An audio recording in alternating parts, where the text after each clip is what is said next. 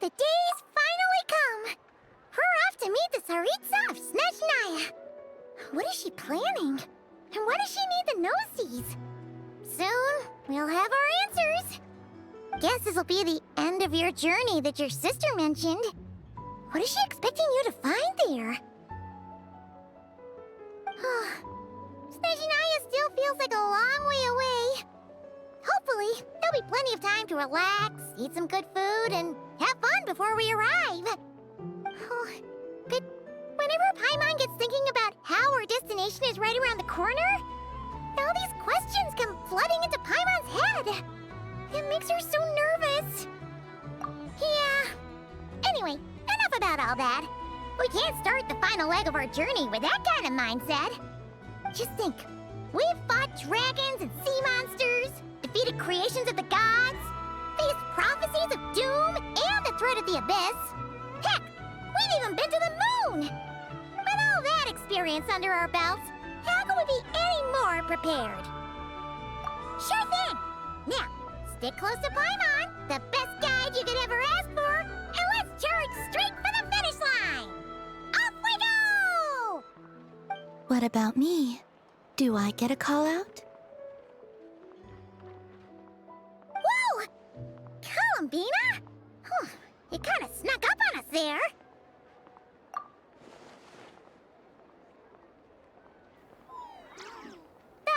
Don't look at Paimon! Paimon didn't sell you out this time. Oh, so it was you! Alright, guess there's no hiding it now. All your friends have gathered at the flagship to see you off. I invited Sandrone, too, but she said she had to go back to Snezhnaya. She must be busy. She had some nasty things to say about you before leaving. Would you like to hear them? She hasn't changed a bit. Alright, let's hear it. If they're heading to Snezhnaya, I'll bet it's to cause trouble for Her Majesty the Tsaritsa. Attending a farewell party for people like that would not be a good look for me right now. Also, please tell them not to count on getting help from a Fatui Harbinger in Snezhnaya. Our time working together was not terrible, precisely, but we're on different sides. So when you get there, don't do anything to make life difficult for both of us. Well, that definitely sounds on brand for her. The attitude, the reasoning. Alright, we'll do our best to keep our distance then. No, you've misunderstood. I think she means that she'd like you to go see her. As long as you don't make things difficult for both of you, you'll be fine. You really have to read between the lines with Sandrone. Go on, get to the flagship. Everyone should be there by now. I told Lauma that you once treated me to a truly unforgettable meal. Today, I want to return the favor. It's my gift to you. It's definitely nice to be treated, but hopefully by this point, you know that you don't owe us any favors. The moon of Nodcry will always give you a warm welcome.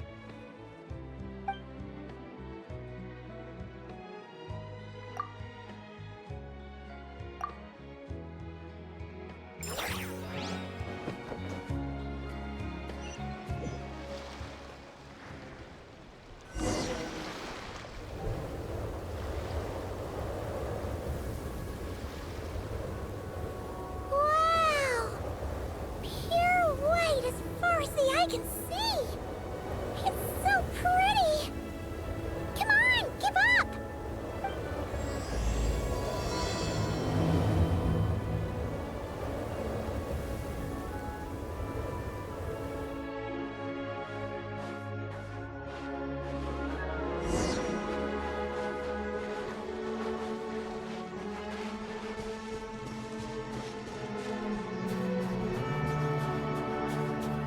Look! They look similar to the ones in Nodcry. You know, just minus the effects of Kuvaki. That's That's a sure sign that we're officially in Snezhnaya now.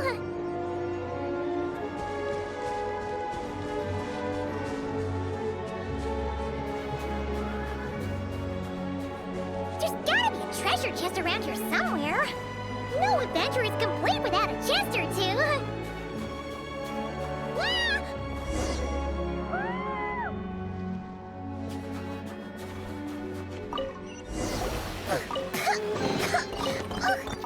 Paimon got a mouthful of snow! Ooh, it's so cold! Paimon's gonna snuggle up to you for a bit to get warm!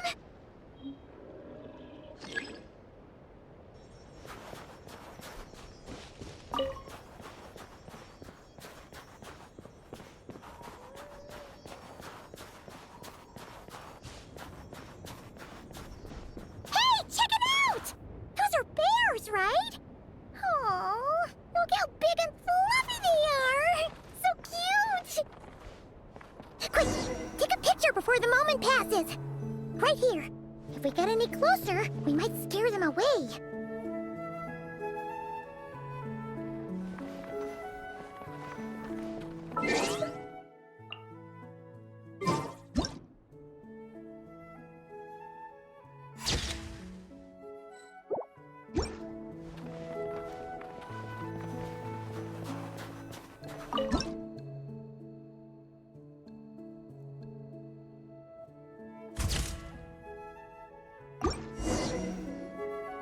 Let's see how your camera skills are these days. Whoa, wait a sec. Paimon sees something. Come on, quick! It looks like a train carriage.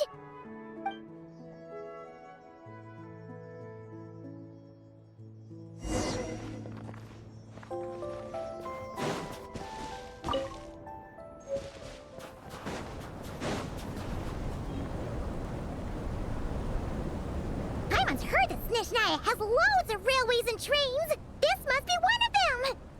But why is it abandoned? Ooh, it's still so cold. Ooh, I don't know. Maybe. Also, is it just Paimon or is the snow getting heavier? Yeah. So it can't just be because of the cold.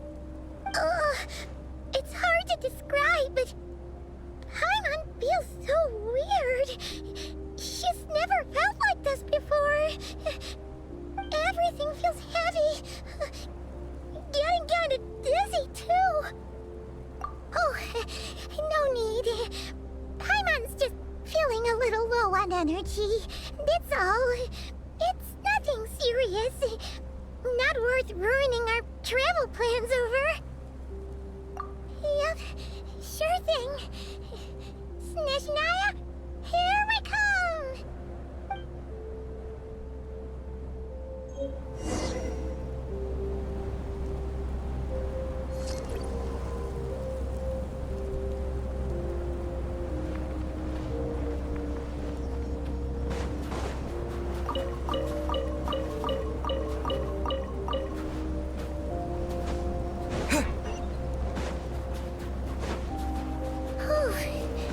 Seems like the snowstorm is getting worse by the minute.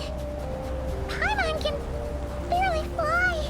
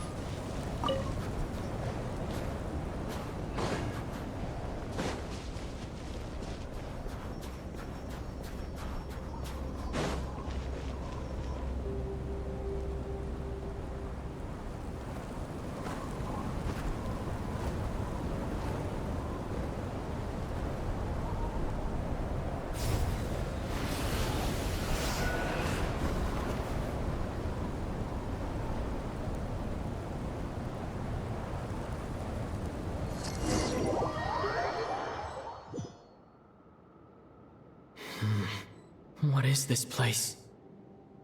Where's Paimon? I need to find her fast! Paimon! Paimon!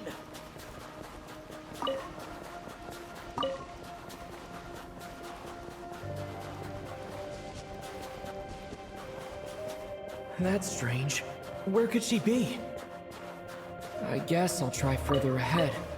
Hang in there, Paimon.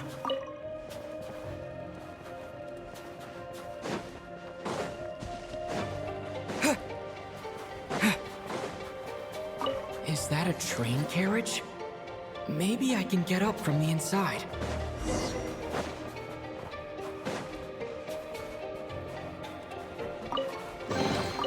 Is this an answer from this world?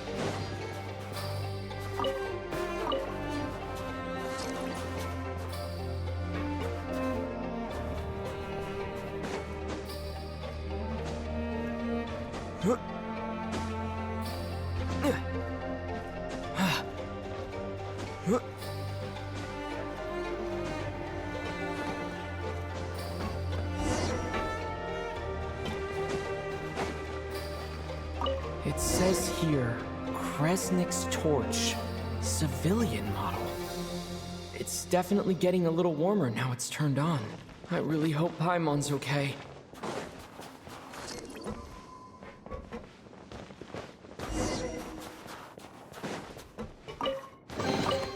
A reward on the road. What was that strange sound? I can't tell if... Paimon? Paimon, is that you?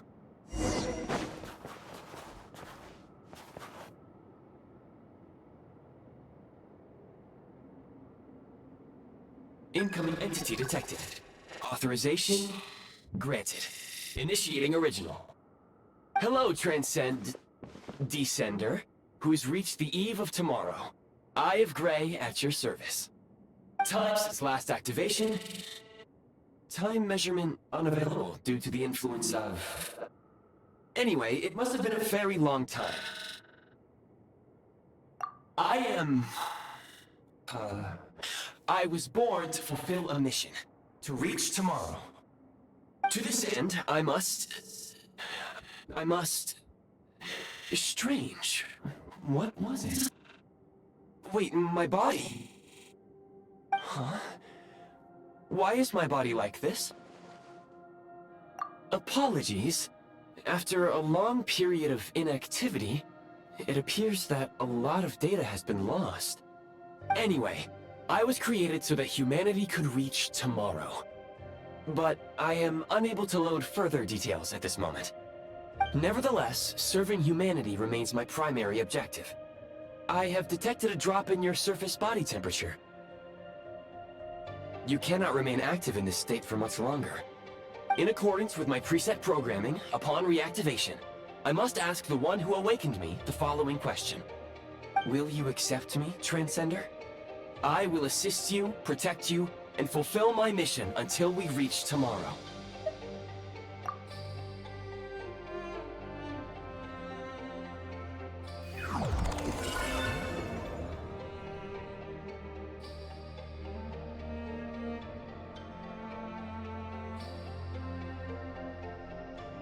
You have made a very wise decision. Now, I detected that you called out a name earlier. Presumably that of your missing companion?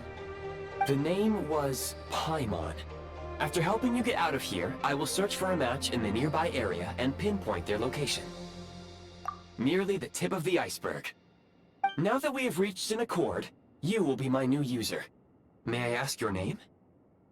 Very well. I will remember this name until the mission is complete.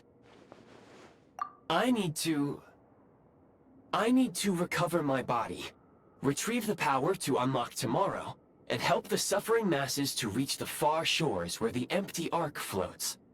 I can sense my power scattered across this ice-covered land. I even have a vague sense of where it might be found. But right now, that is not essential. The key right now is you. You must survive and reunite with your companion.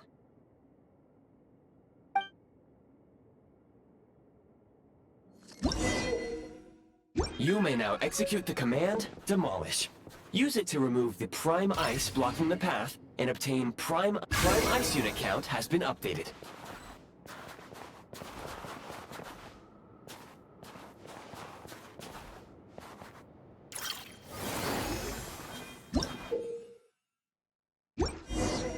You may now execute the command, Build. Use it to create a prime ice construct to prop up the door.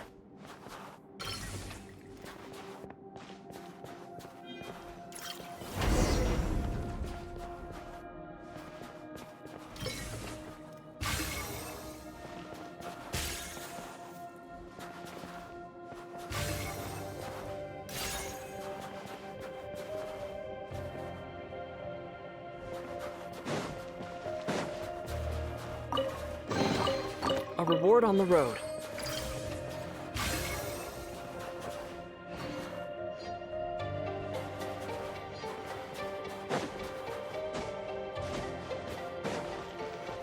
Scanning local environment. Exit has been sealed off with ice. That would not be an efficient approach. One moment. Usable construct blueprint detected nearby. You can use this to clear the solid ice ahead of you more quickly.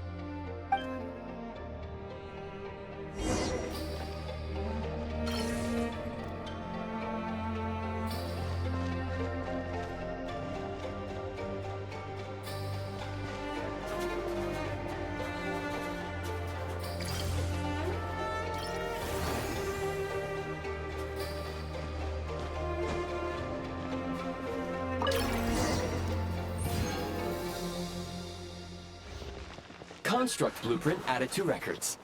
You may now execute the command, Build Heat Source. Generate a temporary heat source to rapidly melt the solid ice.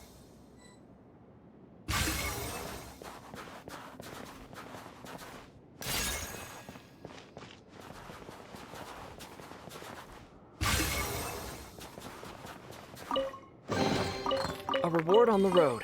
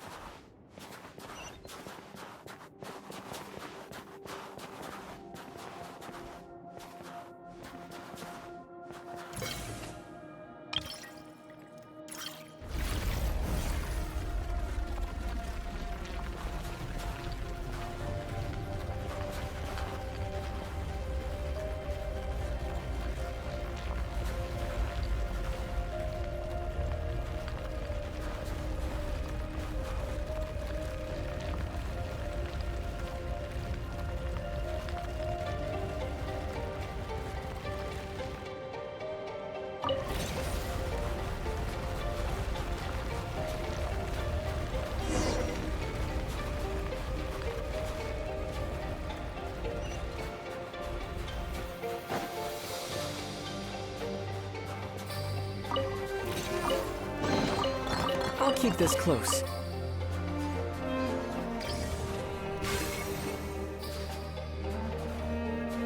My scan indicates the path is straight ahead. I recommend we proceed.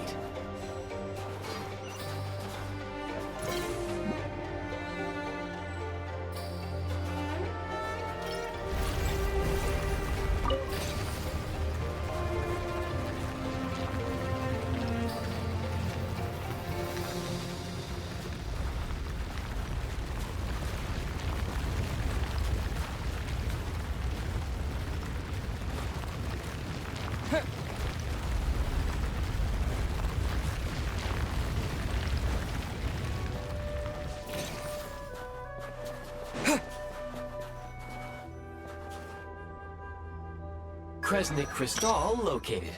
Please collect at your earliest convenience. The recent construct you built provides highly efficient heating by utilizing the unique properties of Kresnik Crystal.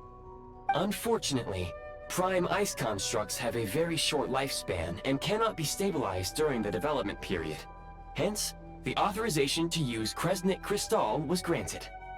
That said, I have already forgotten what warmth feels like. Yes, perhaps then we can warm ourselves by the fireside together. But for now, all you need to remember is this. If you collect Kresnik Crystal, I can extract the energy within and use it to maintain your body's surface temperature.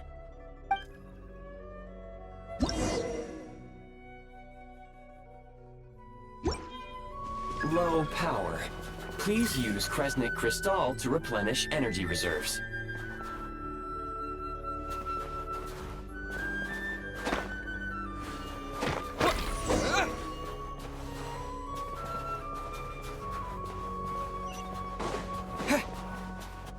Signs of physiological activity detected in the distance.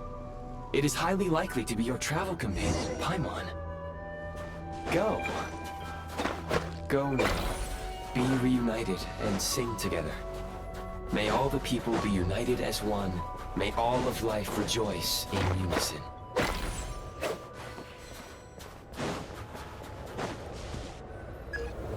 Approaching the target location. Scanning for signs of life. Lifeforms detected. 2. Affirmative. However, that is not the reason for my confusion. According to my database, this location is a train station, meaning the number of lifeforms is unusually low. Real-time environmental data suggests that the train station may no longer be in use. But whatever the situation, please exercise caution.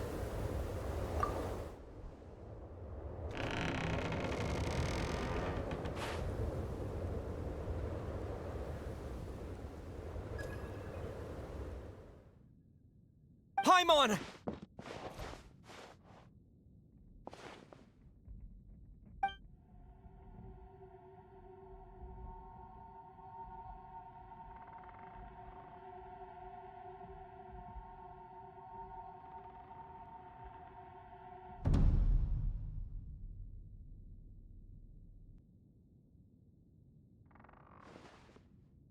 Who are you?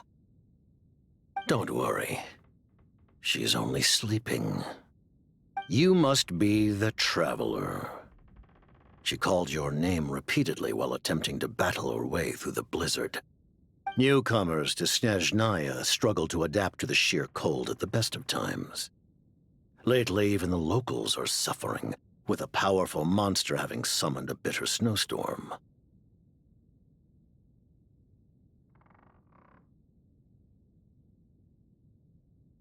You two must be very important to one another. You should take more care not to get separated. Your eyes. Are you Conrian? There are indeed some Conrians left in this world who survived the cataclysm. But I doubt that is news to you. It would be unwise to interrogate my identity here. Focus your attention on your travel companion instead. We will meet again very soon.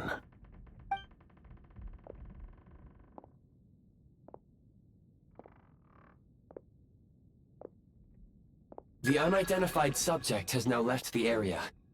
He appears to be an individual of great significance, but my search has yielded no relevant data. I will try searching the database again. Against the odds, your companion is safe and sound. The other person even left a blanket for her.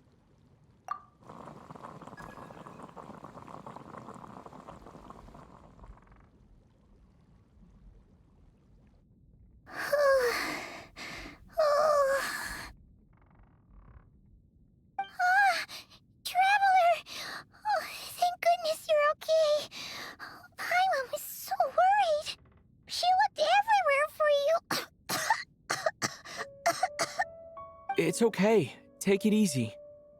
Are you feeling alright? Pretty much the same as when we first got to Snezhnaya. Paimon must have caught a cold. She was feeling so faint. She just couldn't keep going any longer.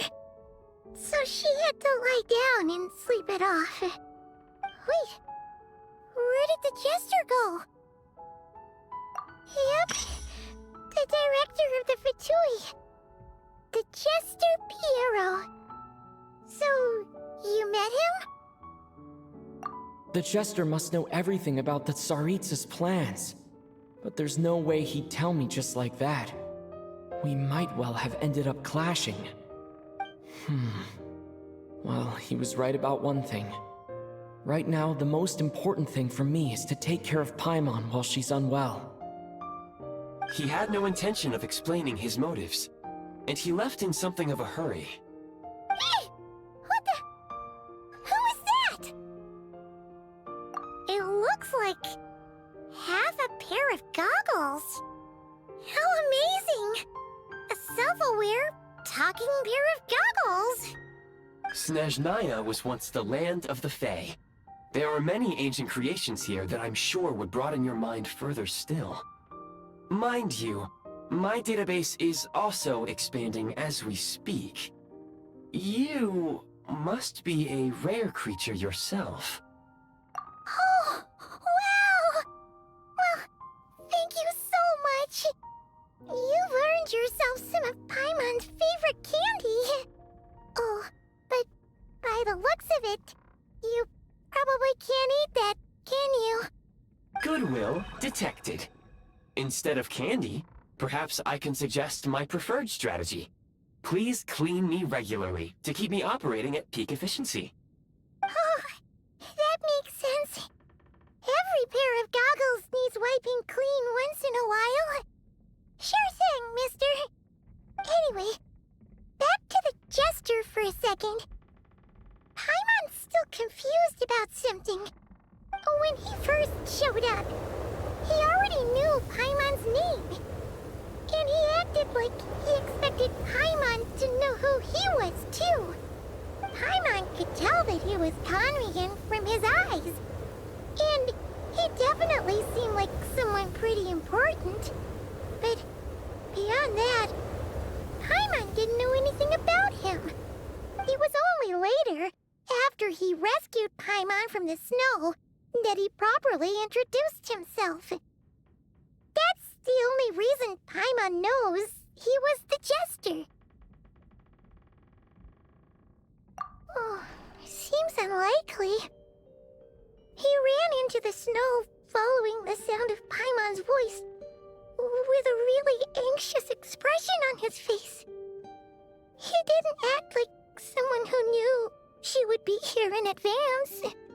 And after bringing Paimon here, he just stared out at the snow.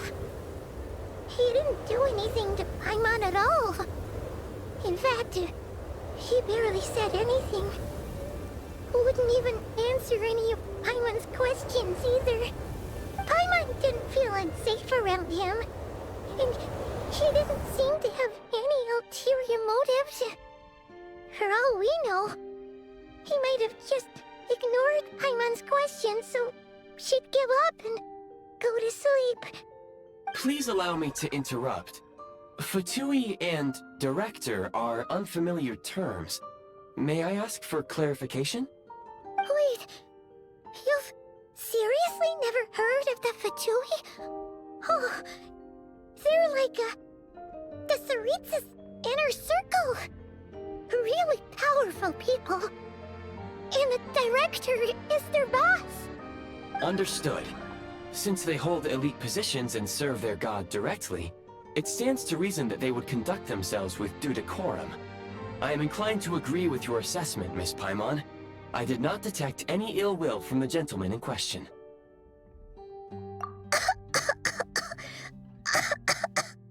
Sorry, I shouldn't have encouraged you to talk so much. Paimon, new plan. Let's get out of Snezhnaya for now. We can come back after the weather clears up and you're all better. The jester mentioned that this snowstorm, being the work of a monster, is worse than most. Even if we made it to Snezhnegrad, we'd still have to wait out the storm before we could do any exploring. Oh, well, it's really nice of you to look out for Paimon, but she doesn't want to hold you back. We were really psyched up for this journey when we first set off. Just think of all the burning questions we have. If we turn back now, who knows how long it'll take before we finally get answers. Further information is required regarding the monster situation. But objectively speaking, there is another, more pressing issue at hand. At this point, we have traveled a significant distance into the blizzard. Were we to turn back now, the road would be extremely treacherous, especially since we would need to travel on foot. If, however, we continue onward, there may be a better solution. Do you remember what I said as we neared this location? I told you that this is a train station. While it has evidently fallen into disuse for unknown reasons, the tracks remain intact. We can break through the blizzard and forge ahead by driving a train. That is the Snezhnayan way. There is a small town up ahead, which would be the perfect place for Miss Paimon to rest and recover. Paimon thinks Goggles here makes a great point. Let's do that! Oh, come on. Don't worry. Think of all the traveling we've done so far. When has Paimon ever gotten sick before? Practically never. 'Cause she's in great shape. Sure, she's a little tired right now, but it's sure to clear up on its own. Affirmative. Should you ever need my assistance during your future adventures, please call for the Eye of Grey whenever you wish. Otherwise, I will remain silent to avoid causing any unnecessary distraction. Now, please follow me to the train tracks.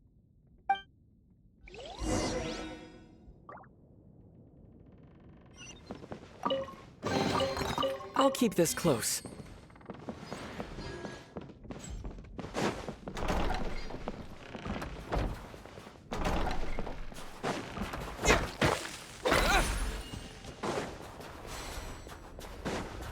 Please confirm when you are ready to depart.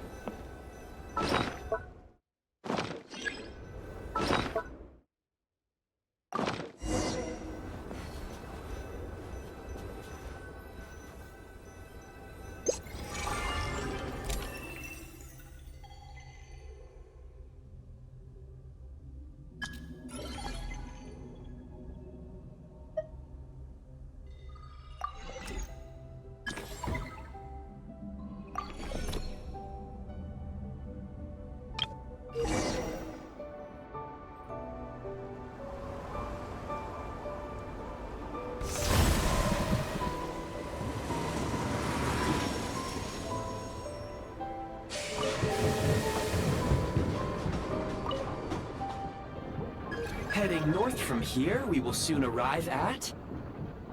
Wait, there's an error message. Could not detect clear tracks. What exactly does clear mean? Brace for impact, friends!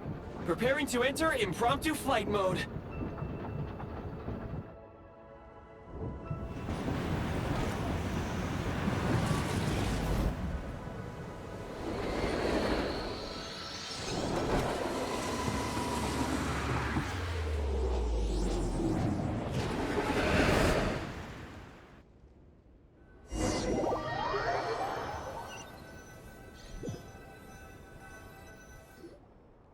How strange.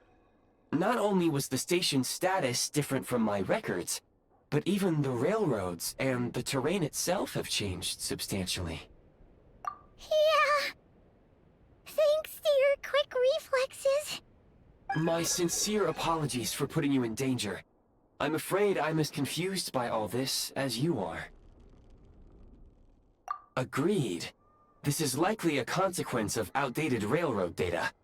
The discrepancies between the old data and present reality are far greater than I anticipated. Fortunately, our crash landing has at least brought us much closer to the town. According to the data, anyway. Your data had better be right this time. I can assure you, it certainly is. Please look this way, and you will see a Kresnik's torch. It seems our ill-fated train ride was a blessing in disguise. We have taken the shortest possible route. Rest assured that I will take user preferences into account next time I plan a route. Next time, I will get it right.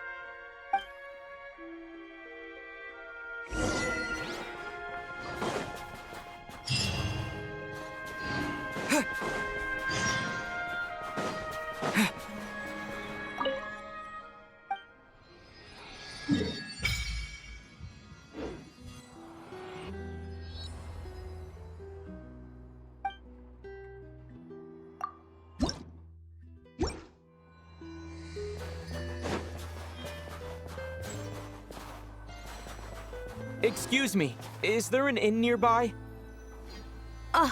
I'm sorry, but they've all closed.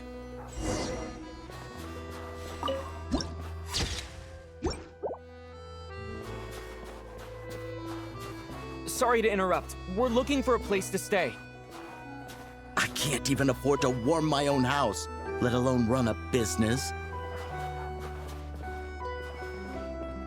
Excuse us. Is there anywhere we can stay around these parts? I'm afraid not. You'll have to try your luck somewhere else. All we can do is wait for the next shipment of Kresnik Crystal to get here.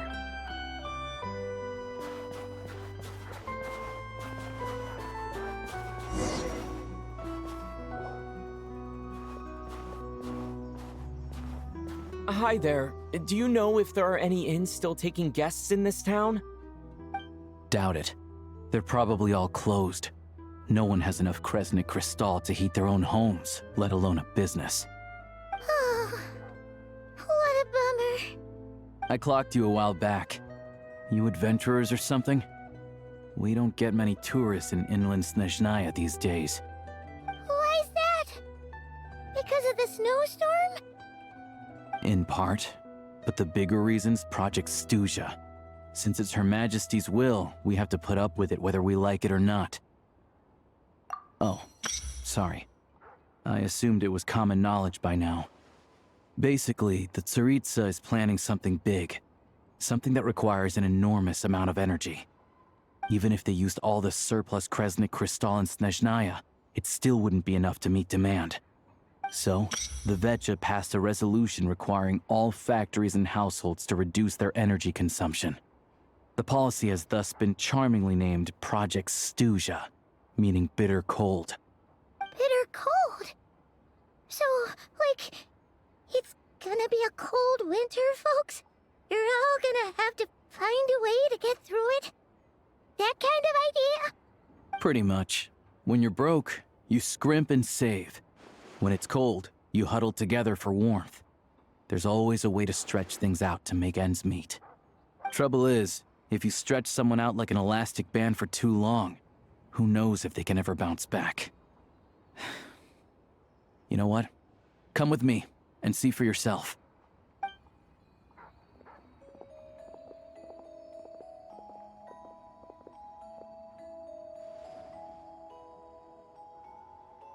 Can you please explain to me why the price of Kresnik Crystal has gone up by 1/3 again? Even as our purchase quota has gone down. You only come here twice a month. This won't even last us a week. The supply and pricing of Kresnik Crystal are based on current production volumes and price data. We Fatui are only responsible for delivery and security.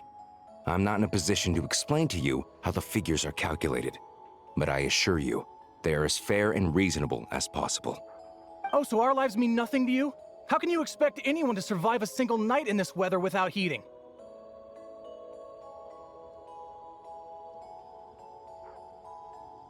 Since you insist on making me repeat myself every single visit, I will remind you again. There is no monopoly on the trade of Kresnik Crystal. You are free to purchase the shortfall from elsewhere on the market. What market? Nobody else is selling. And when they do, they charge 8 times the normal rate. It's robbery is what it is.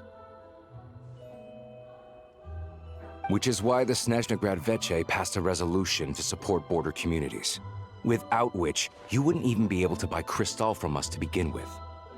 So if you're here just to argue, move aside and let the next person in line come forward. Everyone's feeling the cold here. You... All right, everyone, let's calm down for a second. A few words, if I may. We're all subjects of Her Majesty the Tsaritsa, and I'm sure every one of us is dedicated to her great cause. We all know how cold it is, and the more it snows, the harder life gets. Everyone's struggling already. Let's not make things even more difficult for each other. But Liaison Shishkin, there's clearly something wrong with this quota. I have a family in Marepasak who tell me they can buy at least double our crystal allotment. Oh, believe you me, I had the same reaction when I first saw the numbers. Couldn't believe what I was reading. I even wrote a letter to confirm the true figures, but... I'm afraid the quota really is as low as you've been advised. Still, you must understand that calculating these energy quotas is a complicated balancing act. They have to factor in population, town size, industrial application. Our top priority must be to keep the largest Kresnik's torch burning continuously. Only then can we sell the remaining crystal for household use, and in doing so, we must make sure that everyone is treated fairly. As our Fatui comrades said, they are only responsible for delivering the goods. They need to keep accurate records, and they do not have any authority to modify the rates or quotas. That's right. Our duty is to do things by the book.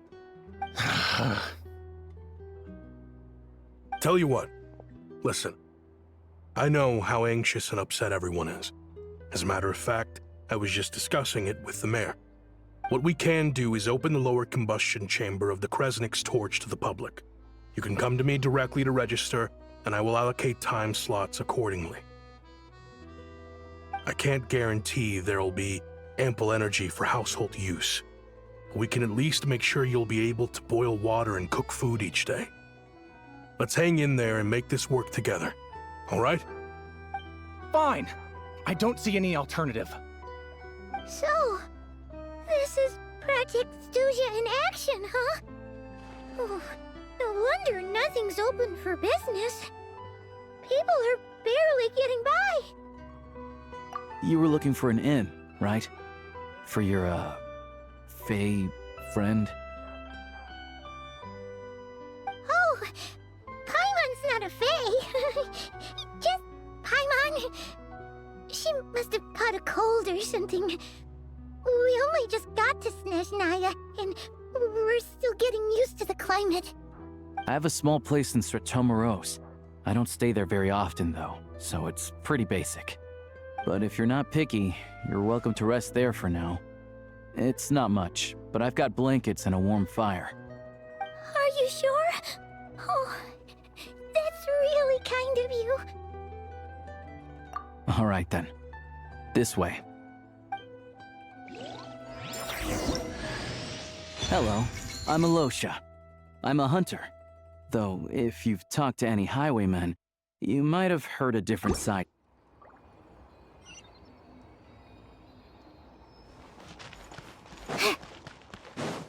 Take a break.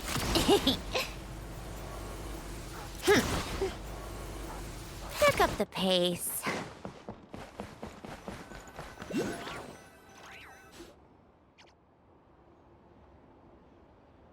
Oh, so cozy and warm. Paimon's getting nice and toasty. Oh, wait. Paimon only introduced herself so far, didn't she? This is Paimon's best friend, the Traveler. Good to meet you. I'm Alosha. Most travelers find the Snezhnayan climate to be a shock to the system at first. But as long as you keep yourself warm, you should be fine. Still, you should keep an eye on your condition. When people are too quick to dismiss a cold, it can easily end up turning into something more serious. Don't say that! Paimon's too young for chronic health issues.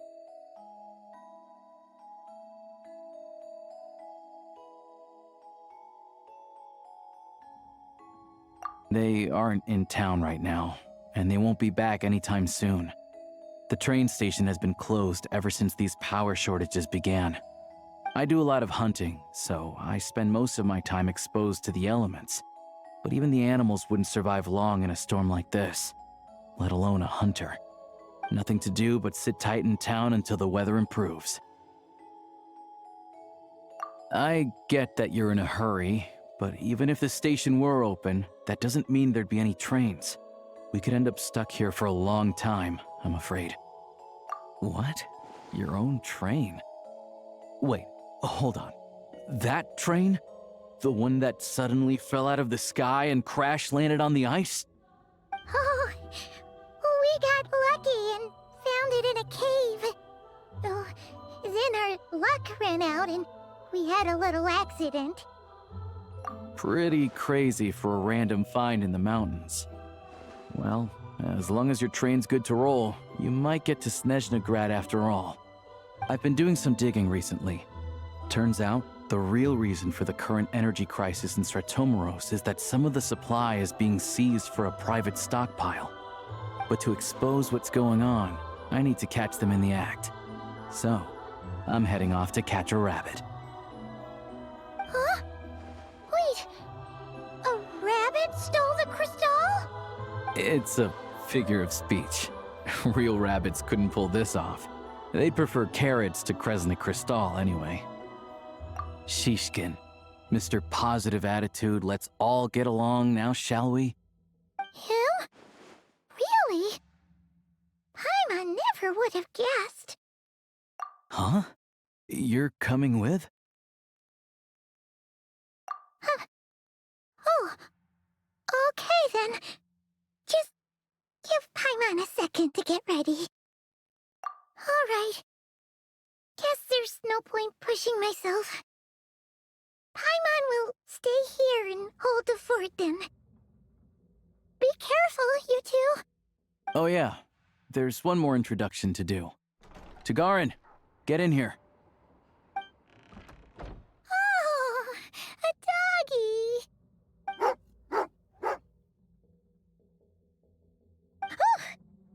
angry doggy. Oh, Tagarin doesn't like being petted then. He likes to think he's above that kind of thing. He's my hunting partner, so he'll be joining us when we head out. Carrots aside, we'll need to stay completely undetected. We can't risk spooking our rabbit, or there's no telling which burrow he'll scurry back into. First, we need to find a way into the train station and see if we can find any real freight data. Shishkin's figures can't be trusted. Then, we get to Garin to catch a scent and find out which way the crystal went. What are you eating? Oh, check it out! When you're all out of carrots, try jerky!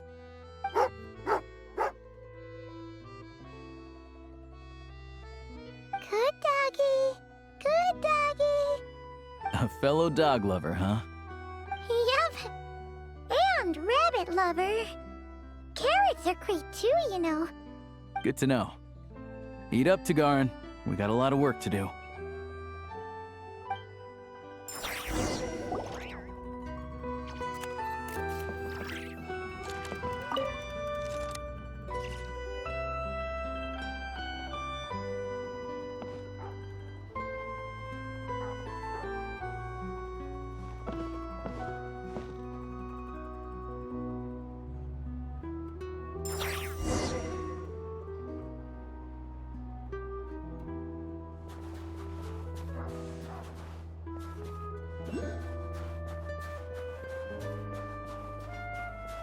Wait.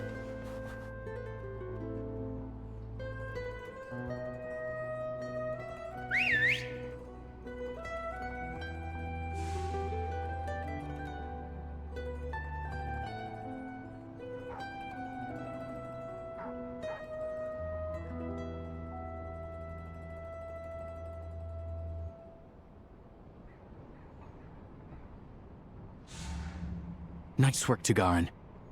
Come on, we'll go around.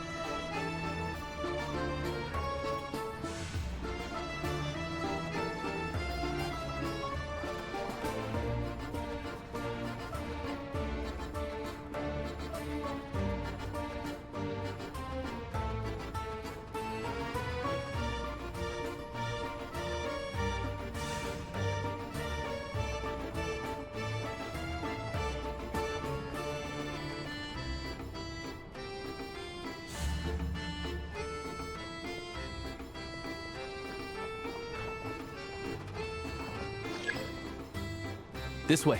We'll enter from the upper floor.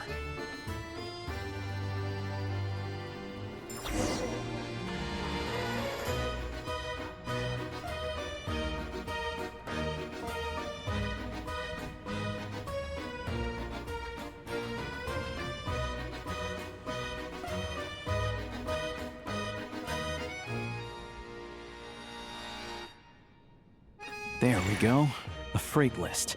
Straight from the Fatui, so Shishkin won't have had the chance to doctor the figures. Looks as new as the day it was printed. I guess no one bothers reading these unless they have ulterior motives. Yeah, this is all we need. Come on, let's get out of here, then go track down the crystal. Tugarin's a keen hunter, and catching rabbits is his specialty.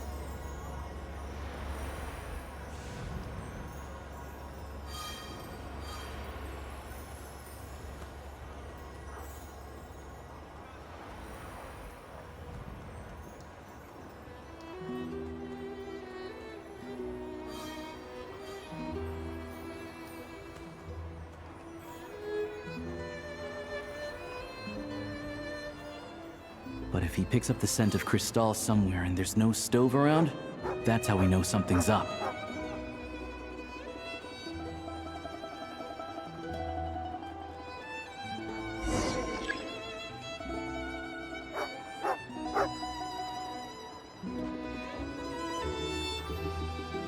This must be the rabbit's warren.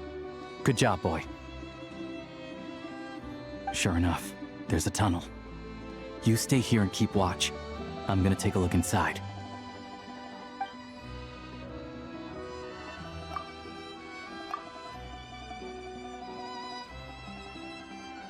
Thanks for looking out for us.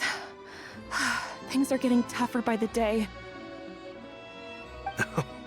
No need to thank me. It's my pleasure. Sure as Her Majesty the Tsaritsa watching over us, every sacrifice will be worthwhile. Let's grit our teeth until the blizzard passes. These days of hardship will be over soon.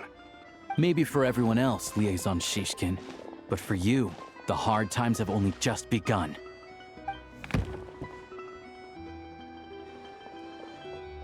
Huh? Who are you? What's the matter?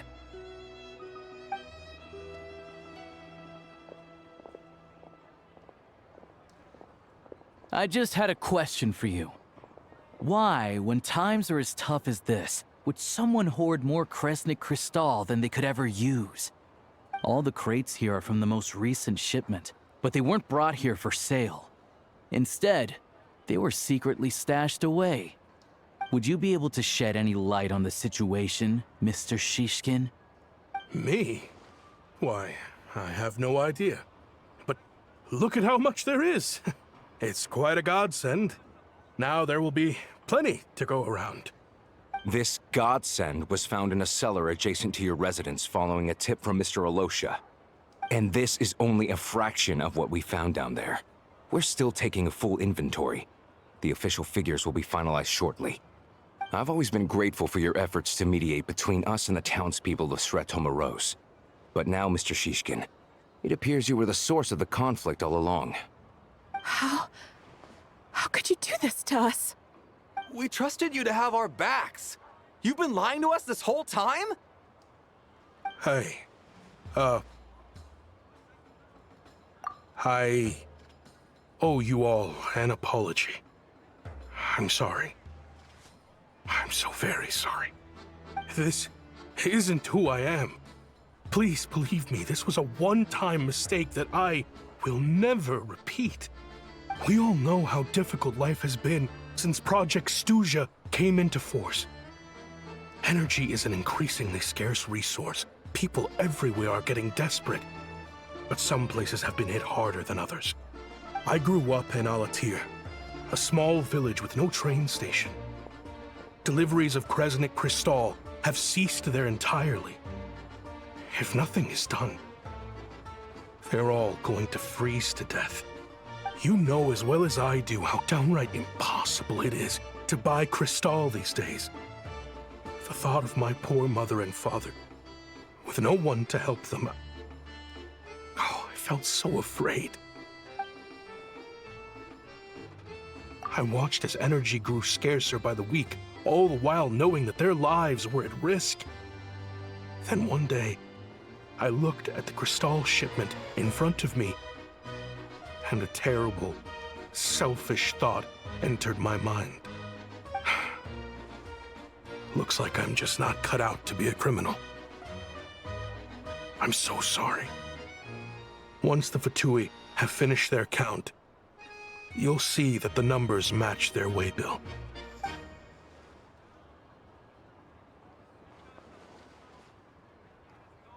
I have the official Snezhnayan quotas here. Anyone who has already purchased energy, please make your way over here to correct your transactions. I'll make a batch purchase of Crystal worth 3 months' salary for you all to use free of charge. As for Alatir, I'll think of something else. You don't have to go that far. Yeah, owning up to your mistake is enough for me. You've done plenty of good for the community in the past. I'm not looking for a handout. Drop the act. You claim this was a one-time mistake, but the real reason there's only one shipment's worth of stolen Crystal in your basement is that you have an accomplice. Reporting in, sir. We've conducted a full search of the mayor's house. As expected, we found many crates full of Crystal, half of which were still in their original shipping containers. This wasn't your first time at all. You've been colluding with the mayor of Sretomaros for a long time now. The train station's currently out of service, but it does open for a short window every time there's an energy delivery. And every time a train pulls in, you're there on site to take inventory and oversee the workers unloading the cargo. The mayor handpicks said workers. Per his instructions, they transport the Crystal by tunnel at night to the mayor's house, and he sells it out of town. But since he can't get the goods out of town by train, he had to arrange an alternative method of transportation. This meant slower sales, which gave me plenty of opportunity to catch him in the act. Wait, the mayor's involved in this too? Preposterous. What proof do you have of any of this? Basic math. I've spent a lot of time lately counting carriages as the snowstorm rages. Counting carriages? What? The energy consumed by a train depends on its total weight. And since energy is a limited resource right now, it's fair to assume that every carriage is packed full. So, if we take the energy required for the Kresnik's torch, add the sales figures you provided, then compare that figure to the train's theoretical cargo capacity, guess what? The numbers never match. It's always off by 1 or 2 carriages worth. This time, you set a new record. 3 carriages missing. You mean to tell me that you sat around outside, counting carriages, in this weather? I'm a hunter. I have 2 options. Hunt or starve. Well, I've heard enough. The evidence speaks for itself. Take Shishkin and the mayor into custody and escort them back to Snezhnograd.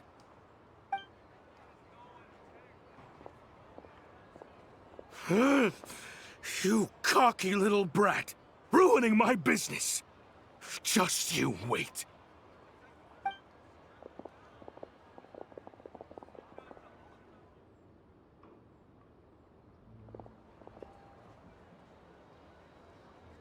Yeah, something felt off, so I just followed my gut. Math isn't my strong suit, though. I'm lucky my dad made me learn enough to get by, but all this number crunching was a million times harder than the aim and fire work I'm used to. Thank you for your assistance. You're a brave lad. Shishkin was quite the cunning criminal, as I'm sure you can tell. He did all of this right under our noses, and we never suspected a thing. A wolf in sheep's clothing. He had everyone fooled. Even with that sob story he fed us. He was probably trying to keep the mayor out of it, not just mask his own motives. Without the compelling case you put together, even I might have fallen for it. Alosha, was it? Tell me, are you really a hunter? We can go find some wild animals if you want. I'll fire off a couple of shots, and you'll see whether I'm the real deal. I didn't mean to cast suspicion on your identity. It's just... well, I'm sure you've heard of the Rokot. Recently, they've been recruiting people with your kind of talent. They hide in plain sight under false identities, working against Project Stuzha, sometimes directly opposing the Tsaritsa herself. They aren't a violent organization, and their goal is to improve the lives of the common folk. But still, as a member of the Fatui, I wouldn't be doing my job if I didn't keep tabs on them. First I've heard of this. I don't really keep up with what goes on in the city. All I know is, people who don't mind their own business in the city end up paranoid about everything. As for me, I just couldn't stand Shishkin. I'm from Alatir myself, and I can tell you, nobody's lived there in years. Why would an abandoned village need Crystal? Of course, no one really cares about the fate of that place. I'm guessing today is the first you've heard of it. I see. It does sound quite tragic. Really. Well, thanks again for your assistance, and your friend here too. I will report this incident to Snezhnograd. The Fatui will take over energy distribution until new officials are appointed. We'll also ensure that the train station resumes normal service as soon as possible. Looks like it's my turn to brush up on math now. I never liked it as a kid either.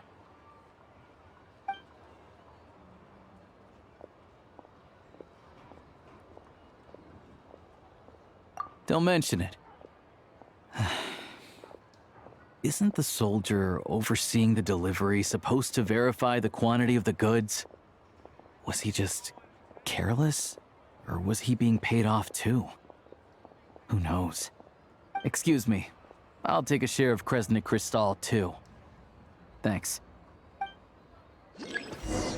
I need to take a detour before we head back. There's someone I have to deliver this crystal to.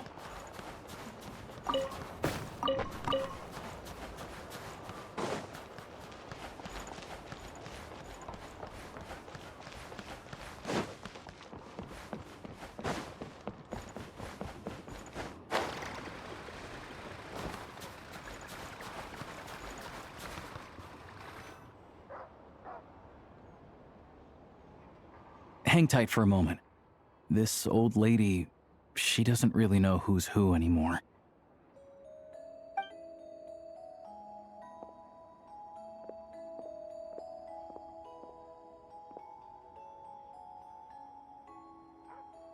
Oh, grandson.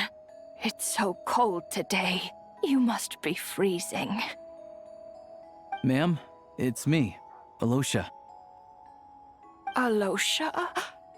Alosha who? You know me. I came by earlier today. Cleaned the ashes out of your stove, gave you some warmer bedding, and washed your back. Oh, I'm sorry, I don't remember. Now, how often do I get to see my grandson? Hmm? Come on, take a seat and relax while I fix you something to eat. It's okay. You just rest. I'm fine. Oh, you. It's nice to come and visit your old granny once in a while, isn't it? Sretomoros, a good town.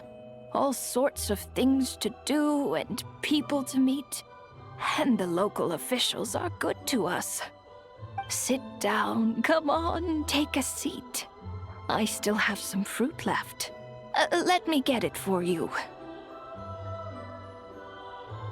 Please, don't get up on my account. You need to rest. Where's the fruit? Right under the basket by the door. Or maybe it was on the bedside cabinet.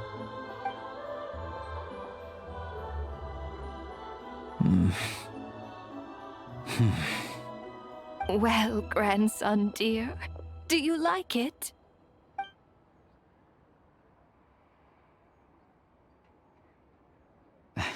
Very much, ma'am. It's delicious. Good, good. Wonderful. You don't need to save any more for me next time, all right? Fresh fruit is hard to come by at the moment. You should eat it as soon as you get it. Oh, I don't need it. I'm fine. But if you like it, come back for some more soon.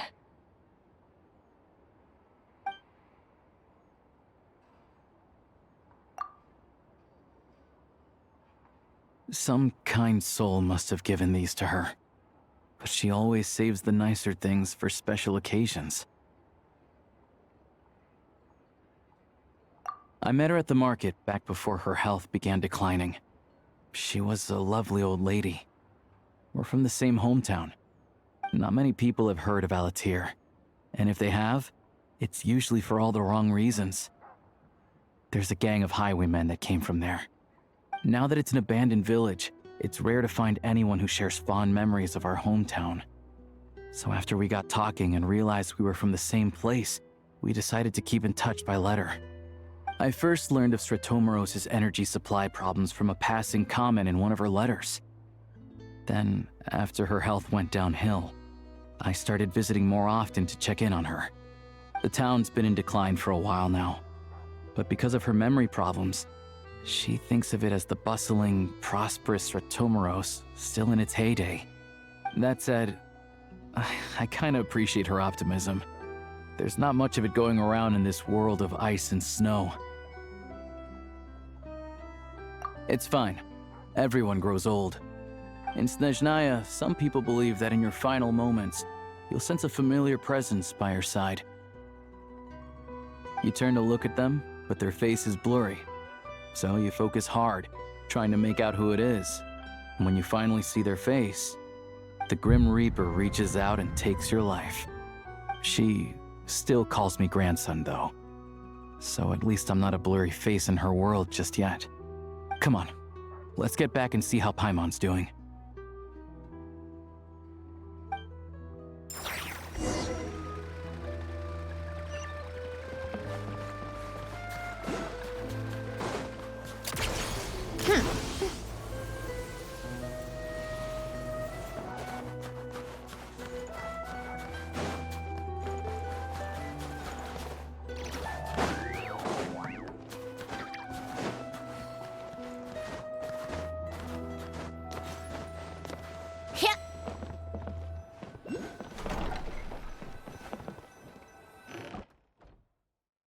Paimon, we're back. Are you feeling any better? Yep. Paimon's not cold anymore, but she's still a little dizzy. Flying probably isn't a good idea right now. Paimon might lose her balance. But Paimon's sure she'll be fine. It's probably just from getting hit on the head by that pile of snow when we first arrived in Snezhnaya. Her complexion's looking much better. Let's keep an eye on her. Sure. But enough about that. How did everything go on your end? Are you all set? Did you have any trouble? I'll explain. It's a bit of a long story.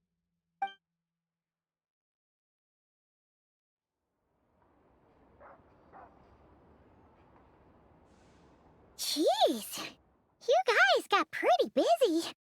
Sounds like the liaison officer and the mayor were running quite an operation. Good riddance to both of them. It's a good thing you managed to catch them. So, you said the train station will open again soon, right? And everyone has enough crystal now? Yeah. Well, enough to survive at least. Project Stuja isn't going away anytime soon. People still have to scrimp and save to make ends meet. Don't know. The goal of Project Stuja is to gather energy for the Tsaritsa, but no one knows where that energy's going. It's never been made public. The thing is, we were told that the project would only last for 6 months, but time and time again, they keep extending it. Extending it? Does that mean the Tsaritsa's plan isn't going very smoothly? That's what everyone suspects. In principle, any proposed extension needs to pass by majority vote in the Snezhnegrad Veche. But even though opposition has been growing, any detractors end up caving into political pressure from the rooster, Pulcinella. He's the chair of the Snezhnegrad Veche and a key figure in the voting process. He has the backing of many powerful and influential people. How come the Fatui are picking on ordinary people even here in Snezhnaya? I don't see it like that. Fundamentally, the Fatui will always think and act in the Tsaritsa's interests. But that doesn't mean they don't care about the plight of the common folk. The only reason Sir Tomro still receives crystal shipments is because of a relief proposal put forward by the rooster himself. Then there's the Fatui soldiers providing support in every corner of the nation. Even the Northland Bank provided some mora for disaster relief, and they're as conservative and indifferent as they come. It's just that the rich and powerful in their fancy palaces live in a completely different world from us. There's always gonna be some conflict when those worlds collide. Yeah, well, even though we all believe in Her Majesty the Tsaritsa, there are still many differences of opinion on how best to tackle the big issues of the day. Regular folk don't have an easy way of getting their voices heard in Snezhnegrad, while the rich and powerful are either unwilling or afraid to speak out for all sorts of complicated reasons. The Rokad provides the disaffected with false identities and an outlet to vent their frustrations. Of course, an organization like that exists in a gray area. The moment the Veche think they've crossed a line, there's sure to be a crackdown. But so far, they've been doing their best to help the common folk. Like us, don't you mean? You didn't hesitate to join in. You're not new to this, I can tell. That's because we're adventurers. It's our job to help people out with commissions and get to the bottom of things. Sounds like we're going to get along. So, what's your business in Snezhnegrad? Aside from taking your friend to see a doctor, of course. I want to meet the Tsaritsa. It's complicated. I've had run-ins with many of the Harbingers along the way, and I really need to know what the Tsaritsa is up to. Her ultimate goal? What the no-sees mean in all of this? Since I've made it this far in my journey, I have to find the truth, whatever it takes. Wait, so... no way. Are you who I think you are? Sounds like you've heard of us then. We're getting more famous by the day. I didn't realize I was in the company of giants. Honestly, we're all as curious as you are about what the Tsaritsa's planning, and why it has to involve us freezing to death in the snow. But getting in the same room as her won't be easy. The common folk aren't permitted to meet her at the best of times, and right now, she's probably not even in Snezhnegrad. Word is, she's heading east on a campaign to slay a monster. Yeah, so you've heard of it. A wild, unpredictable monster with the power to summon snowstorms. It also absorbs everything around it into its body, so it's growing constantly. Now, it's so big that the Tsaritsa has deemed it the #1 threat. Luckily, as it grew, it became increasingly less mobile, so it doesn't pose an immediate threat to this town or to Snezhnegrad. I'm sure the Tsaritsa and her personal guard, the Druzhna, won't have any trouble defeating the creature between them. It's just a question of how long it'll take. Suffice to say, you won't be seeing her anytime soon. You'll have to wait until she gets back. Fair. Well, the Fatui will be taking over management of the train station for the time being. Things should be up and running by tomorrow. Once it's open, we can see about getting your train towed to the station. Whoa! That's gotta take a lot of manpower. Are you sure we can talk them into it? The Fatui aren't exactly spotless in this whole mess. Plus, we helped them out. Should be easy enough to negotiate. As far as I know, all the paperwork is dealt with upon manufacture. I've never seen anyone check it, so I wouldn't worry. Having a train makes everything much easier. We'll reach Snezhnegrad in no time. I need to head there myself anyway. Got some game to trade for Mora. I know a good doctor in the city. I'll introduce you when we get there. Oh, thanks so much. Let's get a good night's sleep ahead of our big trip tomorrow.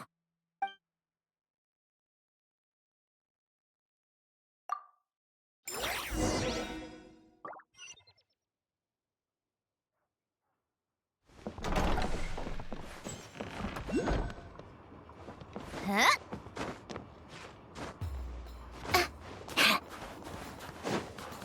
Come on, keep up.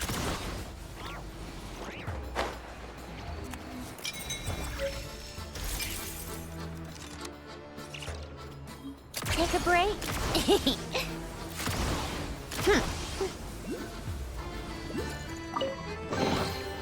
Certainly went out of your way for this, didn't you? It's all yours. Come on, keep up.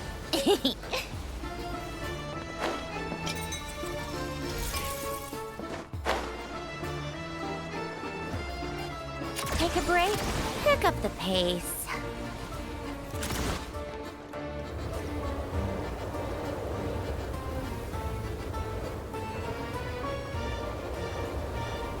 Drive carefully, all right? You don't want to end up in this situation again. Also, I don't think I've seen a train like this before. Is it a new model or something? Not a fan of small talk, are you? Anyway, take this. It's an up-to-date map of the Snezhnayan rail network. All the track switching is automated, so as long as the train's moving, you don't need to worry about collisions or anything. We'll leave you to examine the train's conditions yourselves. Fingers crossed nothing's broken. I doubt Sratomaros has any engineers with experience working on this model. Shouldn't be a problem. Thanks for everything. All right then. Have a safe journey. And make sure to check everything's working before you set off.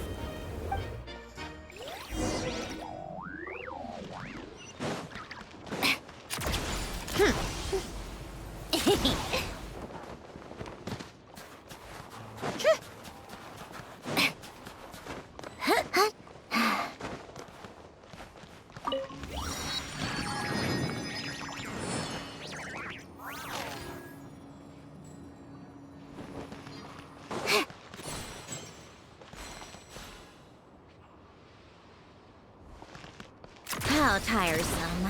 Pick up the pace. Come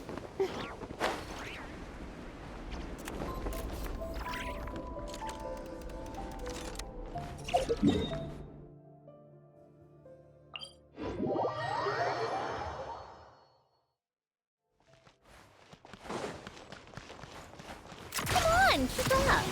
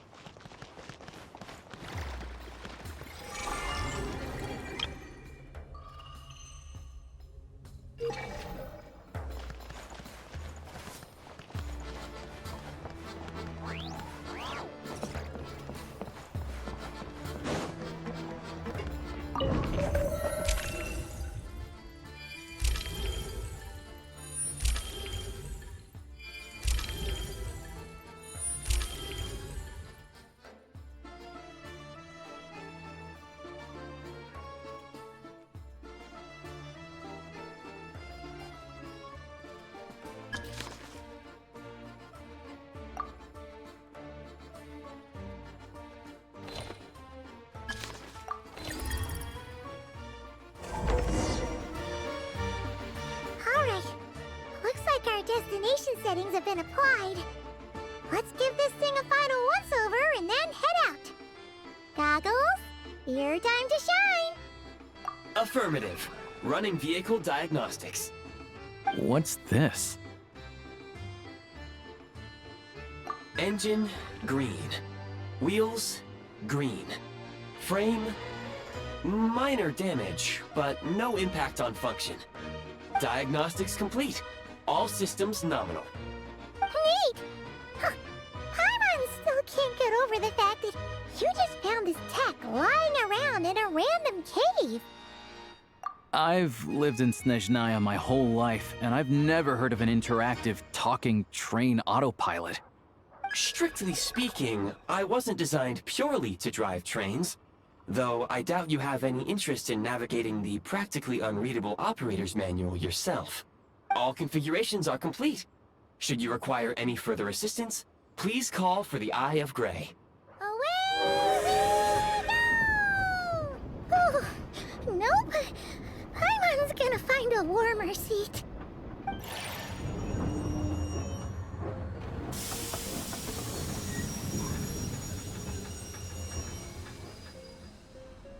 Huh? What's going on?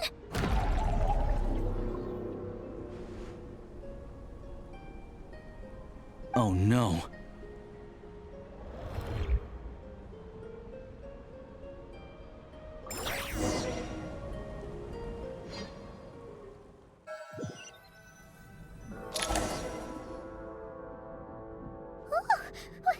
What is this place? Traveler, are you okay? Paimon's still airborne, but it feels like swimming through thick, gloopy water. It's horrible. Just our luck. Of all the things that could have gone wrong. Halosha, you're Snezhnayan, right? Any idea what the heck this place is? It's called the Shadow Realm. A place where no wind blows, no light shines, and no elemental energy flows. Even time itself doesn't exist here. It's a world where everything seems to come to a standstill. I've only seen it a few times before, and this is my first time inside. It's a dangerous place. Most people who get sucked into the Shadow Realm are never seen again. And the few who do make it back, they're never quite the same. Huh? Then what the heck do we do now? Oh, maybe Goggles knows something. Goggles? Great! Now we're done for! Hold it together. Let's not get ahead of ourselves. I heard a story once about the world of shadows. If it's true, there's a way to escape. We just need to find the exit. Come on, let's explore.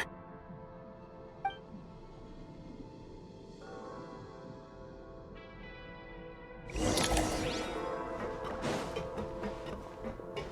at these Fatui! It's like they've lost their minds! Their shadows have been devoured. They're no longer amongst the living.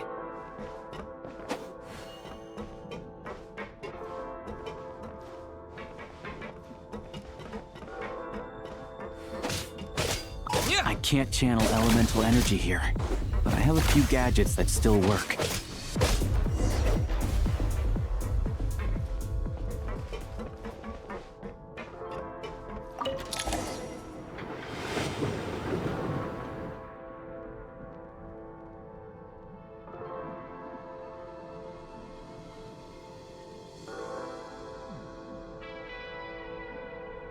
Wait!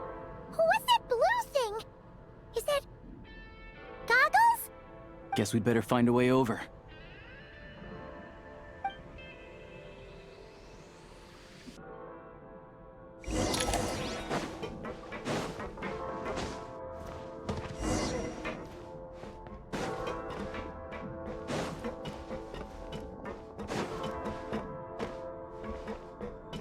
Go now! Advance! This is the last one. What do we do next? Play it by ear.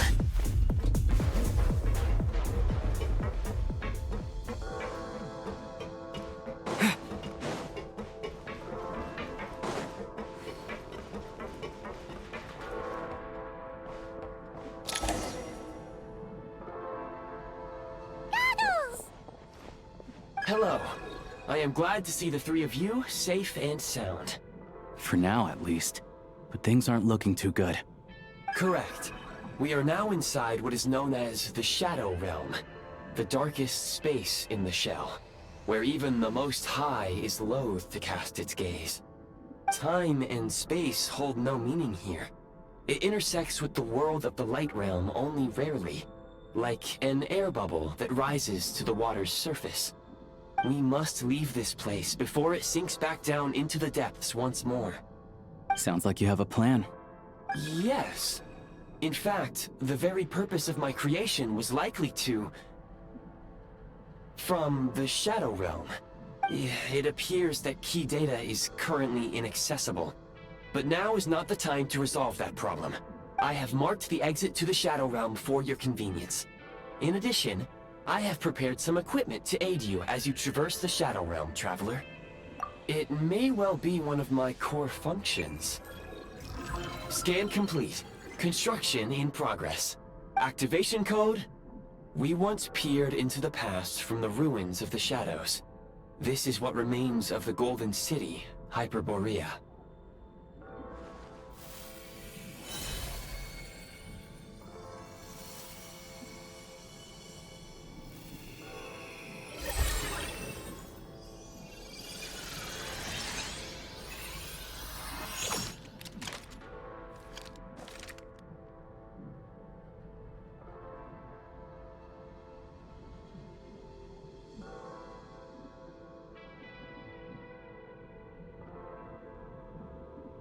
Whoa! Now go. Arm yourselves with weapons of the spirit. Bring down the walls of the stronghold, and extinguish the flaming arrows of the wicked. Is this a gun? In the Shadow Realm, where humans cannot channel the elements, there once was one who, after much research and many attempts, found this to be the most effective means of attack. Let's go. We don't have much time.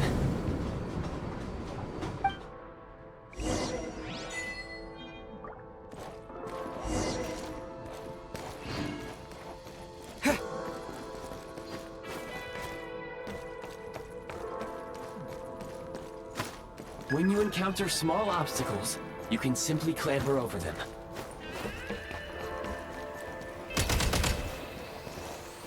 You can slide to navigate through low, narrow tunnels.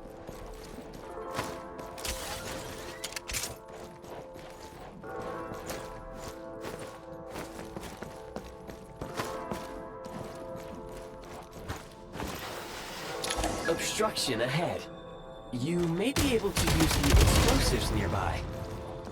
Since elemental energy is unavailable in the Shadow Realm, ammunition is an important resource. You can replenish. For long-range targets, try using the scope to line up your shot. Many hostile units approaching. I suggest a new strategy. Take cover, and pick them off one by one.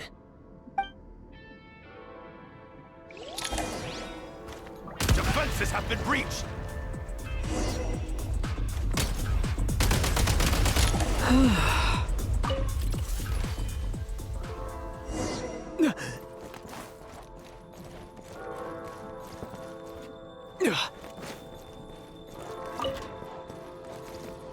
More enemies detected. Try attacking with the newly unlocked Assault function.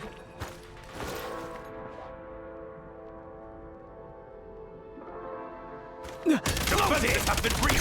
Where's the... Reload!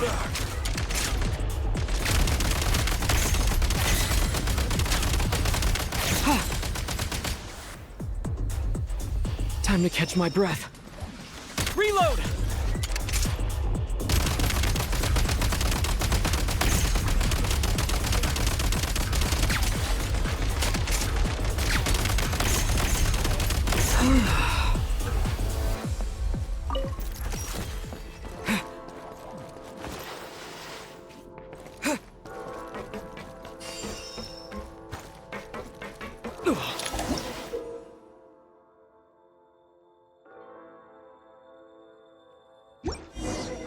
at the freeze mark and pull the trigger to move using the rope.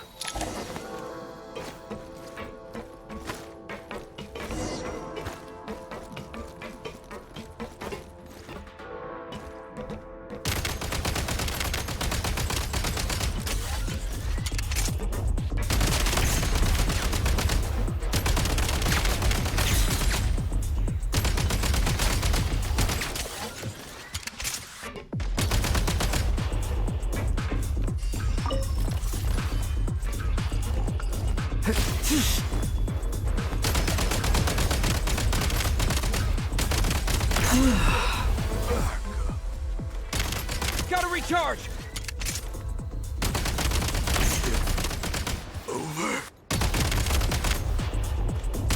Some supply points can restore a small amount of stamina. Press on.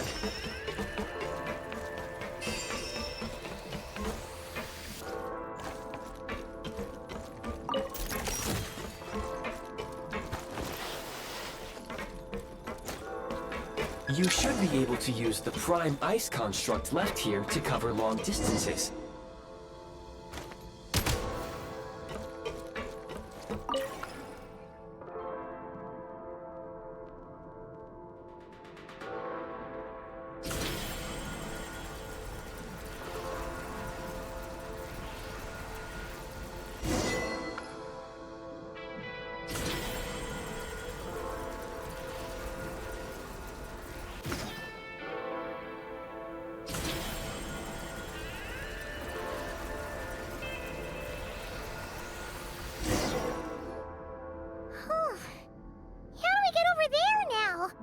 I recommend using this grappling gun.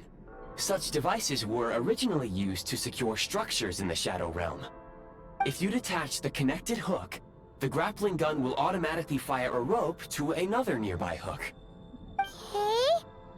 So, we just remove this hook, right?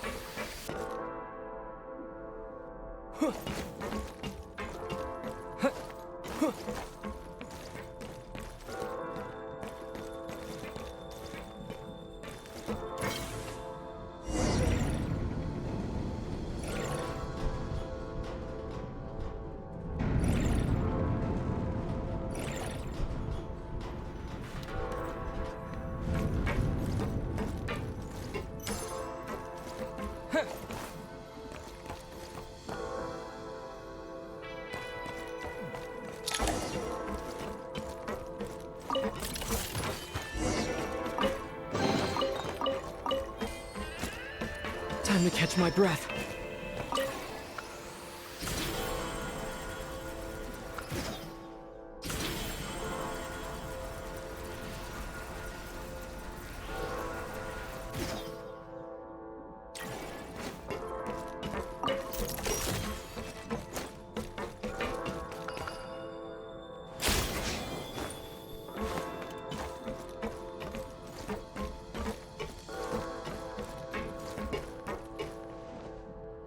Nice.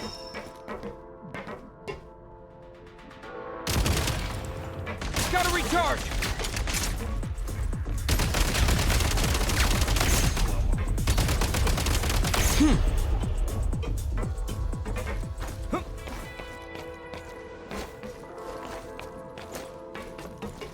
Sprint at the prime ice launcher to reach high places with ease.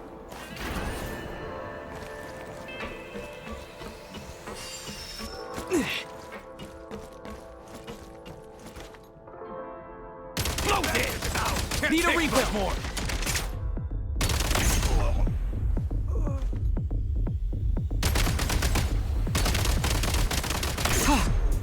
Over. Usable munitions detected. Frag crystal.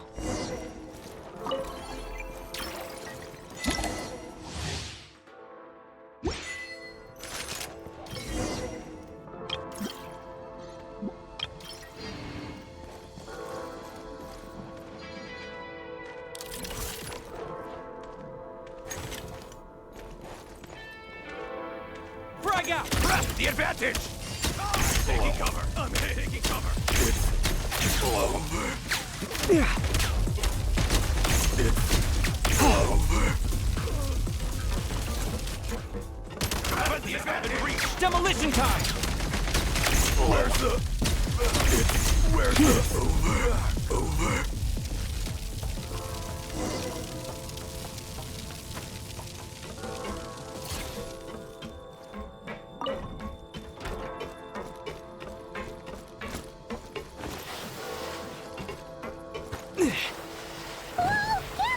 Shift your center of gravity and slide down.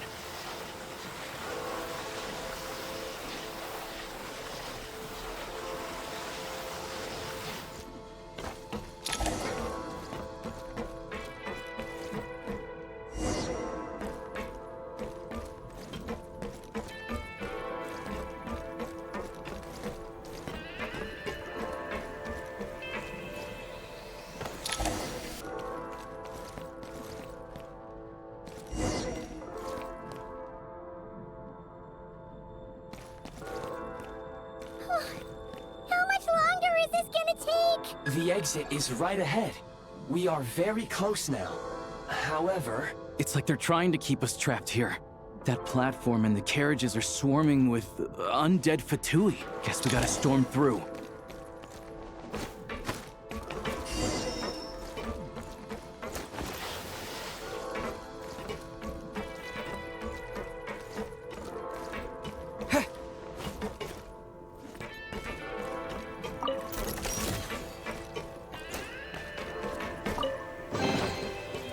Nice.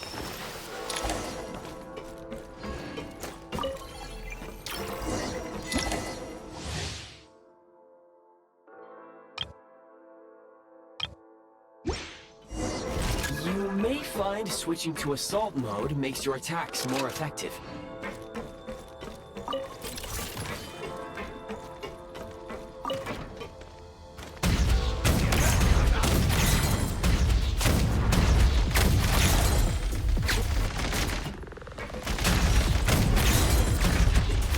Need a refill!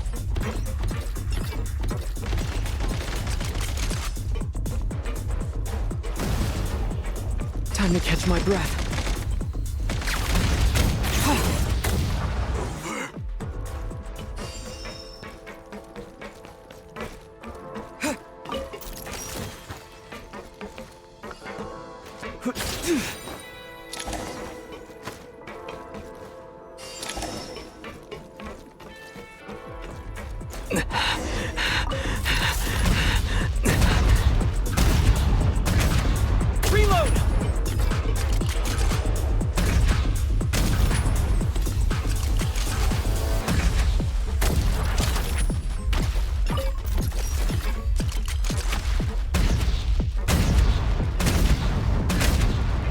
Charge! Time to catch my breath. Come on! We're almost there!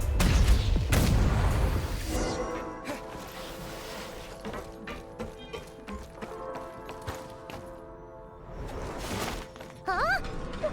Why is everything shaking so much? Looks like the Shadow Realm is about to sink back down into the depths.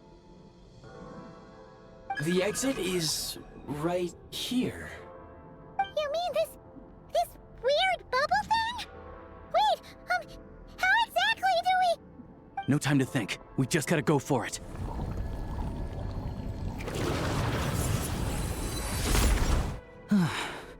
Looks like I was right.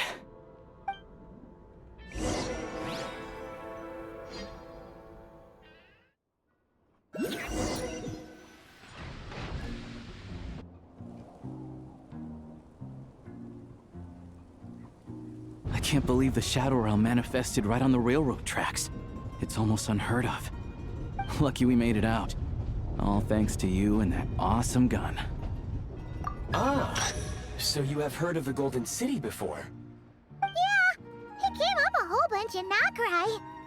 You're a pretty neat surprise in that sense, aren't you, Goggles? We had no idea they left cool gadgets like you behind. Make no mistake, it was a team effort. For a first-time firearm user, Your performance was quite outstanding, far beyond my expectations. As Alosha said, it is highly unusual for the Shadow Realm to manifest in a place like this, but we should still watch out for similar dangers ahead. Oh, let's hope not. If anything else goes wrong with this trip, Paimon's gonna have train trauma for life. The Shadow Realm can appear anywhere, not just on the railroad. I am simply advising that we take sensible precautions. Now, if you wish to further calibrate and upgrade your firearm, you may do so over there, provided you have the necessary components. Please take a moment to catch your breath while I repair the body of the train. Amongst other things, this will ensure Paimon is a little warmer while on board. Oh, thanks, Goggles. You're a trusty train conductor. Well, maybe trusty isn't quite the right word, considering. Anyway, at least you get the job done. Yes, of course. And just like the Eye of Grey, I am sure it will be a great asset to you in your future adventures. If not the trustiest, then it will at least get the job done. Let's get some fresh air while the Eye of Grey fixes the train. Yeah, sure. Paimon wants to forget all about the Shadow Realm. It was so creepy in there. Stretching her legs might help take her mind off things.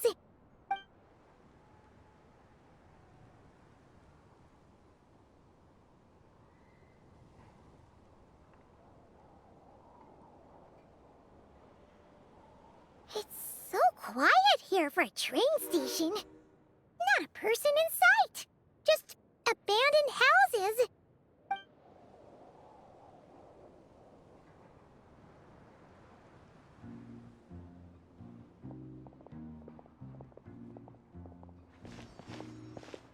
Huh?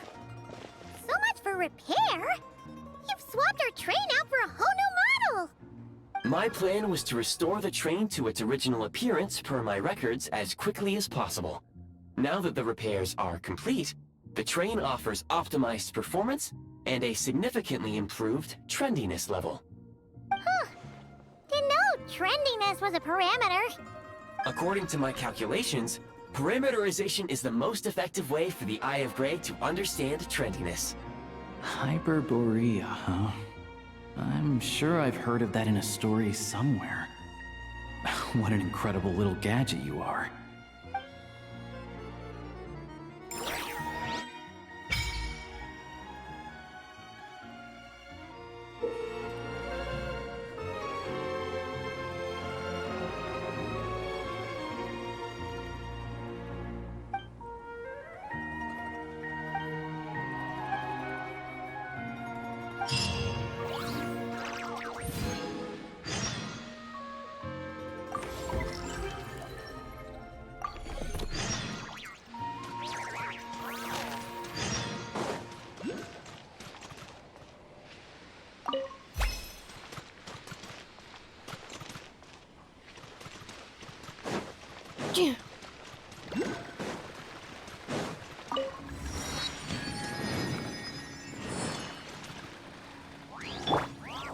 Take a break.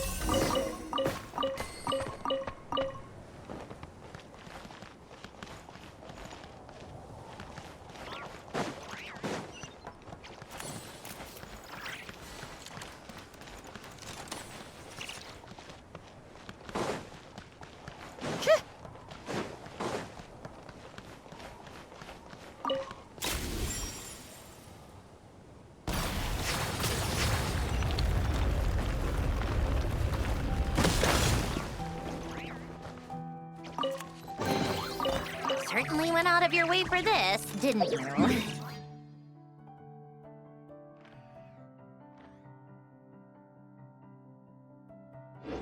It's all yours.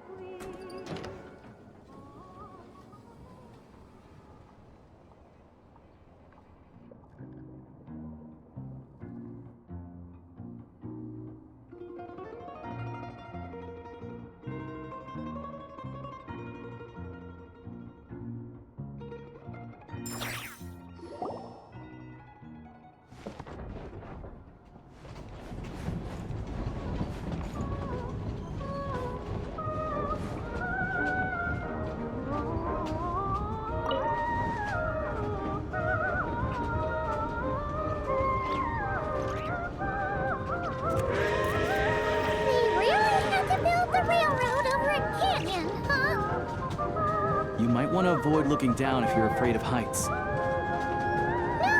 it's not that. Paimon's just praying that we don't have yet another accident.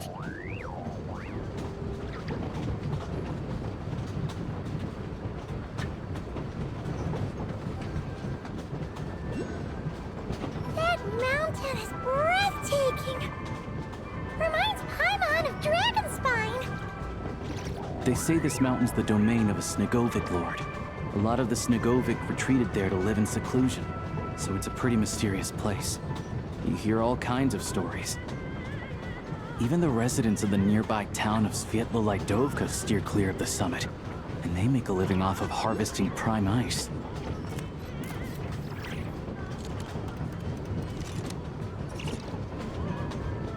Look, Snezhnograd's just up ahead.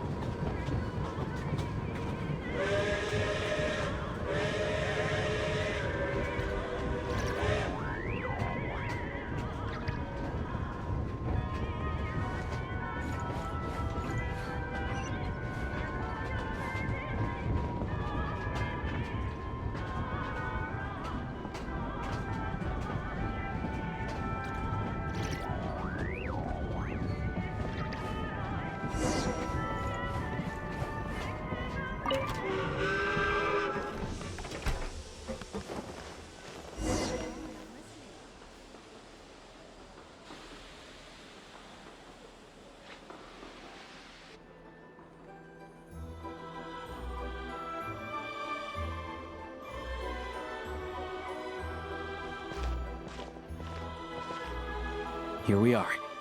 Welcome to Snezhnograd train station, the biggest transport hub in the nation. Wow!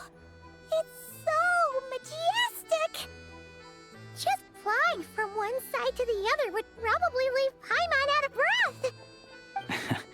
It's built for maximum efficiency, but yes, transferring trains here can be a little tiring. In the future, you can use this train station to travel anywhere you want in Snezhnaya. For now, though, come with me. Let's get Paimon checked out. This way. There's a lift car that goes straight to Sapoliarni.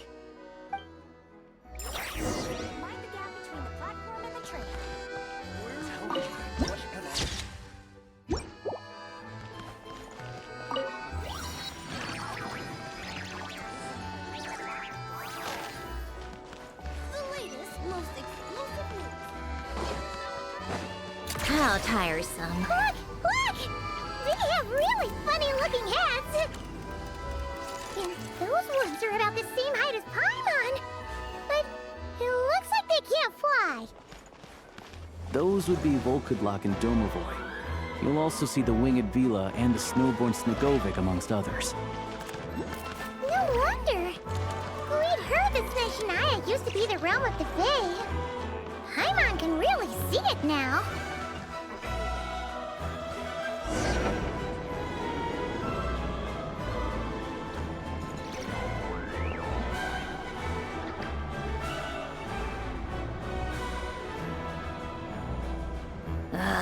To the left is the market of Zolny. They sell everything there. You can often find some nifty little trinkets. To the right, you'll see the Korolyevsky Theater in the distance. Look at that! Incredible!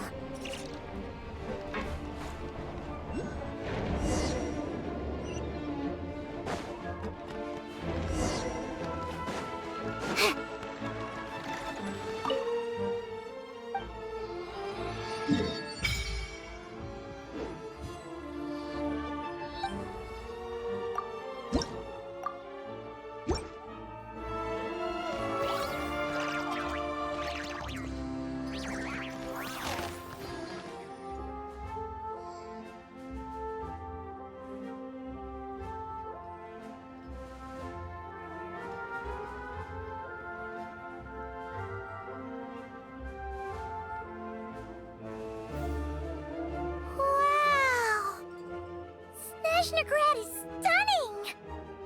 Seeing it with our own eyes makes all the trouble we went through to get here worth it! I found it pretty stunning when I first came here too. But I soon found out that stunningly beautiful means stunningly expensive. The prices here are crazy. I'm just a small-time hunter, so Zolny is where I spend most of my time. This way will take us to Podvorier restaurant. They offer food and lodging there, so you can get settled in while I fetch the doctor. Is that gonna be stunningly expensive too? Yeah, I mean, there are places to stay in Zolny, but I highly doubt they'd meet your standards. Most of the stoves are out of crystal, the windows are drafty, and at night, four-legged roommates come out to play, sharpening their claws on the roof beams and floorboards. Yep, no way. Not a chance Paimon's staying anywhere like that. Maybe we can split the cost of the room between us? Paimon still has some savings left. Fine then. It's your treat. Paimon will save her money for buying a nice little cake. Don't worry, you'll get some too. I'm glad to see you've perked up. If you find yourselves in the mood for some sightseeing later, there's a few places around here worth seeing. This way leads to Zapoliarny Palace, which serves as the Tsaritsa's audience chamber and also her personal quarters. The adjacent block is kind of a city in its own right. That's Glupov, the headquarters of the Fatui. Inside, there's a munitions factory known as the Armory Palace, producing a constant supply of all kinds of equipment for the Fatui. A lot of important research happens there, too. And over there is the Snezhnegrad Vecha, where all the big shots meet regularly to make policy decisions. These places are best admired from a distance. I'm sure I don't need to explain why. Yeah, they probably have super strict security. We're not looking for trouble right now. The downtown area is near the center of Zapoliarny. That's where you'll find the restaurants, bookstores, and gift shops. Another place of interest is the Northland Bank, which is over this way. Oh, and I'm sure you'll want to make contact with the Adventurers Guild at some point, right? That's right here. Ooh, speaking of adventuring, we use alchemy quite a lot. Do you know where we can find a crafting bench? No one practices alchemy at Snezhnegrad, I'm afraid. Apparently there's some historical reason for it. Oh. We'll just have to use the one on the train then. Kinda inconvenient. Wait, how come there's one on the train if that's Snezhnayan too? Yeah, I don't know. Not my area of expertise. Still, I wouldn't say the absence of alchemy makes life here any less convenient. Anyway... Finally, there's Zolny in that direction. It's mostly residential buildings and factories, but there's a few shops too. Worth a look around if you're interested. That's about it. You guys go ahead and get checked in while I track down my doctor friend. Sounds good. Thanks for all the recommendations. It'll be good to get out of the cold wind. Paimon's starting to feel another headache coming on. Podvorier restaurant is right this way.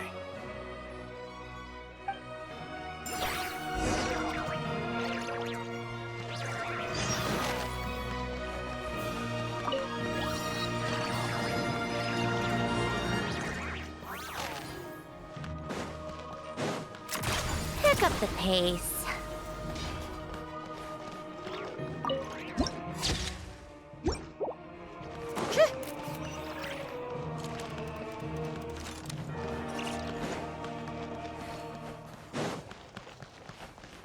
Come on, keep up.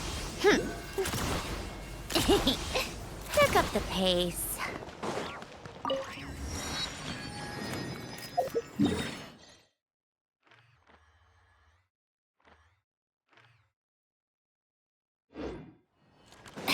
Take a break?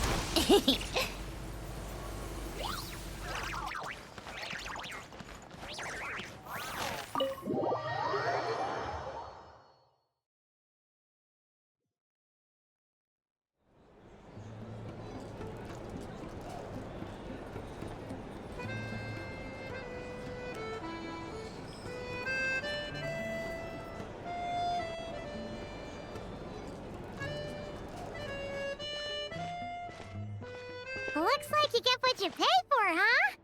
Paimon likes this room a lot. Yeah, much better now that we're out of the cold. Oh, thanks for taking such good care of Paimon. Honestly, She feels kind of bad for throwing a wrench in the works. If this were anywhere else, we'd be out investigating and adventuring by now. But instead, we're stuck here waiting for a doctor. You're right. No need to push ourselves too hard for no reason. A lot happened on our way into the city. Let's review what we've learned so far and try to figure out what to do next. Obviously, the million-more question is, what is this Tsaritsa planning? Everything else leads back to that. Sure was. And so far, we've learned that in addition to the 7 Gnosis, her plan also requires a ton of energy. But we won't get to see her anytime soon. Alosha said that she went east to fight that big monster. It must be a pretty powerful one if it can blanket the whole of Snezhnaya in a snowstorm this awful. To be honest, what we're really lacking right now is information. The kind of information that only the higher-ups in the government would know. Not word-on-the-street type of info. Paimon can think of a few people who might be able to help us. But, right. And when we left Nokrai, Sandrone specifically left a message reminding us which side we're on. So, it's unlikely they'd tell us anything confidential about the Tsaritsa's grand plan. Yeah, fair point. Besides, that Glupov place is right nearby. We've got nothing to lose, so it'd be a waste not to go. There's gotta be someone there willing to talk to us, right? Maybe Arlecchino or Sandrone? Or possibly Tartaglia. But it's unlikely we could sweet-talk Arlecchino, let alone Sandrone. She basically told us to stay in her lane already. Yeah, the last time was all the way back in Fontaine, right? Too bad we missed him in Nokrai. Apparently, he came to help out. Hello. Is there a traveler and Paimon in there? That's Alosha! Come in! Hello, I'm Dr. Luneva. Alosha mentioned that one of you is feeling a little under the weather. I see. So you're my patient today, yes? And you're, Faye, I presume? Good question. Paimon's not too sure either, but she's definitely not the same kind of Faye as the ones we saw at the train station. Is that gonna be an issue? Not exactly. It's just, I'm used to treating human patients. Fae tend to be far more resilient than even the healthiest and most long-lived of humans. But don't worry, I do have some experience treating Fae. I've even diagnosed plenty of cats and dogs in my time. Safe to say, I have a fairly eclectic range of expertise. It'll be fine. Paimon's basically the same as a human, right? We're no different when it comes down to it, are we? That's just because Paimon knows how to eat. Now, please take a seat.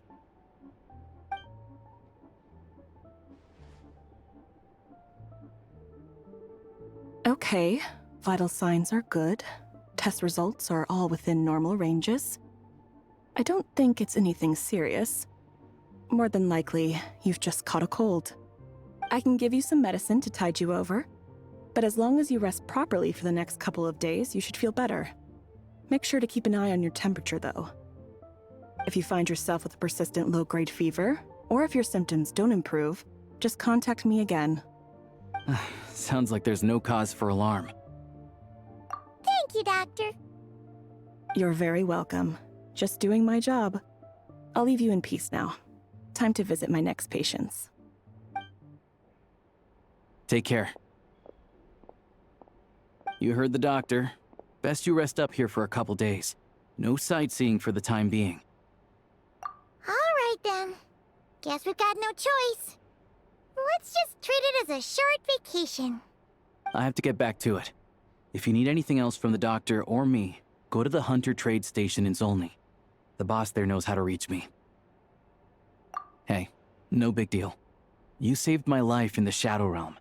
This is the least I could do. See you around.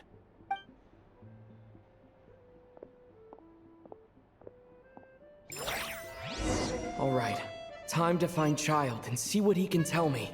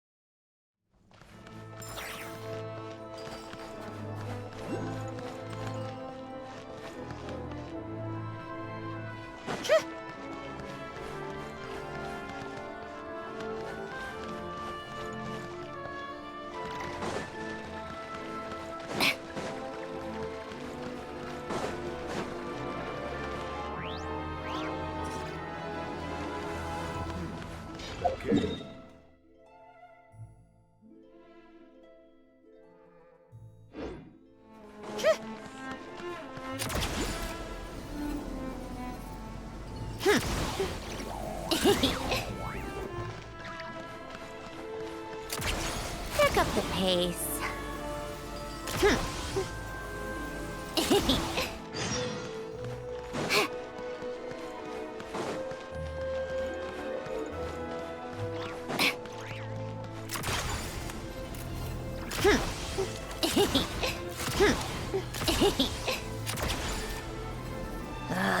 Time for more snow damselettes.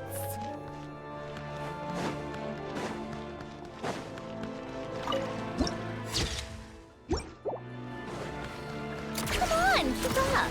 Pick up the pace.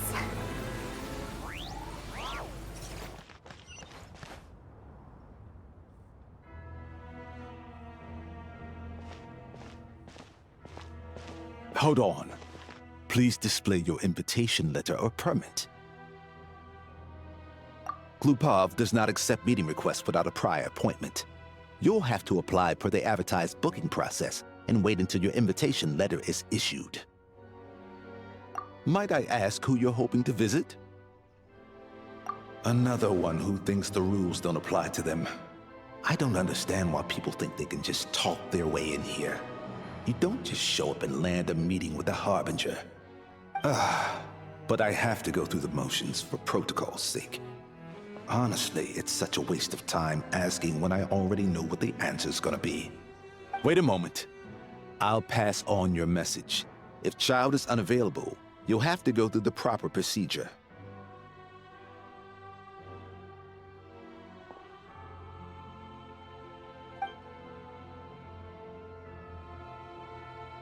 Lord Child is a busy man. He's probably not in Glupov at the present. If I were you, I'd cut your losses. No point waiting any longer. Even if you two are old friends as you claim, please understand that the Fatui Harbingers are often busy with their official duties. They tend not to stay in Glupov for extended periods. Next time, stick to the rules. You'll make life easier for both of us, Greetings, Lady Marionette. I'll take care of our guest here. It's his first time in Snezhnaya, so it's no surprise that he doesn't know the rules yet. I trust no choice words have been exchanged. No misunderstandings I should be aware of. No, Lady Marionette. No incidents to report. Whew, that was a close call. Good thing I played it cool. Is that right? Good to know. Wait, where's Paimon? Under the weather? That's hard to imagine. She's always buzzing with energy. I take it she's still adapting to the climate. Happens to a lot of people. It's even colder here than in Nodcry. Has she seen a doctor? I can get you one if you need. All right then. Well, let me know if you run into any other problems. Why else? I was just about to sit down for some much-needed tea time when I heard that an old friend of Tartaglia's had shown up outside. No appointment, nothing. And, as obnoxious as it may be to show up uninvited at Glupov, I couldn't help but take pity on the poor soul who was waiting outside in vain. So I had no choice but to abandon my freshly brewed piping hot tea and come to see this mystery guest for myself. Well, I felt our time working together in Nodcry warranted some courtesy. I couldn't exactly let you freeze to death out here in the wind. Unfortunately, I can't invite you inside either. The rules of Glupov wouldn't allow it, and as a Harbinger, I have to lead by example. On the plus side, Snezhnograd actually has some class, unlike Nasha Town. Torchlight Books has a very nice selection of teas and cakes, so we can catch up there. Your treat, of course. Because I already wasted one perfectly good cup of tea today. That's why.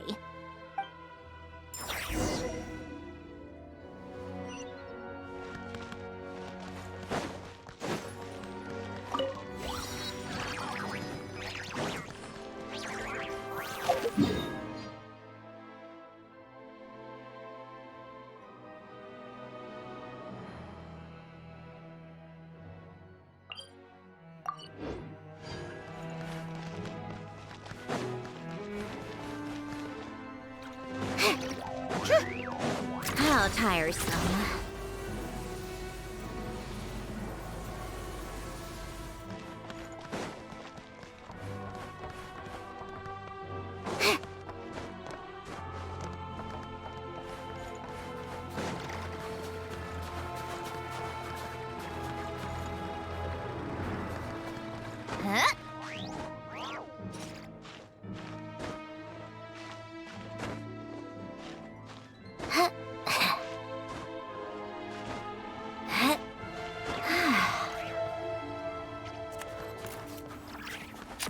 on, keep up.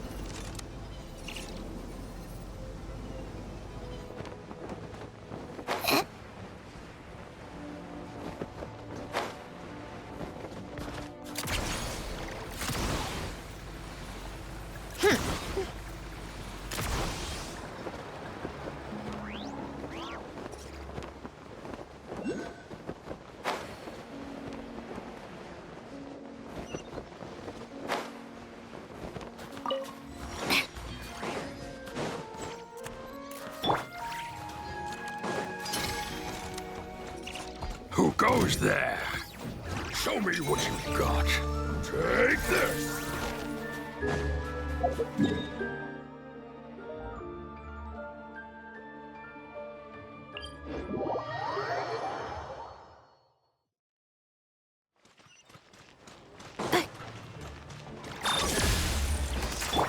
How tiresome.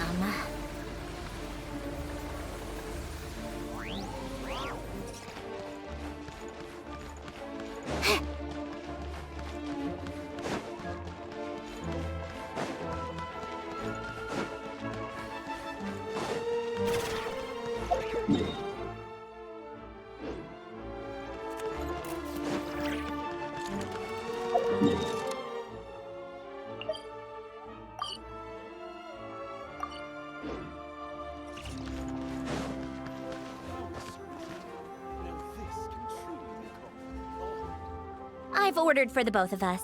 No objections, I assume. I'm sure you trust my taste. Okay, let's get down to business. I'm guessing you don't actually have any urgent business with Tartaglia, per se. You just want information, right? Wanna take a guess? Of course you'd say that. You shouldn't underestimate Counselor Tartaglia, you know. That's right. I'm sure you've heard of the Snezhnograd Vecha by now. Well, he's busy preparing some paperwork for their next meeting. They'll be discussing yet another extension to Project Stuzha. It's basically all anyone cares about in the Vecha these days. Yeah, he's more of the shoot first, ask questions later sort, isn't he? It all started with a very detailed letter that Capitano left for the jester, Piero, before leaving for Natlan. In that letter, he detailed the future arrangements for his subordinates. All of his key people were reassigned to Tartaglia. I guess he'd already prepared to leave us for good all the way back then. But Piero didn't reveal the contents of the letter until the events in Natlan had concluded. That was his reaction, too. Why me? With a bewildered look on his face. He'd always assumed Capitano looked down on him. He was a man who kept his thoughts to himself and barely spoke to him the whole time they'd known each other. But he occasionally brought Tartaglia along to my tea parties back in the day. So to the rest of us, it was clear that Capitano had quite a lot of respect for his young comrade. By the rest of us, I mean my tea party regulars. Arlecchino, Rosaline, and... actually, not Columbina. She was probably oblivious to it. Anyway, then the Liyue situation happened. Normally, it took a lot to get under Capitano's skin, but that time he was furious. It's not really my place to talk about it, though. You can ask Tartaglia about it sometime. Basically, Tartaglia probably had the wrong idea about Capitano all along, right up until Piero revealed the letter he'd left behind. Capitano believed that despite Tartaglia's immaturity, he showed great potential. Plus, he possessed a kind of purity rarely seen among members of the Fatui. Yeah, it's one of the few things that I'd agree those two have in common. But there's one other reason why Capitano chose Tartaglia to assume command of his troops. He knew that after he was gone, several of the others would swoop in on his army like vultures. With the ones who stood to benefit the most being the rooster Pulcinella and Regrator Pantalone. Once they divided Capitano's troops between them, they'd be more powerful than ever. No one would be able to stop them. So, you can see why Capitano chose to hand that letter to Piero, right? Exactly. Piero also needed to back a Harbinger as soon as possible. And all things considered, Tartaglia was the best choice. Even though Tartaglia has had the support of Northland Bank for a long time, he and Pantalone are ultimately not cut from the same cloth. I'd say Capitano made a good judgment call. Anyone else caught in this situation would probably feel like they'd been hung out to dry. His best course of action will be to distance himself from any shady business, while still maintaining friendly relations with Pantalone, but seeking Pulcinella's support at the same time.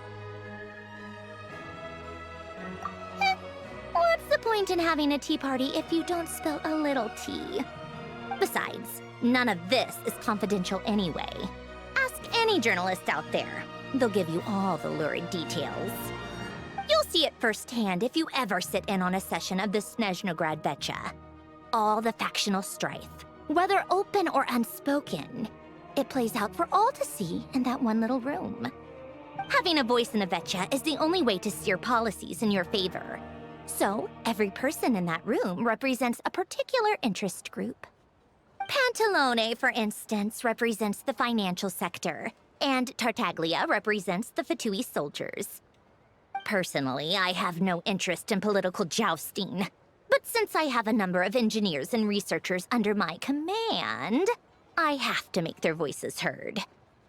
Then there's Pulcinella, the linchpin of the Vecha. He represents politics itself. Everything involves him, so nothing can bypass him. Any issue that comes up, he knows how to mediate. That's what the Tsaritsa values most about him. I'm starting to see why everyone is so frustrated with the way things are, but also powerless to change it. A complex web of interests connects all parties involved, and the Tsaritsa sitting at the top adds another layer of complexity. It must be nearly impossible to come up with a perfect solution. All right, I'm done carrying this conversation. Time for you to answer a question of mine. You must have known that you can get the info you needed from me. So why was Tartaglia the first person you asked to see and not me? I just don't understand, that's all. Anyway, do I really need a reason? Wait. Oh, I think I know what it is. Columbina passed on my message to you before you left Not Cry, right?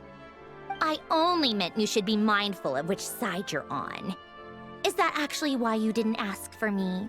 Because you took that to heart?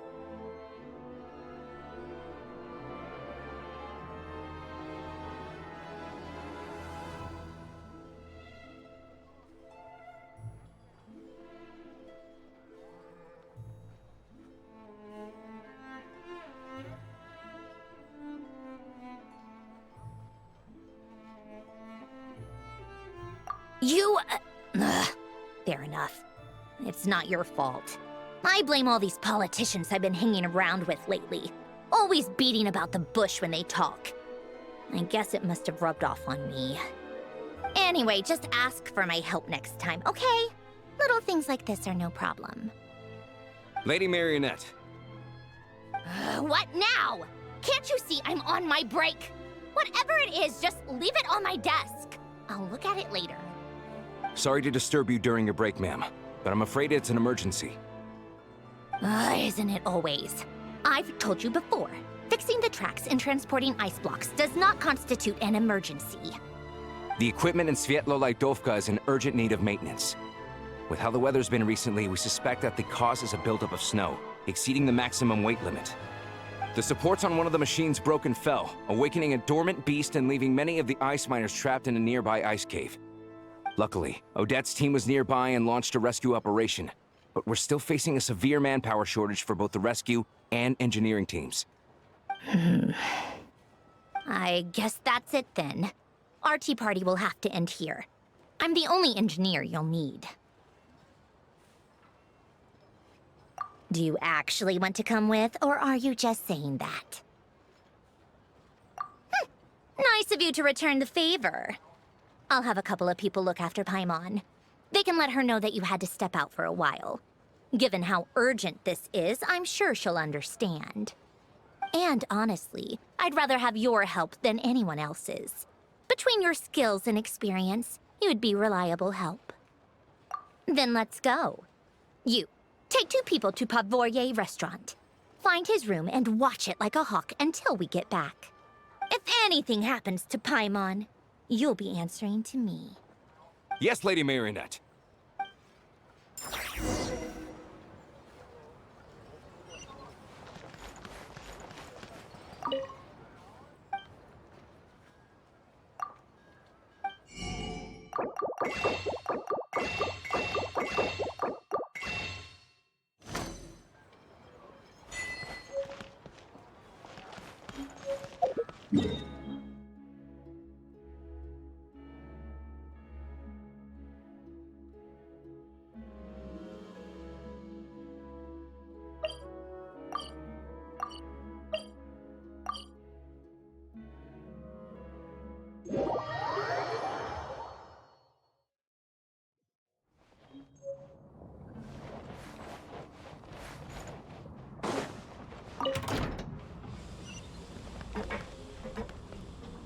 Take a break.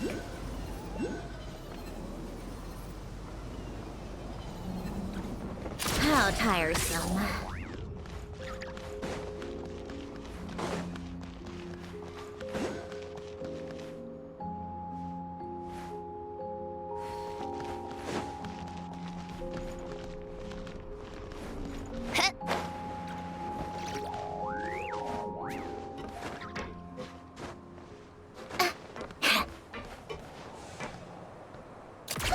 Keep up. Pick up the pace.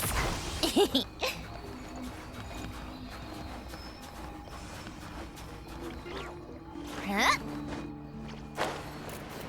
Yeah. Yeah.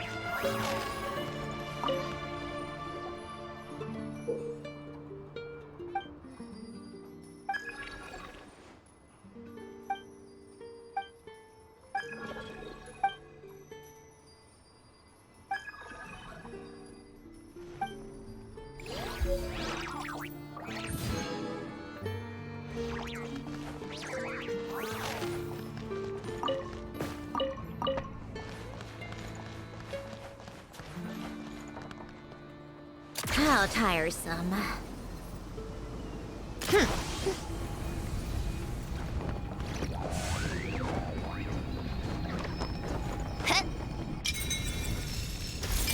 Take a break.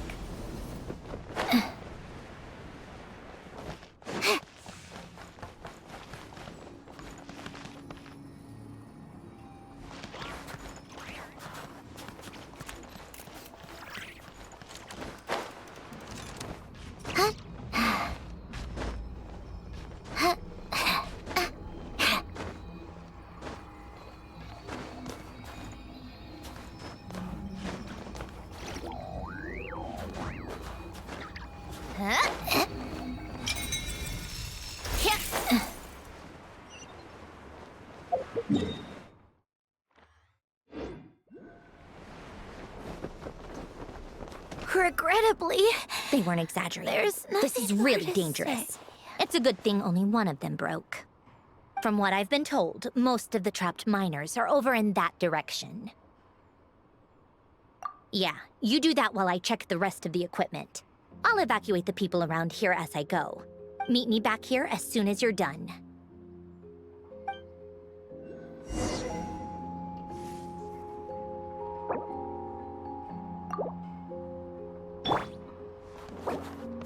This is how it's always been done. Everyone's gotten by like this for years.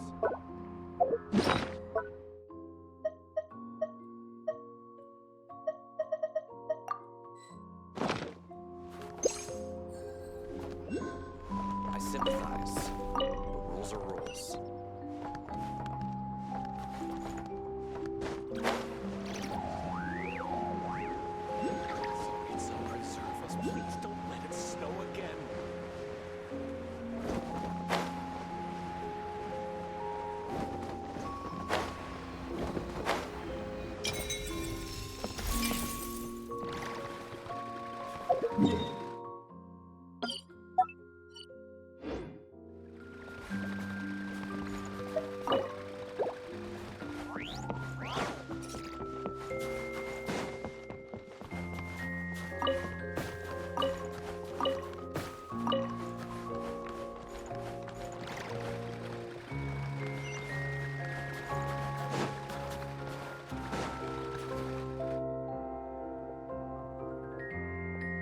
have to be getting close.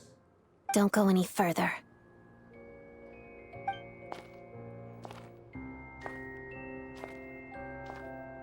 It's too dangerous here. There's a highly aggressive monster on the prowl. You need to leave, now. Ah, I see. You're the backup from Snezhnegrad. Well, I'm Odette. Good to meet you. Ah, so this is Odette. She was the first member of the Fatui on the scene. There are 5 people trapped in the cave. Monster type is unknown, and so is its location. Let's go. Every second counts.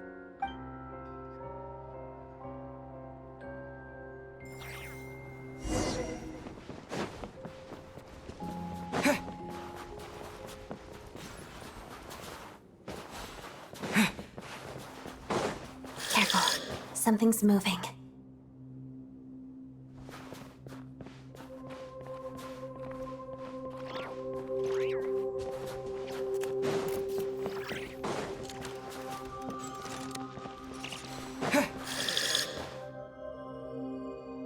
This must be the monster's shadow.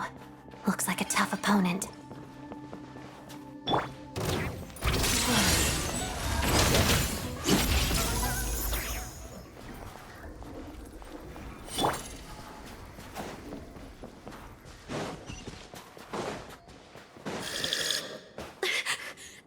Stay back!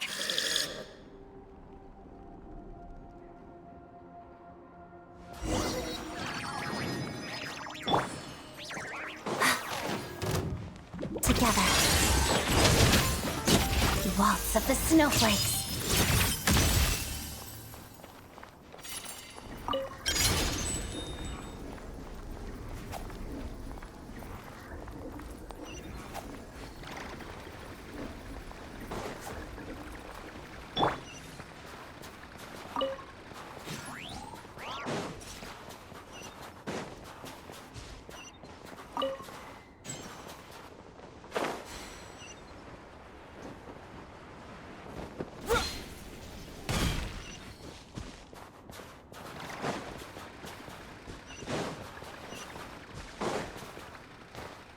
I see them.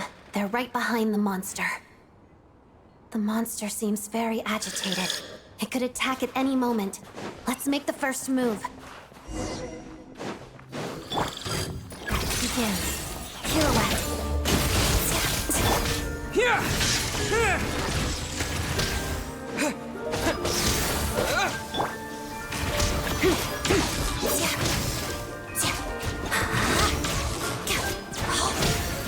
Together.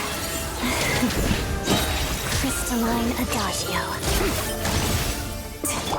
Lightning flash!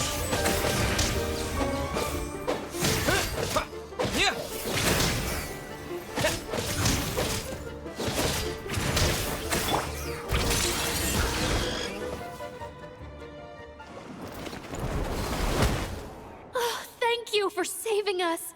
We'd have been monster fodder otherwise. Thank you. Thank you.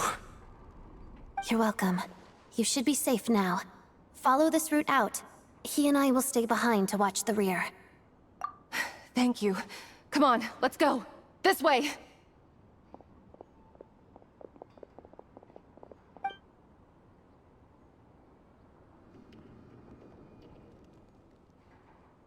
I've searched the area. Pretty sure the monster made a tactical retreat. Yeah, but with us here, it won't be coming back anytime soon. It may be small, but don't be fooled. It's a ferocious beast. People are just food in its eyes. It's lucky we got here when we did. The trapped miners have been successfully evacuated. Time for us to leave. Wait, this place. There's something unusual about it.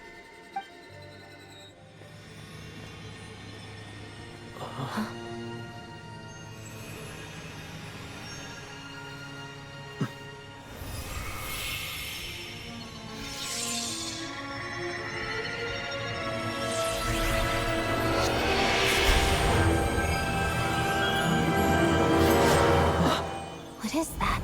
I don't know. It's back? Guess it has family.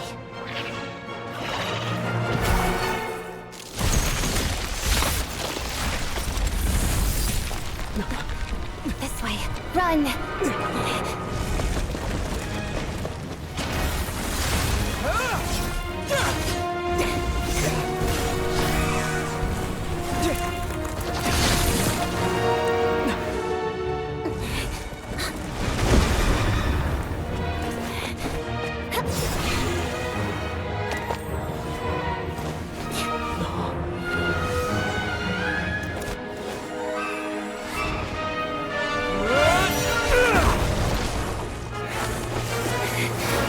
Thanks.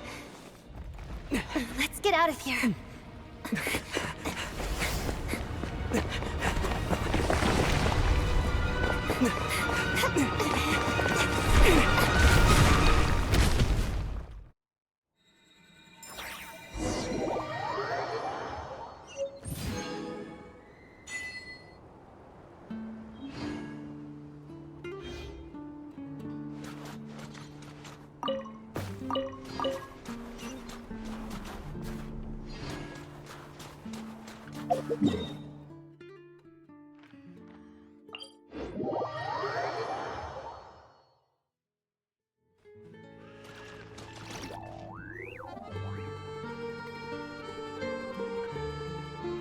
Everyone's accounted for.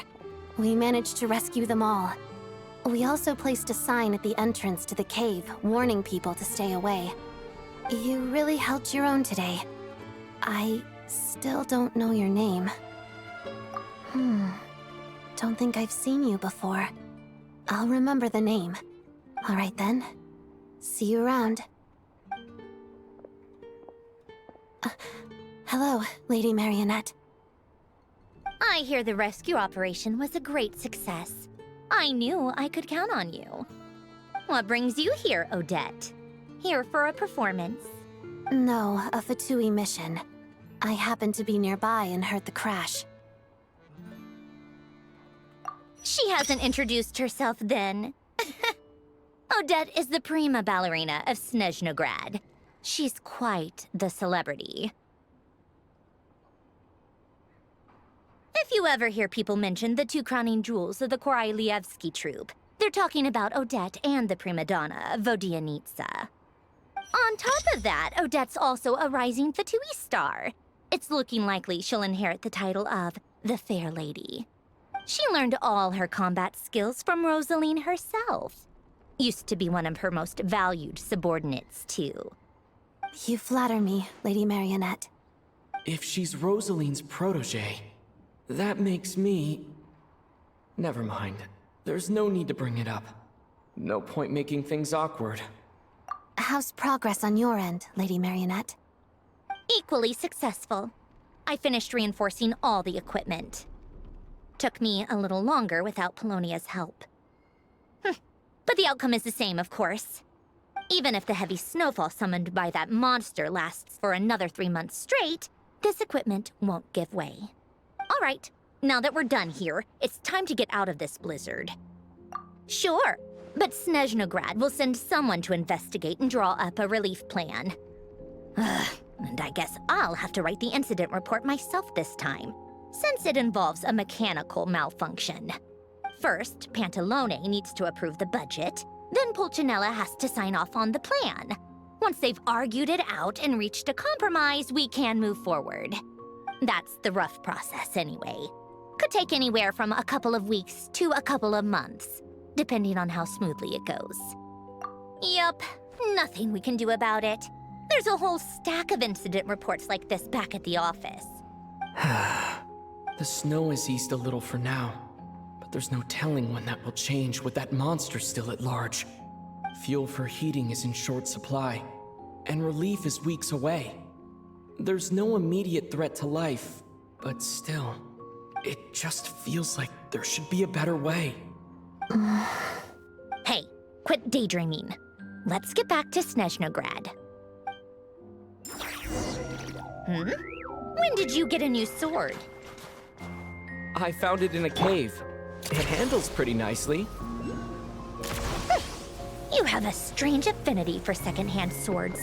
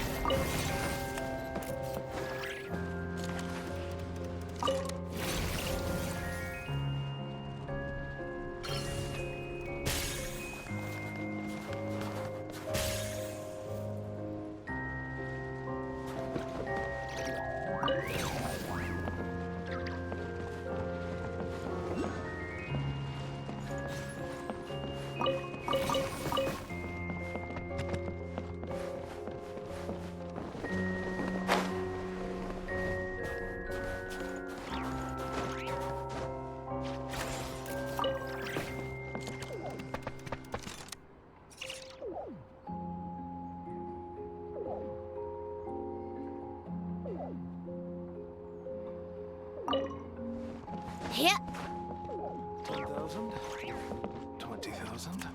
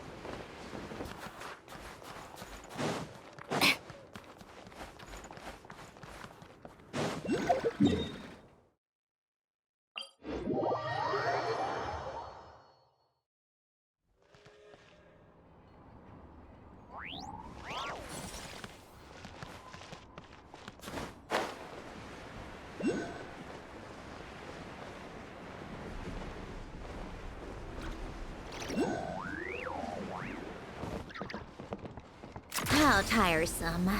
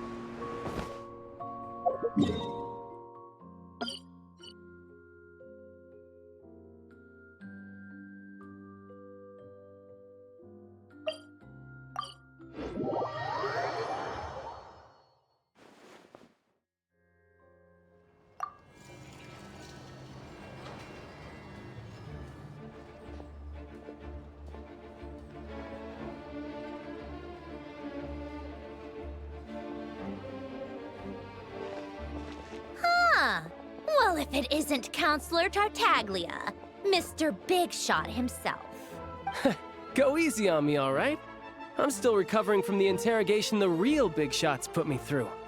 Hey, comrade, it's been too long. I heard you came looking for me earlier. Nicest surprise I've had in a while. Good to see you too, Odette. I'm guessing you guys just got back from Sviatlo-Lajdovka. How'd it go? Crisis averted? It went fine. How about you? Any new developments? Not really. Same as ever. Growing opposition to Project Stuzia, and the usual rebuttals are starting to ring hollow. The results of the mock vote were pretty dire. Pulcinella was fuming. I've never seen the old man so angry. That's not good news. It takes a lot to rattle him. Yeah, obviously if push comes to shove, there are ways to crack down on dissent. But... Sorry, I have to ask something. This is going to sound blunt, but may I? Huh? Of course, fire away. It sounds to me like everyone's tearing their hair out trying to figure out how to deal with opposition to Project Stuzia. But what exactly is this project's purpose? And how can it be so important that even people like you two refuse to stand up for the ordinary people of Snezhnaya? Interesting.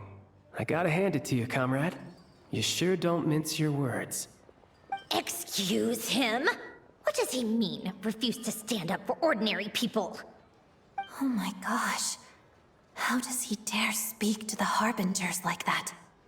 Are you interrogating us now? It's okay, Sandrone. Let me explain. I think I understand where he's coming from. If I could, I'd take your side right now. In fact, my position's very similar to yours. I've only held back on casting a dissenting vote in the VII because the Tsaritsa would never let me get away with it. Still, I have a responsibility to the Fatui armed forces, so I do what I can to make their voices heard. Most of them are just regular folks from small towns far from the capital. I'm sure you've seen how much those kinds of places are struggling right now. Oh, and for what it's worth, I'm from Arepasak myself. Things aren't going so swell there either. The Tsaritsa wants to create a better, safer future for the people of Snezhnaya, but she's thinking long-term. I don't doubt that from where you're standing, Project Stuzia seems to be creating all sorts of issues for everyone. But considering the Tsaritsa's vision for the future, these are sacrifices worth making. Sounds cold, I know, but I promise it's not as black and white as it seems. Maybe Sandrone and I can't oppose Project Stuzia outright, but we're constantly raising our concerns in VII meetings. And even though we can't put an end to it, there are plenty of other ways to make a difference. We're trying everything we can think of, and so is Pulcinella. I respect Her Majesty, the Tsaritsa, and trust her decisions. But at the end of the day, I'm still just a normal guy who cares deeply about my homeland. And my family, who all live here. There's no way I would ever abandon them. As contentious as things can get within the VII, there's no selfishness or malice behind it. Everyone wants to get through this period as smoothly as possible. The issue is that there's no way of pleasing everyone under the present circumstances. Most of the time, we're trying to decide on the lesser of two evils, which obviously isn't a great look. But that is not the same thing as being blindly loyal to the Tsaritsa. No one's got their head in the sand here. We're all well aware of the way things are. We're just doing our best to make it work.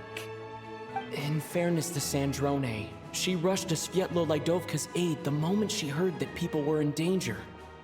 And even Tartaglia, who used to only care about the thrill of the fight, is clearly doing his best to rise to the demands of his new role as counselor. Hey, come on. There's only so much we can say, so don't press us too hard. Look, I know how untenable the Tsaritsa's position looks if you don't understand her motives. Maybe you've heard already, but she's currently leading her army on a campaign to the east to defeat the monster that's been causing these brutal blizzards. Striking that monster down will be a significant step in dealing with the present energy crisis. As laser-focused as she is on realizing her lifelong ambitions, she's still putting time and energy into taking down this powerful monster. To me, that says a lot. If she thought Snezhnaya and its people didn't matter in the grand scheme of things, why would she waste her time on something like this? Thanks. I meant every word I said, though. I wasn't just trying to placate you. I've already done more than enough diplomacy for one day. I still think this adventurer raises a very important point. Our two Harbingers have made their positions very clear. But there are many others in the VII who must feel trapped and forced to vote against their conscience. I think it's a very valuable quality to be willing to speak one's mind, despite the risk of offending powerful figures. You can say that again. I highly doubt we'd feel the need to explain ourselves so much if we didn't know you so well. Forgive me, adventurer, but might I be so bold as to ask about your background? How is it that you can converse so openly with two Harbingers? Oh, haven't you been properly introduced? Easier said than done. I like to think I'm not the kind of person who goes around busting open people's old wounds. I've only learned his name so far, and no details of his experiences.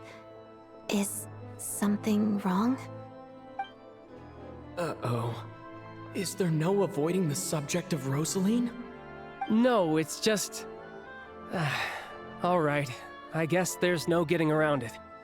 This is the world-renowned traveler who helped resolve the storm terror threat in Mondstadt, cleaned up after the mess I made in Liyue, and then went to Inazuma, where there was a duel before the throne in which the traveler defeated Rosaline. Oh. I'm sorry. I didn't think you two would be seeing much of each other, so I figured it wasn't worth bringing up. It's fine. It was a long time ago. It's fine. Sorry. I just remembered that we have a rehearsal coming up. Please excuse me. I should get going.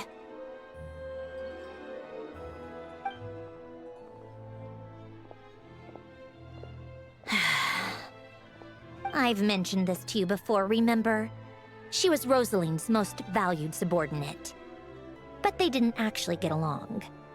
Not that Rosaline was really the type of person to make friends, but death has a way of resolving a lot of conflicts. Don't let it weigh on you. Like she said, it was a long time ago. It's in the past now. Odette has a very different personality from Rosaline. Give her some time. I'm sure she'll work through it. Oh, by the way, where's Paimon?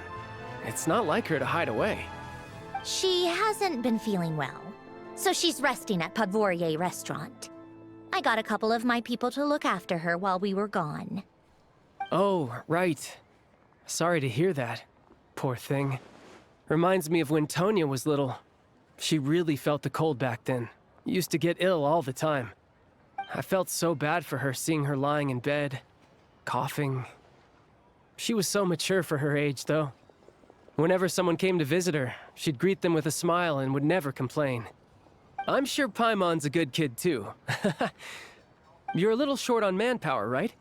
Let me have a couple of my people take over for yours. I'll send my most capable and reliable. They'll make sure Paimon can recover in peace. Well, that would be great. Your people are more qualified. Hey, don't mention it. I'm sure you have things to do. Hopefully this takes a load off your mind. So no more accusing me of not being on your side, all right? Already? That was quick. I'm afraid I can't help you there. Our director's recent movements are confidential. Even we're not in the loop. If you hadn't told me, I never would have known he'd gone south. I assumed he'd been in Glupov this whole time. Well, I guess I'd better go sort out Paimon's security situation. I have some other work to catch up on at Glupov anyway. Me too. I have an incident report to write up. Let's leave it there for now. I guess everyone's in a difficult position. But Tartaglia's right. I have things to do. Things I want to do. And things I ought to do.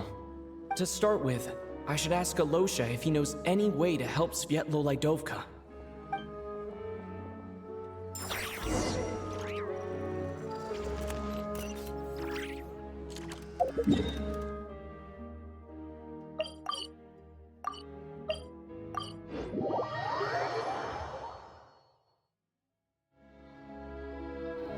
How strange. This sword seems to be vibrating of its own accord. It's a very faint vibration, but it's getting stronger as I get closer to the statue of the Seven. Does this sword have some connection to the statue? But all it does is vibrate, even when I touch it. That place I got this sword from was definitely out of the ordinary. Maybe I should try channeling the power of cryo.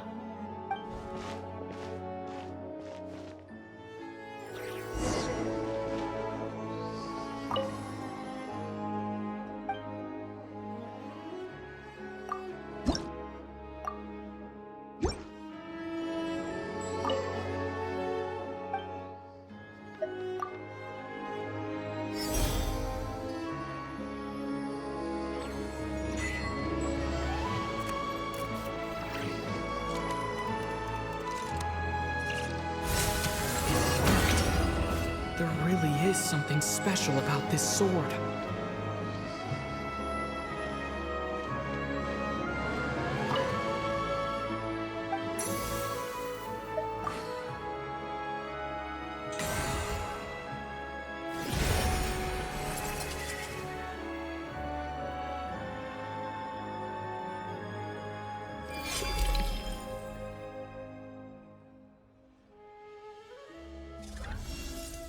I don't really understand what just happened, but I'm pretty sure this sword just got a little more powerful. I'll have to try the same thing again when I come across another statue of the Seven. In the meantime, I'd better go find Alosha.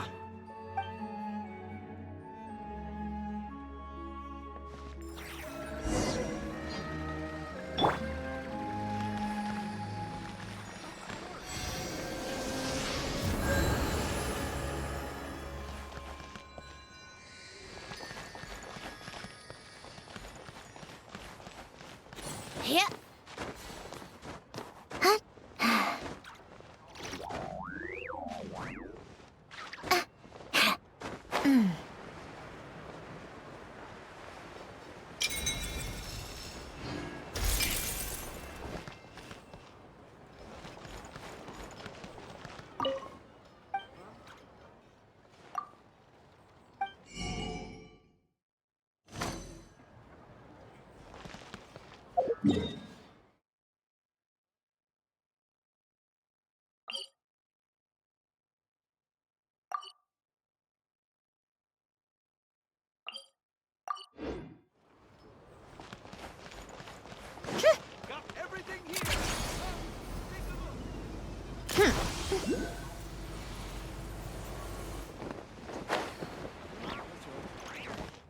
I'll invite her along to Pub.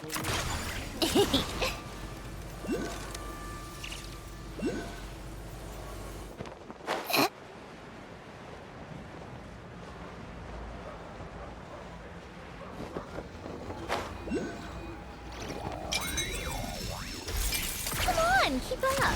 Pick up the pace.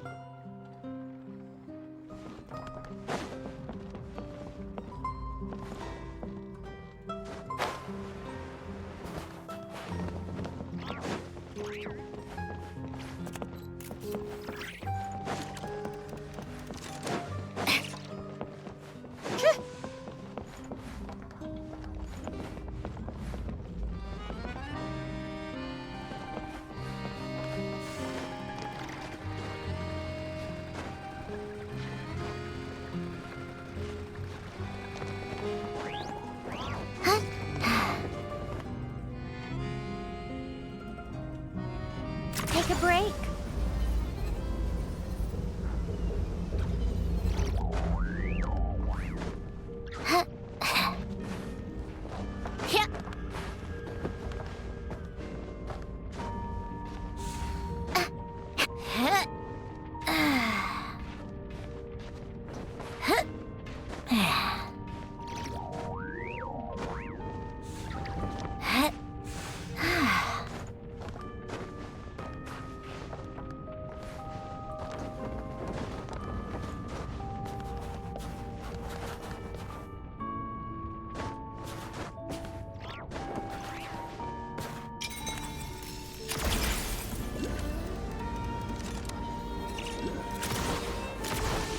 Pick up the pace.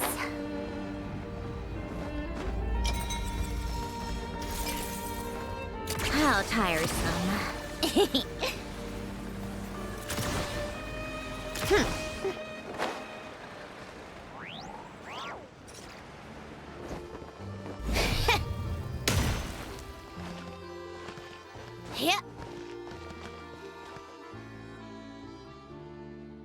Hello there. How can I help? Ah, sure thing. Give me a second. I'll go fetch him for you.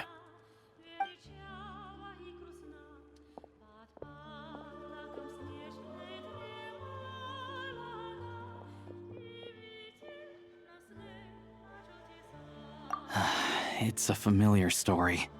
I've had similar experiences. Although Snezhnegrad doesn't deliberately delay or withhold relief, those first few days of waiting for help are always the hardest. It's a fundamental contradiction. If emergency relief can't be delivered in time, what's the point in even calling it emergency relief? Not necessarily.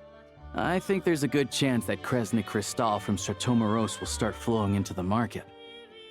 When we resolve Stratomoros' energy issue, it's like we open the floodgates. A huge backlog of Kristall is now available to the townspeople. There's no way they can use it up at once. A lot of them will probably stockpile it and slowly work their way through. Probably a good idea, since energy prices are only going to keep rising. But there will always be people who urgently need Mora. Exactly. At the current prices, selling Kristall is an easy way for an ordinary person to make a fortune. Hey boss, how much do I have left in my account? 1 second, let me check. So, you're planning on buying the Kristall out of your own pocket? Yeah. I don't know if I have enough, so I'll chip in a little extra and buy as much as I can afford. No, it's fine. You're new to Snezhnaya, and you have your own living expenses to worry about. Besides, you're already providing the train. Here's your Mora. See what you can find at the market. But I doubt there'll be much Kristall left. Yeah, well, can't hurt to take a look. Let's see. Huh?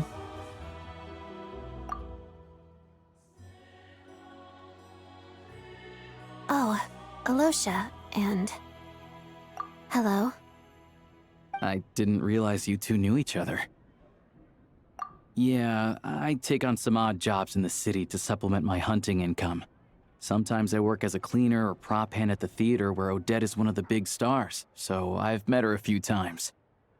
When the weather's as bad as this, it's better for a hunter to adapt than to keep looking for game. Yes, and we sometimes need extra help.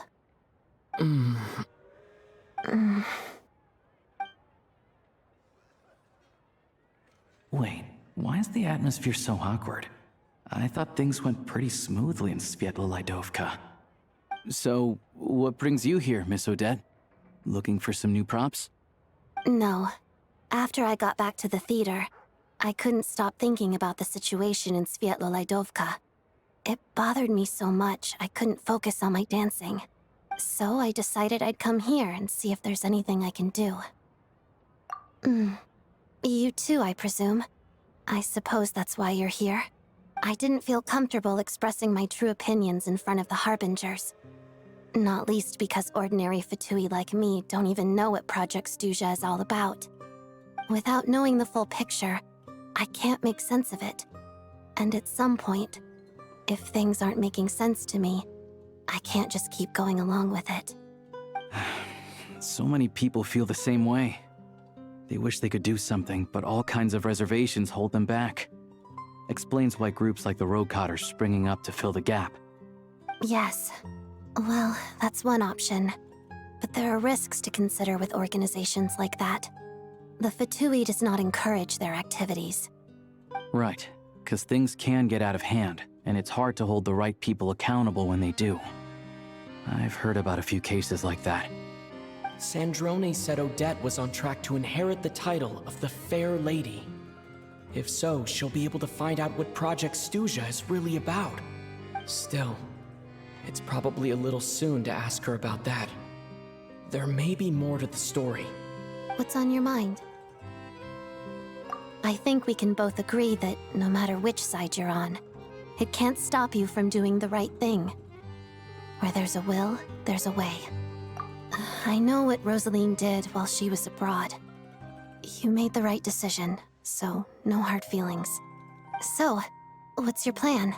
Oh, we were gonna buy some Crystal. I heard there's some on the market right now.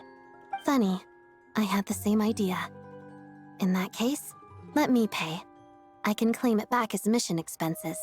The real issue here is that government relief is behind schedule. Surely it makes more sense for the state to cover these costs than for us to pay out of our own pockets. True. It's a huge expense after all.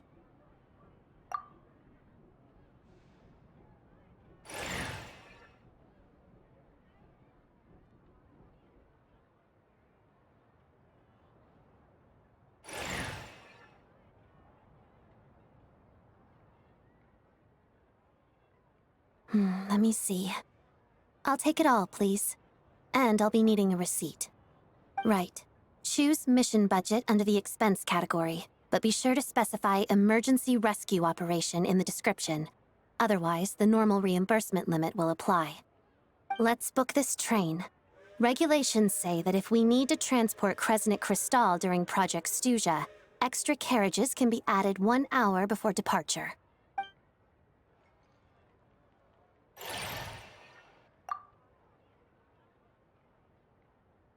That should do it. The train will be escorted to its destination by Fatui guards. This is my first time seeing you handle Fatui affairs, Miss Odette. It seems you're as skilled an officer as you are a dancer. You flatter me. It's only because I've been doing both my whole life.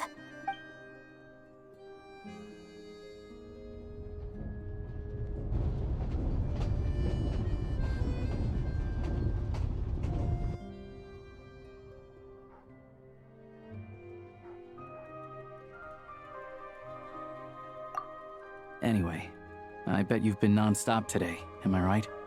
Any idea how Paimon's doing? What's wrong? Who's Paimon? His travel buddy. Hasn't been feeling well. She caught a cold right after they got to Snezhnaya. Sounds like she's important to you. I can't believe you've been dealing with this on top of everything you've been doing to help the people of Snezhnaya. I've got nothing going on right now, so I'll join you. I want to see how she's doing. May I come too? I have some candy that someone gave me back in Sviet-Olaidovka. Plus, I know a little bit about relieving cold symptoms. All right then, let's go.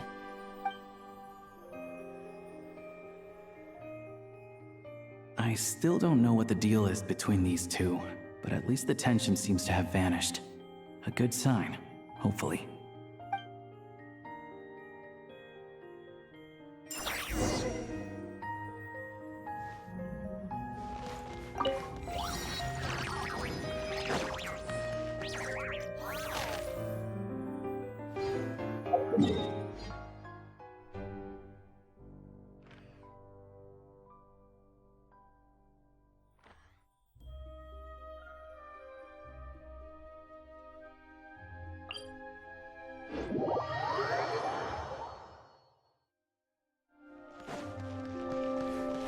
Take a break.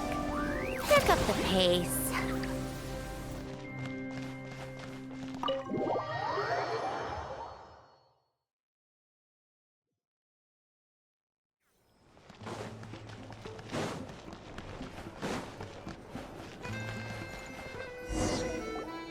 Hello. Sorry. but there's a sick person recovering in this room. What happened? Oh. Please, excuse me.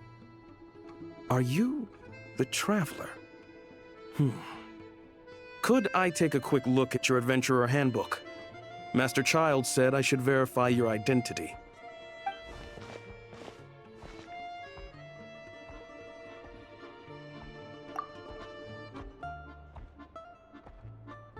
Ah, it's really you. Sorry for the inconvenience. We're under strict orders from Master Child to keep this room well guarded. At the same time, we can't interfere with Podvoye Restaurant's business. That would only seem all the more suspicious and draw unwanted attention to this room. Besides myself, a few of my colleagues are stationed in and around the restaurant, in plain clothes, of course. Rest assured, you're in safe hands. I didn't expect such a high standard of protection. Well, Master Child handpicked us for this special assignment. We're not about to let anything go wrong. Anyway, I won't keep you any longer. Please, head inside.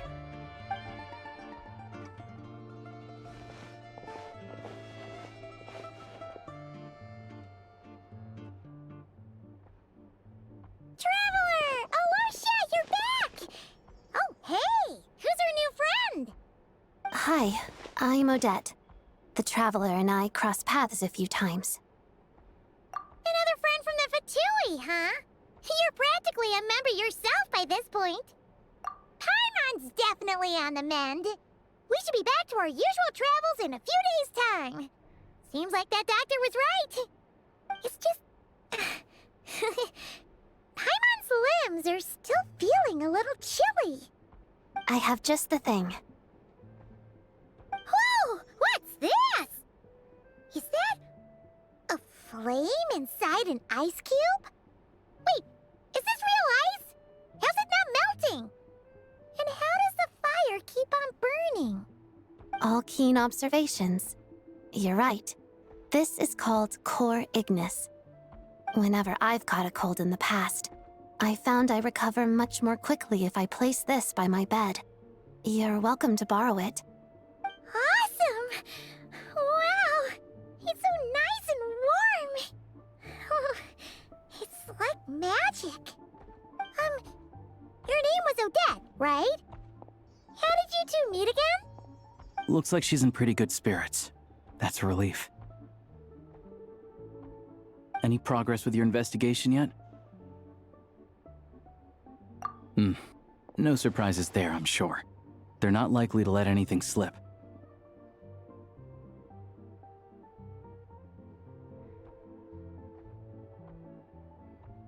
The Rokot, huh?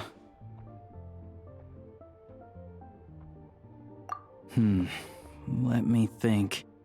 Members of the Rokot keep their true identities hidden, but I think there might be someone I can introduce you to. Leave it with me. Meet me at the Korolyevsky Troop tomorrow, and I'll tell you how it goes. Would anyone like a drink? I'm gonna head to the bar. Paimon will have... maybe some hot milk? Yeah. Paimon's in the mood for something warm. Enough with the secret chat, you two. Let's catch up properly in a minute. Paimon wants to know everything that's happened today. It'll be kinda like Tabletop Troop. No reason why listening to a story can't be an adventure.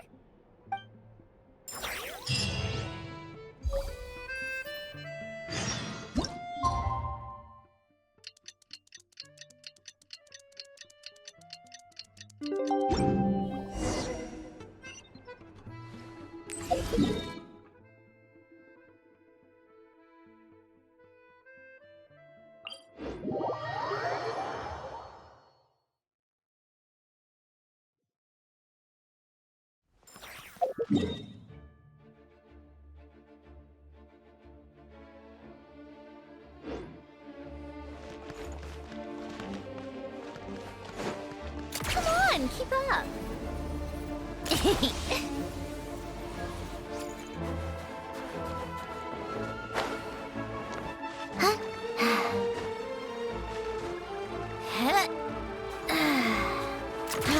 tiresome.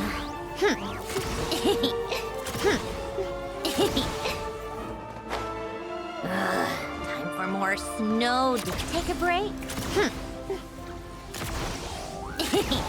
Pick up the pace. Pick up the pace.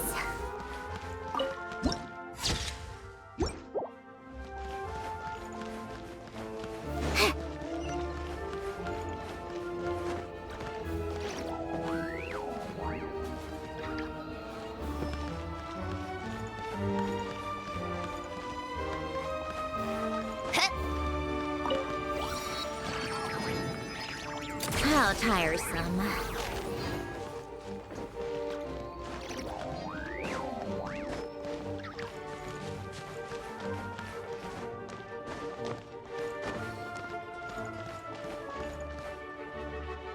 Take a break?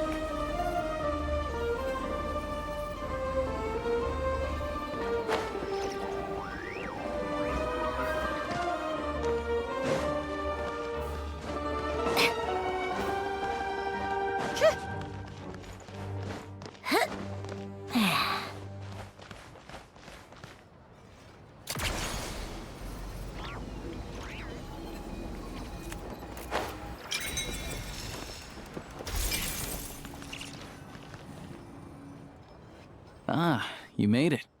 I've got some tickets, and I managed to set something up with the Rokot. It'll have to wait until after the show, though. Happy to stay and watch? I doubt you've seen the Korolyevsky troupe on stage before. Pleasure. Here, this is the way in.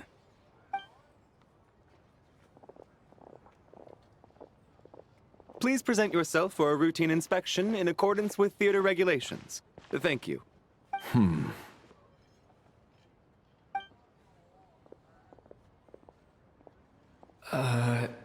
Is that guy with the Fatui? Looks like he's waiting for something. Okay, all done. Thank you for your cooperation. Please proceed through to the theater.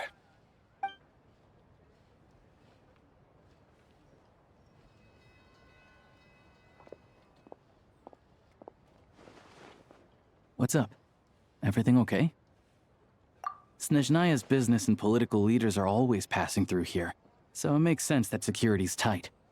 Still, it's a little unusual to see the Fatui's Armory Palace guard here. You saw him, right? The guy right at the back. Strong, silent type. His name's Valeri. He's part of the Special Assignments Battalion, but I only ever see him here for one thing. To look for a guy named Mitya. Supposedly a researcher, though he never seems to put much time in at the office. The theater is one of his favorite places to hang out when he's playing hooky from work. But that's not for us to worry about. Let's go. The show's about to start.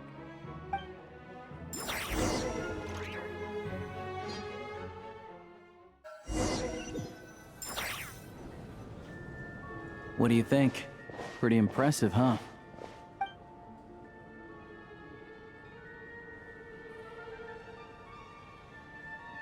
Oh, the one in Fontaine?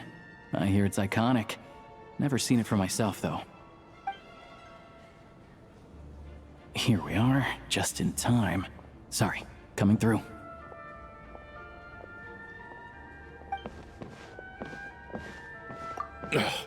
If you're gonna show up late, keep your mouth shut. What's his problem? Whatever. No point arguing with people like that. Look, there she is. That's who I'm introducing you to later. She's the lead singer of the troupe, Vodyanitsa.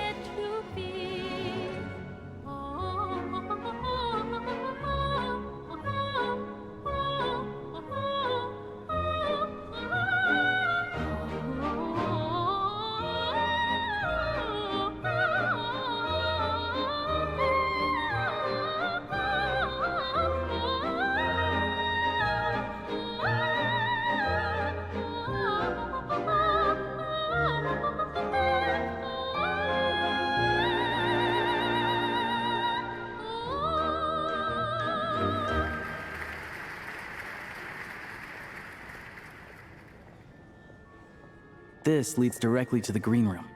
They're expecting us. Vodyanitsa will be waiting for us there.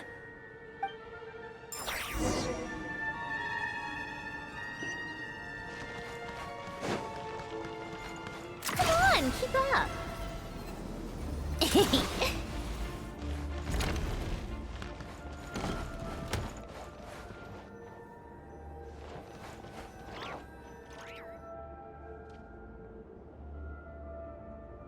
Hey there. Excuse me. Can you believe it? I am so mad right now. Come in. Oh, it's you two. Huh? You know each other? Oh, wait. Is this who you were telling me about? The one you met yesterday and couldn't stop thinking about? I never said that. Yes, you did. Why are you denying it? It was right before I went on that rant about the moody factory owner. Oh, I remember it so clearly. Might I ask what brings you two here? Oh, I just brought him here to see the show. And when it finished, he was full of praise for Vodyanitsa's performance. So I thought I'd try my luck, see if we could get the chance to chat for a bit. Maybe get an autograph? You work here. You of all people ought to know that's against the rules. It's not what the green room is there for. Oh, what's the big deal? Come on, don't be shy. I can give you an autograph. You can take a picture too if you want. Do as you please. I finished all my shows for the day. I'll leave you to chat.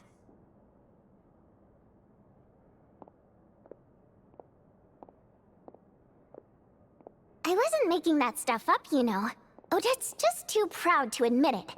She thinks very highly of you. And so do I. You did the right thing in Svietloladovka. We're good. Odette's out of earshot. I'll lock the door. Confidentiality, of course. The Rokat is very strict on that. Whoa, Alosia! Not out loud! Not with an outsider here! Relax, I've taken care of it. Look at this. The President's reply sent this morning. Wait, so he's been approved to join? You told me last night that you wanted to get intel from the Rokat. Unfortunately, Rokat intel is only available to members. But ever since you set foot in Snezhnaya, we've been working together. I've seen the way you work, your character, and your motives. Everything about you is perfectly in alignment with what we're trying to achieve in the Rokat. So I figured I might as well cut to the chase. I wrote a letter to the President explaining your situation, including just the right amount of detail. His approval came very quickly. Of course, it's still your decision whether you want to join or not. We'll respect your choice. Well, assuming Odette was telling the truth and she didn't misjudge you, I guess we don't need to worry about you blowing our cover. Still, you gave me a real fright. I didn't know that's why you came looking for me. So, that stuff you said about admiring my performance, was that just because Odette was here? Did you actually mean it? Now you're talking. That's what I like to hear. Anyway, let me give you a quick rundown of how things work.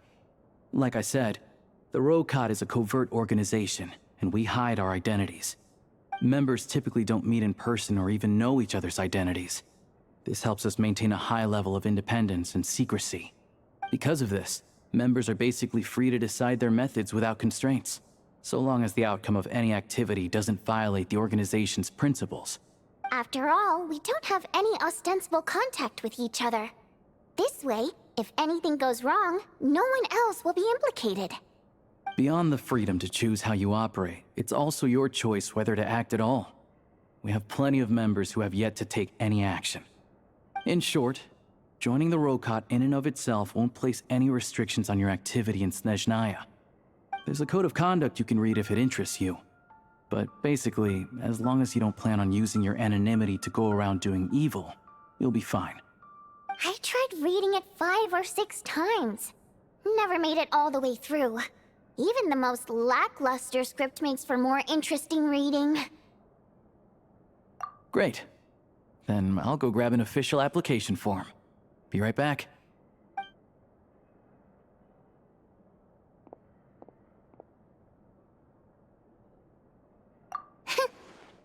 Well, Alosha has this pet dog, you see. His name's Tagarin, and this one time, Alosha brought him backstage. Tagarin took quite a liking to me, so I played with him for a little bit and fed him some treats. Then, the Rokot was out on a mission one day, and even though we were all in disguise, Tagarin recognized me right away. Just a coincidence, really.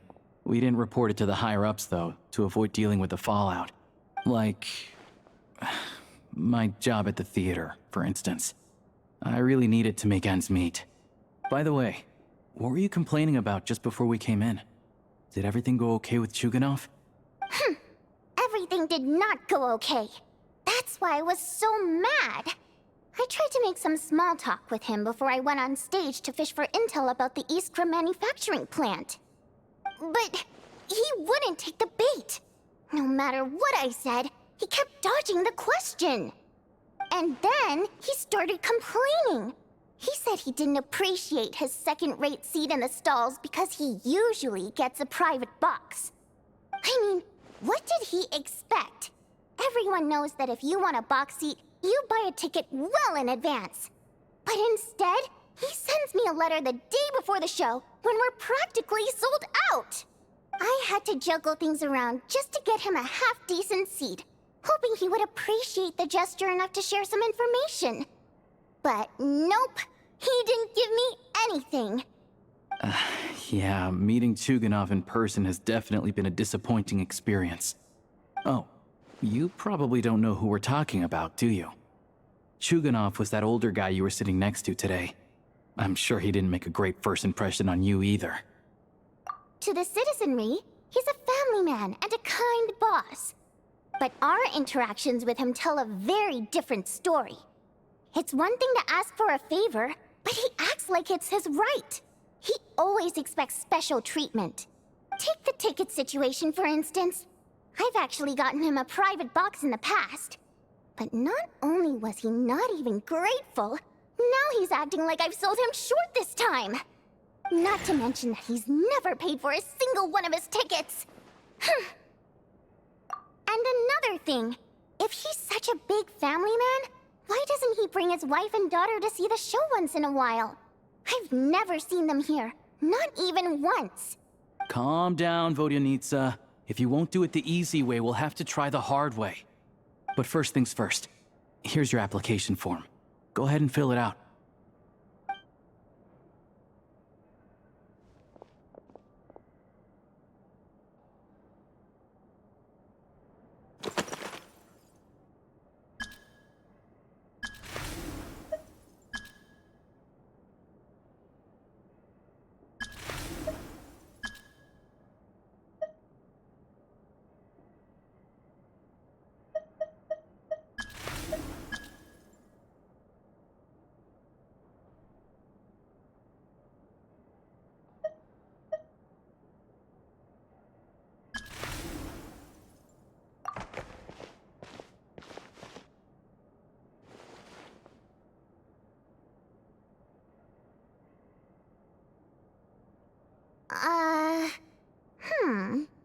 Looks like I'll need to make a few little tweaks here and there. But other than that, you're good to go. We'll hold on to this for you. All right. Now that we're officially Rokot comrades, I can tell you. Chuganov is the target of our current operation. Recently, we've done some recon work at the Iskra manufacturing plant, which pretty much confirmed that their energy consumption is way beyond the legal limit. All we need now is some direct evidence to present to the VII, so we can demand that they shut the plant down. That way, the Kresnik Crystal can be allocated to where it's needed most. I was hoping he might let slip during one of our chats, but he's too tight-lipped. We'll have to find another way. I'm meeting another regular theater-goer tonight, Mitya. But Valeri's here too, and he's probably looking for Mitya, so he may end up being a no-show. Don't you worry. He must know how to dodge Valeri, or he wouldn't be showing up on time for every performance. Mitya is a renowned energy expert. Although we can't get any direct evidence of the excessive energy consumption at the plant, we can accidentally let the information slip to him. The authorities should take someone like him seriously. So if he starts raising questions about energy use at the Iskra manufacturing plant, there will be a proper investigation. Also, we're not allowed on site, but he has clearance. So all we need is his cooperation. Yeah, so that's the other thing we're trying to figure out. Though I think we're far less likely to make any progress on that front. Still, I hear that Mitya is a bit of a chatterbox. So, who knows? Maybe if we catch him in the right mood, he'll let something slip. What do you think? Sound like something worth your time? Okay, in that case, you guys find a seat somewhere nearby. Pretend you're a couple of buddies there to eat, and keep your ears peeled for useful information. He's a huge fan, so I doubt he'll have his guard up around me. But you two need to be convincing. If he suspects anything at all, he might stop talking. Sure. Don't worry. We'll make a believable pair of buddies. Perfect! You've sold me already. Now, help me tidy this room up a bit before we head out. Okay. What needs tidying? Everything!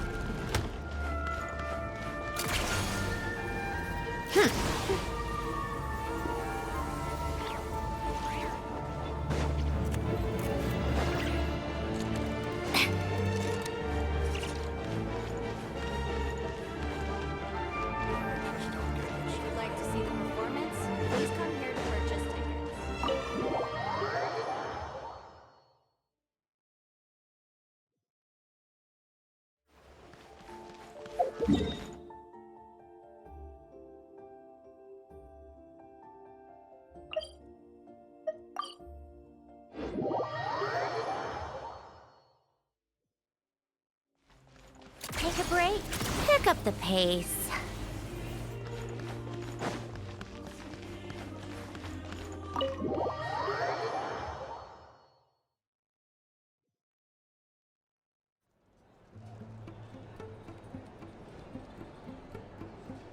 We come here often, so we shouldn't stand out.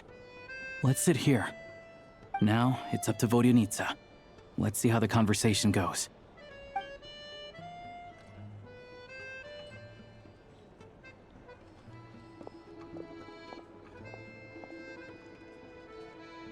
Mr. Mitya! Over here! Over here!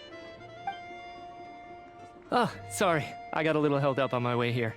Now we have even less time than we planned. Go ahead and order some snacks and drinks, whatever you like. Let me see. According to my schedule, we still have 25 minutes left. You're really pressed for time today, huh? I was imagining this would be a leisurely chat. If you'd prefer, we can always reschedule for another afternoon when you have more time. No need. Getting to meet the lead singer is a very precious opportunity for me. I'm not about to pass it up. I've already had to decline your invitation several times because our schedules rarely align. If I don't grab this chance while it's here, who knows when the next one will come around? Well, it's very kind of you to make time just for me. I'm not too sure, to be honest. But Snezhnaya's full of weird and wonderful things like that, so people tend not to bat an eye. I'm sure the same will go for the Eye of Grey and Paimon. The reason I invited you out for tea and a chat today was to get some feedback from a true fan of the theater. Well, I genuinely have nothing bad to say. No matter how many times I hear you sing, it never gets old. It always seems fresh and new somehow. Maybe it's because the more times I listen, the more details I notice. Or maybe you simply improve with every performance, delivering it better each time. Thank you! I'm delighted to hear that! Could you give me any specific examples? Oh, yeah. The piece you sang today, for example. Beneath the Frozen River? Hey, what's with you? I'm just praising a good performance. I always used to find that such a bleak and lonely song. But the more you listen, the more you realize that it's not as cold and nihilistic as it appears. When you really dig down into it, there's a certain level where you're surprised by the emergence of hope. Wow, I'm impressed. I didn't expect you to pick up on that. Actually, I only tried out that angle after talking with a composer. Still, Beneath the Frozen River wasn't on today's program. Oh, really? But it's a classic. You sing it every time. Almost every time. Oh, well then. Let me say a few words about that other all-time classic, Flying in the Wind from the Mountain Sparrow. I didn't sing that one today either. My voice wasn't quite up to it, so I switched it out at the last minute. Oh, but, Sorry, Mr. Mitya, but you were at the theater today, yes? Of course I was. Remember? I said hello to all the troupe members before the show started. You, Odette, and the others. So what did Odette sing today? Elegy of the Snow-Winged Goose, of course. Correct. I see. I see. You find my singing boring, don't you? That's why you don't remember a single song. Looks like I'll need to cut a few from the program next time. No, that's not it. I swear. All right. I'll be straight with you. I'm sorry. My mind was wandering as you took the stage today. I enjoy watching your shows because the exquisite performances stimulate the mind. It always sparks some inspiration for my research. So, whenever I get stuck at work, I come to the theater for a change of pace. Odette's dance during the Elegy of the Snow-Winged Goose today was simply incredible. It got me wondering what she's been going through recently. That look of sheer defiance in the face of utter tragedy, it was so inspiring. I started scribbling in my notebook right away. Not that I made a ton of progress in the grand scheme of things, but I still think it was productive. By the time I snapped out of it, the entire show had finished. So what you're saying is, you didn't listen to my singing at all? Unfortunately not. I'm sorry, I don't know which is more disrespectful. The fact that I don't always come for the show itself, or the fact that I missed your performance. Seems like things are getting a little awkward. Mitya just stepped into a conversational minefield. If there's one thing Vodyanitsa doesn't like, it's people who show disrespect for her performance. This meeting was so hard to set up. Don't tell me it's already falling apart.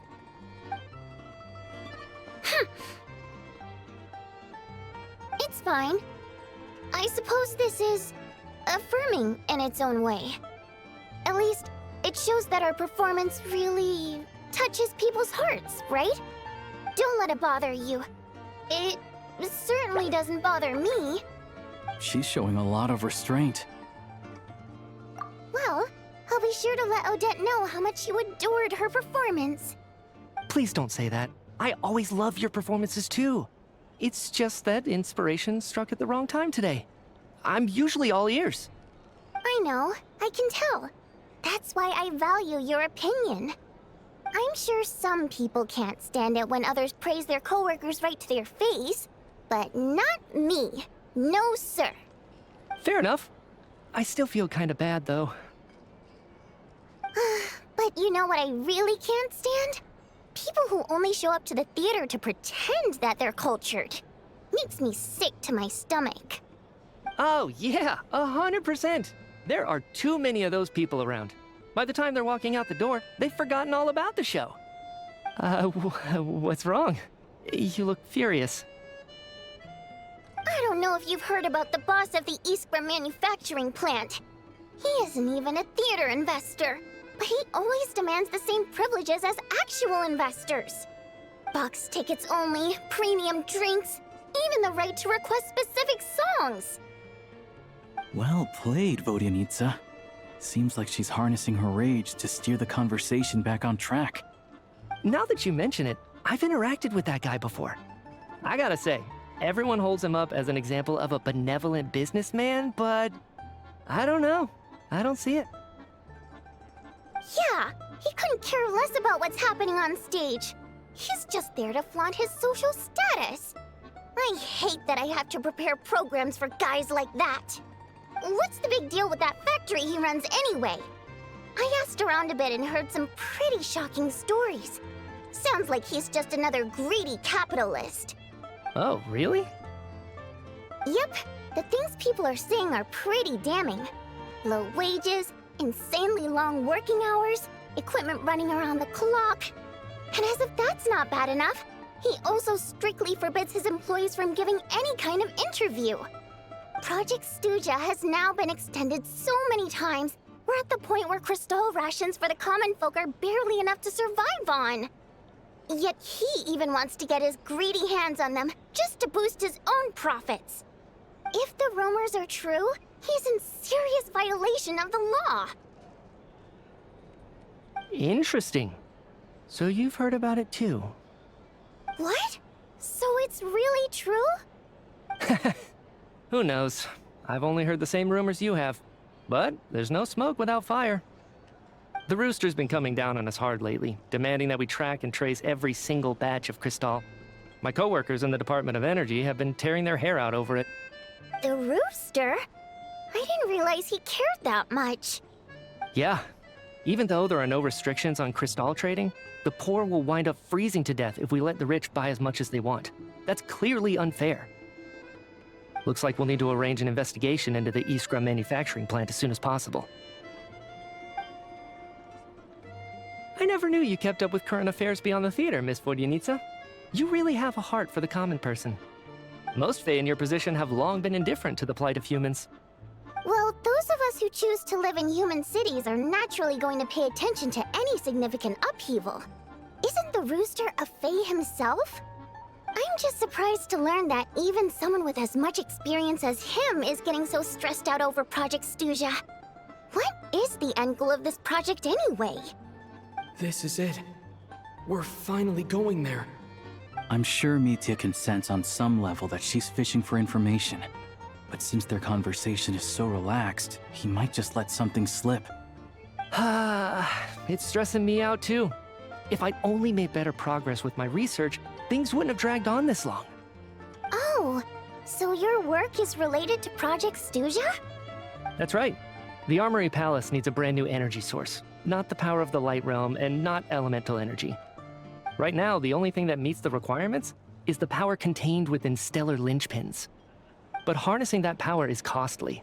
Each step of the process requires enormous amounts of Kresnik crystal, from extraction to quantification to attempts at conversion.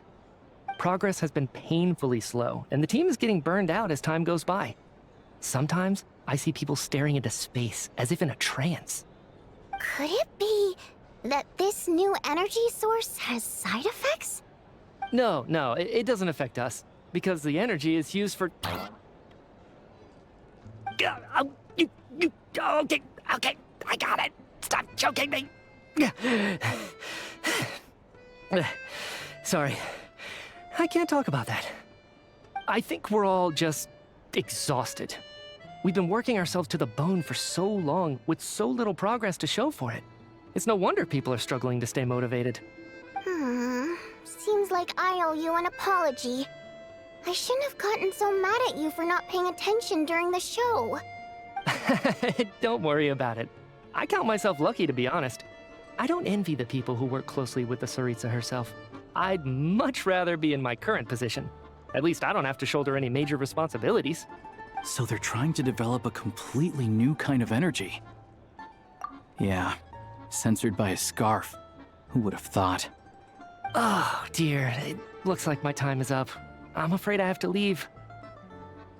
I'm so sorry. We ended up barely talking about the theater.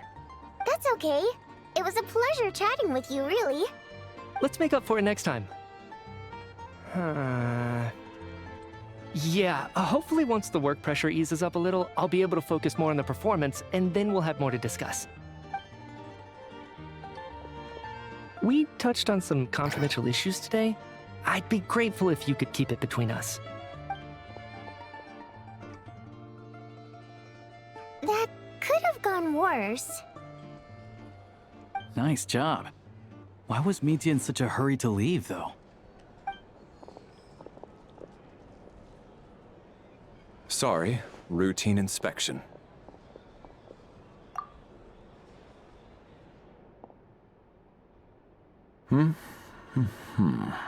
Okay, let's go. So he wasn't rushing to get back to work. He must have calculated that Valeri would find him here in exactly 25 minutes. That's frighteningly accurate. One of the main duties of the Special Assignments Battalion is to ensure that important figures stick to their schedules. All right, time for us to get going too. Excuse me, check please. We'll settle our check too, then. Hello there. Mr. Mitya paid the check before leaving. He also asked me to pass on a message. He said it was an honor to share his tea break with Miss Vodyanitsa and her two friends. Wait. So he knew we were here all along? This raises a lot of questions. Did he deliberately mention the new energy source so that we'd overhear it? Maybe his work isn't confidential after all. Maybe the key here is the purpose of this new energy. I guess that's the next thing to look into.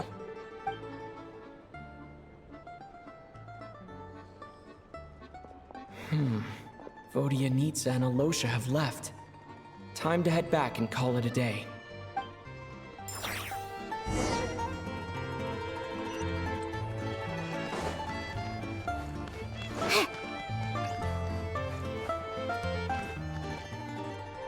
You're back! Here pretty early today. Paimon was just gonna mention that. After she woke up today, Paimon felt like her temperature was completely back to normal. But her strength still hasn't returned. Still, there's some good news.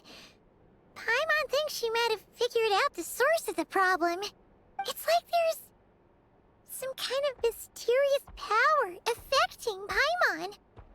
Paimon's never felt this way before during any of her travels. She only started feeling this way since we arrived in Snezhnaya. That's right. The Armory Palace needs a brand new energy source. Could that have something to do with this? What is it? You're making that face again. You know, the one you get whenever you have a light bulb moment?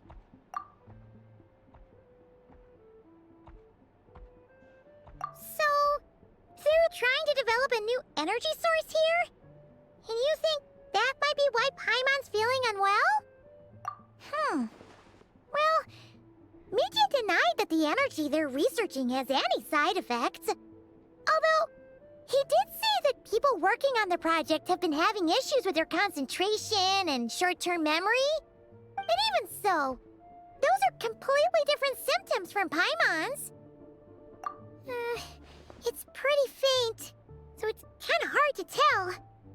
But, if anything, it seems like it's coming from roughly the same direction as the Armory Palace. Sure, Paimon's with you there. But how, though? The robot only has a limited amount of intel. Oh, great point! They argue about Project Stuja every day. If we could sit in on one of their sessions, we might pick up some new leads. Good idea! Oh yeah, while you were out, Paimon tried all the yummiest looking desserts in the Potvoria restaurant. This one seemed right up your alley.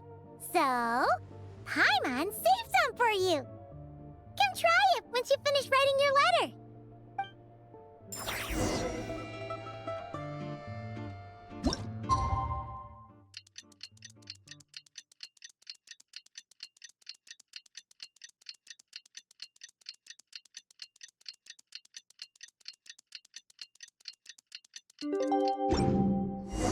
Alosha replied. He says that we won't be able to speak at the Vetcha, but he can arrange for us to attend as visitors. Time to get ready. Then head to the Snezhnagrad Vetcha.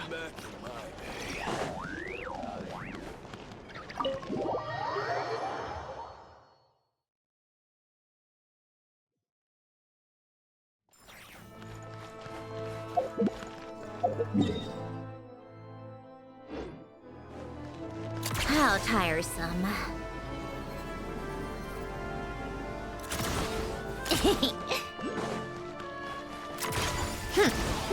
Pick up the pace. Pick up the pace. Ah, Miss Vodyanitsa, prima donna of the Korolievsky troupe. What a surprise meeting you here. Will you be sitting in on a session of the Vetcha? Sorry, I'm not taking interviews today. Oh good, you're here. The session's about to begin. Let's get inside. Please wait, Miss Vodyanitsa. Could you introduce me to your new friend?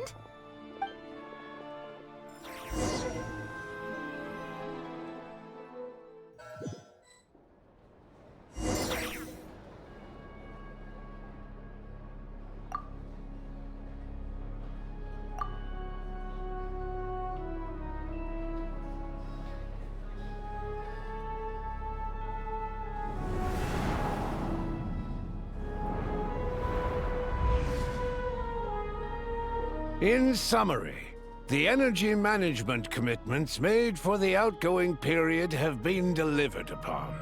Furthermore, both the production and consumption of Kresnik Crystal show clear signs of stabilizing. The relevant agencies have assessed the present circumstances and determined that the status quo can be sustained until the next period. For detailed statistics, I would refer you to the industry reports that have been distributed to all persons present. It should also be noted that while the recent blizzards have led to a significant increase in people's energy expenses, this is strictly a short-term phenomenon associated with a remotely located monster. Her Majesty the Tsaritsa is giving her full attention to this matter. We should have every confidence that it will be dealt with swiftly and conclusively. A financial report on disaster relief is also present in this report, courtesy of Pantalone. They cover the same old ground every single time. The rooster never seems to mind, but everyone else is getting tired of it. There's a general lack of trust. People aren't seeing any tangible benefits that affect them directly. Of course, none of that will be reflected in any of the reports on the table. Yeah, if it weren't for these hard copy documents, I could have at least made something up. Oh, don't mind me. I'm just out here trying to hit my interview quotas. Bring out the kvass. Ever read it? Best-selling newspaper in town. If I remember correctly, you guys don't even have a sales permit. You have to sell from stalls on the street. Okay then, best-selling street stall newspaper in town. Still counts.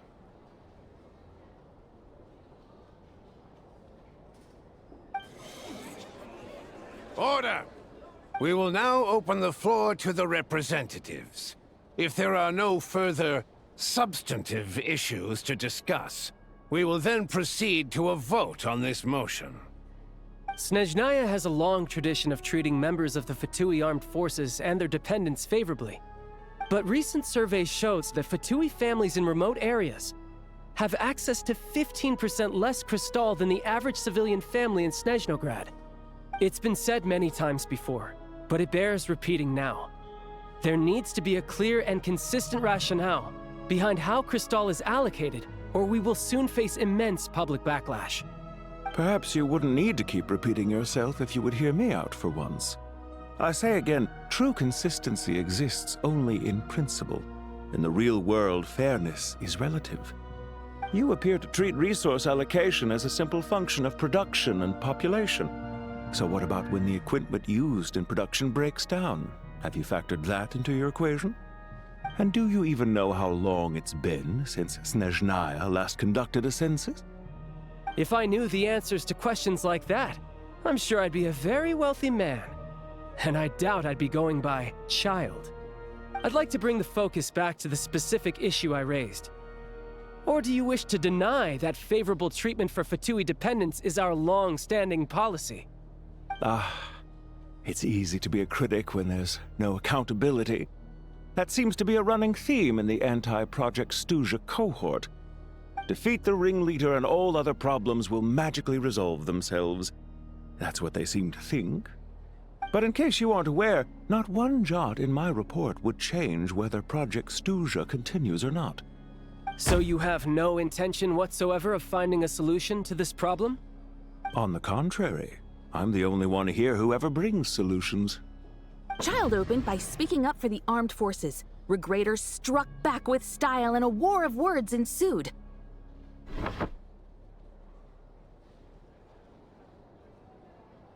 Our reporter was live on the scene to get the audience's reaction as it all unfolded. Who do you support? The people have spoken! Child received raucous applause from the crowd as he pushed Regrator onto his back foot with a relentless barrage of questions. It had to be seen to be believed. Now you see why they don't have a sales permit. However this reporter wants to spin things, I haven't forgotten that Tartaglia was representing the Northland Bank when we first met in Liyue. So surely, their relationship can't always have been this strained. You two are getting off topic. Let's focus on what the data is saying. Mr. Pantalone, may I speak on your behalf? Oh, please do. I'm more than happy to save my breath. Crystal distribution policy undergoes modifications with each new period. The ultimate goal being to find the most reasonable method of allocation, which I believe is what Mr. Tartaglia also seeks. But I fear many may have been misled on this topic by extremist activists. To clarify, Project Stuja is not the root cause of the problem. It is merely a framework for resource distribution. The most recent reports all point to Snezhnaya's resilience and adaptability during this period of fine-tuning, and give clear indications that a distribution framework is improving with each iteration. To make drastic adjustments without first considering the risks would likely do more harm than good. It would be a waste of the hard-won experience we've gained to date. Renowned scholar of finance, Arapov spoke up to clarify the fiscal logic, clearly alluding to social organizations like the Rokot in his words. With the notorious Lelex still active to this day, should the Rokot be held responsible? No, there is someone else to blame. She's just rephrasing what Mr. Pantalone said. The Rokot are the critics he accuses of taking no responsibility for their actions. As for Lilac, you won't have heard of him yet. He's currently the most famous member of the Rokot. Well, more like infamous. Ending Project Stuja has become an obsession for him. Unlike the more decent ones among us, he believes that votes in the VII are all that matter. So whether it's threats, coercion, or bribery, he'll use whatever means necessary to get people to change their vote. And since we're already on the subject, what do you think of Lelec's methods? Are you for or against?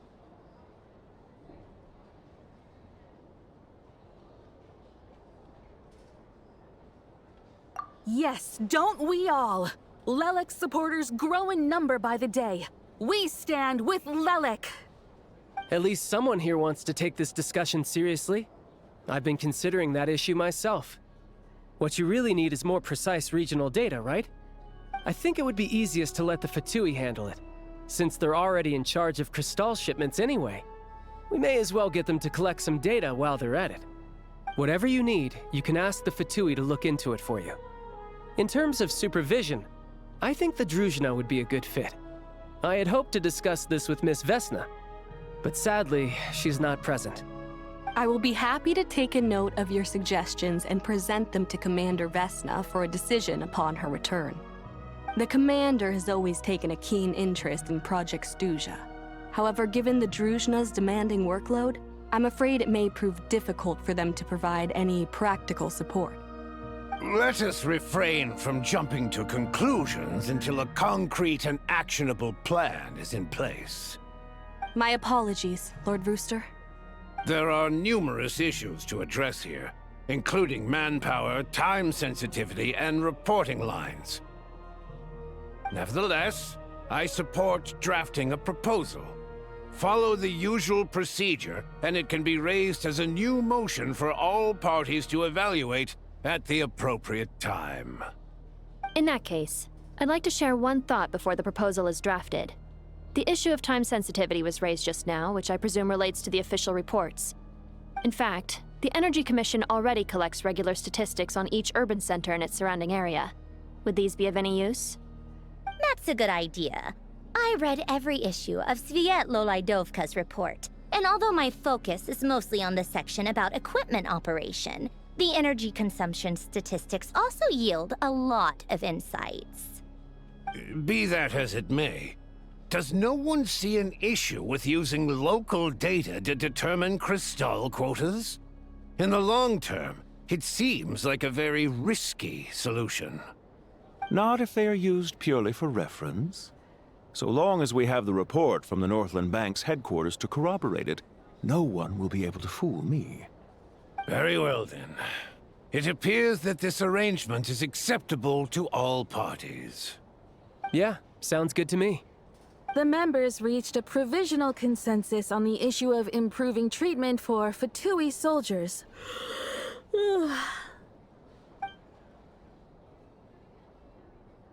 Today, the prima donna of the Korailievsky troupe attended a session of the Snezhnograd Vecha in the company of a dashing young man.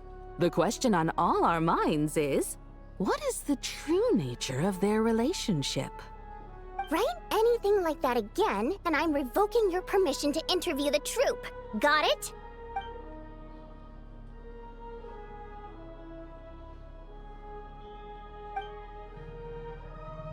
Now then, if there are no further contributions from those present, we shall proceed to the final vote.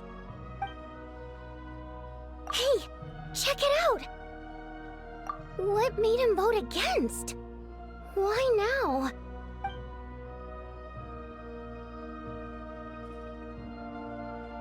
The votes have been tallied. Those in favor of continuing Project Stuzha total 61%, securing a clear majority. That was too close. The margin has shrunk yet again. Chuganov was a huge loss. I'll bet Lelek is behind this. I wonder how Pulcinella will respond this time. Chuganov. I see. Lelek strikes again. Yes, go, Lelek. Once Project Stuzha is defeated, our unwavering support at Bring Out the Kvass will finally pay off when we make our comeback. I can taste our victory already! In accordance with the result of this vote, Project Stuzha will remain in effect until the next Vecha period. Finally, may I remind us all, we debate only for the greater glory and solidarity of our nation. May the aurora shine ever on, and the tundra always stand firm. The session is concluded.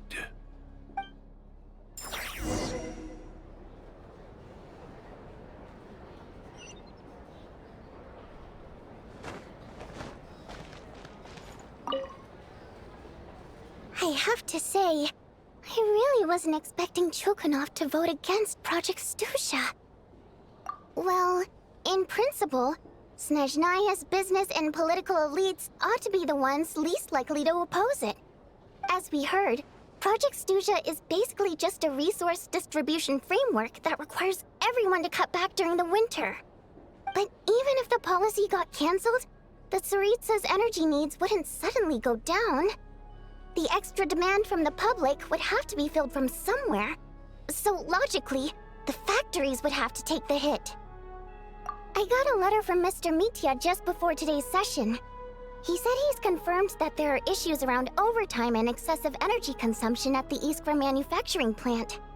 In a situation like this, once the Rooster receives the report, he'll order the factory to halt production and submit to an investigation before issuing a penalty. But that's a week-long process, and thus didn't make it onto the Vecha agenda this time. I don't think he suspects anything so far. Exactly.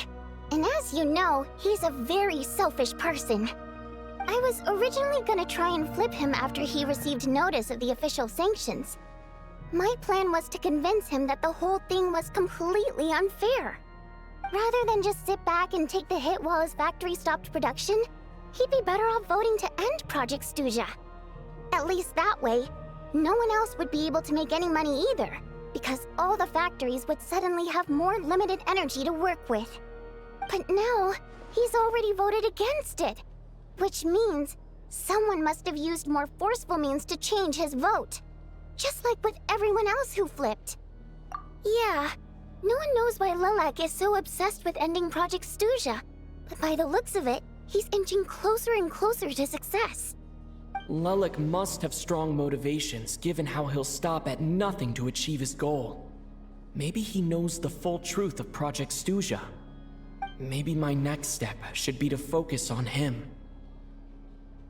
Oh, right. What are your plans for the rest of the day? Shall we head out? Hey, comrade. I noticed you were here during the debate. I didn't take you for a political enthusiast. Greetings, Harbingers. I just happened to have some free time today, and my new friend here thought it might be fun to check out the Vetcha. Ah, Odette must have introduced you. Looks like you two are getting along pretty well. I'll leave you to catch up. I should head back to the troop. Sure. Break a leg and all that.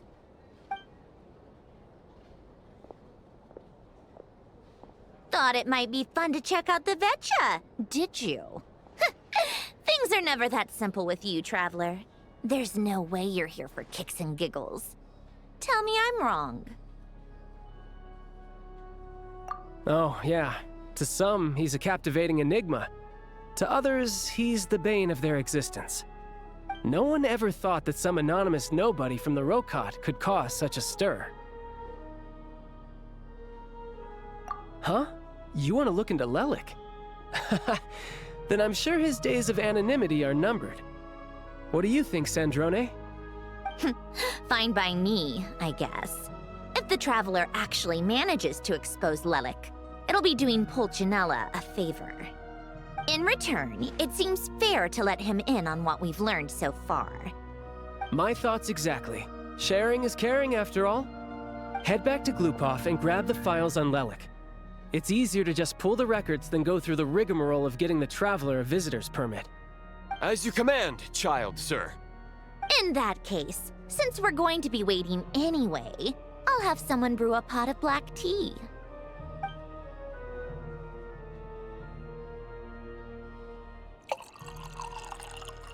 One common thread among the many incidents Lelik has been involved in is that the victims are all too scared to share any real information about him.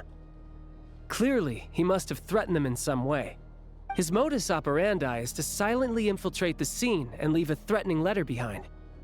But neither the letters nor the crime scenes ever yield any clues to his identity. So all these files have to offer are short statements by the people affected. They don't give us a lot to go on. If nothing else, it shows we're dealing with a trained professional who's versed in counter-surveillance. Yes, and to that point, he often strikes in highly secure locations. The victims are high-ranking and influential people who take their personal security very seriously. Somehow, Lelik slips right into their rooms without making a sound. There's never any eyewitnesses, nor the slightest trace of a break-in. If he can get in and out undetected, it means he can strike without warning. Not that that's ever happened so far, but the thought is enough to scare these people sleepless. It's hard to believe that a human being could pull this off flawlessly every time, so they switched the focus of the investigation to Faye. Unfortunately, no one's found anything yet. Careful, don't underestimate me. Although truth be told, I'd probably find it hard not to blow my cover. Direct confrontation is more my style. We haven't ruled out the possibility of Lelik being human. It's just, there can only be a handful of people in all of Teyvat who'd fit the profile.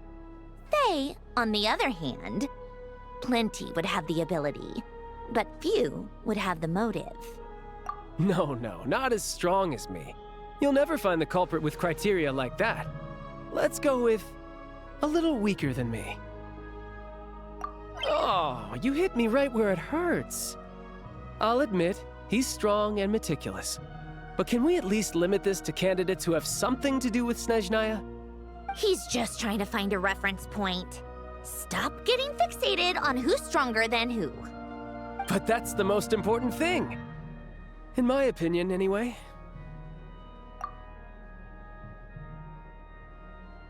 Odette. Yeah, that seems about right.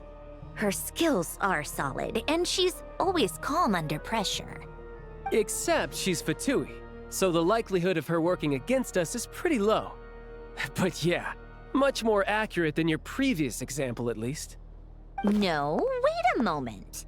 Maybe we should interrogate that assumption. What do you mean? Which assumption? Her Fatui identity doesn't necessarily exonerate her. And when you think about it, the Rokot would be precisely what she needs to conceal her identity. Plus, she wouldn't need to be such a pro at covering her tracks. She'd already know where the Fatui will be and when. So she could choose the perfect time to act. Oh, yikes. I was just thinking out loud. Why is this starting to sound like such a convincing theory? Still, what reason could Odette possibly have for trying to call off Project Stuja? Arlecchino would be the best person to ask. She knows Odette best. Unfortunately, she isn't back yet.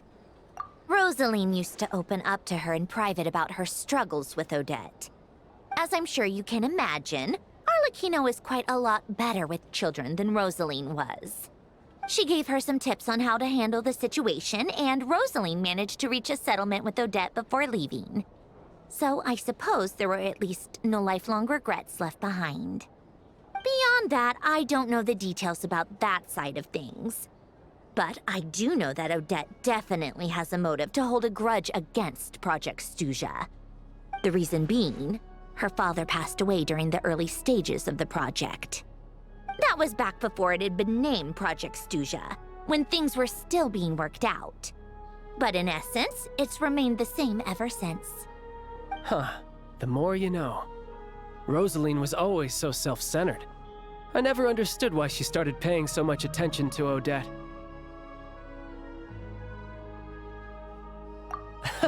Is that such a surprise?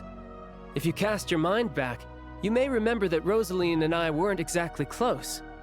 We had tea together a few times, but that was about it. Odette's past is no secret. Her father was a fatus and her mother was a very famous ballerina. On the surface, it looks like she followed right in her parents' footsteps. But the truth is quite a different story. After her father passed away on a mission, her mother was overcome with grief. She broke her leg during a performance and could never dance again. Odette was only interested in ballet at the time, but this tragedy left the family with both breadwinners gone. They could barely make ends meet. Per Capitano's policy, family members of Fatui who died in the line of duty had to be appropriately accommodated and provided with adequate assistance. So, regardless of how Rosaline may have felt about it, it fell to her to resolve the issue of Odette's family's livelihood. In the end, the solution they agreed upon was to have Odette join the Fatui. Right, because the alternative would have been a one-off compensation payment, I guess. In that sense, joining up was definitely the better option. Still, she must have had mixed feelings about it, right? If she doesn't even like the Fatui. It's just a theory, a possibility. But as a motive for Odette to become Lelik, it holds up. That said, I have no idea where Odette's head is at right now, or what her conflict with Rosaline was about. Plenty of people were on bad terms with Rosaline. I have no intention of trying to figure it all out. Yes, but there's not much point in discussing that now. Yeah, back to Lelik. Since our investigations so far have turned up next to nothing, we've got nothing to lose by trying a new angle. Funnily enough, Tonya and I had actually made plans to go to the theater tomorrow to watch Odette's rehearsal. Unfortunately, thanks to this Lelik situation, I'll be stuck working overtime again. Which means you can go in my place. No point wasting the ticket, plus you'll get to meet Tonya. Spirit Seeker. Quite the classic ballet. It was passed down through Odette's mother's family for generations, though it hasn't been performed in years. But Odette's been practicing it diligently, and it's finally ready for a return to the stage. Excitement is through the roof. Tickets for the official performance sold out long ago. Tonya's excited for it too. She's desperate to see it no matter what. Personally, it's not really my kind of thing, but since she's my little sister, I had to figure something out.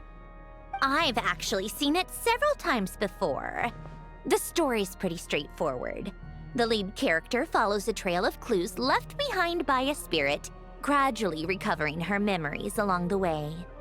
It's a tale of love and regret.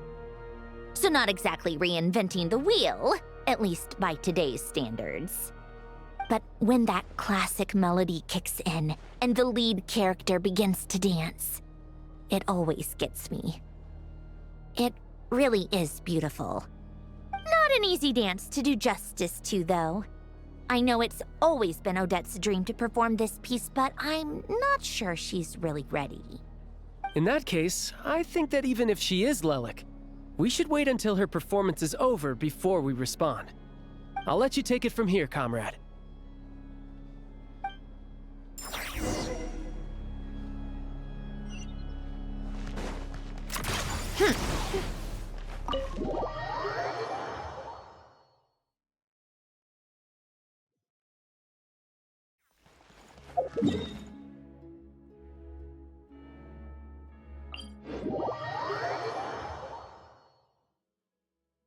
Come on, keep up.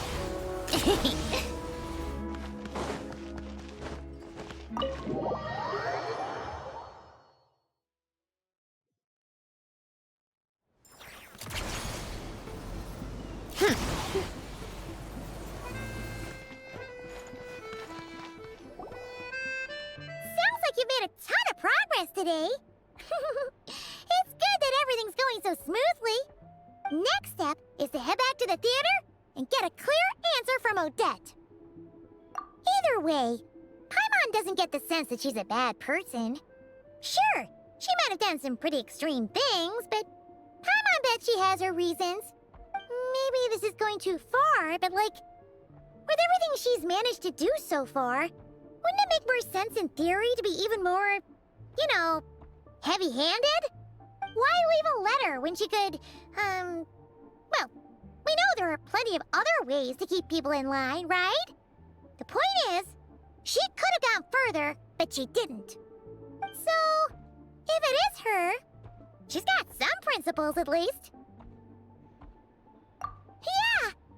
Well, all you can do is follow the facts wherever they lead. No change, really. But that thing Paimon told you about yesterday? Paimon feels like she can sense it more clearly now. Hearing you talk about your day makes Paimon itch for an adventure.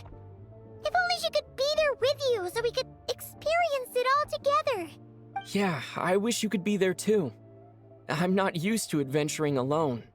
But don't worry, we'll get to the bottom of this. Guess it's just one of those things. Never mind. Paimon will behave herself and keep resting.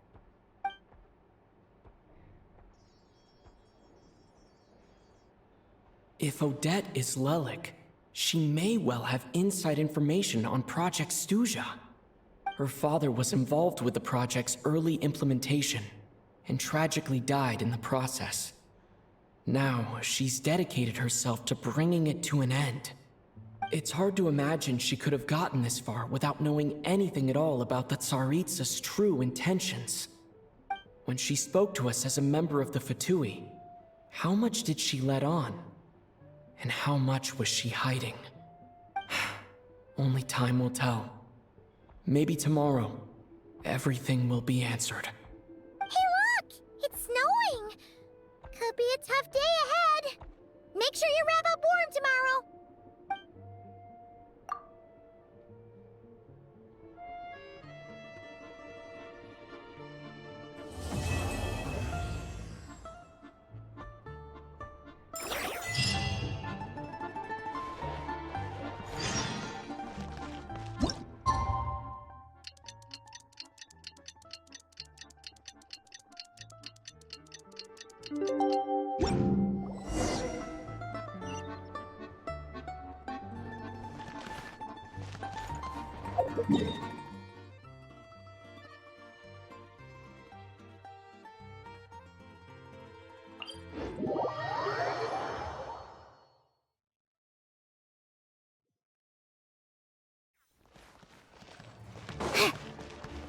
How tiresome. Pick up the pace. Take a break.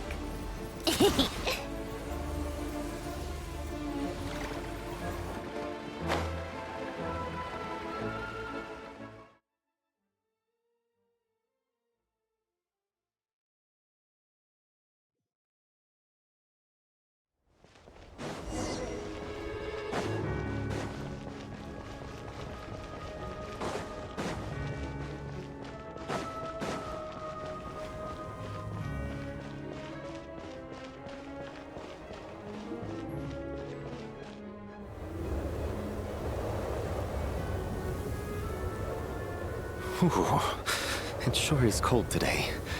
I wonder how much heavier the snow's gonna get. Here to see Odette?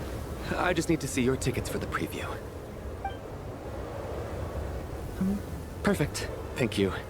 I'll hold on to your tickets. Come on in. It's freezing outside.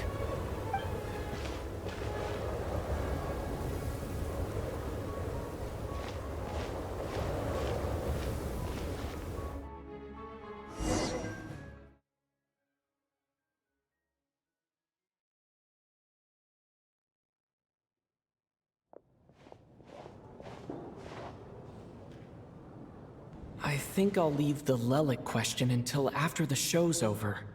Then I'll go find Odette.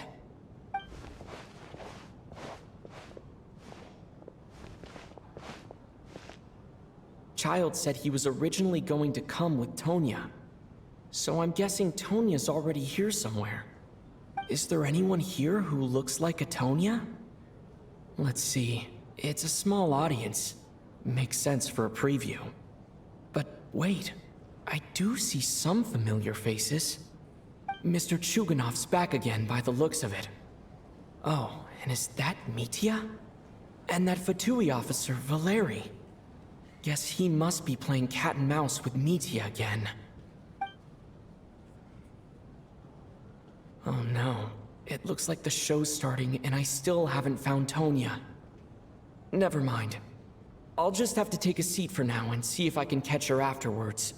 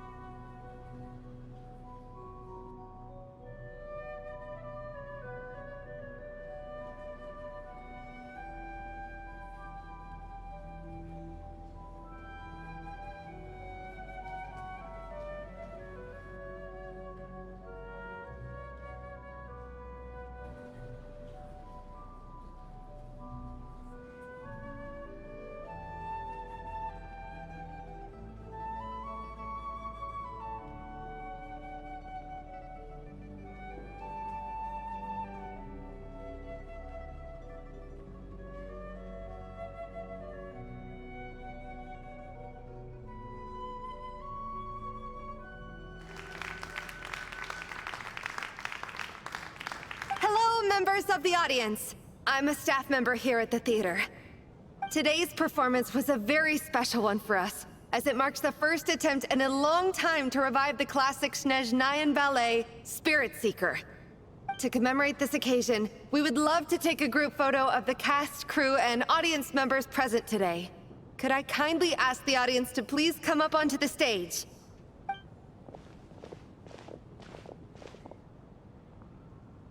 All right, everyone, huddle in a little more.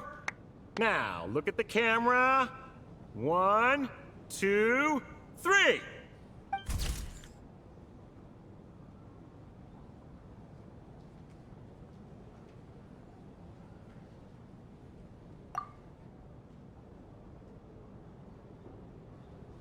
Are you quite satisfied, Mr. Energy Scientist? I rather hope you don't have any other escape plans to add to my workload today. What are you talking about, Sarge? This was simply my way of inviting you to watch Miss Odette's new show with me. And wasn't the performance spectacular? In the future, I heartily encourage you to take a leaf out of my book. Find some soul-nourishing pastimes to enrich your time outside of work. It was indeed a fine performance, but I must correct you on one point. This is not time outside of work. These are working hours. Working hours and non-working hours are just a social construct. Human technology can never advance if we're too rigid in our thinking, Sarge. May we leave now? Already? I mean, I was kinda hoping to soak up the atmosphere for a little longer, but... No? Okay, guess I'm pushing my luck. Didn't seem like too much to ask, but fair enough. Off we go then, Sarge. Back to the land of working hours. Lead the way. That has to be her. She's the only person in the audience around Tonia's age. Excuse me, are you Tonia? Huh? Your brother's busy today, so I took his ticket. Don't worry about him, he's fine. Oh, okay. Sorry for the trouble. What's wrong? Are you sick? No, I'm fine. It's nothing. Maybe she caught a cold on the way here because of the weather.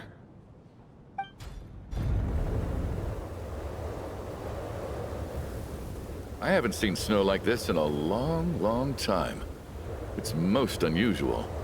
I know. It's completely white out there. You can barely see a thing. I've never seen such heavy snow in my life. Let's wait it out for now.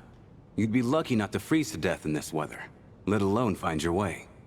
Well, look at that.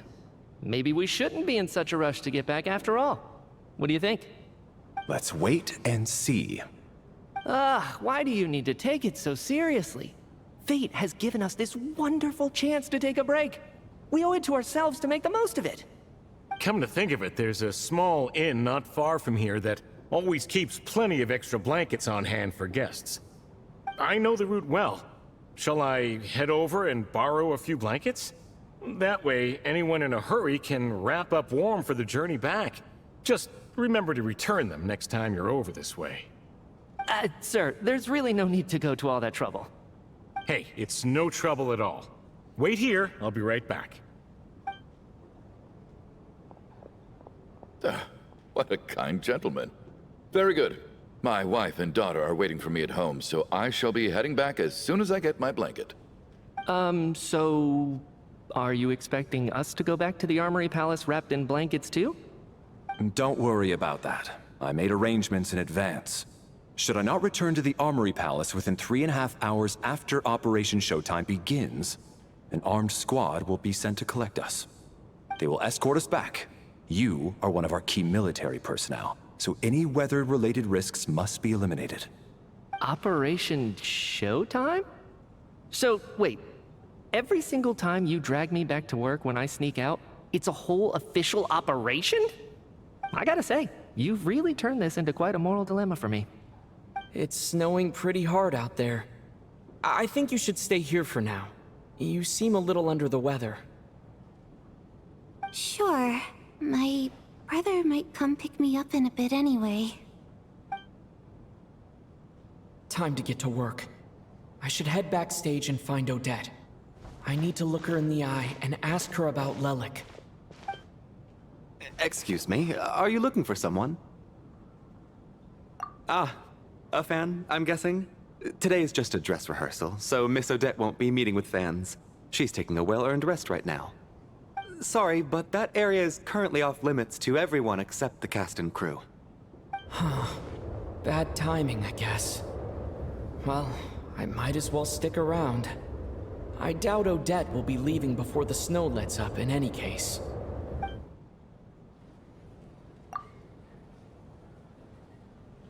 What happened to the gentleman who went to fetch the blankets? How has he still not returned? I was thinking the same thing. It's still snowing very hard. Do you think something might have happened to him? Whatever the reason for his delay, I must say I hate nothing more than people who make empty promises and fail to deliver. Well, I have to treat my employees like that on occasion, but that's different.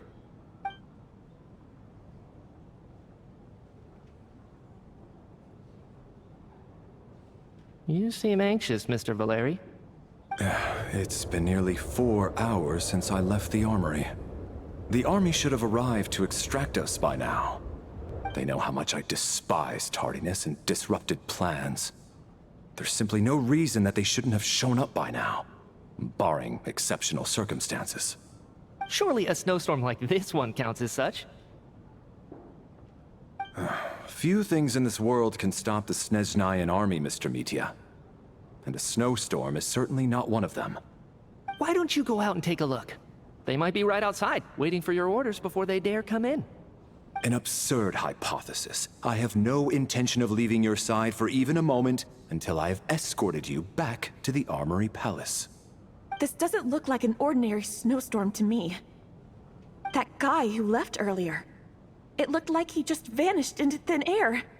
Either that, or my eyes were playing tricks on me. A man-eating snowstorm? Come on. Night hasn't even fallen yet. Spare us the ghost stories.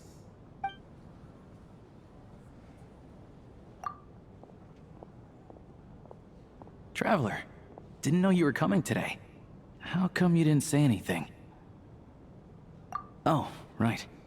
I assumed you were looking for me and Vodyanitsa. Odette's still backstage. Whoa, that's quite a snowstorm out there. I've been working backstage this whole time, so I didn't even notice. No wonder the audience hasn't left yet. Is weather like this rare, even in Snezhnaya? Yeah, snow like this. I'm sure I've seen it out in the wild before, but never in the city. Actually, I take that back. I don't think I've seen snow this bad even in the wild. This is something else. It's not normal. If even Alosha thinks snow like this isn't normal, could it have anything to do with that monster people have been talking about? We can't stay cooped up here forever. Someone needs to go out and take a look. No need. I have plenty of experience with snowstorms. Besides, I work here while you're an audience member. I should be the one to do it.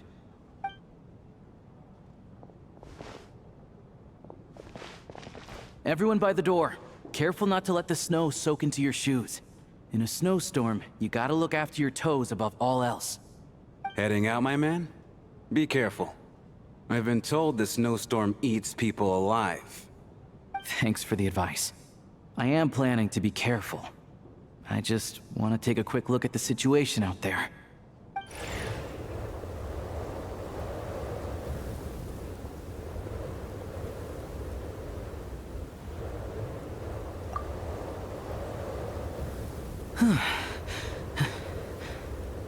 He's back! He's back! How was it? What's going on out there? Did you see any soldiers patrolling the area? Something about this storm isn't right. There's no one out there. I didn't see a single soul.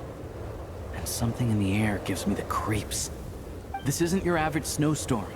I suspect it might be related to recent events in our nation.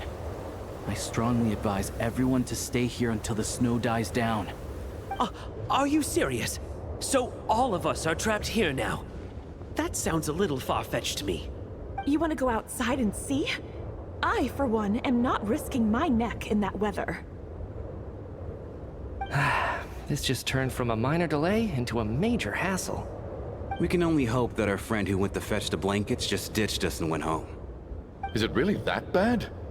But my daughter, I won't be able to read her a bedtime story tonight. Huh? What are you all still doing here? Whoa! It's snowing hard! So now we're stuck here? Oh, this is terrible! Luckily, it was just a dress rehearsal today, so there aren't too many people here. On the bright side, the theater's always well stocked with supplies. If the snow still doesn't let up as we get into the evening, you can spend the night here, everyone. At least, I assume that's all right? Odette? Fine by me. This seems like a sensible backup plan under the circumstances. My thanks to the theater for being so accommodating. What are you staring outside and praying for, my man? You anxious to get home too?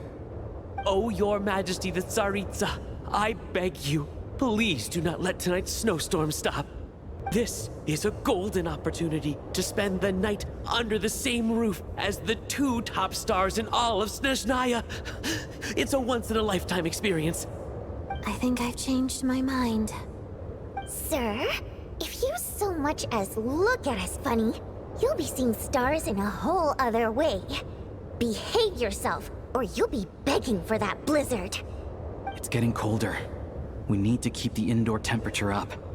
Close the door and lock it tight. Let's head somewhere warmer.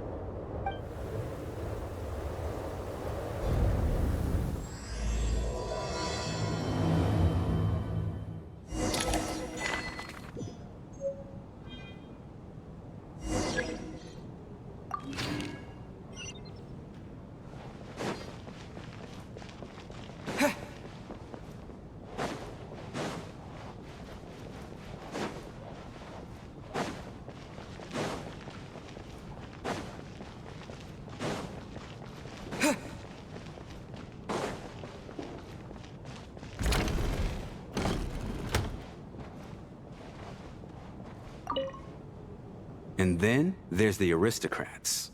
Easiest of all to deal with. You don't need to use any force whatsoever.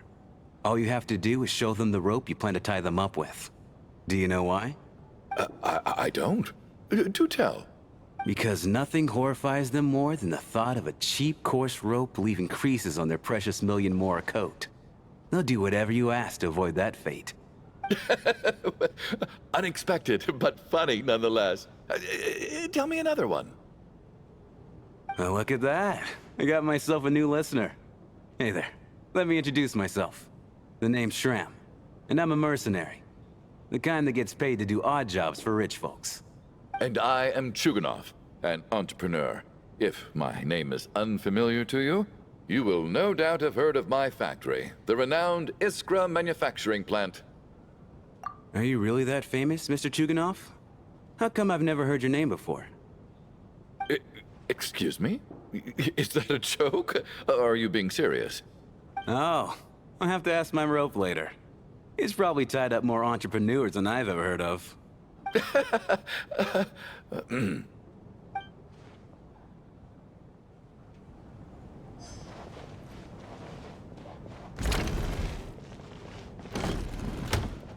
How are you feeling, Tonya? I'm fine. Sorry to worry you.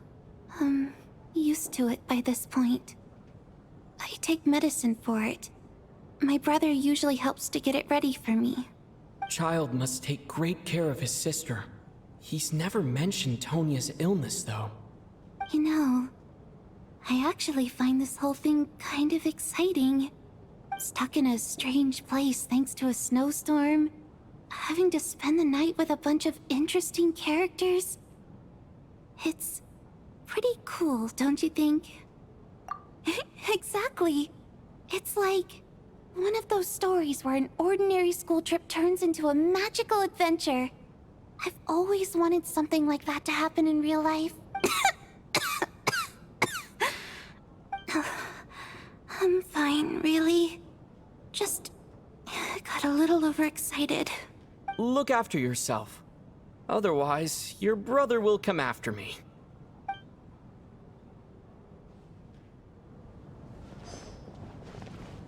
My husband has major trust issues. To him, I doubt even this snowstorm is a good enough excuse for me to stay out all night. That's the price of marrying into wealth. You'll get used to it. I'm not about to stop you if you want to leave. But don't drag me along. Hello? Can I help you?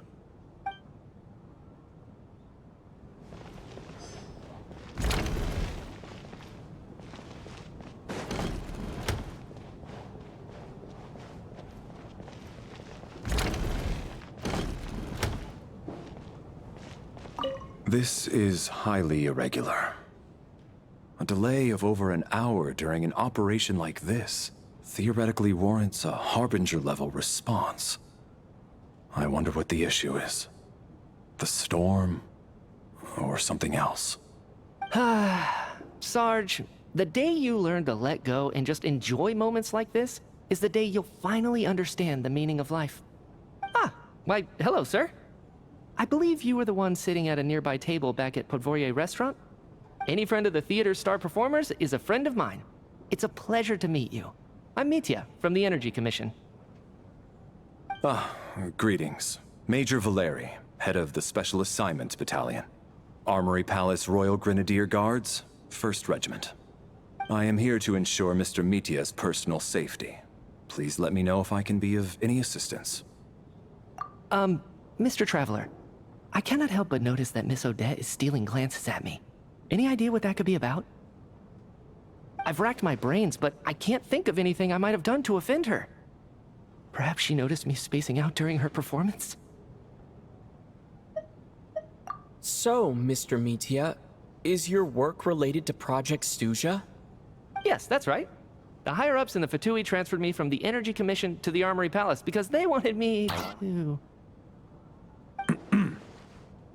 Really? I can't even talk about that? Pretty sure it counts as part of my private life. All right, I won't say anything. Sorry, Traveler. As you can see, I'm afraid this pleasant chat will have to end here.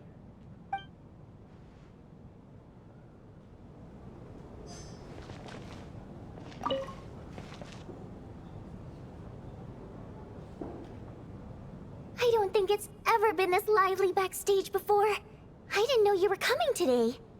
Hey, have you seen Chuganov? I heard he was coming today. Have you spoken to him at all? I'm with you. This could be just the chance we need. Yeah, I gotta figure out a way to coax some more intel out of him. I want to know why he suddenly changed his stance on Project Stuja. What exactly happened before the most recent VII vote? For the Rokad, or just out of personal interest? Shh! There are other people around. Don't say the R word.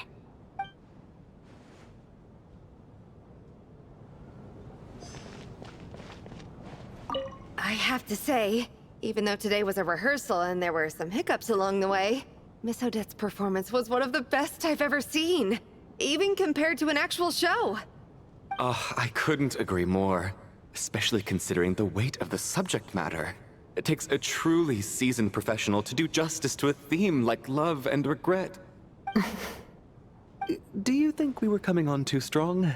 Odette's ignoring us again. What about you? What did you think of today's performance?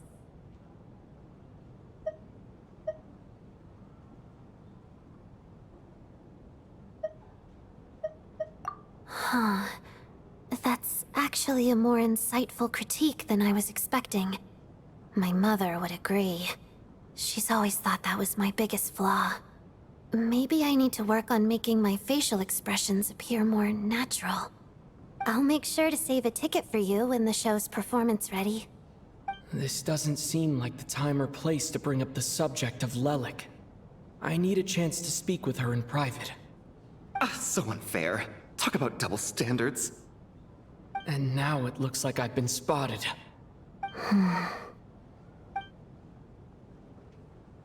You know Mitya too? No, I don't. I just have a feeling that he might be dangerous.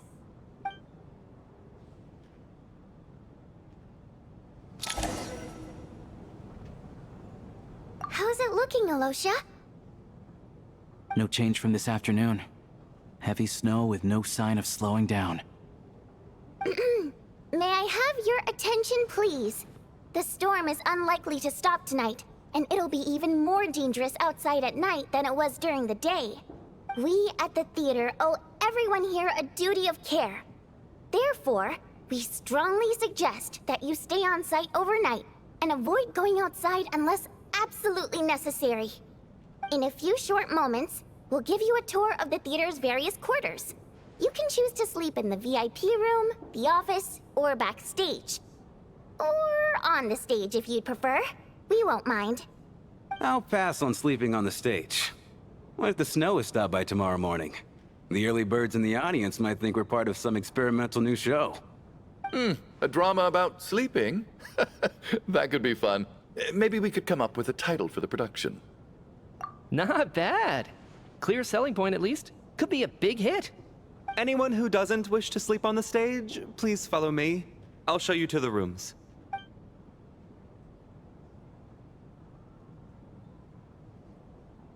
I guess I'll call it a night. Though I feel like I won't sleep very well without Paimon here. I'm sure she'll be worried that I haven't made it back yet. But as long as she looks out the window, she'll probably realize what's holding me up. I wonder if she's feeling any better yet. At least she hasn't been getting any worse. Still, I should try and get back first thing tomorrow morning.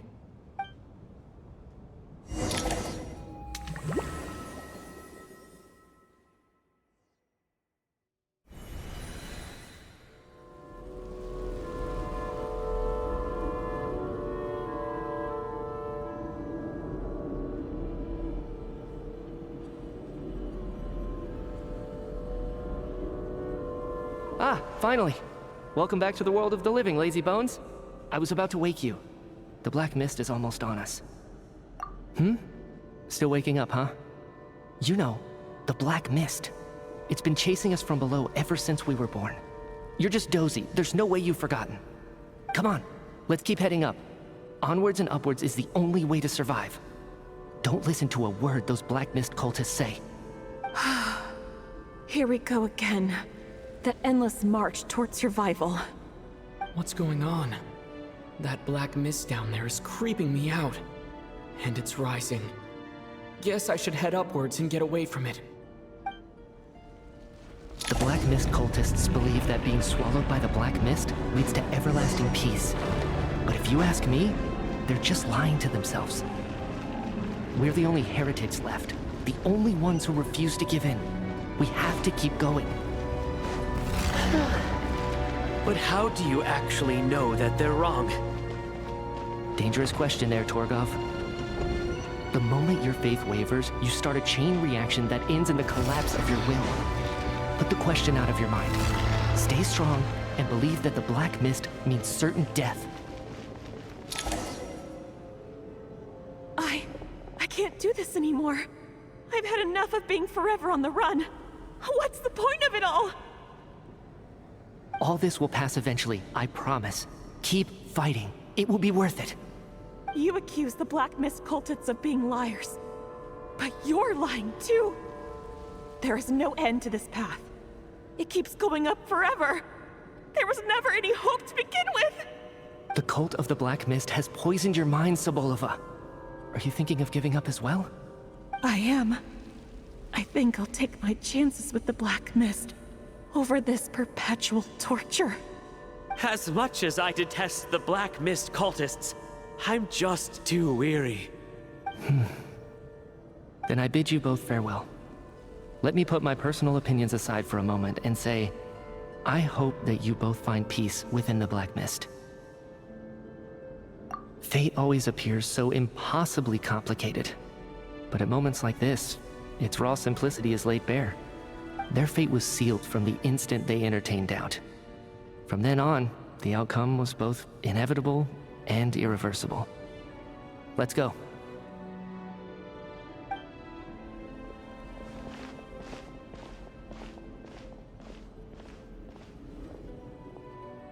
Torgov and Sobolova are gone. I never thought the day would come when even they would be swallowed by the Black Mist. It's just you and me now. Yes, it looks like it's satisfied. For now. This happens from time to time, but it won't be long before the Black Mist starts chasing survivors once again. No one knows how to stop its advance for good. Well, we should make the most of the precious moments of rest that those two bought for us. Huh? Are you really that sleepy, traveler?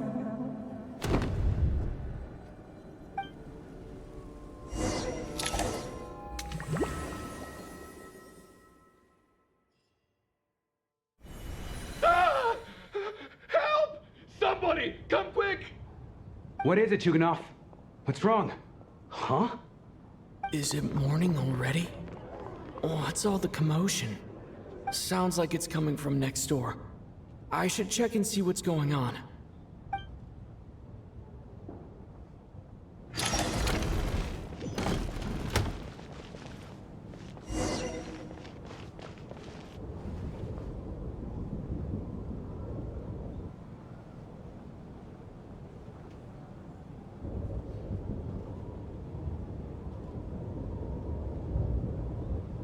Don't look, Miss Tonya. Stay here. Okay. What happened to them?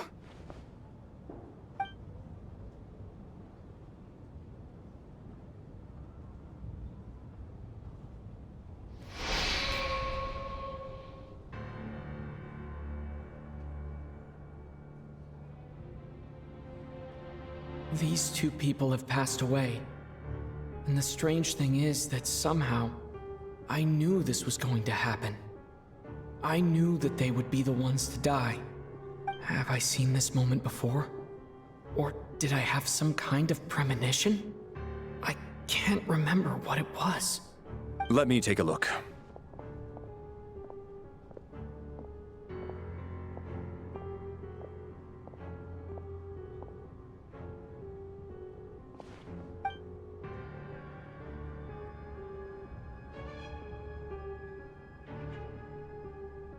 No vital signs in either of them. They're dead. The cause of death, however, remains unclear. No wounds on the bodies, no signs of a struggle, and no skin discoloration caused by the buildup of toxins. But just last night, they were chatting and joking away. This is so sudden. Could they have had pre-existing medical conditions? Even then, the odds of them both dying of sudden complications on the same night are extremely low. It's hard to believe that they died of natural causes, nor does this appear to be a suicide. Who was the first to discover the bodies? It was me. But these deaths have nothing to do with me, officer. I got up early because I wanted to see if the snow had stopped. Then I noticed that the door to this room was open, and it looked like there was a man and woman inside. I just went over to see what was going on. I had no idea they were... I can corroborate this. I was doing my morning exercises near the stage. When I saw Mr. Chukhanov heading this way, I followed him. I can also confirm that I didn't see a single person approach that room before him. The snowstorm was raging all night, and it's still going now. There's no way someone could have come in from outside, correct? You mean an intruder? No, not possible. I slept by the door last night as a precaution. There's no way I wouldn't have noticed if anyone had tried to open it. Everyone, split into pairs and search the theater for anyone in hiding, or any signs of suspicious activity. I'll follow up with a full search of my own shortly. Go, there is no time to waste.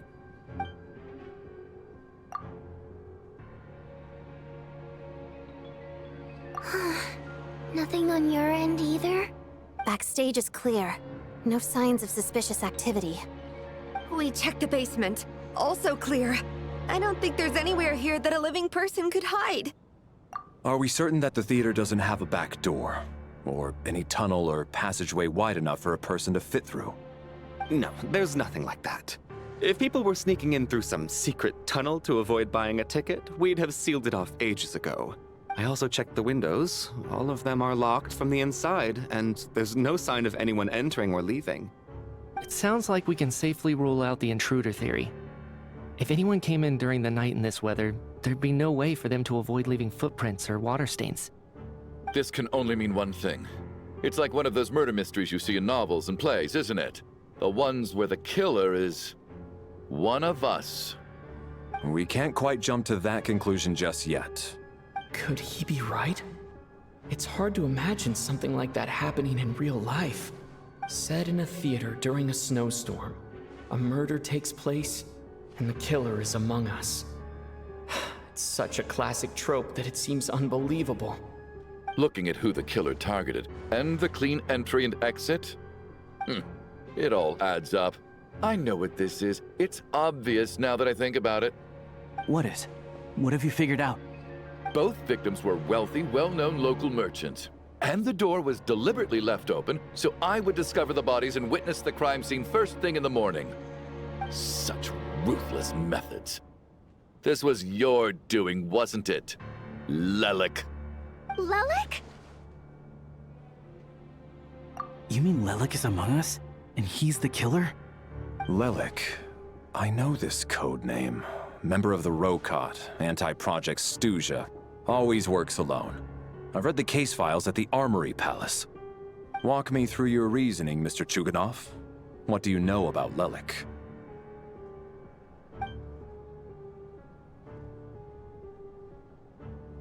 What now, huh? What now, Lelik? What more do you want from me?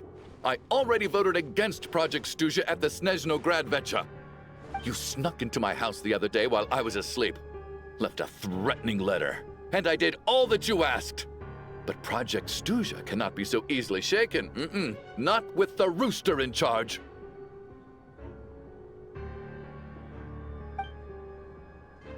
So he really was threatened by Lelik. That makes sense. And now you're resorting to murder to threaten me. Isn't that right? I knew it. The Rokot despises the rich. The lives of the wealthy are but refuse in your eyes. Show yourself! Which one of you is Lelik, Tell me! I'll do whatever you want! Just stop playing these mind games!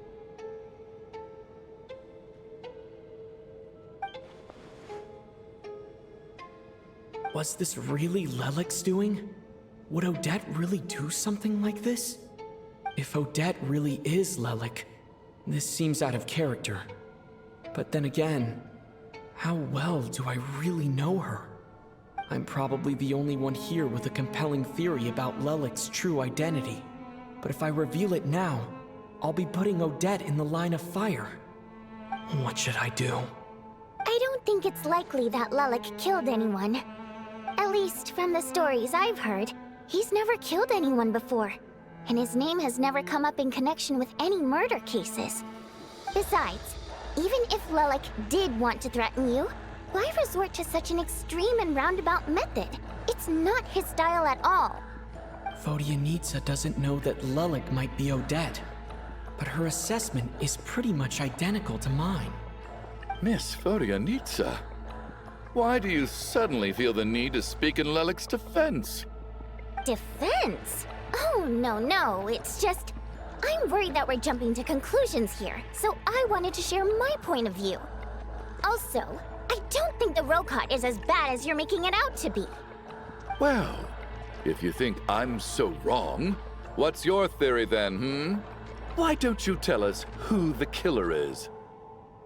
The case is still evolving, Mr. Chuganov. Please do not prevent others from expressing their opinions so early on in the discussion. Even so, there's no denying that the recent threat received by Mr. Chuganov may well be an important clue. So there's still a good chance that Lelik is right here among us. I can't do this anymore. I don't care if it's still snowing outside. I have to get out of here. Whoa, take a beat. We all know it's far too dangerous out there. Even the soldiers couldn't get to us. Go out that door, and you might not live to tell the tale. And whoever this Lelik is, they're surely not going to murder anyone in broad daylight. Be sensible, my man. You're safer inside. As much as I regret having to say this, I'd like everyone to cooperate and refrain from exiting the premises until further notice. Because as things stand, every one of us is now a suspect. Unless anyone has further information to share, let's adjourn for now. Feel free to keep searching for clues, but make sure you don't go off alone.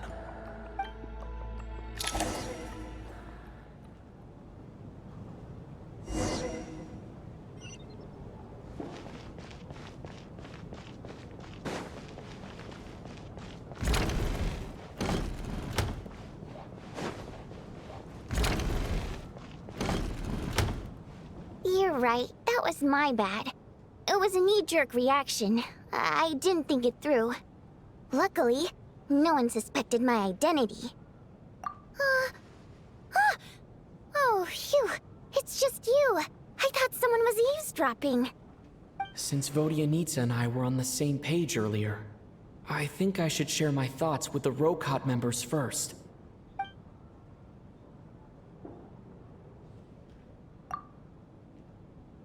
Whoa. Are you serious? I don't know if this counts as gossip, but it's definitely on track to be the juiciest this whole year.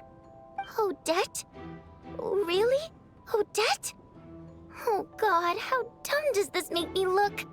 Lelek has been right under my nose this whole time, and I didn't notice a thing. Actually, it's exactly what you'd expect. Sometimes, hiding in plain sight is the best strategy. And now that you mention it, the more I think about it, the more sense it seems to make. It all adds up. What are we up to now? 1, 2, 3, 4... Odette's identities. She's my coworker, specifically a ballerina, and also a Fatui, a member of the Rokot. Now, Lelek. It must be so exhausting. I just want to give her a hug.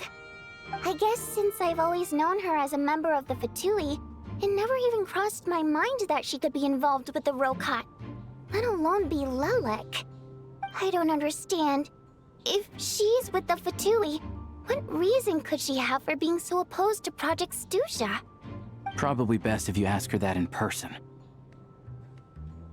Well, since you waited until now to bring this up instead of announcing it to everyone earlier, does that mean we're all on the same page here? Yeah. Lelek may not follow orders from the Rokot leadership, but as far as I'm concerned, she's never crossed the line. If anything, her actions benefit the poor. We need to confront her face to face. Do you think she'd really admit to being Lelek? I don't know. We'll have to see how it goes. For now, we'll work on the assumption that she didn't kill anyone, and see how much she's willing to tell us.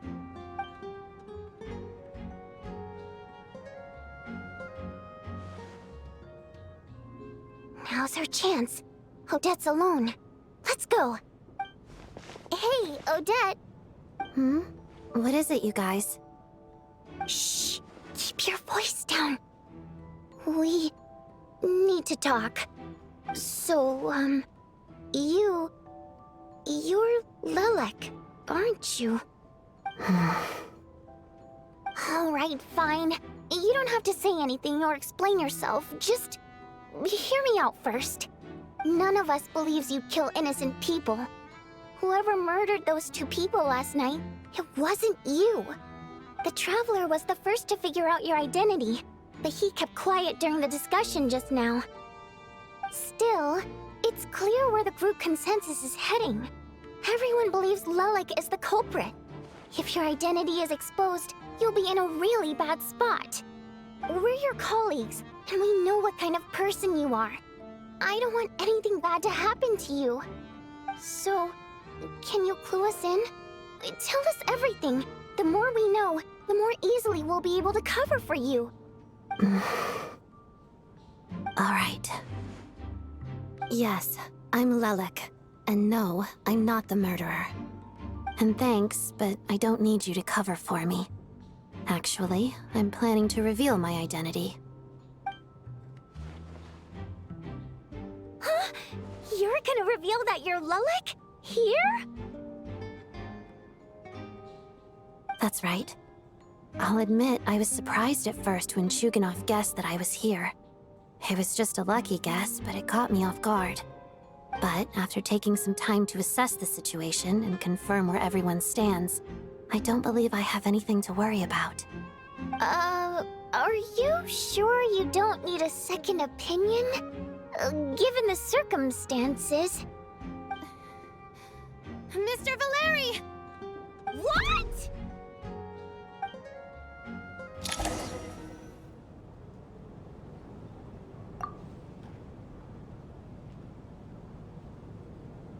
So... Odette is Lelek? I don't know what game you're playing, but you've got a lot of nerve. It's just one identity. So what if it's exposed? I can disappear and adopt a new identity anytime I please. I made my peace with this when I chose to become Lelik. But more importantly, I promise I am not the murderer, which means that someone else is. So, if anyone still insists that I did this, you'd best produce the evidence now. Otherwise, I suggest that you bite your tongue. Because if you really believe I killed 2 people without making a sound or leaving a trace, pointing fingers at me would surely only make you my next target. Is this really the truth, Miss Odette? That's confidence, all right. I believe you. A real no-nonsense attitude. I can see why Marionette said that she's on track to inherit the title of the Fair Lady. Are you seriously buying this? Hey, officer! She just admitted to being Lelik. Aren't you going to do something about this? I do have one question, Miss Odette. Why have you chosen this moment to come forward and reveal your identity? If I didn't say anything, everyone would be focusing all their efforts on finding Lelik. And that is exactly what the real culprit wants. I don't want to be the scapegoat who lets the murderer get away with this crime. Despite all the accusations, she made the smart choice. A remarkable display of rational thinking under pressure. Clearly, Odette's talent extends far beyond the art of dance. She thought so far ahead. Ugh, why do I always feel like I'm one step behind her in everything? You've convinced me. Dealing with the murder case remains the top priority right now. Let's put the name Lelik and all related incidents aside until further notice. Nevertheless, the group still considers you the prime suspect. I assume you have no quarrel with that, Miss Odette? I understand. You're welcome to keep an eye on me around the clock. I have no objections. Mr. Chuganov? For my wife and daughter's sake, I'll let you off the hook for now. But don't think you're forgiven for breaking into my house and threatening me. Just wait till we get out of here, Lelik. We'll settle the score then.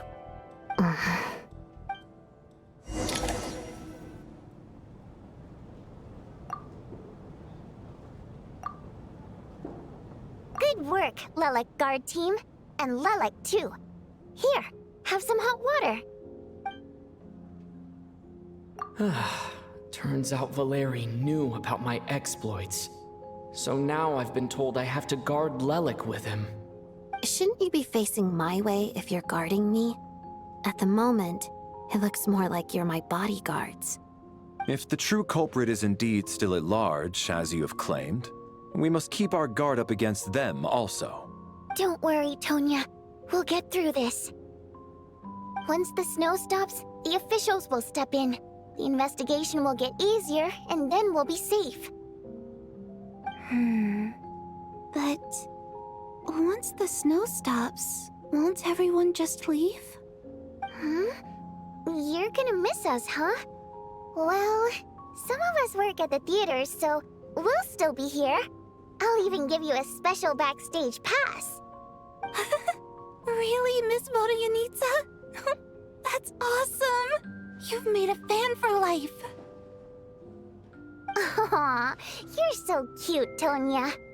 All right, let's swear to it. I promise to give you the pass, and you promise to never change your mind about being my fan. Promise.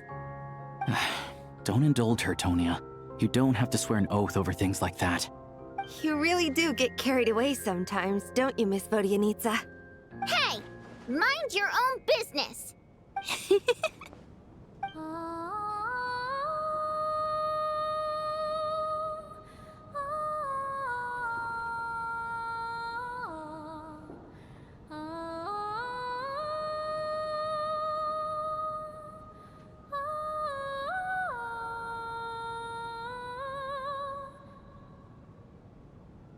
Don't be nervous, Miss Waterimp. Everyone's here. There's nothing to be afraid of. Excuse me? Do I look nervous? Don't be ridiculous. No. You sound nervous, lass. Oh. Wait, but how...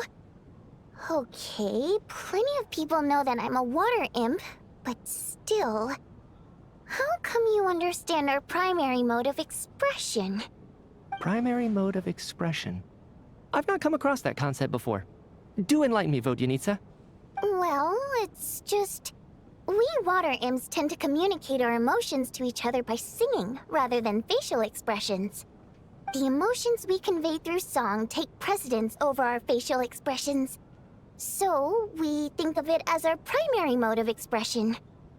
I'm impressed, Shram.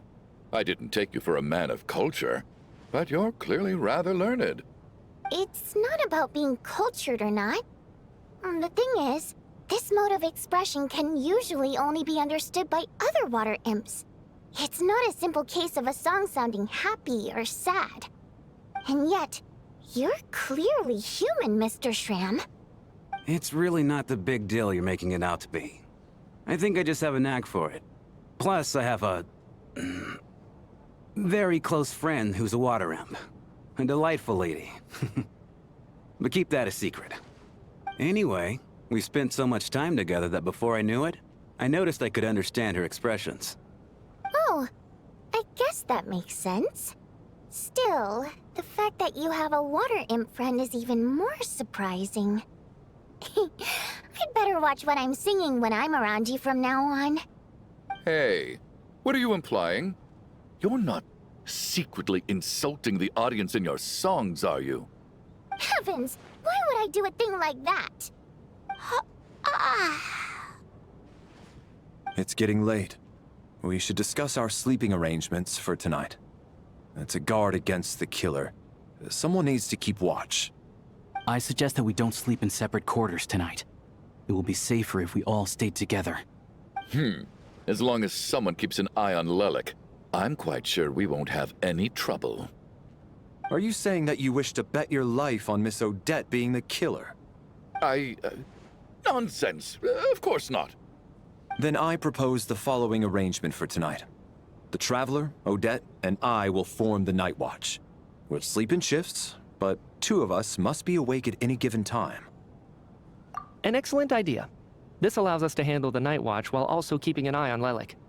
Meanwhile, the rule of taking shifts in pairs resolves the other issue. Namely that we can't necessarily trust the Traveler or Valeri either. I expect that plan took you quite some time to come up with, didn't it?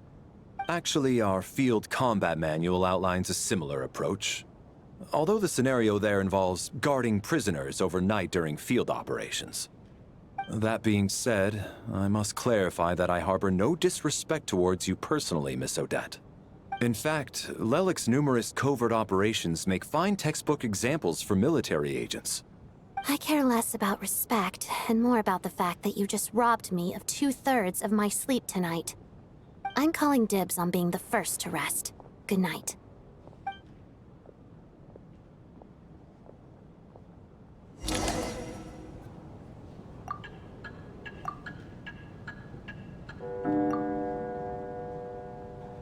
It's almost time. We should wake Odette. How are you faring? Oh, not going to argue with that. I'll take a quick nap. If you start to feel sleepy, wake me up anytime. It's finally time for Odette and I to share the Night Watch. I should wake her up.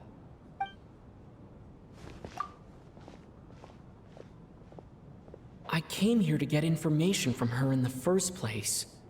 Maybe I should think about what questions I want to ask before she wakes up. How long are you gonna keep staring at me? Couldn't sleep. My mind's been running haywire. Plus, there's something I've been meaning to talk to you about. I had a hunch that you wanted a conversation too. Let's take this chance to clear the air, shall we?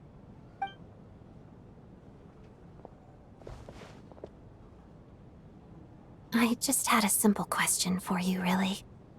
It's, Rosaline. In her final moments, did she have any last words or anything? I see. Well, that was all. I have no other questions. No. She was utterly ruthless in pursuing her goals. That kind of person should be hard to miss. And yet, even though I never approved of her methods, and she was an abrasive person, the fact remains that I am indebted to her. Oh, she told you. I guess that makes sense. I think she and Rosaline were on pretty good terms. Yes, Rosaline wasn't the kind to gossip about this sort of thing. Not that it's any huge secret to me, though. When I was a child, I had to join the Fatui for the sake of my mother and me. I trained under Rosaline. It was extremely grueling, and it didn't exactly come naturally to me. All I could do was try to ignore the biting cold and practice, practice, practice. I was a newcomer who'd managed to make a good first impression on a Harbinger. There was pressure to live up to her expectations, to be worthy of the fair lady's reputation. Every day was a struggle against the cold, pain, and fatigue. And most nights, I struggled to fall asleep. After enduring all that, I've become almost immune to the sensation of pain. I suppose that was the cost of survival. Surely, any child who had to experience that would grow to hate her lot in life, don't you think? So, I put an equal amount of effort into my ballet. Because in my young mind, that was the only way to defy my fate. It was my way of telling her, the Fatui's demands and your expectations of me are not what I wish for. One day, I will leave. I think she probably blamed my poor performance and training on my passion for ballet. She knew my heart wasn't in it. One time, when I was secretly practicing a dance at night, she suddenly showed up. I knew she was there to catch me red-handed. I told her, "You don't deserve to watch the dance I learned from my mother." She looked stunned. I guess she was surprised that I lashed out first, before she had the chance. But strangely enough, on that occasion, she wasn't fierce with me like she was during training. Instead, she fell silent for a moment, and then left. After that, she never interfered with my dancing or asked me how it was going. She never came to watch me dance again either. Not even once. She was. But even now, whenever I take out this core Ignis, I can't help but think of that night. Of the look on her face.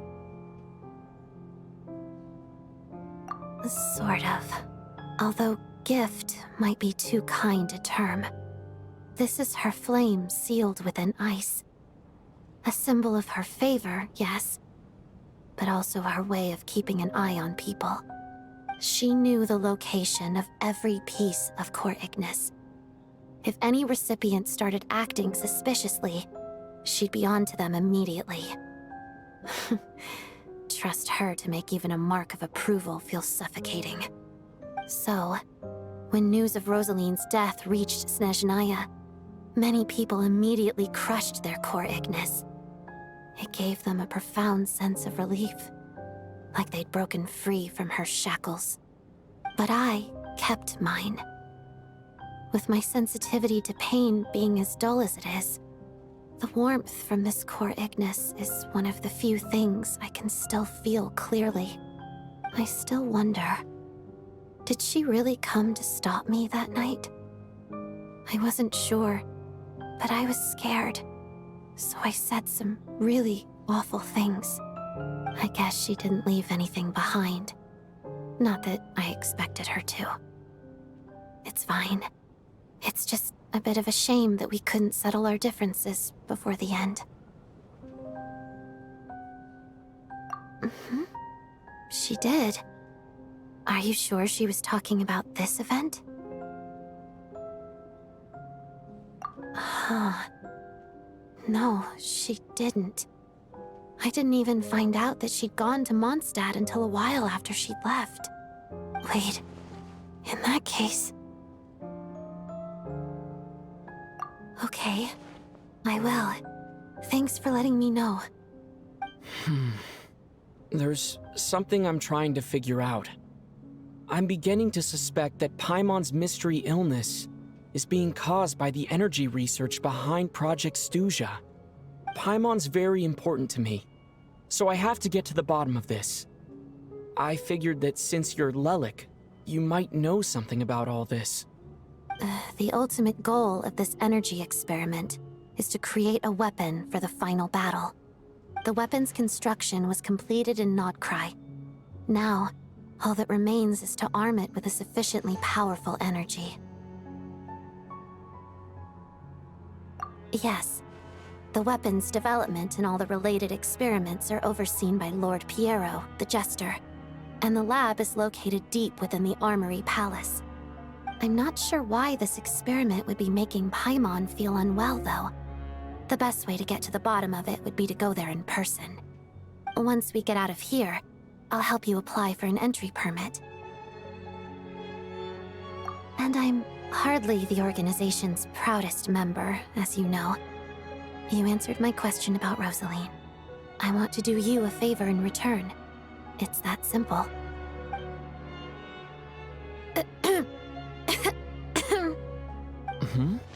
What's wrong?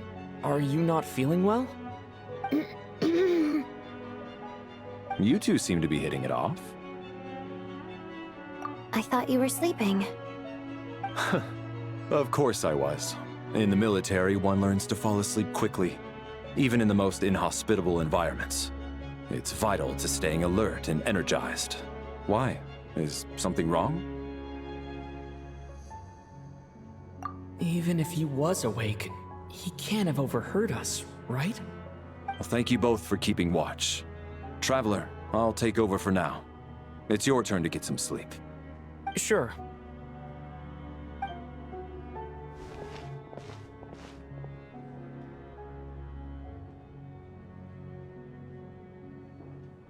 This is our second night here, but at least I found out a little more about Paimon's condition.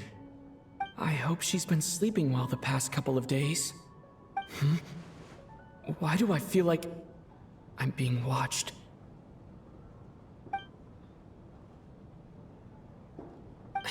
Seriously?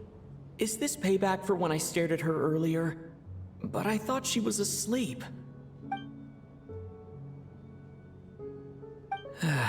Never mind. I'd better try and get some sleep myself.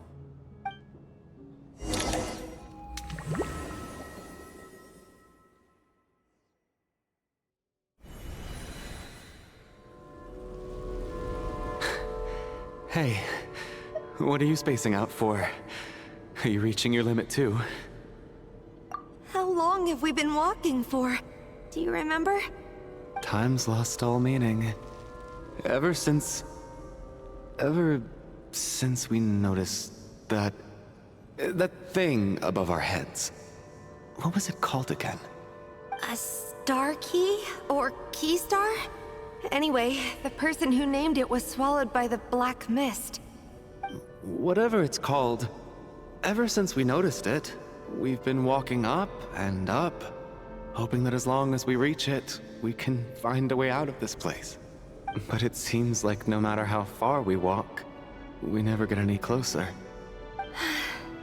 Well, we've come this far.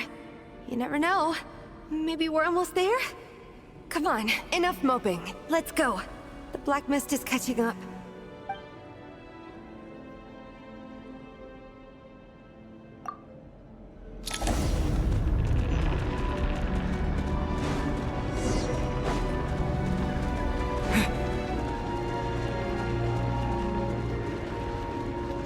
Monsters! Watch out! Not again! I've lost count of how many times we run into them. Be careful! Back of it here!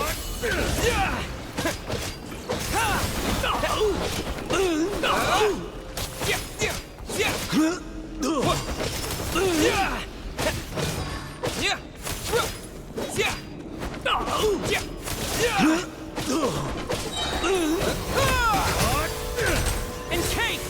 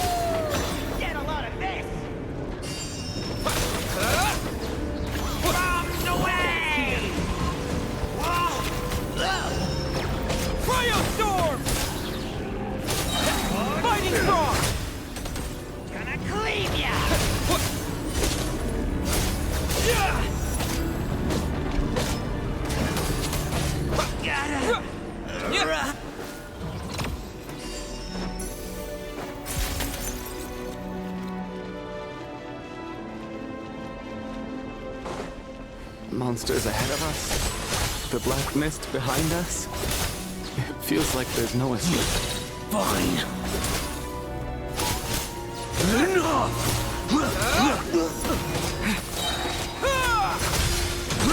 Shut up! Run faster.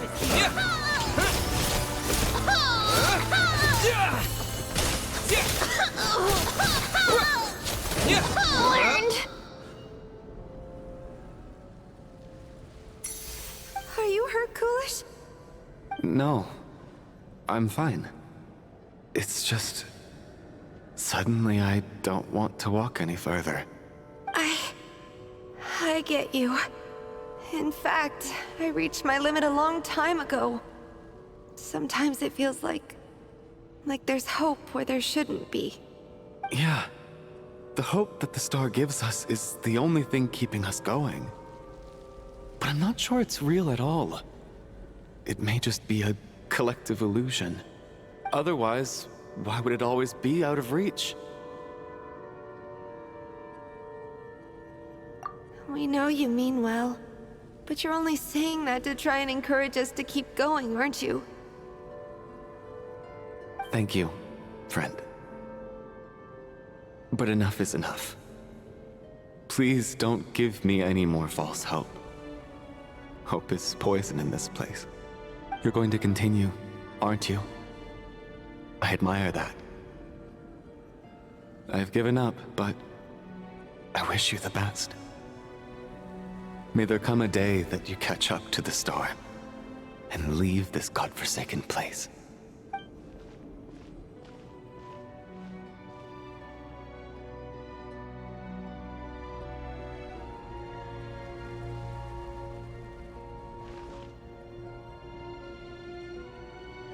It's not an illusion. We really are getting closer to the star. Congratulations. You're the first person to make it here. I'm the star's envoy. The black mist has stopped rising. Its hunger is satisfied for now, having devoured your two companions. This is a good opportunity. I'll let you get some rest before we continue. What do you mean, leave? This star represents the starting point. It's the waypoint for the beginning. Congratulations on reaching the starting point. Once you are ready, we will head out and walk upwards.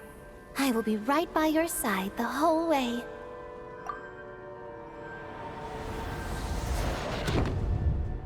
Huh? What's wrong? Hey, don't give up before the journey's even begun.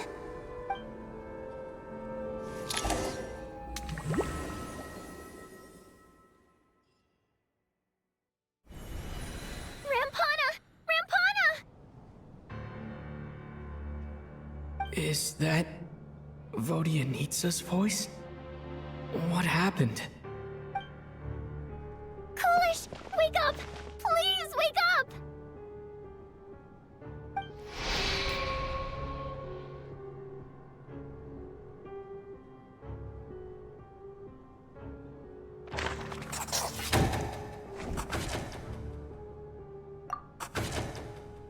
The situation is identical to that of the two casualties yesterday. We cannot ascertain the cause of death. At least there are some elements that we can rule out this time. They slept on the stage with everyone else, so I suppose the surrounding environment can't be a relevant variable. Rampana. Coolish. Weren't some of us keeping watch last night?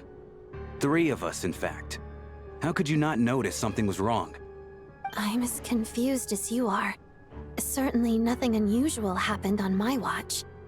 Likewise, and from what I've observed so far, both Miss Odette and the Traveler can be trusted. To be honest, I didn't get a wink of sleep last night. I couldn't help but think I was the target, so I just laid there with my eyes closed. I heard the Traveler and Lelik chatting, but otherwise I don't recall hearing any commotion during the night. Me too. I didn't want to wake everyone up, so I was concentrating hard, trying not to cough. I hardly slept at all. If anything had happened, I'm sure I would have noticed. Then, what could possibly be causing this? Once was bad enough. I can't believe it happened again. I worked closely with Rampana and Coolish for so long. I never imagined that one day they'd... And on this stage of all places... Vodianitsa... 4 victims in just 2 days, and we still don't have a single lead. I need to get to the bottom of this as soon as possible. And above all, keep Tonya safe. I'd never be able to look Child in the eye again otherwise.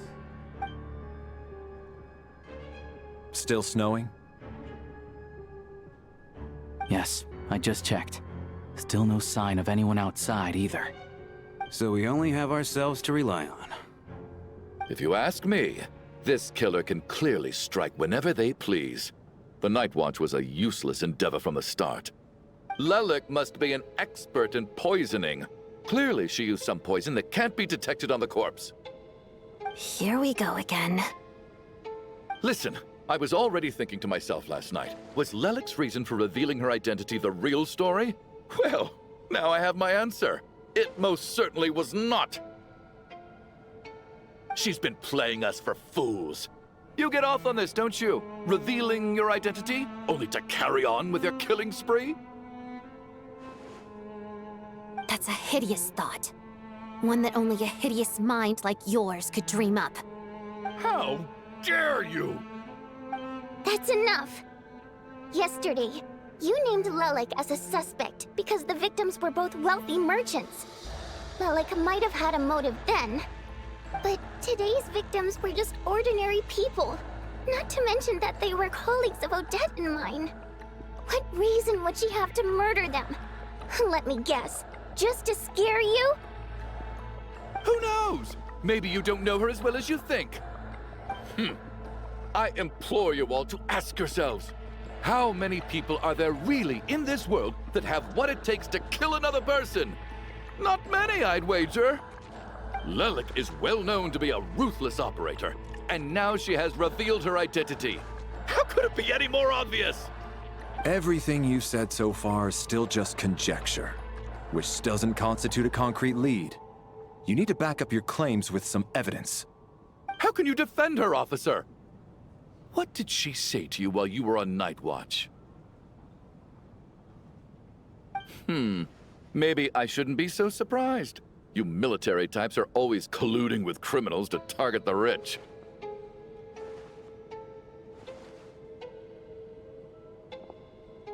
All so you can get your grubby paws on our hard-earned fortunes, then tell us to fall in line. The Fatui, the Druzhna, and the Rokot. Thugs, the lot of you.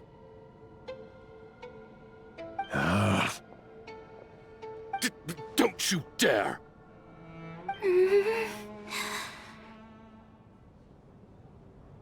Sir, but...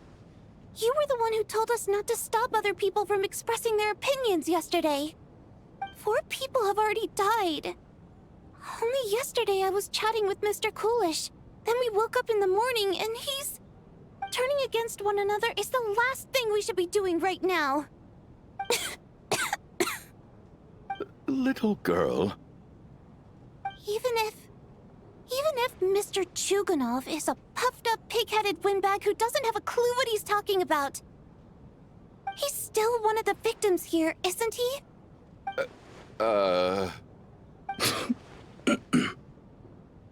Quite. I had no intention of resorting to violence. But you're right, Miss Tonya. I ought not prevent him from speaking his mind. In any case, I believe Mr. Chuganov has calmed down a little now. We may resume our discussion. I don't think there's any need for that. What is there to discuss? Nothing about this situation is normal.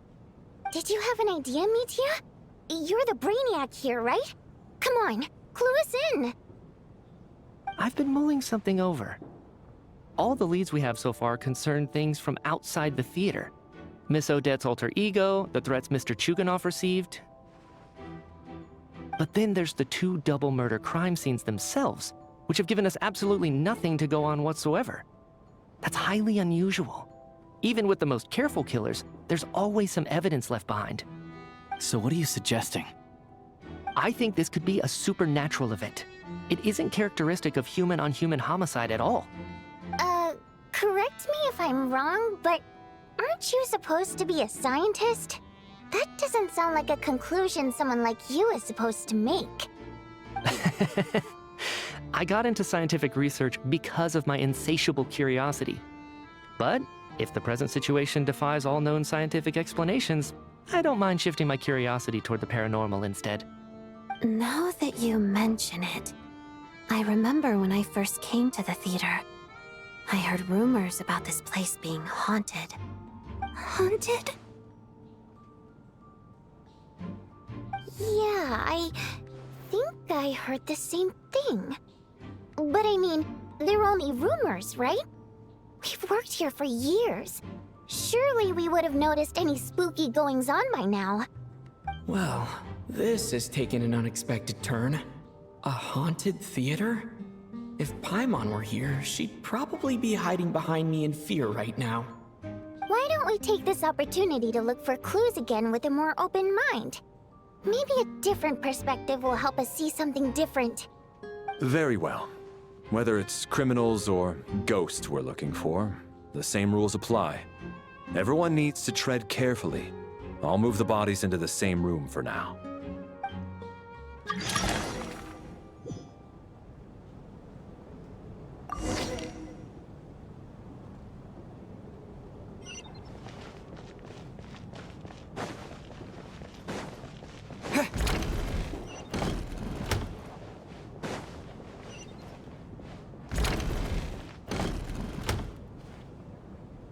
Valeri, come take a look at this. You too, Traveler. Some sort of notebook. What is it for? It's the on-duty logbook for the theater. Kulish was the main person to use it. He mostly used it to record any unusual incidents during a show, audience numbers, exit times, and so on. Yes, he'd always have this logbook with him when he checked tickets at the entrance. This should confirm a lot of key details about the recent show. So, you find anything unusual? Yes. The number of people. I've checked and double-checked, but the numbers just don't match what's recorded in the logbook. Apparently, we have an extra person among us. Are we certain that logbook is accurate? Could someone have sneaked in without buying a ticket or something? Unlikely. Kulish took his duties very seriously. I've rarely seen any errors in his work. Not to mention that this was a dress rehearsal, meaning smaller audience numbers and tighter ticket restrictions than usual. Everything would have been well within his control.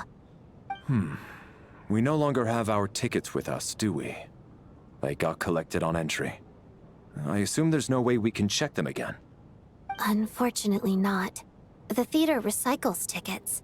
Once people are in the door, they don't tend to leave until the show ends, so we collect the tickets at the point of entry.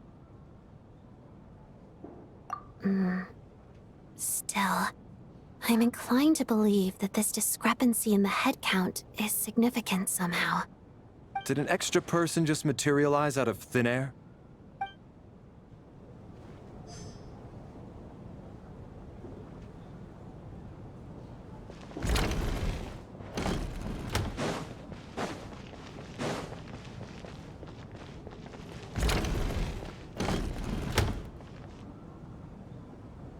Ah, Traveler.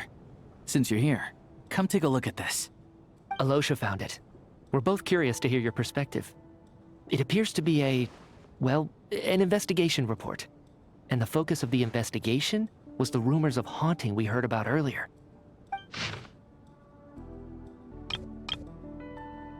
An investigation report, huh? Looks quite old. This person's name looks to be of Sumeru origin to me. Was the investigator from Sumeru? The theater manager must have hired an investigator once specifically to look into this issue. but it doesn't look like anyone ever looked at the report. Presumably, the manager wanted to know if the supposed haunting was dangerous, while also being fearful of word getting out in case it affected the theater's business. Anyway, the bottom line is, the haunting is actually real after all. It's caused by an obstruction in the ley lines. Is there any chance this is the key to finally making some progress with the murder cases? Ley line problems are pretty unexceptional to me by this point. And while it certainly offers an explanation for the ghosts, it's hard to imagine what connection it could have to these two murder cases. Some of the language that appears at the very end of the report caught my eye. Angel civilization, ley line renovation? My area of research doesn't touch on any of that, so it's completely outside of my wheelhouse. Huh? A piece of paper just fell out from the report. It landed right by your feet.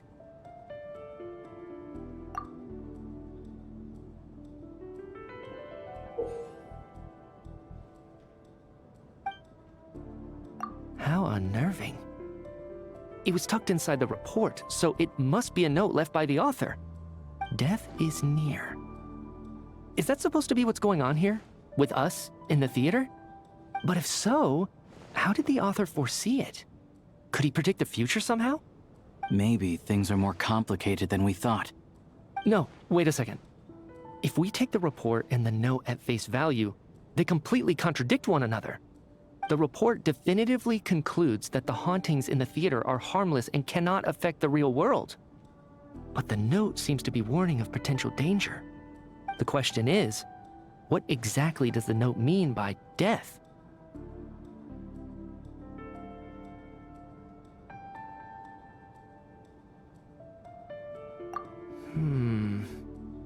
The various ways we could interpret this keyword lead in completely different directions. Let's pause our analysis here for now. I think we need more information.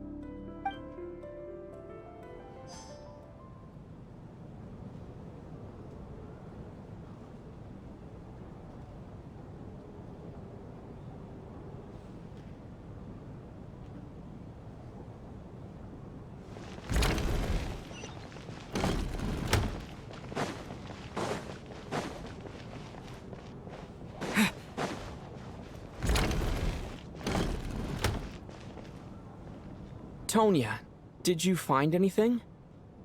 Not yet. Still looking. So...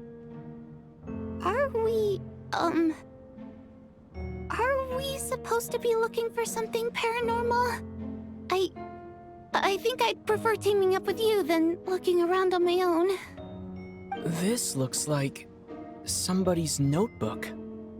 Shall we read it together?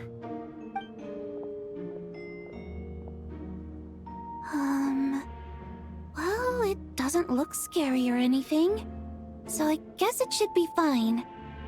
All right, let's read it together. Huh. This has to be Vodianitsa's writing, surely. Maybe it's a little rude for us to peek at this. I feel like I just read someone's secret diary by accident. It sounds like she's writing this for her parents, right? I don't understand. Why put this stuff in a notebook instead of mailing it in a letter? Because her water imp parents belonged to the aristocracy, who were driven out of Snezhnaya by the Tsaritsa long ago. And now they live somewhere new, where the postman can't get to. We're sorry. It's fine. My fault for not storing it properly. I can't leave things lying around and expect them to get ignored when everyone's scouring the place for clues. All right, give me my notebook back. I'll take over the investigation in this room.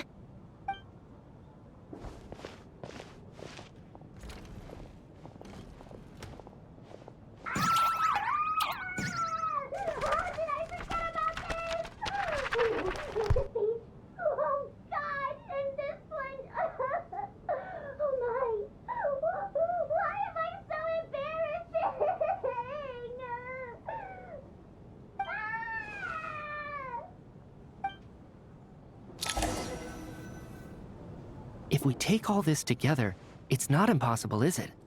If anything, it's the natural conclusion. Oh, I beg to differ. This sounds to me like a product of a researcher's vivid imagination. And perhaps it's because I'm still viewing this through the lens of a typical murder investigation. But still, I'm struggling to be persuaded by your theory. Does it really sound that far-fetched? Alright, well, let's treat that as speculation for now. I do agree with what you've said, so let's go with your idea for now. Good. Okay, now that we finally have some meaningful leads, I think it's time to reconvene. Let's get the others.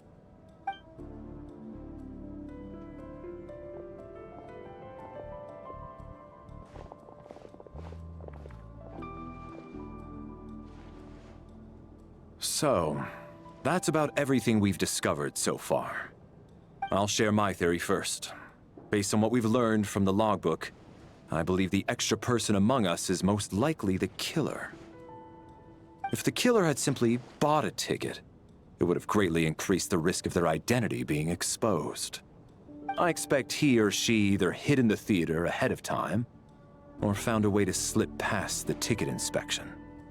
They then blended in with the group and waited for an opportunity to strike.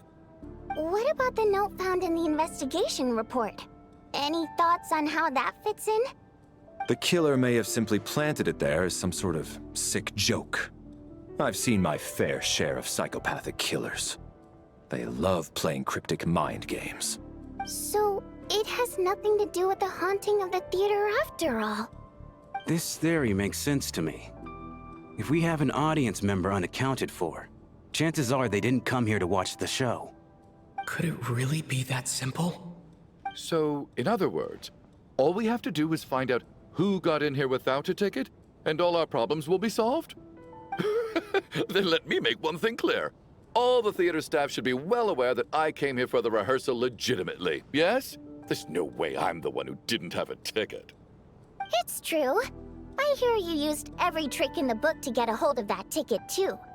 Everything short of throwing a temper tantrum and rolling around on the floor at the entrance. I most certainly did not degrade myself in such a way. Probably a stupid question, but I might as well ask. Did anyone here get in without having their ticket checked? Hmm? Guess it was naive of me to expect them to just admit to it. Especially after the unprompted Lelic reveal. Once was already a miracle. Twice would be unfathomable.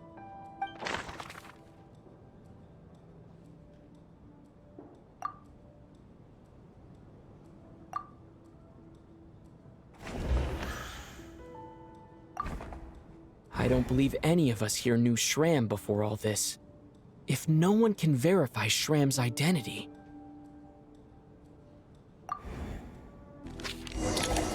Mr. Shram, did you really go through the ticket inspection to get in here? Huh? Me? Why am I being singled out, my friend? Do I seem that suspicious? It's not that you stand out as suspicious, more that everyone else has been ruled out as trustworthy. Okay. Well, we spent the best part of 2 days together now, so I'm sure you can all tell what kind of person I am. I'm a true gentleman. I never dream of doing something like sneaking to the theater without a ticket. Yeah, I have no doubt that you're a good person. But the problem is, none of us here actually know you, so no one can say for sure that you are who you claim to be. Although, actually, what was it you said last night? Yeah, you're friends with that water imp, which is why you understand our primary mode of expression. Last time I checked, there were barely any of us remaining in Snezhnaya, since most of the water imps left. Could you tell me a little bit more about your friend? There's a good chance I actually know her. And I suppose it's also kind of a way for everyone else to get to know you a little better.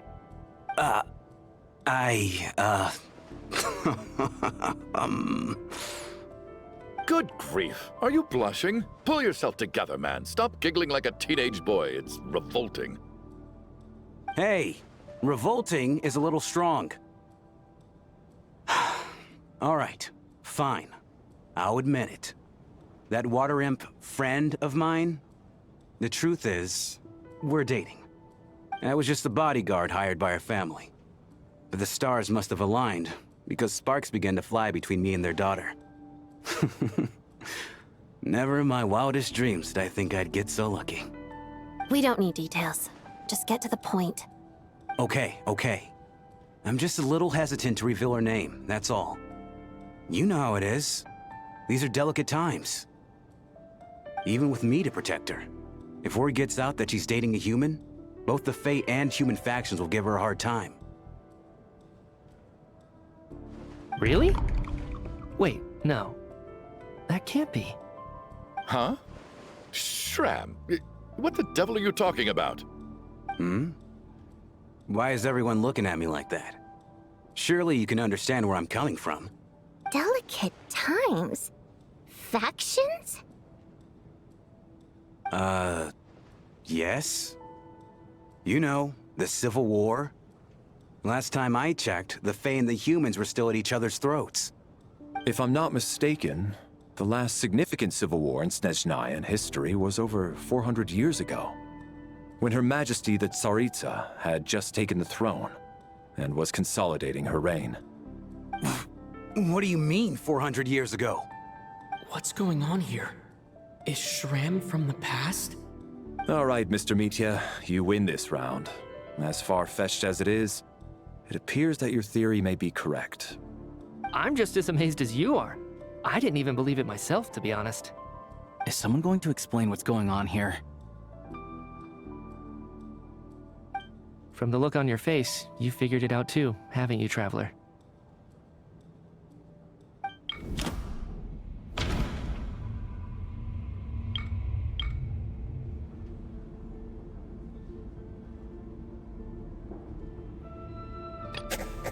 That seems to be the case.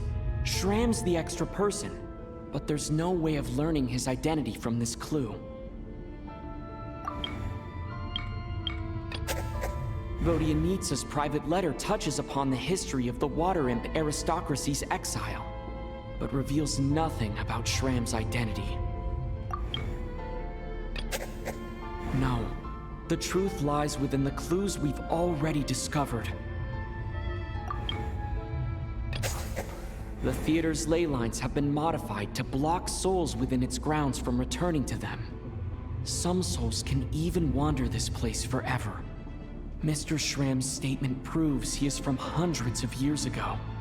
And according to the investigation report on the theater hauntings, Mr. Shram is very likely a lost soul wandering the theater.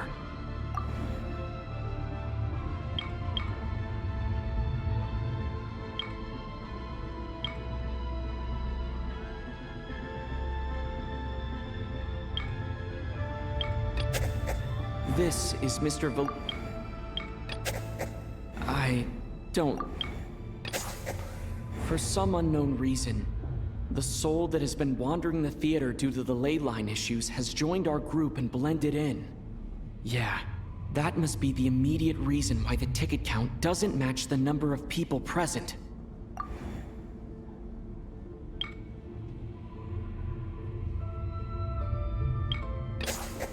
The contents of the investigation report have been verified. There are indeed ley line issues and wandering souls in the theater. Death likely symbolizes the deceased. Mr. Shram, for instance. Death is near. That must mean that there's a dead person in our midst. That's the truth, isn't it? Yeah, the logic is clear now. The investigation report said that there would be souls stuck wandering around the theater because the ley lines were cut off. Mr. Shram must be one such soul who died in the theater a long time ago. In which case, that also makes him our extra person. So when the note said death is near, it must have been referring to death as in the deceased, people who died a long time ago. Someone who died a long time ago. In short, there's a dead person among us. The extra person we've been searching for is a ghost from the past. You mean I'm a ghost? No. Don't make jokes like that, my man. There must be some mistake. But even if I was dead, I know for a fact I didn't kill anyone these past 2 nights. Yeah, even if all that's true, The report also said the souls inside the theater can't affect reality, right? They're harmless.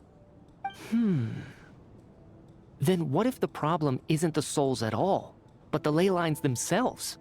The ley lines have a powerful ability to attract and devour souls. Let's say that the ley lines are like a black hole, constantly seeking to engulf souls. But the souls that don't want to return are trying to avoid being sucked in. Huh. Why does this analogy sound so familiar? What happens when the black hole can't achieve its goal? I'm only speculating here, but what if it ended up swallowing innocent souls by mistake? Or intentionally taking other souls to compensate? That could explain why we weren't able to determine a cause of death. If you're right, and their souls were devoured by the ley lines, it does make some sense. It does seem to explain a lot of the things we couldn't make sense of. Does that mean it's true? Except there's no concrete evidence. Mitya's relying on a lot of logical leaps. Still, it seems like the best explanation we have under the circumstances. Alright, so how could Shram not know that he's dead? Seems a little unlikely that he hasn't noticed anything unusual even after several days interacting with us. On the contrary, it's perfectly normal for a soul to wander the theater for centuries without questioning their existence or reason for being there. It's simply what's natural for them.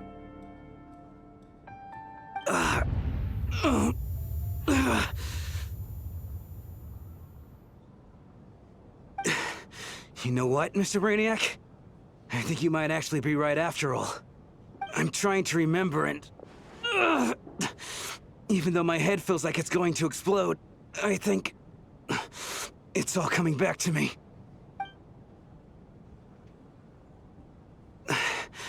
I was the one who didn't want to remember my own death, so I forced myself to forget. Well, I'm sure those are painful memories. My lady and I snuck out to go on a date one day. We bought tickets for the theater. It wasn't really my thing, but I was just happy to be together. All of a sudden, a group of people burst into the theater, shouting for all the water imps to get out, performers and audience members included. It was clear the conflict between humans and Fae had reached a boiling point. This time, the extremists were even coming after the water imps who had nothing to do with the war. I thought I could pull one over on them, so I took off my jacket, draped it over my lady, and tried to sneak out amid the chaos. But I got caught. They started shouting, calling me a traitor to humanity. But I was going to do whatever it took to buy our chance to escape, no matter how many people stood in my way. I had to, both as their bodyguard and out of love. It's all right, friend. You can stop there if you want. You don't need to dig all that up again. It's just... even now, I'm still struggling to accept the truth. How could I be dead? I'm sorry, everyone. If I'd known I was a dead man walking, I wouldn't have dragged you down with me. If I'm the cause of all this death, then punish me however you see fit. But, Mr. Shram... No. I refuse to be a burden. I know what I have to do. You said I've been wandering the theater for centuries, right?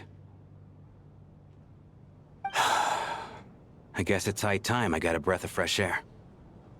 Out there, I mean. I'll leave this place, and take all this death with me. Go out on my own terms. Mr. Shram, I'm sure we can figure out a different course of action. My good sir, we both know I'm not supposed to be here. I should have accepted my death long ago.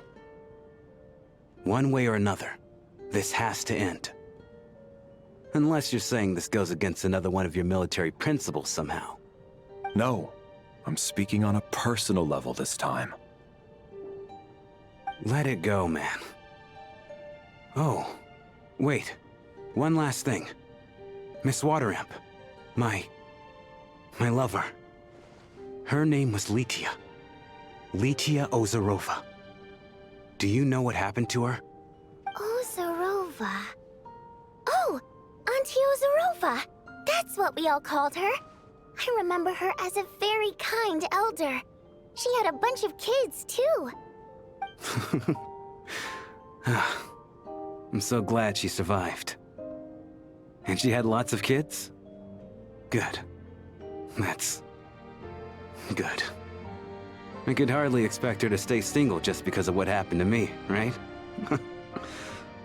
As long as she went on to be happy, that's all that matters. Besides, I'm dead. My soul's been wandering around here for so long because I was worried about her. But now, I can go without regret. There's no need to see me off, my friends. I've enjoyed our time together over these past few days. Perhaps we'll meet again in the next life.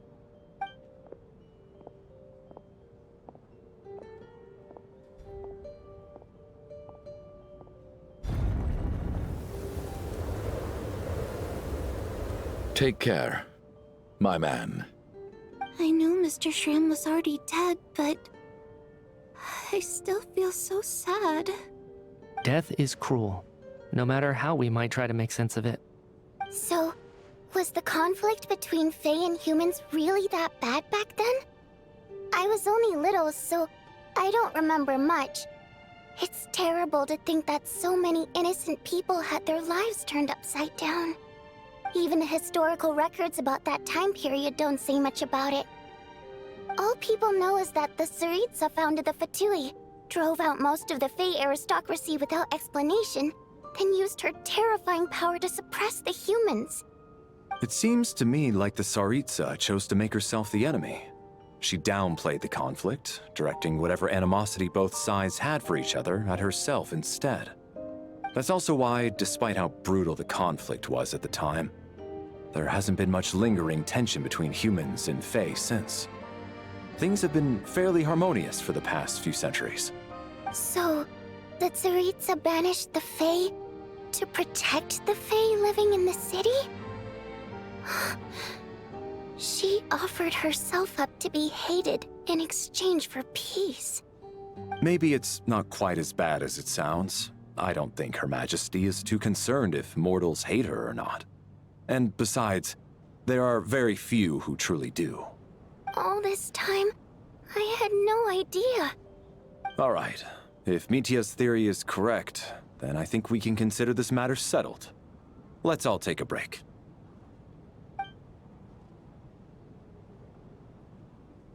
Ugh, if only this blasted storm wasn't still raging on.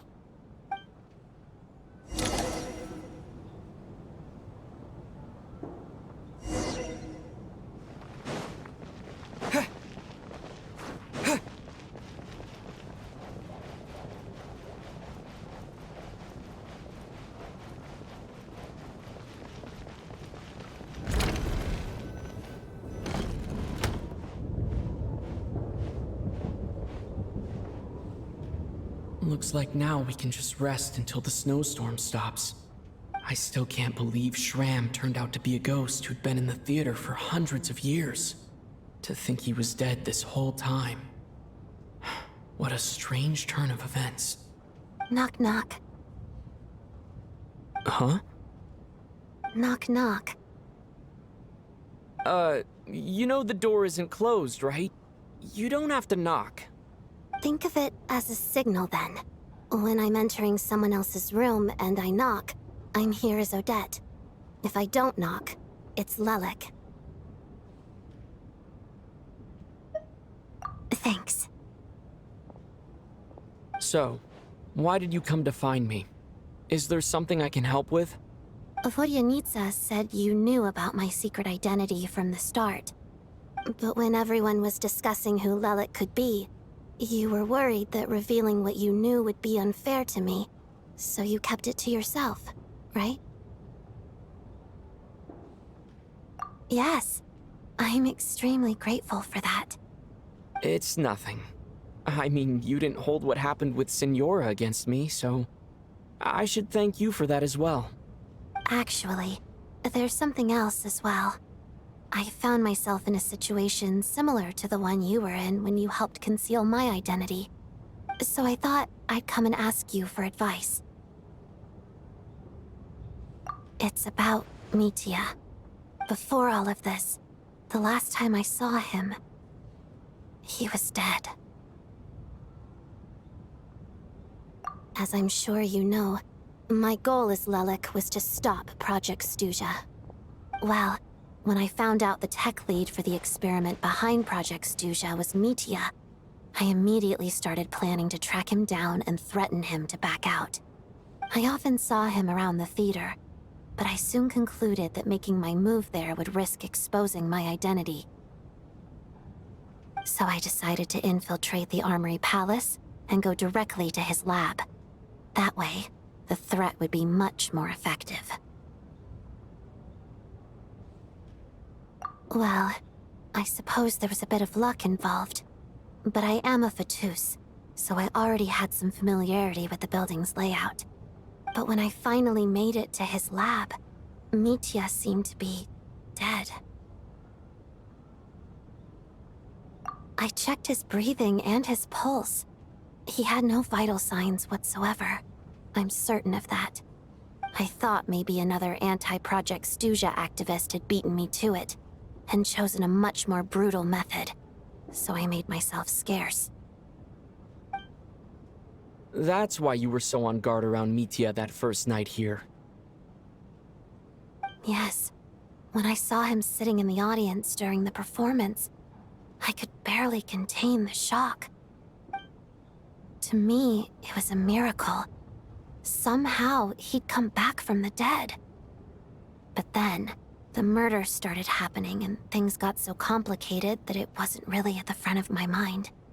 That is, until Mitya himself said there must be a dead person among us. Then I couldn't ignore it any longer. And yet, you thought that bringing it up right away would single Mitya out. Just like when everyone was suspecting Lelik. Exactly.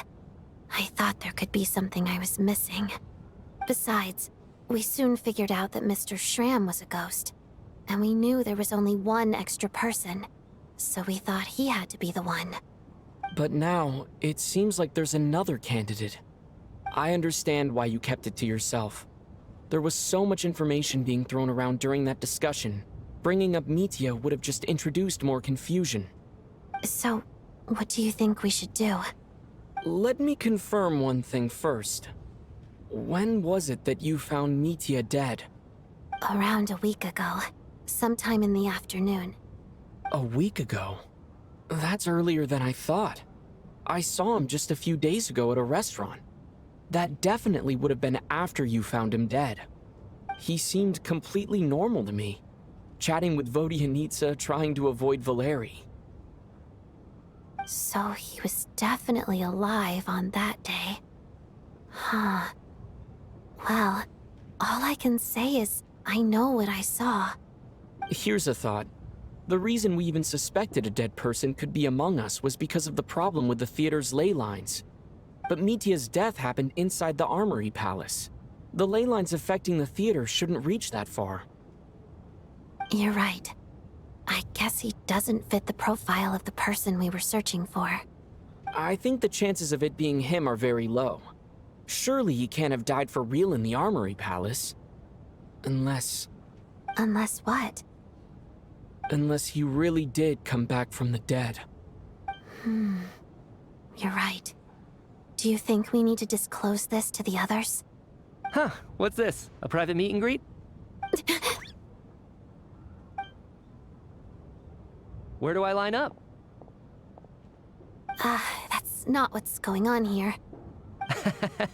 Well, I was just making the rounds. Thought I'd try to lighten the mood a bit. Vodyanitsa's handing out food if you're hungry.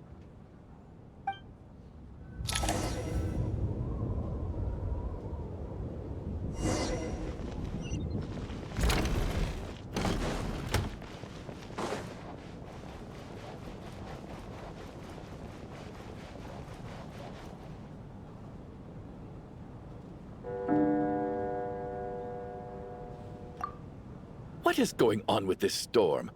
Could it be connected to that monster that just arrived in Snezhnaya? I almost hope it is. Her Majesty the Tsaritsa left to vanquish that beast herself. We just need to wait for her triumphant return. Do you think people still feel the cold after they die? I'm wondering about Shram.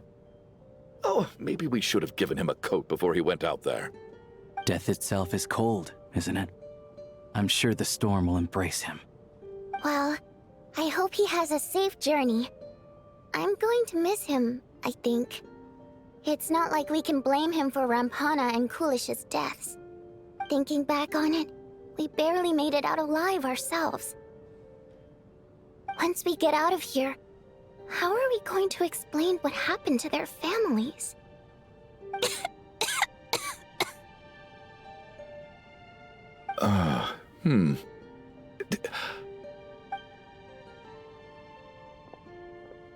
Are you okay?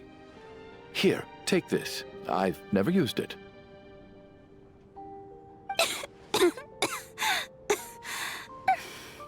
Thanks.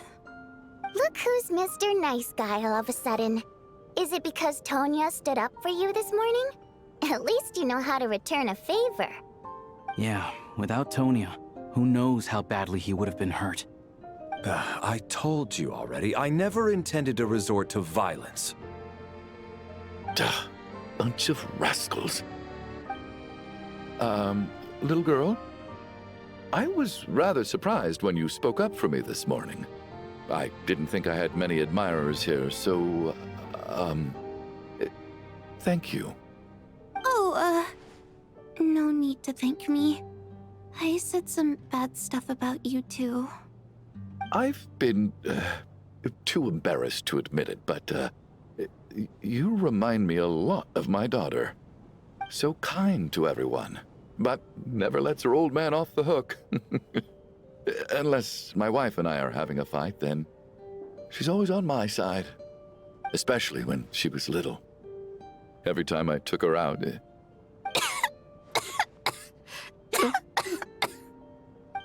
All right, easy now.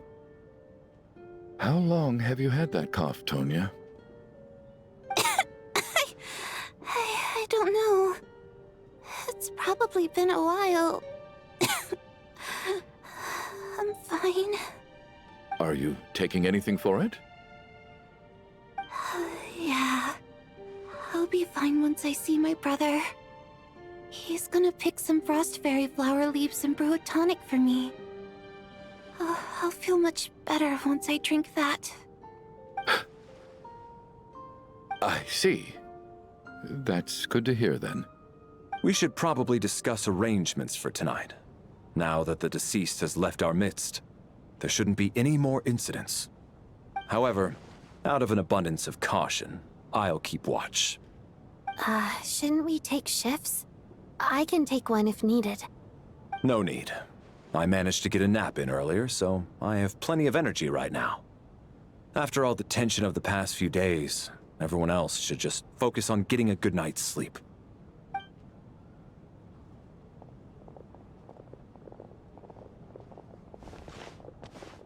What a long day. This whole situation turned out to be way more complicated than I expected. But Valeri's right. I should just try to calm down and get some rest. The last thing I want is to give myself nightmares.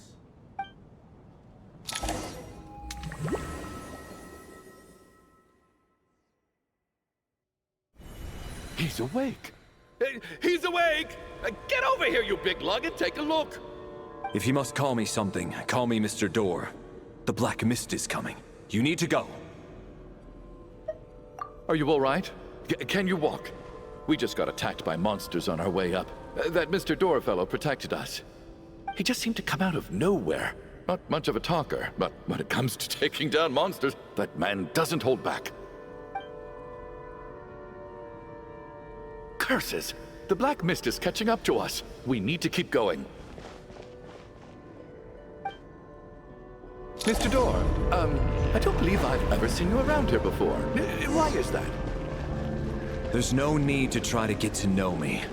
I'm just... Mr. Door! I'm looking for trouble! I can just push these ones off. Oh. Well, anyway, we're lucky to have you here. Thanks for saving us earlier. No need to thank them. This is where my duty lies.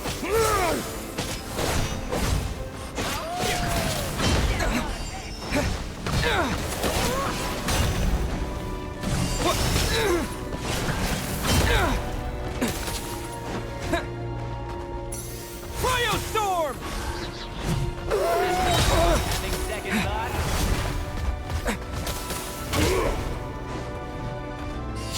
Condense!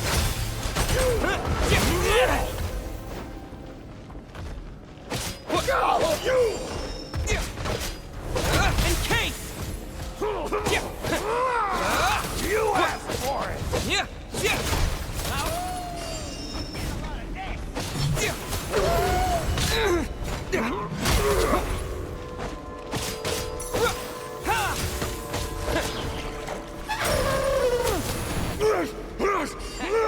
Having second thought?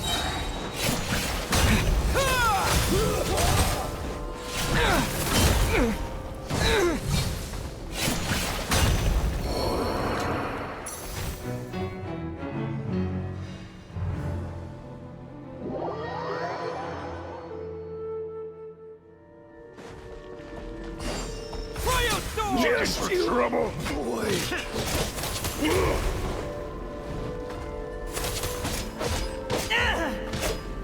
What the?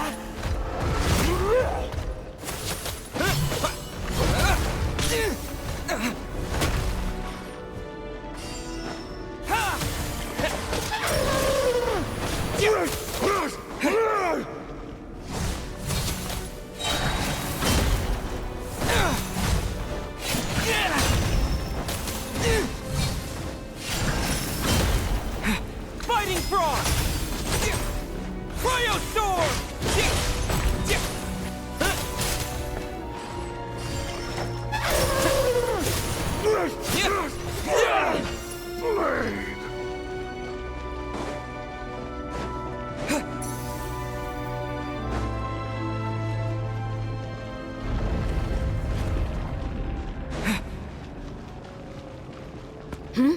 So we're doing this the hard way.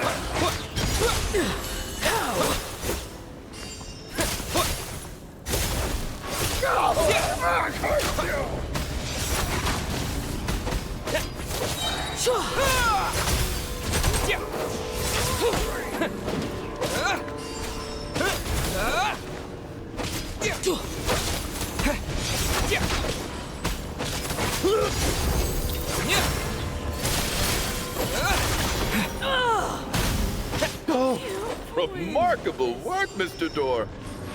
If I had your muscles, I'd do the same.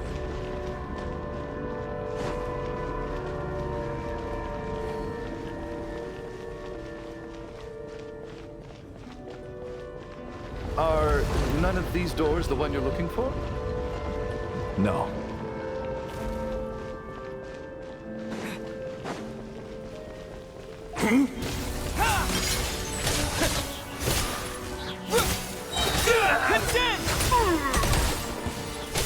Come now, close. Impossible.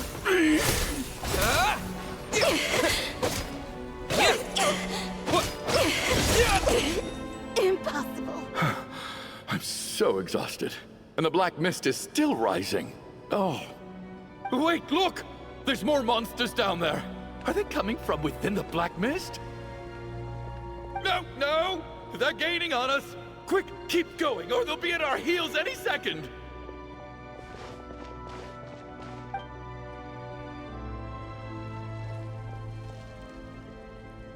Mr. Door, what are you doing? We need to get out of here. They're coming!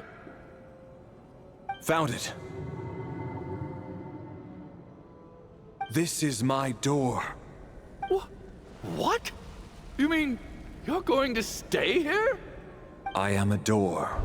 This is where my duty lies. No! You saved us. We can't leave you behind. You must keep going.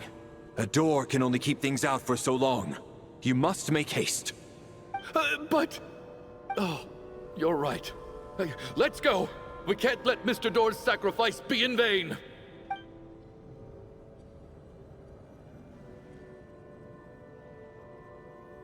The black mist isn't moving anymore. Looks like both the monsters and Mr. Door are gone.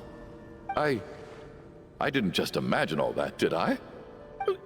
Surely I wasn't so scared out of my mind that I hallucinated a door as a human being? Oh, okay, good. There's no way we both hallucinated the same thing. Getting sleepy? Well, looks like we're safe for now. Go ahead. Let's get some rest.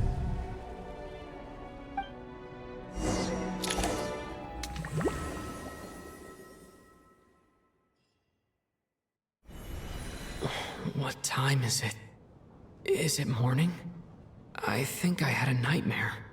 I guess everyone's still asleep? These past 2 days have been exhausting. Valeri's keeping watch though, so he's probably the only one awake. Valeri?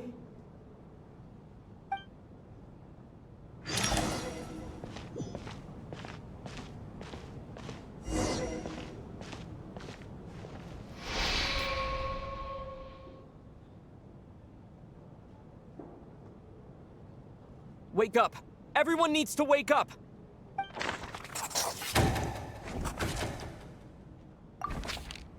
Just like the last 2 nights. No clear cause of death. I've been a real thorn in your side, haven't I, Mr. Valeri? Now you can rest in peace. But for me, life will be all the duller for not having to run away from you, my friend. How's Tonya? Is she okay? I just checked on her, and it doesn't seem like anything serious. She's just exhausted from the past couple of days, and she's still recovering from her illness. We should let her sleep a bit longer. That means Valeri was the only one who died last night. If Valeri was awake and keeping watch, it would have been impossible to kill him without waking everyone else up. That much is certain. This is so frustrating. Why has nothing changed since yesterday? I thought we already dealt with the dead person causing all this. Actually, one thing has changed. There's only 1 victim this time, not 2. Does that mean...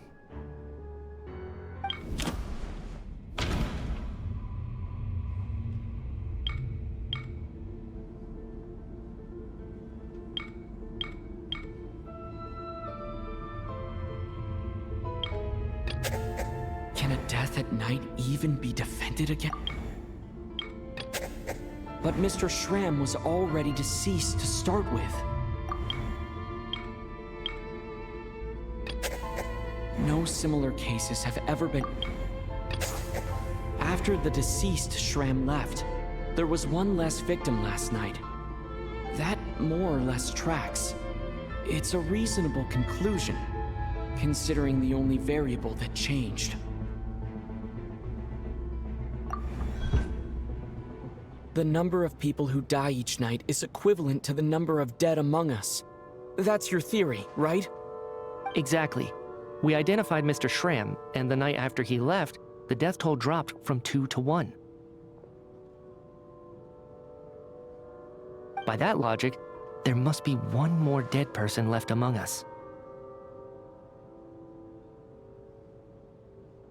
Another one? But there was only 1 person unaccounted for in the ticket checks, right? The head count should match up now. Having an extra person was definitely a cause for alarm, but being 1 person short isn't nearly as unusual. Someone could have left in the middle of the show, or made it out before the storm hit. 1 more dead person among us. If Mitya's theory is right, then what Odette told me seems a lot more relevant. It's just, at the time, we had no reason to think there was more than 1 dead person. If only we'd taken it more seriously as a possibility, maybe this could have been avoided. I'm sorry. This is my fault. I had information that could have been helpful, but I held back. I should have brought it up right away. I'm partly to blame as well. I was too quick to dismiss Odette's concerns. What is this about? What have you 2 been getting up to behind my back? Sounds like there's some big news you've been keeping from the rest of us. Well, we're all ears.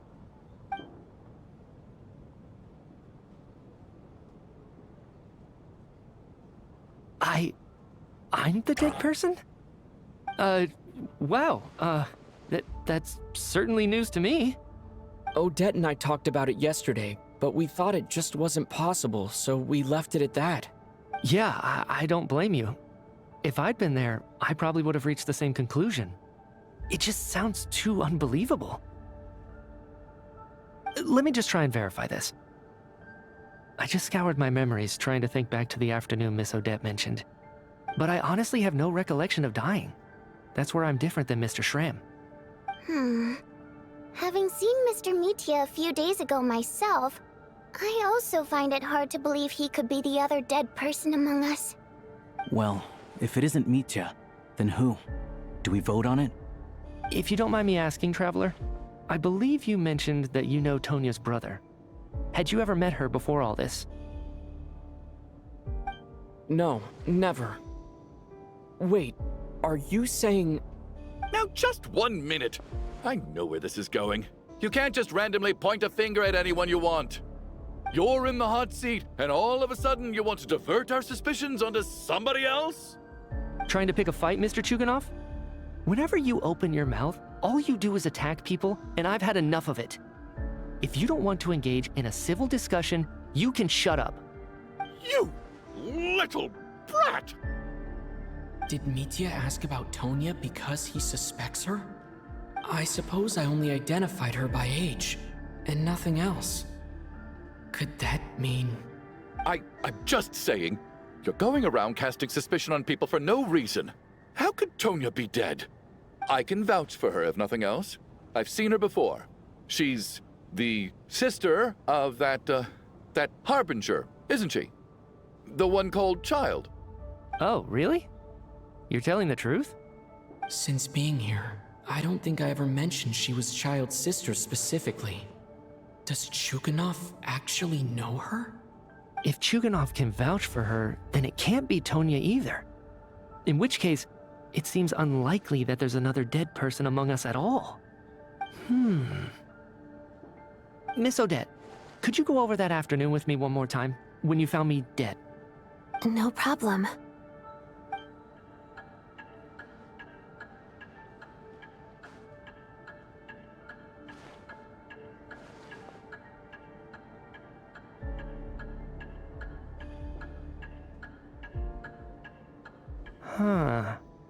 No matter how hard I try, I just can't remember anything about dying. But I do remember something else. Miss Vodyanitsa, during our last meal together, I told you how some of the researchers were suffering from temporary memory loss. Do you remember that? Oh, yeah. You said it was hindering the progress of your experiments. You thought they were just under too much stress or something. Right. And even though I don't remember dying that day, I'm pretty sure I experienced something like amnesia. Some of my memories from that afternoon are missing. Are you suggesting you're missing the memory of your... Of course. How am I only just realizing this? Humans aren't necessarily aware of their own death. You mean being silently assassinated, or dying in your sleep? Situations like that? The researcher's amnesia. Suddenly it all makes sense. I must thank you, Odette. I think your perspective just helped me reach a breakthrough on a series of issues that have been troubling me for quite some time. All right. It's decided then. I'll be the one to leave today. Oh, leave? Hey, wait a minute. Aren't you rushing into this? What if you're wrong? You'll pay with your life! Come on, kid. Aren't you gonna fight for your life? This seems like a rash decision. I have other reasons beyond what's been discussed. In fact, thinking back, I remember during Miss Odette's performance, while I was sitting in the audience stalls, a brilliant new idea for my research popped into my mind. But then, my train of thought suddenly cut off. I can't remember it now at all, and I didn't take any notes. I guess that must be another instance of temporary amnesia. No. Hold on. I see where you're going with this. You're suggesting that each instance of temporary amnesia is a death, right? There's a glaringly obvious flaw in that idea, no? How can one person die so many times? I believe Miss Odette's account. During the period where my memory is blank, I must have been either dead or in a similar state. All it would take is for the same thing to happen in the theater, and I would come under the effect of the ley lines in this vicinity. This increases the likelihood of me being the deceased, does it not? But... There's no evidence to suggest that anyone other than me is a candidate for the deceased. So allow me, as a scientist, to treat this as an experiment. Please relax, everyone. I don't think things are as bad as they may seem. If I really am the deceased, then to leave the theater will be a relief for me. If, on the other hand, I'm still alive right now, well, apparently you've all witnessed my resurrection recently anyway. Who's to say I won't return from the dead again this time? Mitia's right. This is the only thing we can try right now. I think he's deliberately downplaying the gravity of the situation, though. He probably doesn't want to burden everyone. What is a scientist if not someone who gambles on experiment after experiment in an attempt to obtain the truth? With this snowstorm, the ley line phenomenon, ghosts of the dead, and my amnesia, we've been paralyzed by not knowing and powerless to do anything about it. It's a terrible feeling. But if I do get resurrected, you can be sure that I'll come back with the truth of all this. Just you wait.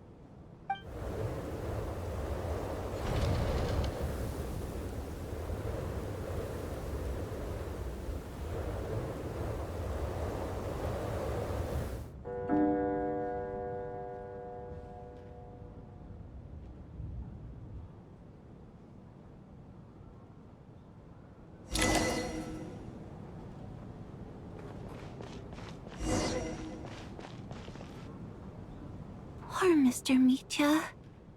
I didn't even get to see him one last time. Maybe it's a good thing that you weren't there to see it. It was a hard thing to watch. I hate goodbyes. Why does it feel like everyone around me is slowly disappearing? Not just in here, I mean. In the outside world, too. Maybe it's the realization that, at the end of life, everyone has to face it alone.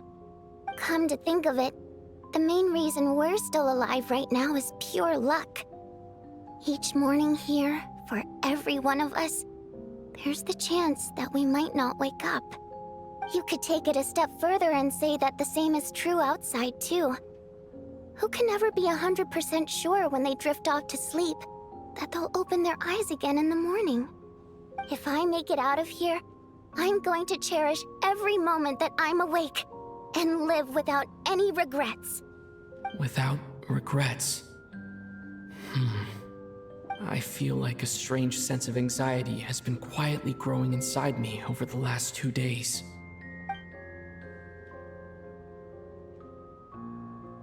Are you okay? You look really glum. If something's bugging you, let's talk about it. There's only a few of us left here now. After everything we've been through, what's the point in keeping things bottled up? I have a travel companion named Paimon. Alosha and Odette have met her before. She's been feeling unwell recently. You're worried about her, aren't you? That makes sense. We've been trapped in here for days. To be honest, I used to feel like I was just a spectator in this world, watching everything that happens from the sidelines. Maybe it's because I'm a descender. A descender? But with Paimon by my side, over time, I slowly felt my connection to this world growing stronger. She loves eating, sleeping, and having fun, but she's also a great guide. It's her authenticity that makes this whole world feel more real for me. Over the last few days that we've been apart, I've often caught myself wondering, what would Paimon say if she were here right now?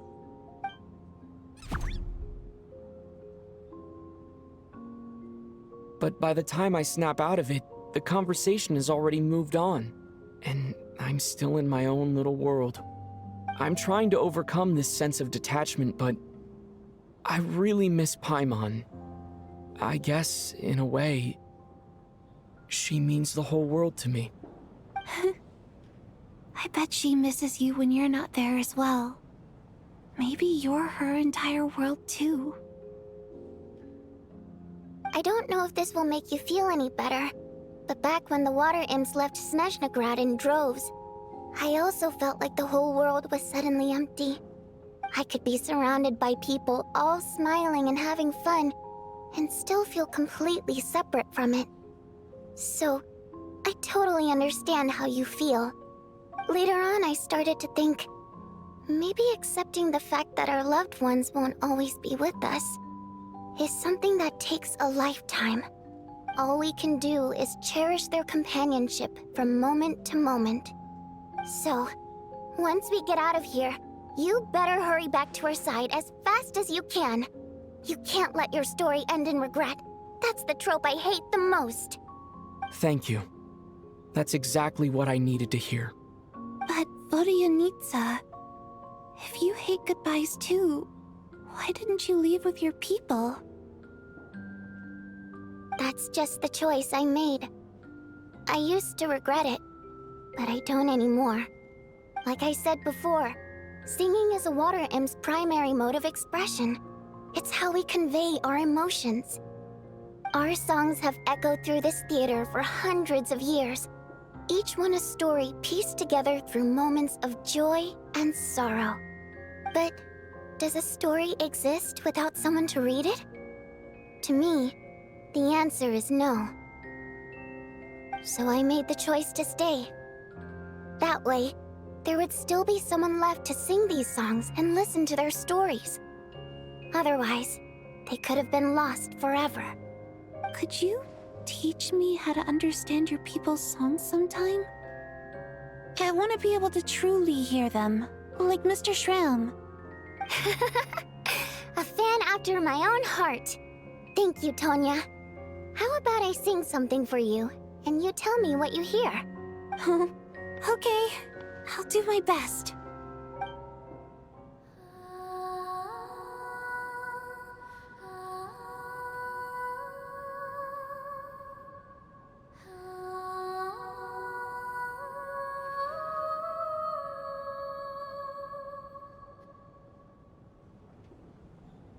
I've never heard that one before.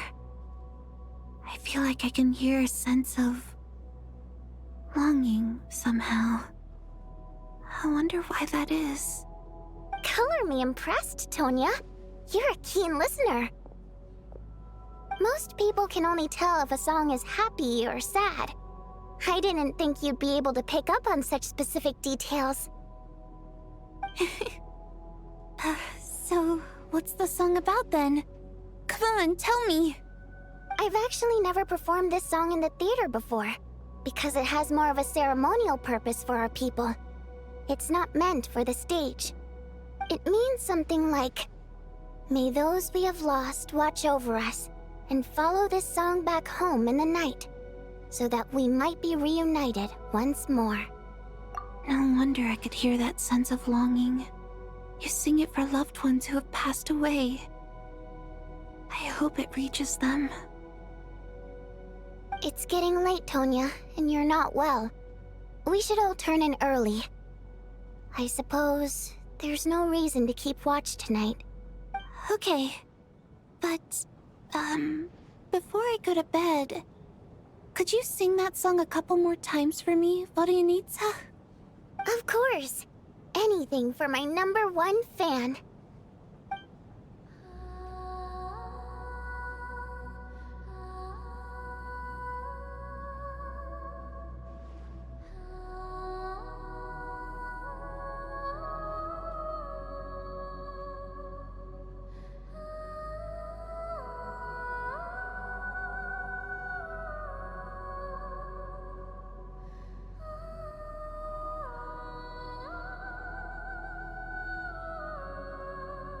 Once I get out of here, I definitely don't plan on ever coming back. But I guess that means I'll never get to hear Vodyanitsa sing again. That's a sad thought. Before I fall asleep, I should cherish this moment of companionship while it lasts.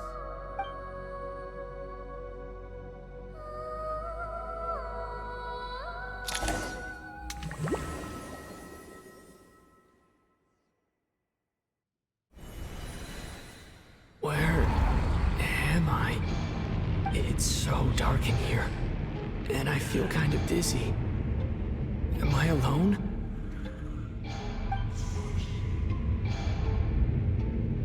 Huh? What was that noise?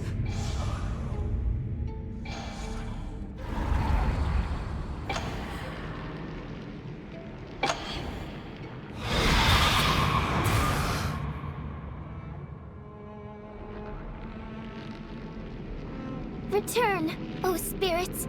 Fulfill your oath of protection.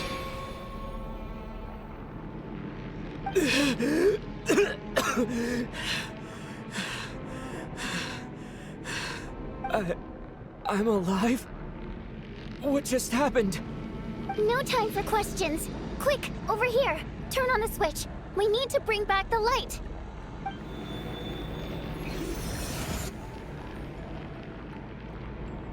All right, we're safe. The spirit just now is called Night Prayer. The light subdues her, but she'll attack without a second thought in the dark. Sort of. I know it's hard, but you can't let this place go dark, or she'll kill you again. Yep. Luckily, I was here to resurrect you. Otherwise, that'd have been a real bummer. A bit more than a bummer, I'd say. Wait, so you have the ability to resurrect people? Sure I do. I'm your guardian spirit after all. I specialize in soul recall. Oh, it's nice to meet you, by the way. Thanks. It's nice to meet you too. All right, there's no time to waste. The black mist is already catching up. We need to avoid it and Night Prayer at all costs. Come on, let's go. We need to reach the next switch before the place gets too dark. If we bring the light back, Night Prayer won't be able to get to us. Sweet, sweet light! It's back! Now that's a sight. Shh! It's Night Prayer. We need to move quick, but don't let her notice you. Look out!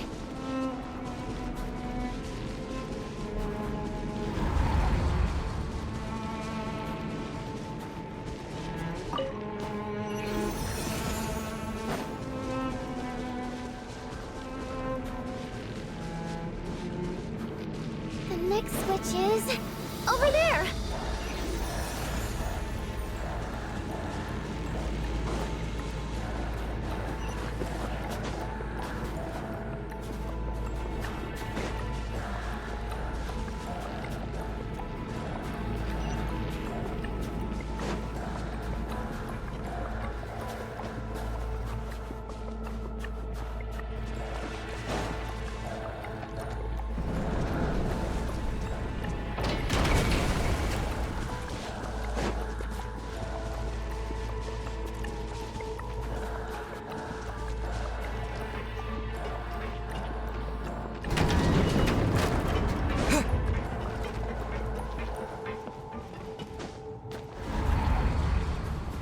No, Night Prayer is here too.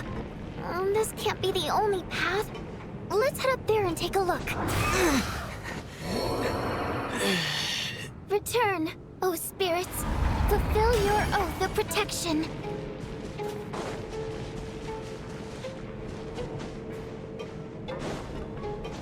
The switch is just up ahead. Hurry!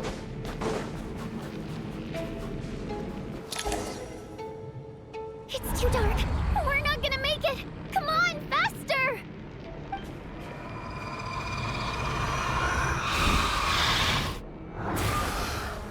Traveler! I won't let you die like this. Not on my watch.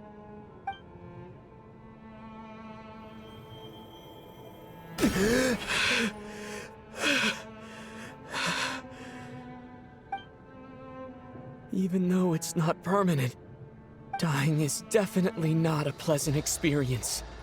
Great. You're back. Yeah, thanks to you. Time for you to get out of here. Quick, before the light runs out. What about you? You're not coming with me? I can't. I've already been used up. A guardian spirit's skills are finite.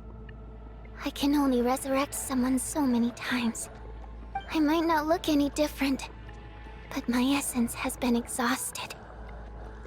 Now, I will slowly start to fade away. I can go no further. The black mist is where I belong. It's okay. Why didn't you tell me sooner?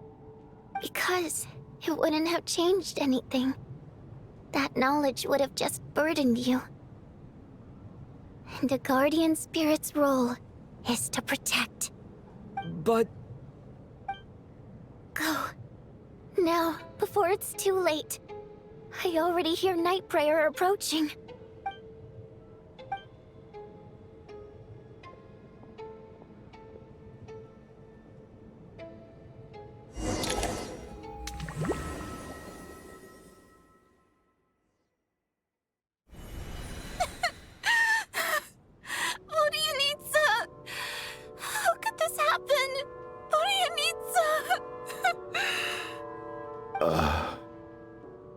Well, I guess there's no need to inspect the body.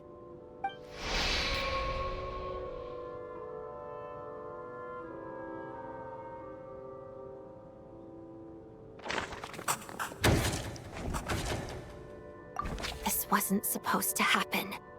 You lied to us, didn't you, Chuganov? You've been lying from the start.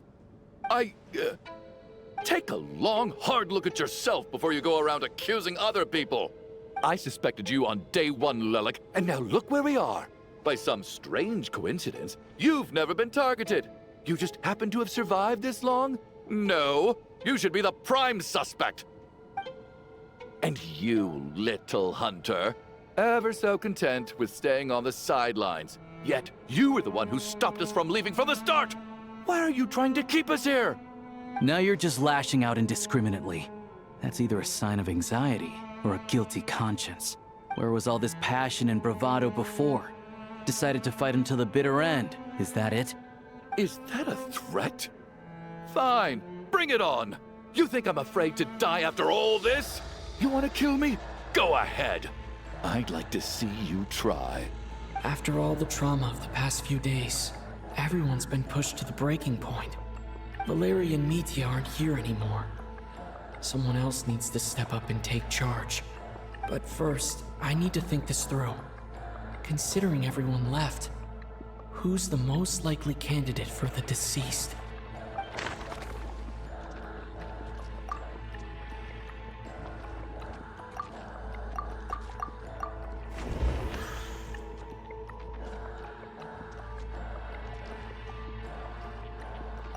She's been recently active as Lelik, so she's unlikely to be the deceased.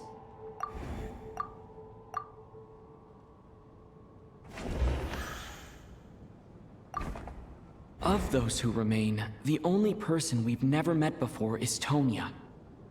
There is room to doubt her true identity. People are easily misled by first impressions.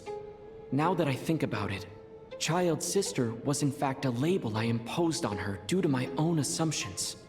But Mr. Chuganov vouched for Tonya's identity yesterday, with basically no other possibilities left. Could it be?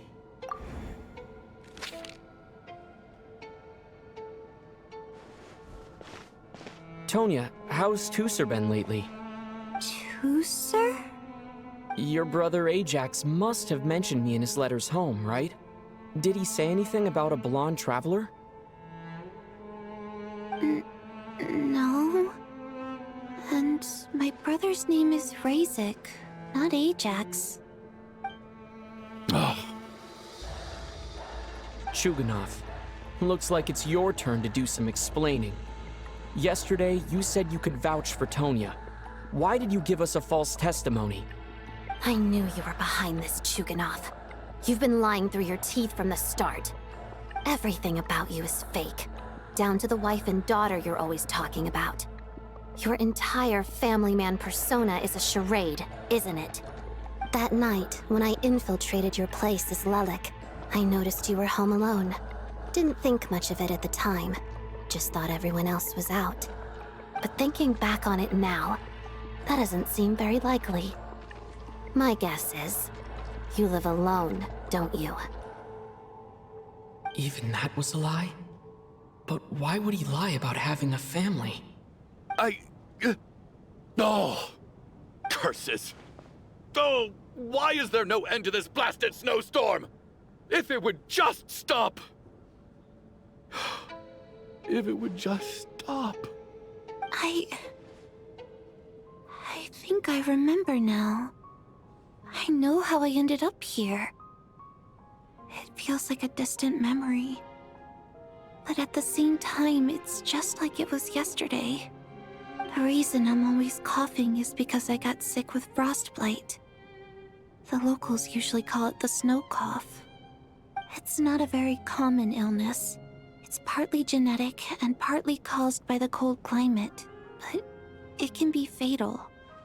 They sent me to the hospital as soon as they found out I had it, and I spent so long lying there in that hospital bed. After a while, I felt myself growing weaker and weaker. Nothing seemed to be working anymore.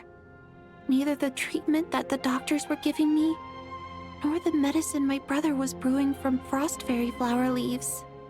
So one day, I told my brother that I wanted him to take me outside for once, so things could be like they used to, just for one day.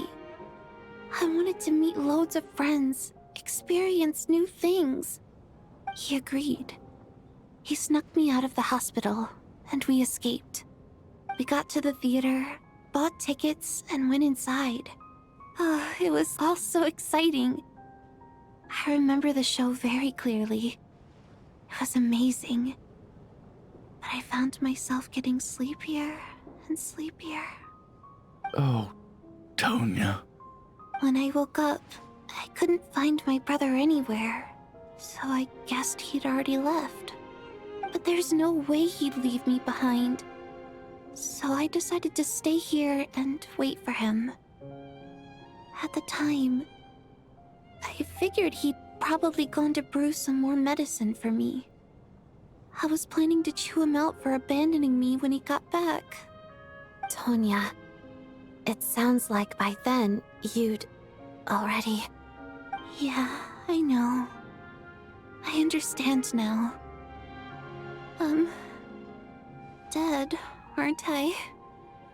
This cough and the feeling weak, it's probably just my body's memory. After all of that, it turns out I can't blame my brother after all. I was the one who abandoned him.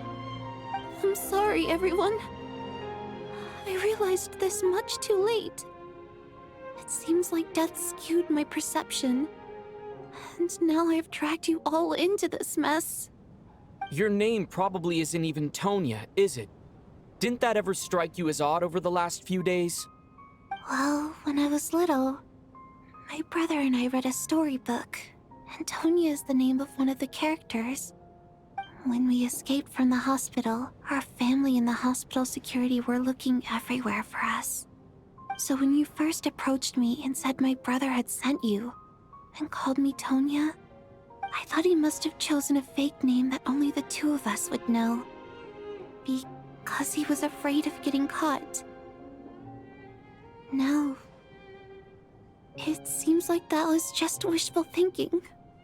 At least your memory of death isn't painful. That is a small comfort. Now it's your turn, Chuganov. Talk to us. I believe no lie is ever told without a reason. You're right. I was lying. I happened to know that the Harbinger child and his sister Tonya managed to get tickets, so I lied to you and pretended I knew them. And yes, I was lying about my family too. The truth of the matter is, I lost them a long time ago. I just refused to accept reality. And now I've spent the second half of my life living a lie. I'm a joke. My daughter's name was Iskra. And before you ask, yes, Iskra, as in Iskra Manufacturing Plant. She She also died from the snow cough. She was just 6 years old. If she were still alive today, she'd be around the same age as little Tonya here. After Iskra passed, my wife couldn't bear to face those memories either.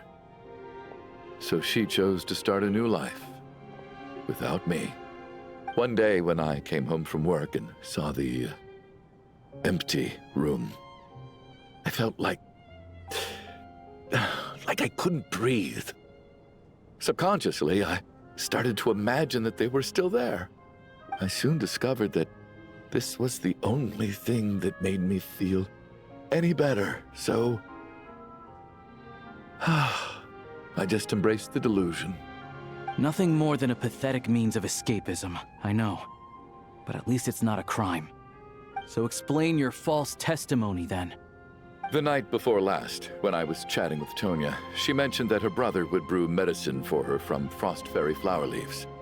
Combined with her various symptoms, I suddenly understood everything, including the fact that she was deceased. The snow cough used to be an incurable illness. I would pick frost fairy flower leaves to brew medicine for Iskra too. It took hours and hours on the stove.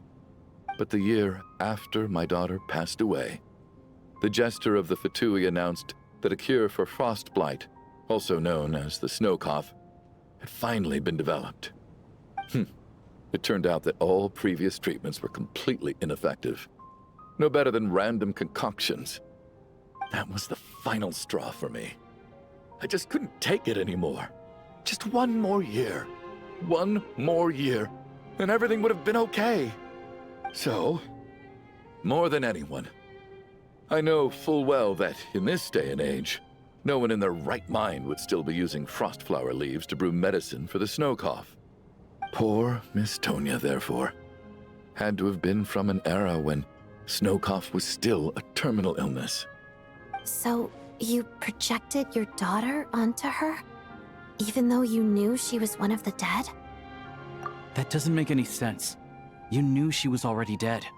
What did you hope to achieve by protecting her? I just don't believe in your crackpot theories, nor do I approve of your actions. How can you just declare a living person dead and throw them out into that snowstorm? Nitia's gone. My good buddy Shram's gone. And now it's Tonya's turn, isn't it? The others I can make my peace with, but little Miss Tonya, here she is, standing right in front of us, alive and breathing, and fighting her own battles. Yet you're quite happy to say she's dead? I just want her to live. Once this snowstorm is over, the very moment it stops, I'm going to march out that door and find someone who can fetch the very best medicine for her snow cough. I'll be damned if I'm gonna let you cast her out into the snowstorm before I have the chance to cure her. Not again. Not this time. Not when the cure is right within our grasp. I'd never be able to forgive myself. Mr. Chuganov, stop. I can't let you do this. Tonya. By the sounds of it, you've known I was dead since the night before last, right? I really liked Mr. Valeri, Mr. Mitya, and Miss Vodyanitsa. And now they're all dead because of me. I'm not happy about that.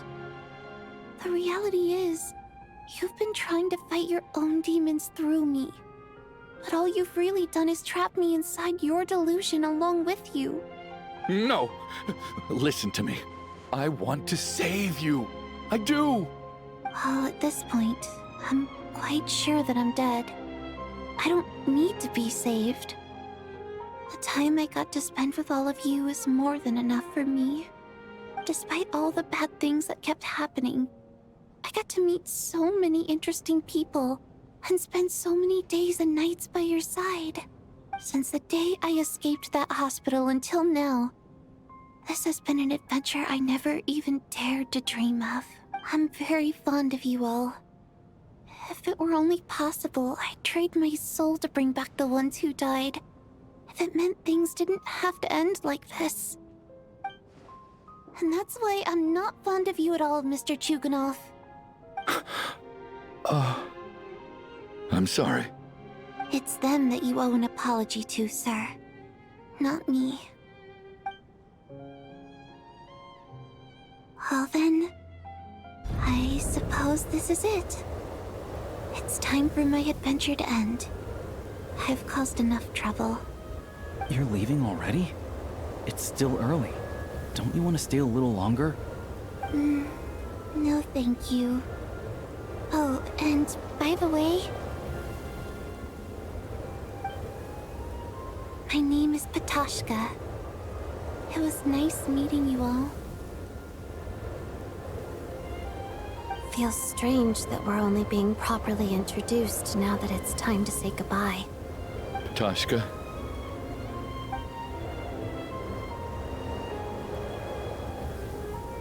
What are you doing, Chuganov? Are you crazy? Let me leave. I can't keep lying to myself anymore. In your dreams.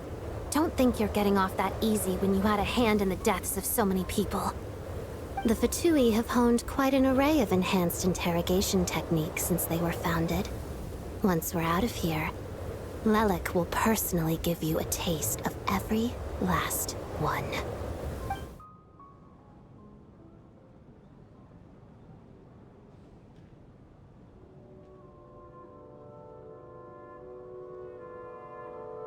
I think we should leave. I doubt this snowstorm is ever going to stop. For all we know, this storm might have destroyed all of Snezhnaya by now. Maybe even the whole world. Wait, we finally solved the mystery of the haunted theater today. Maybe let's at least try to enjoy tonight? Fair enough. I don't particularly feel like dying in Chuganov's company anyway. And yet you won't let me die first. Hey, Chuganov, on a serious note, if we do make it out of here, you should close down that factory of yours. A lot of people are freezing thanks to you. Is this really the time to be discussing my factory? All right, fine. I'll shut it down. Doesn't matter to me anymore. Am I hearing things? Or was that a knock at the door? There it is again. But I don't understand. The snowstorm hasn't stopped, has it? Should we open the door? Is this it? Is this nightmare finally over? If the last few days are anything to go by, I probably shouldn't be getting my hopes up. Whatever lies beyond that door at this moment, it could be something even more terrifying than everything we've been through so far.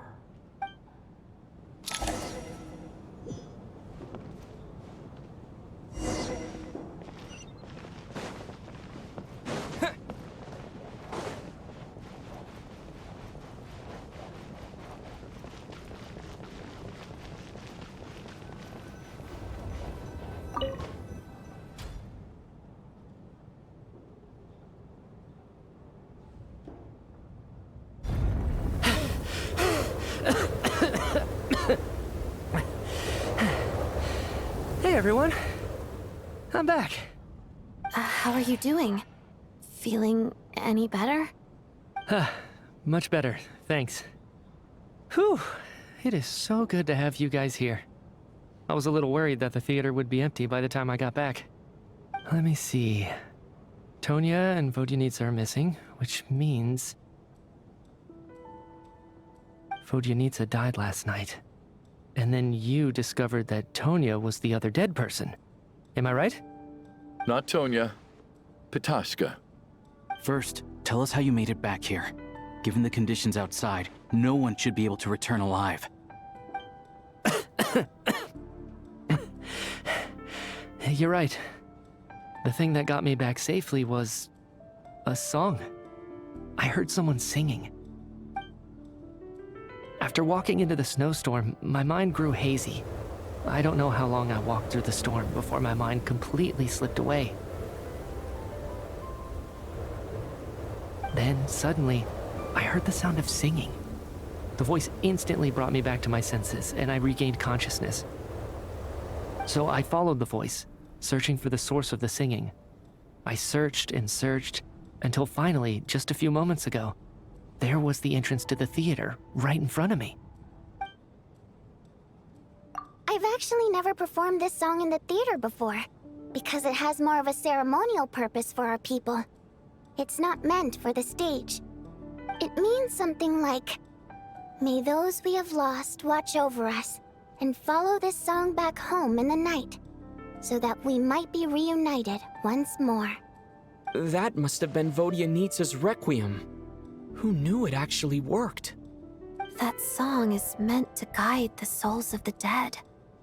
Mitya, that must mean that you... Huh. No kidding. Huh, seemed like I guessed right then.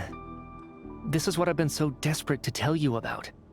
When I first stepped out of the theater, I was still quite lucid. My memory of it is still pretty intact. I remember the outside world being completely different than what I'd expected. It was like this was a world where only the snowstorm existed. There wasn't a trace of any humans or buildings ever having been there.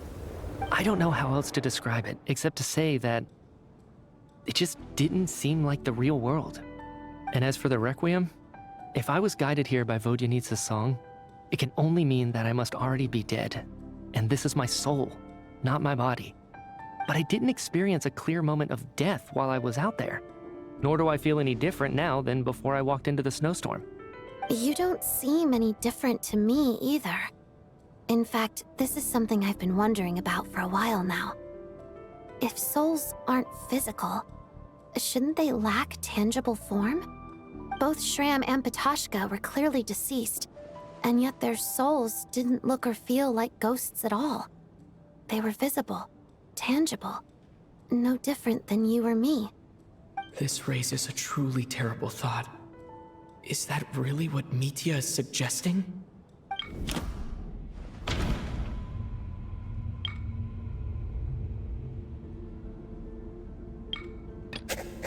The Requiem.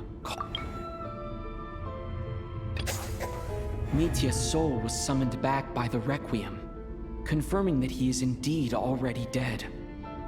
And yet, he looks no different from us. Of course, if even the long-deceased like Mr. Shram can blend in with us undetected, then maybe we've all been dead from the very start. And all of us are now souls wandering the theater.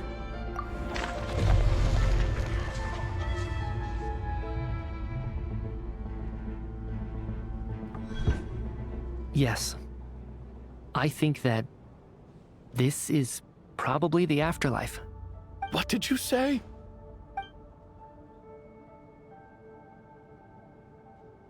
You heard me. We died in the theater. All of us did. But due to an obstruction in the theater's ley lines, our souls are trapped here, while an endless, infinite snowstorm rages outside. It's ironic, really. All that time, we were working so hard to figure out who the deceased among us were, when the truth was, we were all deceased. The only difference being some of us died more recently than others. Do you remember that note, "Death is near"? Seems like we misunderstood what it meant after all. Death was nearer than we wanted to think all along. The note simply meant that all of us were already dead. So all our attempts to survive, our search for the deceased, it was all for nothing? Hard to say. At the very least, we helped 2 lost souls find clarity and go to where they belong. The presence of those 2 is probably what caused our souls to be drawn in by the ley lines. In which case, the deaths we've awoken to over the past few days were just souls returning to the ley lines for good. If what you're saying is true, doesn't that make us the lost souls now? Huh, no wonder. This afternoon, when I was moving Vodyanitsa's body, I noticed that the other bodies in the room hadn't decayed one bit after all these days. That's further proof that those aren't physical bodies at all, but merely our shells here in the afterlife. Am I really dead? This doesn't feel real to me at all. No, that's impossible. This cannot be how it all ends. I still find it hard to believe that all of us are dead. How exactly did we die in the real world? None of us have any memories of dying, right? Not even knowing how we died is preposterous. Good grief. Surely there has to be some reason. Exactly. It's hard to rest in peace when you don't even know how you died. It gave me lots to think about as I strode out into the snowstorm. I racked my brains trying to remember the cause of my death, the exact moment I died, the root of all of this, right up until my consciousness faded. Wait. Hold on. Right before I lost consciousness, I think I saw something. I can't remember. And I think I lost my notebook and pen. Mitya, your hand. Is that blood on your fingers? Huh? You're right. There's blood on the fingertips of my right hand. Looks like it's already dried. When did that happen? What the? I guess this was what I saw. I must have desperately drawn it in my own blood right before losing consciousness. What's wrong? Do you recognize the symbol? It's Renova, the ruler of death. Huh? Alosha, do you still remember that Snezhnayan folktale you told me about? It was about the Grim Reaper.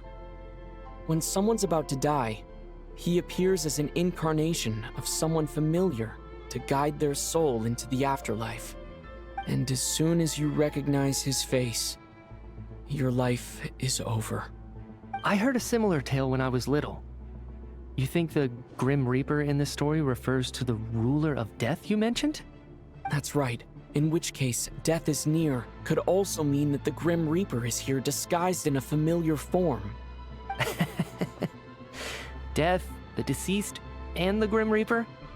So it's a triple entendre. When I first saw this note, I thought it contradicted the investigation report. But now it seems like that was the whole intention.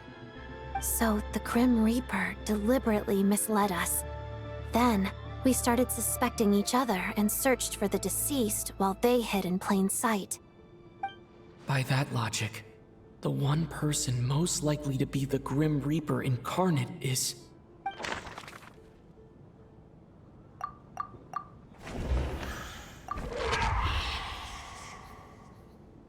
No doubt about it. It's Alosha.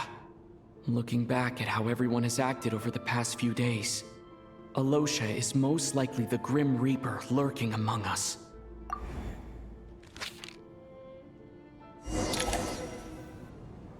Is it you, Alosha?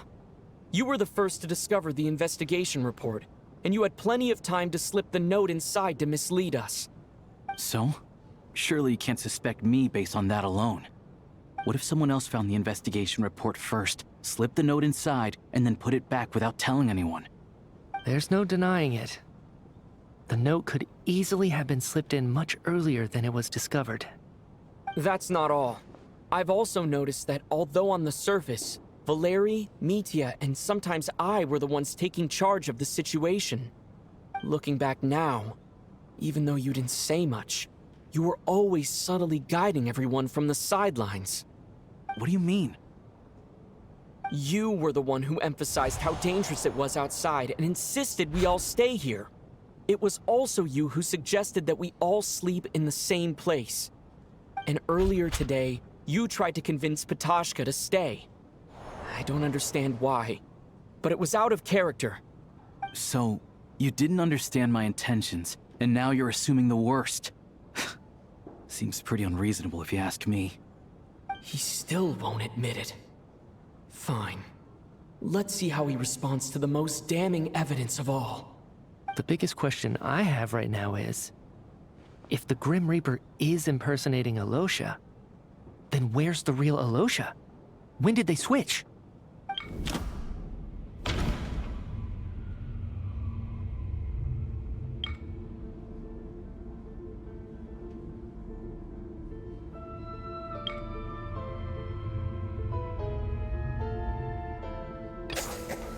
That's right. This was the moment.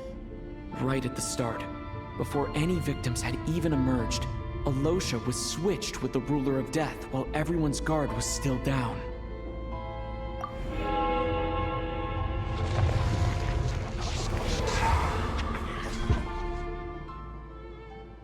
When all this began, right after the performance ended and the snowstorm began to pick up, no one suspected anything unusual. We just assumed we were snowed in. It wasn't until we discovered the bodies the morning after that we realized something out of the ordinary was going on. But it's clear now that the oddities actually started earlier than that, when Dimov walked into the snowstorm and never came back. Right. So Mr. Dimov was the first victim, not Sobolova and Torgov. And if we pinpoint that moment as the beginning of this incident, then one thing becomes clear. Alosha, you are the only person who walked into the snowstorm and came back without the help of Vodyanitsa's Requiem. More precisely, Alosha never came back at all. The one who came back was the Grim Reaper. Not bad. Well, since you've backed me into a corner, I suppose there's no point in keeping up the act anymore. Alosha? You're the Grim Reaper? I am no such tired cliché. Mortals should address me as the Ruler of Death.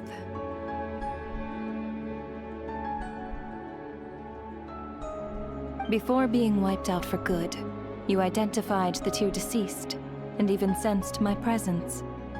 A commendable achievement. Far beyond what I expected. I heard you can ferry souls. Those deaths each night. Were they your doing? Your initial conclusion was correct. Due to the existence of the two deceased, the ley lines yearned to reclaim those long-lost souls. Every night, they devoured an equal number of souls to fill the void. This required no intervention from me. Though, of course, ferrying souls is indeed my authority. Here, take a look.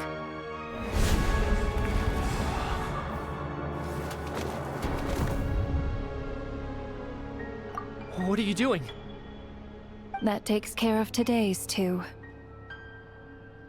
Don't get so worked up. You are already dead, and your souls must return to the ley lines. I know we're already dead. You murdered us, didn't you? Murdered? No. Murder is when mortals usurp my authority. Death is my jurisdiction. If I require someone to die, I need not resort to such laborious methods as murder. You simply met the criteria to trigger my curse of death. I know about the curse of immortality. So there's another death-related curse too? You cursed us? When? And why would you do such a thing? So often, humans pray to me, begging to know when their death will come, and what form it will take. But few people ask why.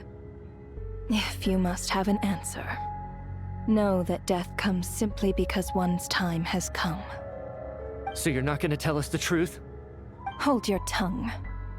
By all rights, you shouldn't even be allowed to speak with me. Those angels from the past are to blame for the reckless renovation of the ley lines here. It's made my work on this occasion infuriatingly complicated. Work? So trapping us here, making us watch our friends die, that's just another day at work for you? You clearly have a lot of questions. Fine. As a reward for your remarkable accomplishments over the past few days, I shall answer a few of your inquiries, provided they aren't too unreasonable. After the physical body dies, the soul must return to the ley lines for that person's death to be considered complete. My work encompasses the entire process of death, including, naturally, the guiding of souls into the ley lines, with which you are now so familiar. You must also be rather familiar with Natlan's Night Kingdom, I presume? It was I who supported the creation of the Night Kingdom. It provided a convenient means of guiding the souls of Natlan. Here, too, the ley lines connected to the theater underwent some modifications. The angels hoped to make them capable of accommodating the souls of some special creations. But this actually hindered their ability to accept ordinary souls to some degree. This effect manifested itself after you died from the curse in the theater, leaving you stranded in the afterlife, unable to achieve a complete death. But if souls who die from the curse of death fail to return to the ley lines within a short window of time, they will miss their chance for good. Then, they will remain forever suspended between life and death, no longer subject to the authorities of either. So if you don't resolve this matter soon, and see all our souls return to the ley lines before long, we'll escape your control. Mitya's sharp. This must be what Renova was worried might happen, and the reason she got involved to begin with. But if you have the authority to guide souls, why didn't you just show yourself and get it over with? Why hide among us in the form of a Losha? You seek to understand the mind of a god. Very well. I'll tell you. This is a theater, and I decided I wanted to watch a show about death. That's why I encouraged you to take the events to the stage. I found myself getting quite immersed. I suppose the entertainment you provided makes up for all the trouble you've caused me by being so defiant in the face of death. There. Are you happy with my answer? Can't say I am. Really?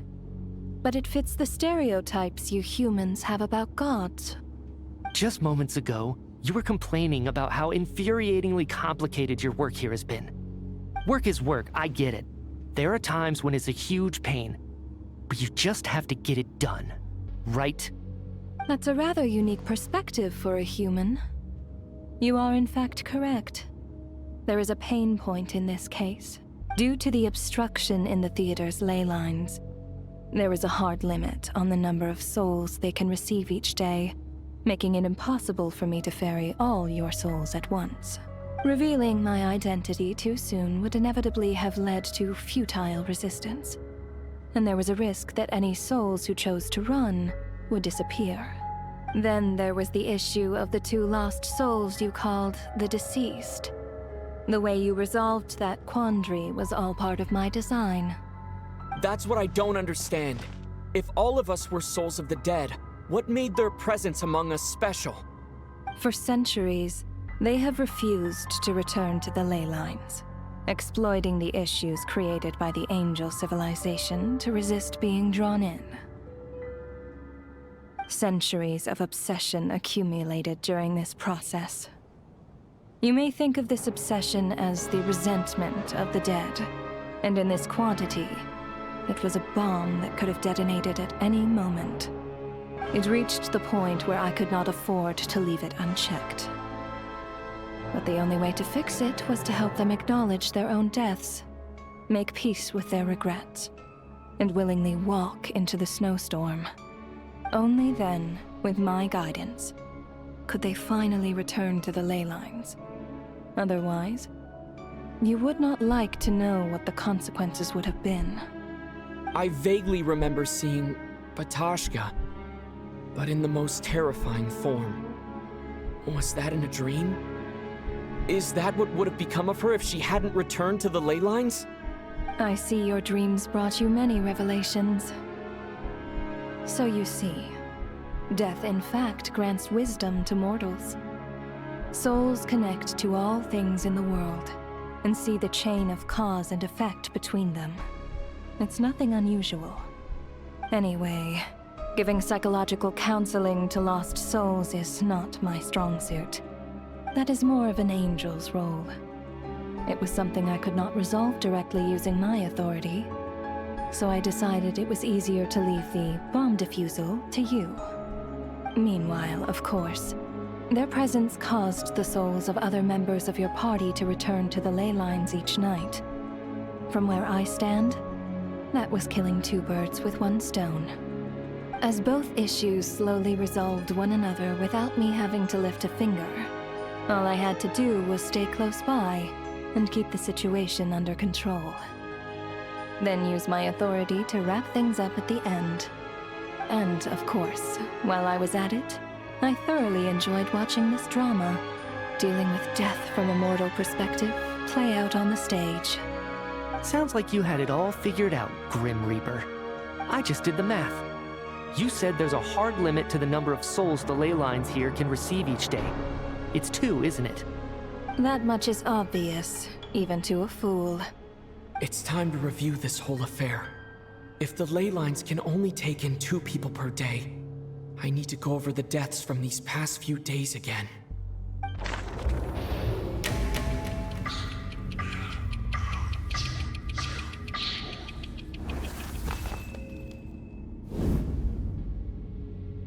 Looking back now, none of us had the faintest idea at the time. From the moment that staff member named Demoff walked into the snowstorm, the incident had already begun.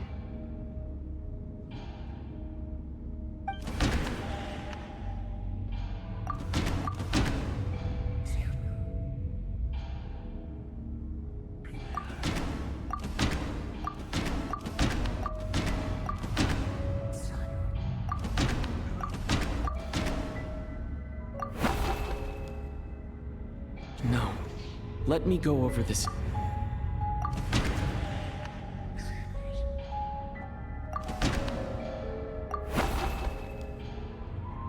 No.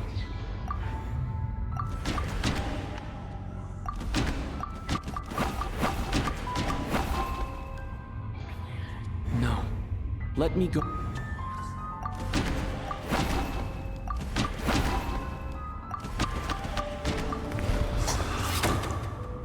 Alosha was the second to walk into the snowstorm after Demoff to investigate. During this process, the ruler of death assumed his identity, making him one of the victims.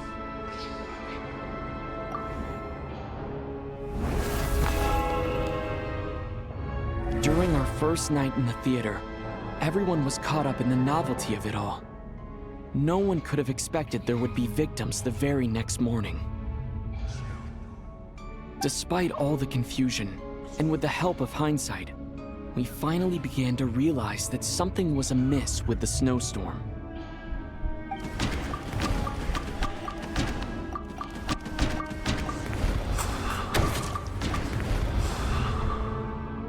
The ley lines devoured Torgov and Sobolova on the first night.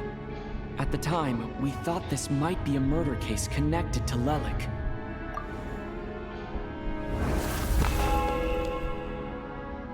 Odette and I spoke a lot that night. 3 people were on watch, but in the morning, we discovered that someone had fallen victim all the same.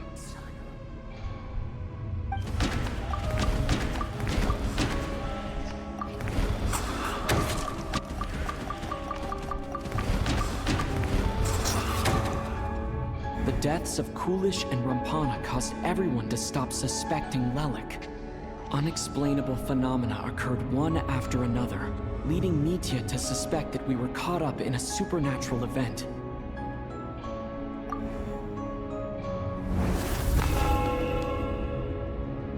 Later, we discovered that there seemed to be an extra person among us, and subsequently discovered the existence of the deceased.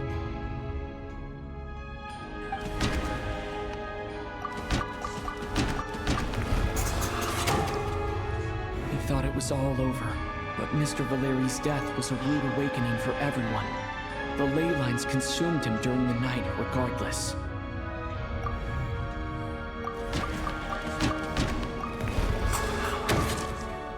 Mr. Schramm realized he was the deceased and walked into the snowstorm to return to the ley lines of his own accord.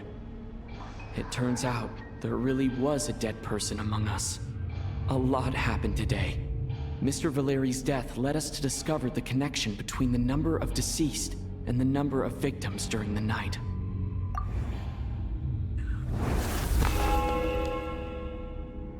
The fact that there was more than one deceased seemed to bring us back to square one. Odette revealed some information she had been keeping to herself.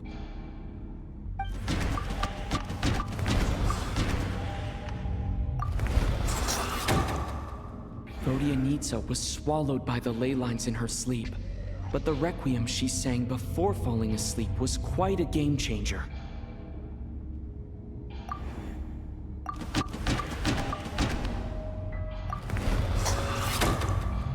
As it happened, Ptashka filled the void left by Mitya's return from the ley lines by walking into the snowstorm this morning.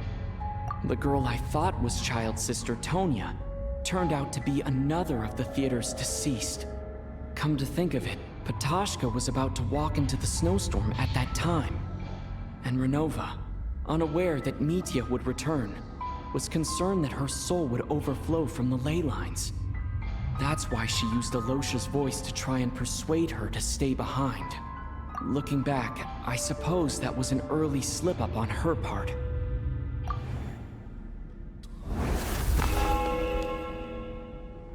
No one could have expected anyone who walked into the snowstorm to return. But just after nightfall, Mitya returned, bringing crucial information with him. Various truths began to surface, including that all of us were already dead, and that the ruler of death was here among us. Then, after revealing her true form, Renova callously claimed 2 souls.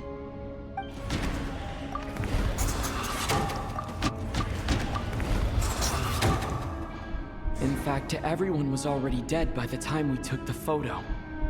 And in the days since, we've experienced many more partings in the afterlife. Now, only Mitya and I remain. And the true culprit behind everything still stands before us. In Mitya's eyes, I see the same anger and frustration that I feel.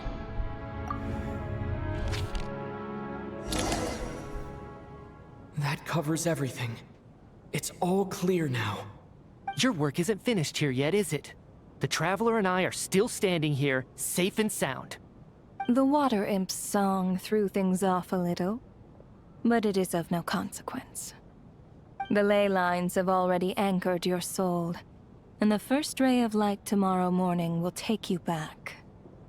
I, meanwhile, need to review my attitude towards the Water Imp race.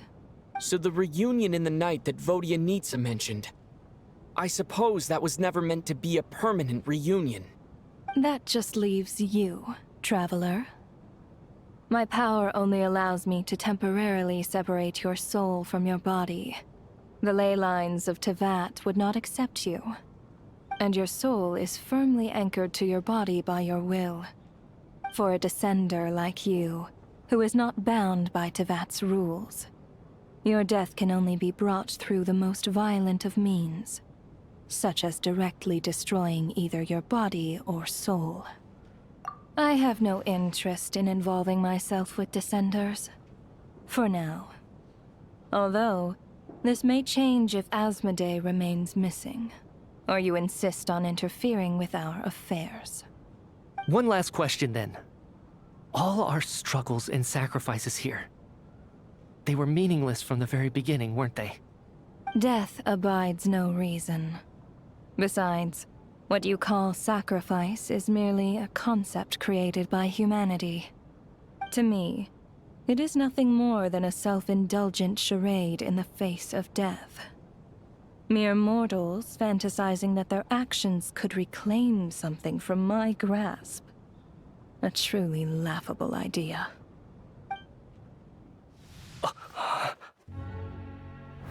Grim Reaper, you really know how to get on my nerves. I'm not here to ingratiate myself with you. I kill merely because your deaths are necessary. Oh, you've made that quite clear. But humans don't take well to being scorned. Not even by the gods.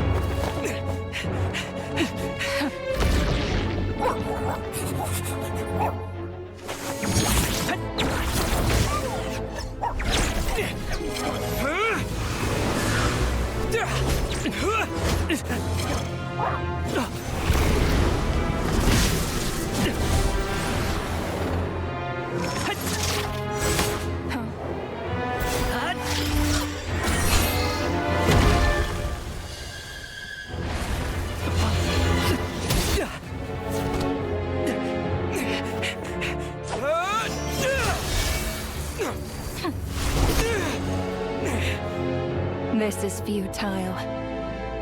You must know that you are powerless against me in my own domain. I suggest that you save your strength. For what? Maybe we can't change it.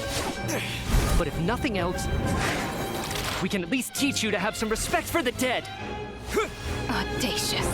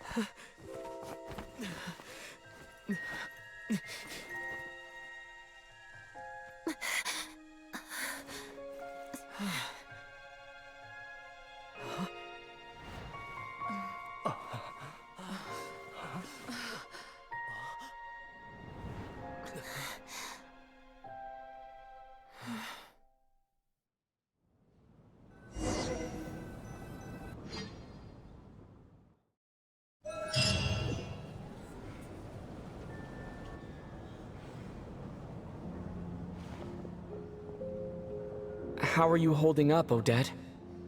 What happened to me? How much do you remember? What do you mean? Is the performance over? I can't seem to recall what happened. Has Odette already forgotten?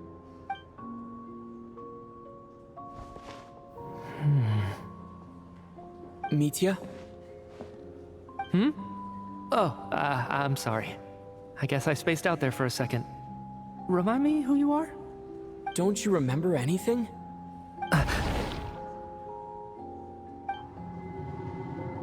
Yeah, I remember now, comrade. Looks like we guessed right. Just like me when Odette found me at the Armory Palace. For some reason, everyone killed by the Ruler of Death eventually came back to life. Just with one catch. They forgot what happened while they were dead. Odette and the others have already forgotten everything. Why were you able to remember this time? Could this be the reason? You said this is the Ruler of Death's symbol, right? I don't see anything there. You don't? Huh. Okay, I guess that makes sense. I carved this into my hand in the afterlife, so it's not visible in the physical world.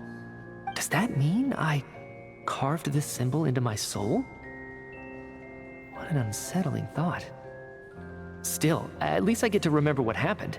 I suppose it's a blessing in disguise. What about you, though? The Ruler of Death mentioned that you're a descender? Is that why you can remember? A full explanation would get complicated very quickly, but that's essentially it. Well then, now that it's all over, let's figure out what we've learned.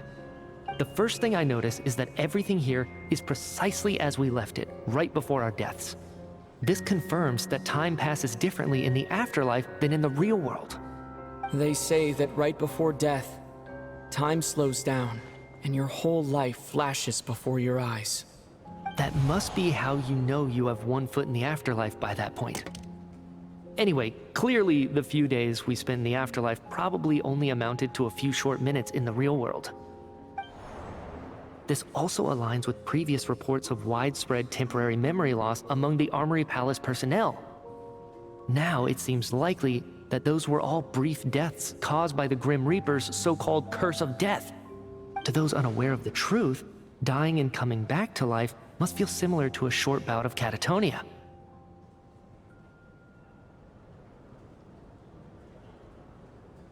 This leaves me with a couple big questions. What are the conditions that trigger this so-called curse of death? And why are we resurrected after we die? If nothing else, I think it shows that killing us wasn't her ultimate goal. We still don't know her true reasons for subjecting us to death. Right. This time only got complicated because of the situation with the theater's ley lines. That's why she had to approach it differently. If the previous incidents of amnesia among the researchers are anything to go by, killing us is usually a pretty routine matter.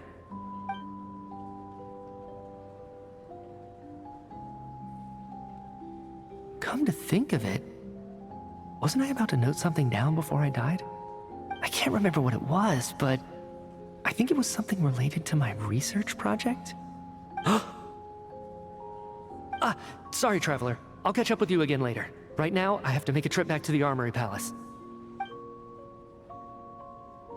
Sir, if I may, no one of your description has ever shown up in my investigations into Mr. Mitia's friends. Yet, you two seem very familiar with each other. Could you perhaps tell me where he was in such a rush to get to? And, by the way, have we ever crossed paths? Forgive the presumptuousness, but I feel a vague and indescribable sense of familiarity about you. I can explain everything. Could you help me gather everyone in the theater in one place?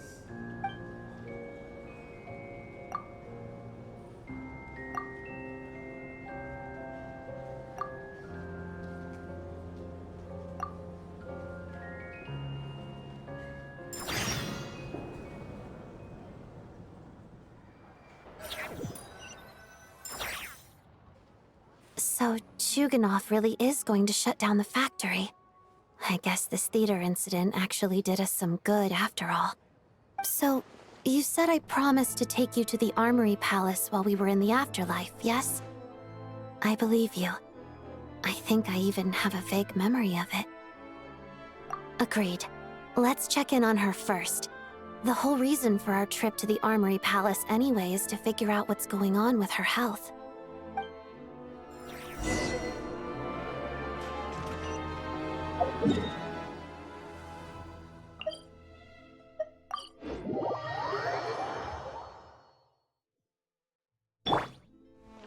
How tiresome. Pick up the pace.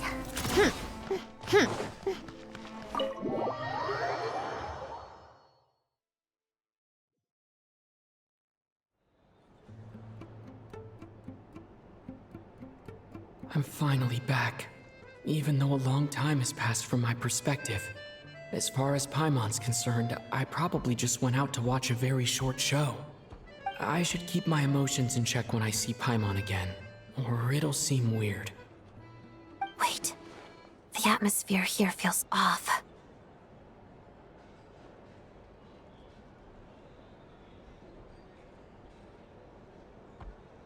Shh. Stay quiet. Let's go inside and take a look. Have we still not been able to notify Child yet? We need new orders. What if that person comes back again?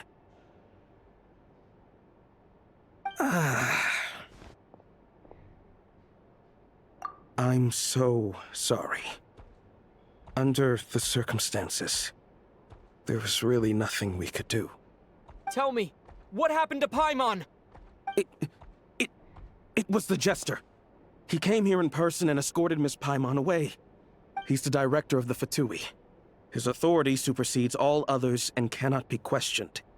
There was nothing we could do. How long ago did he leave? And what was Paimon's status? It was about an hour ago. Miss Paimon was fast asleep at the time. The Jester simply walked off with her as if it was only natural. I assure you, he absolutely did not use any force. Do you know where they went? The Armory Palace, most likely. Lord Piero, the Jester, has been overseeing the experiments there lately, keeping a close eye on their progress. Everyone in the Fatui has heard about it by now. I'm surprised he came in person. Whatever his reason for taking Paimon, he'll most likely return to the Armory Palace first, which is exactly where we were headed anyway. Then lead the way, Odette. Okay, let's go.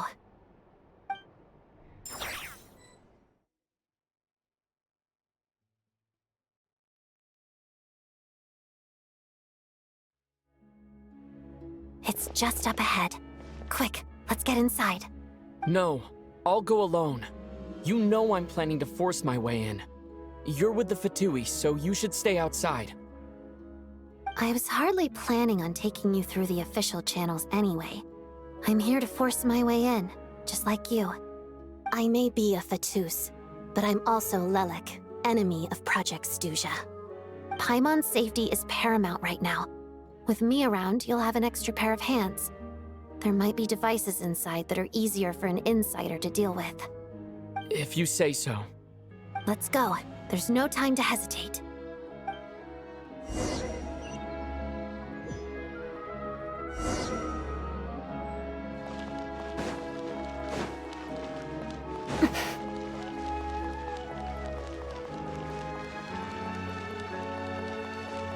Hey, who are you? This part of the Armory Palace isn't a restricted access. What do you think you're doing? No questions, please. We're short on time. Come on, keep up!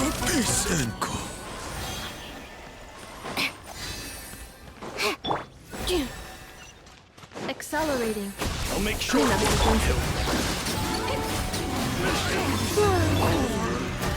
Lush as the moon. How tiresome.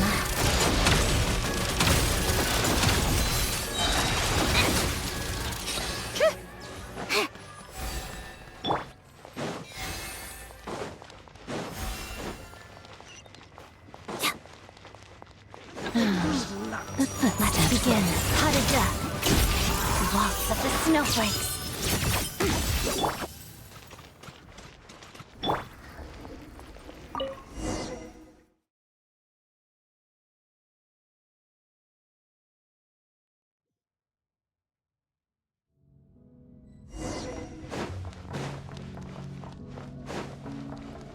Now with the overpass. Where are you coming from? So, you're intruders, huh? Don't blame me for what happens next! Take a break. Didn't take too long.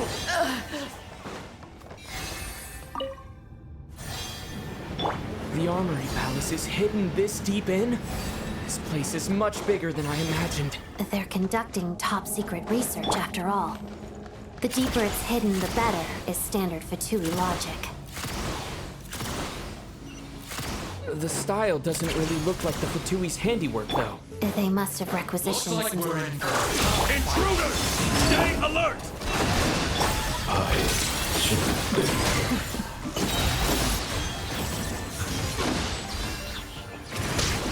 Crystalline Adagio.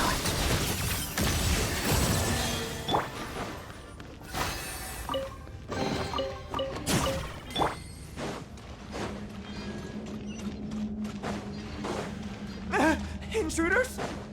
Don't come any closer! Just what are you guys trying to do here? I'm sure it's your job!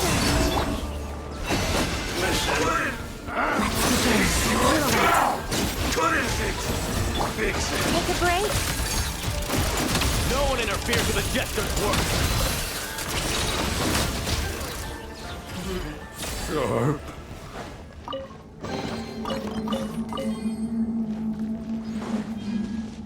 Huh?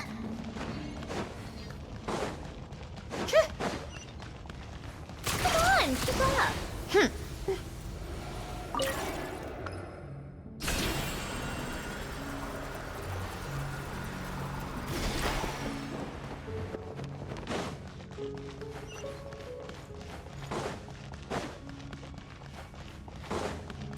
How tiresome. Looks like no one's guarding this place. There's something off about that decoration over there.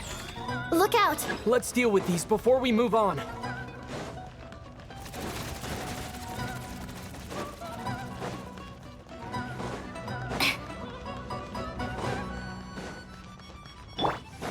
Installation chamber. Wait. Take a break. What a joke! How tiresome. Take a break.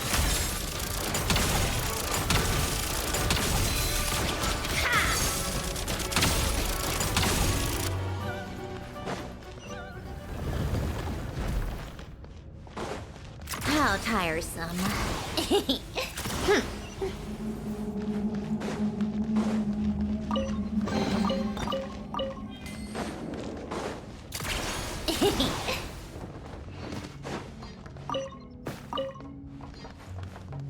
Take a break?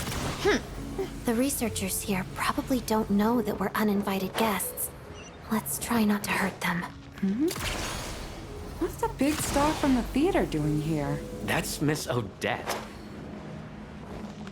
Was the whole reason for Project Stuja to support the research here at the Armory Palace? Just what are the Fatui and the Tsaritsa planning?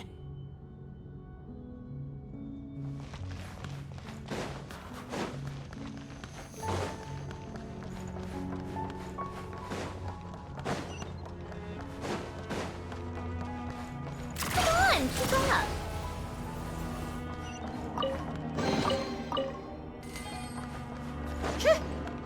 How tiresome. Whoa! Who are you? Never seen you around here before. Looks like there's no way through here. Maybe using the power of this prism could help?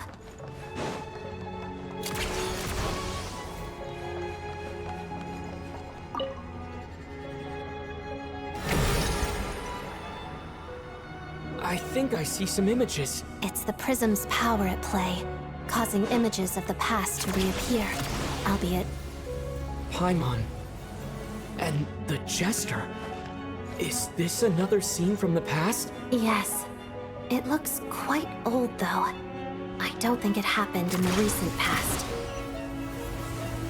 What's going on here? What happened? The source seems to be the Armory Palace. They must have started some large-scale experiment. Wait, what if this has something to do with Paimon? We need to hurry!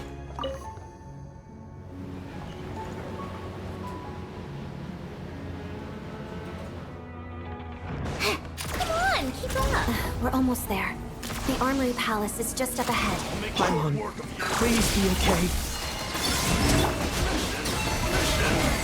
For the everlasting forest. Together. Lots of the snowflakes.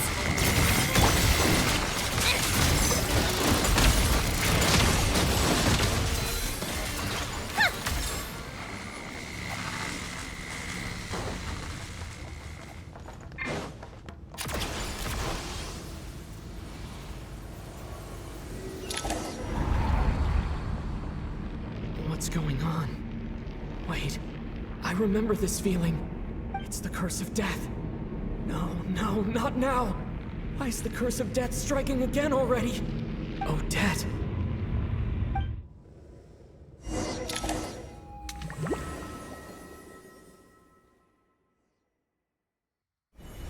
Is this the afterlife again? I need to find a way back to reality. Is that Odette's core Ignis? Could that be what just woke me up?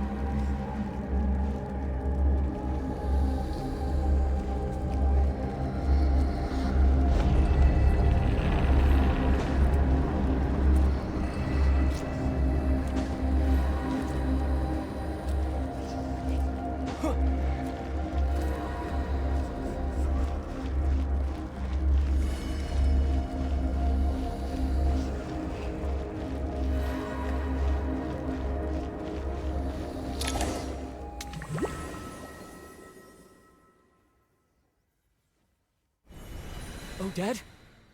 Odette! No signs of life. But past experience says that she should be resurrected before too long. Right? Did Odette intentionally use her core Ignis to guide my soul? I feel like something similar happened in a dream I had before. Thank you, Odette. If not for you, my soul wouldn't have found its way back to my body so quickly. And I might not have woken up so soon. But I'm sorry. I don't have time to protect you. I have to use the time you bought me to get Paimon back.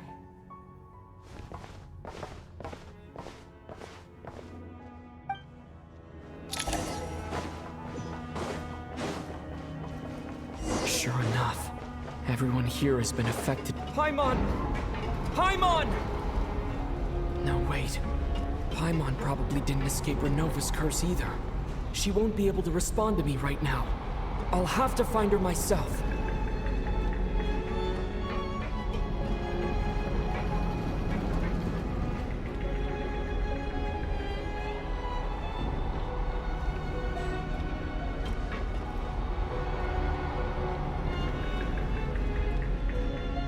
Nitya! Is this the laboratory he works in? What happened here to trigger the curse of death again so soon? I'll have to ask him when he wakes up. Finding Paimon has to take priority now.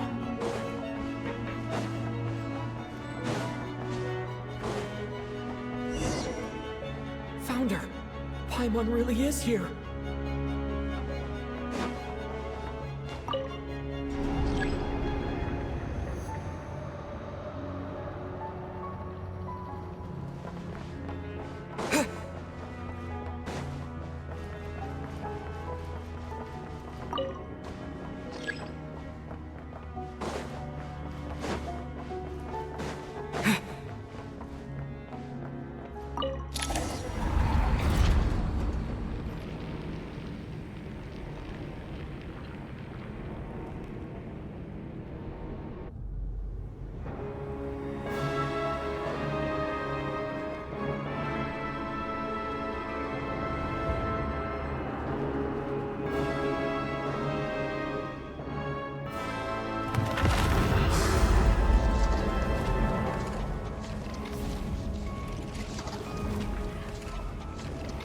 You don't learn, do you? You've already been involved in one mass death, and now you show up at the scene of another. This might have passed for a coincidence the first time, but a second time? Am I to assume you are intentionally interfering in Snezhnaya's affairs? Judging by your expression, it seems that you understand little of what is going on here. In that case, a word to the wise. Do not interfere in Snezhnaya's affairs. A civilization that fails to learn its lesson constantly depletes its own worth. It will one day lose any reason for its existence. And as a descender, you are perfectly suited to be the lifeline to which a dying civilization might desperately cling. Consider your position carefully. No advice needed. I'll make my own judgments. Suit yourself. When the day of reckoning arrives, not even a descender can hope to escape unscathed. The time for resurrection fast approaches. The mortals here are not yet worthy to behold my form. So that will be all for today.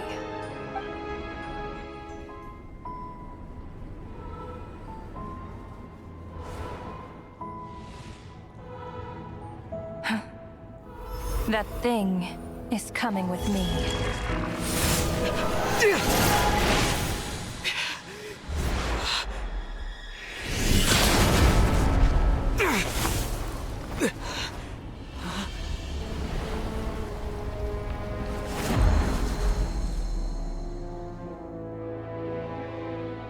You awoke sooner than I thought. The curse of immortality is stubborn. Unable to enter the ley lines, yet not content to remain a spirit. Ruler of death, what do you want? You perplex me. Both you and you. That thing may be a creation of Celestia, but it possesses none of Celestia's power, let alone authority. Your obsession with it baffles me. No matter, the resurrection will soon begin. It's worthless anyway. I'll reclaim it next time.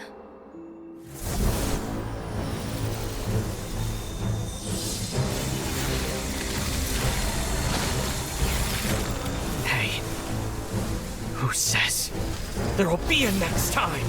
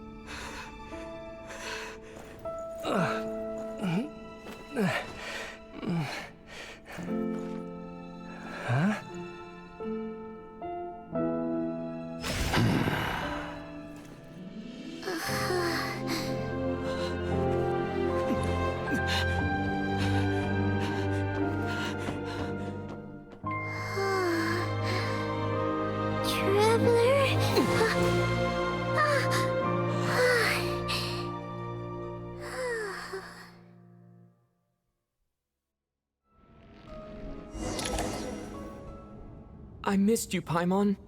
What are you talking about? We haven't even been apart for that long, have we? It was different this time. You seem to be in pretty good shape. Yeah, Paimon's back in tip-top condition. It's the weirdest thing. Paimon fell asleep earlier, and when she woke up, she found herself here. The jester and that guy talking to him used some kind of energy on Paimon, and she could kind of feel it canceling out that other thing that was making her feel unwell. So, Mitya helped too? Apologies for leaving in such a hurry at the theater earlier. I was in a rush to verify some theories. Rest assured that your companion is perfectly safe. We reversed the effects that the experimental energy had on her. The jester specifically instructed me to do so. I suppose this is our first official meeting, Traveler. I could not let Paimon suffer in her condition for a moment longer, and so I simply took her without explanation. I hope you do not mind.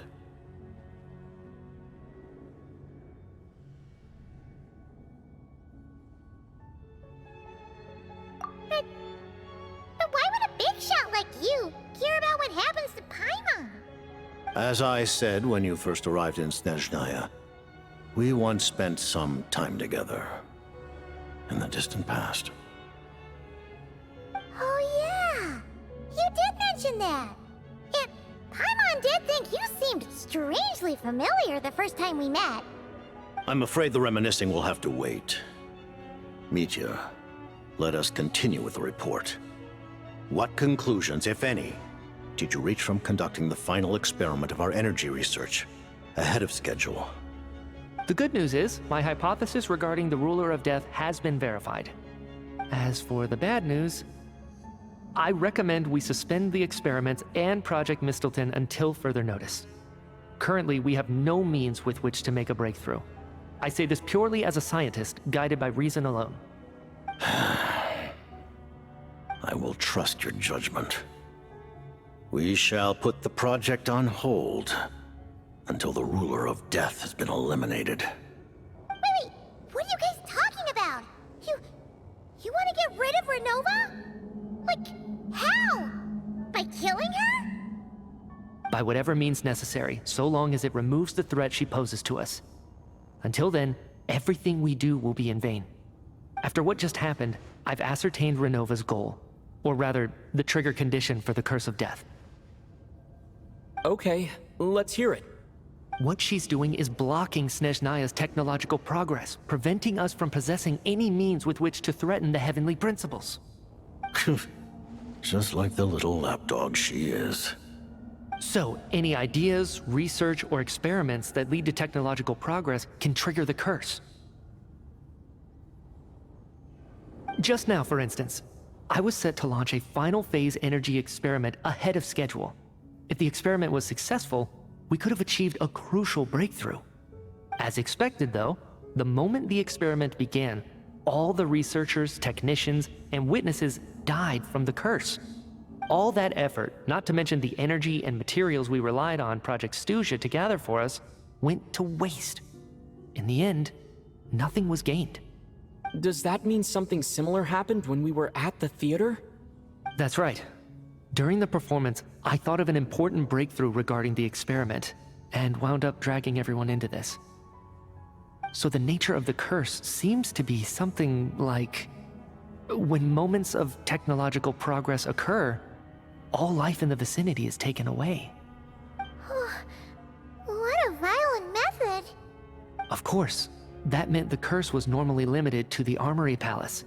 Since outsiders are forbidden from entering, this mass death phenomenon went unnoticed. Until Odette came along.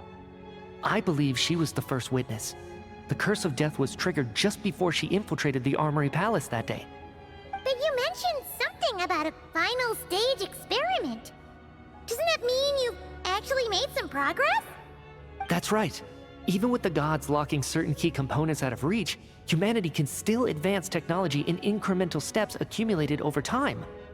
But, as I'm sure Renova anticipated, even incremental progress has its limits, a point where the truth you're seeking must be put to the test in an experiment. You mean, the experiment you were just about to do? Yes, we were at a critical juncture, a moment where the quantitative was about to translate into fundamental qualitative change. With this single experiment, we could have brought everything we've worked for to fruition. But now, after already being forced to fumble around in the dark all this time, it feels like we've truly hit an impenetrable wall. As long as Renova's Curse of Death persists, we won't be able to advance the experiment or obtain any results. And with Project Stuja having been in effect all this time, at our nation's current strength, repeated trial and error is simply unsustainable. Only by eliminating Renova first will it be possible to continue advancing our plans. But she's the ruler of death! She can just kill whoever she wants, right? That's gotta be the scariest power ever! Is it even possible to beat her? We'll see. But one thing's for sure. She definitely can't just do whatever she wants. The best proof of that is me, standing here, very much alive. You're saying... Wouldn't it be easier to just kill all of us researchers for good? Why resurrect us over and over again? Why let us advance our technology to this point? So, you're saying even the ruler of death has limitations we don't know about? Exactly. And I think that's where the key to our breakthrough lies. Regardless, the ruler of death has always been an obstacle we must overcome. Indeed, we must face life, death, time, and space. After all, our goal is the heavenly principles. The Fatui want to challenge the heavenly principles? For a long time, I've had a vague suspicion the Fatui and the Tsaritsa were targeting the heavenly principles. But hearing the Jester admit it is still a shock. No wonder the Tsaritsa's goal has always been kept a secret from the people. What kind of road will that lead Snezhnaya down? In that case... Lord Jester, I would like to request some leave. I'd like some time to organize my thoughts and go over the data. Granted.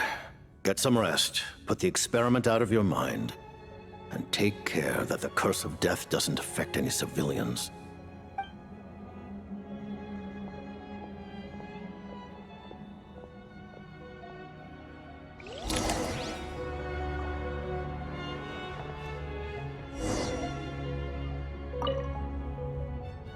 While there is yet time, allow me to offer you my hospitality, honored guest of Snezhnaya. Is there anything you wish to know? I remember hearing the term Mistleton from Columbina. Yeah! Paimon wanted to ask about that when the name came up just now. What is it? Paimon's heard of Project Stuja, but not this one.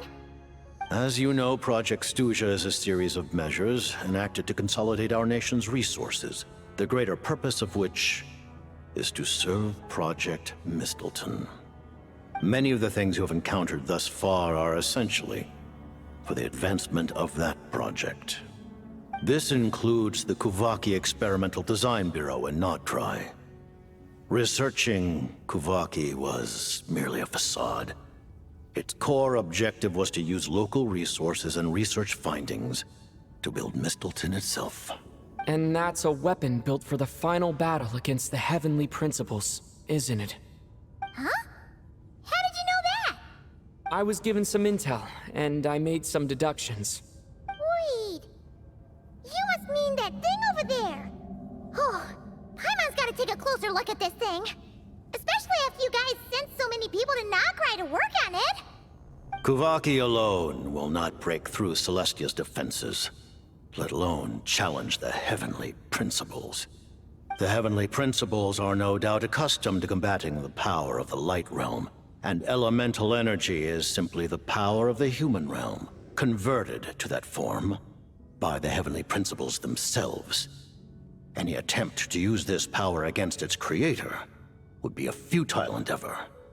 For now, therefore, we have set our sights on the form of energy associated with the Third Descender and the Stellar Linchpins. This may hold the potential to allow Mistleton to contend with the Heavenly Principles. You could say that by reverse engineering the Stellar Linchpins to extract the energy within, we have obtained a source of anti-Celestia energy.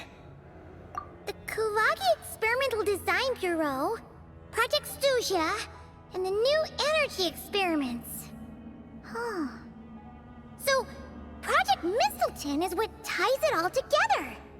And it looks like your plan is almost complete. No wonder the Ruler of Death came after you. Her Majesty the Tsaritsa has embarked upon an expedition to vanquish a monster. Were it not for this, I imagine she would have been delighted to grant you an audience. Seems like the powers that be in Snezhnaya don't intend to hold my past conflicts with the Fatui against me. The Harbingers have been granted significant autonomy in retrieving the Gnosis. But by the same token, they do not completely represent Snezhnaya's official stance. You read my mind. Speaking of the Gnosis, Paimon's been dying to ask this question since forever. Why exactly does the Tsaritsa want to collect them? Is it something to do with the fight against the Heavenly Principles? The Gnosis will undoubtedly serve as a key bargaining chip when she confronts the Heavenly Principles. Beyond that, you had best ask the Tsaritsa herself. I am not sure if this information is mine to disclose. What do you mean, not sure? Don't you make the rules? You're the highest-ranking Harbinger! Ugh, never mind. Taking on the Heavenly Principles is something most people wouldn't even entertain in their wildest fantasies. Why is the Tsaritsa so fixated on this? Into that today, civilization is nothing but an illusion. Something whose very existence can be negated at any moment. Our civilization may very well be destroyed in the struggle, but as things stand, the Heavenly Principles could choose to negate our existence on a passing whim. And we must not sit back and accept that fate. Only by changing the state of affairs, only by overthrowing the Heavenly Principles, can our civilization truly be said to have taken root. Otherwise, The fate of the people of Conria and Hyperborea is a cycle doomed to repeat itself. Accepting potential destruction in return for getting to control your own fate. Furthermore, perhaps this is still somewhat difficult for you to understand. Are you aware that all the rules of this world are made up of curses? Huh? All of them? Paimon knows about the curse of death you mentioned, and the curse of immortality that you and Dainsleif have. Then the birth of the Hilly Churls, the rules of Natlan's Ode of Resurrection. Those are curses too? Farina's long life seems to stem from a curse placed on her by Focalor as well. Yes. Even a god's love for humanity is a curse the heavenly principles inflicted upon the gods. What? The Tsaritsa has always had ample reason to hate the heavenly principles. If she can seize their authority, she will reconstruct the entire world, and when that time comes, humanity will be completely liberated from curses and lies. Look forward to it. It will be a world beyond your imagination. Though the ordinary people of Snezhnaya may not understand these details, in this frigid land locked in a ceaseless struggle against the environment, in this nation to which the gods have never shown favor, we all believe that standing in solidarity with the Tsaritsa in our shared struggle will surely usher in a new and better world.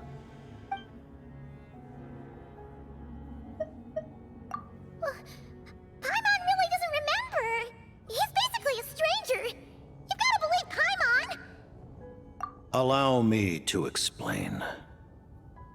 The reason Paimon reacted to the anti-Celestia energy developed by the Armory Palace is because she comes from Celestia herself.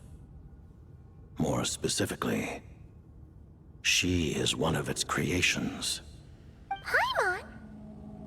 A creation of Celestia? Oh, right. I was blinded by anger earlier, but thinking back on it, Renova also said that Paimon is a creation of Celestia. But she lacks Celestia's power or authority. As you know, the lunar fragments in Nodcry were pulled down from the sky using Fatui technology. But the first application of this technology was in Conria, over 500 years ago.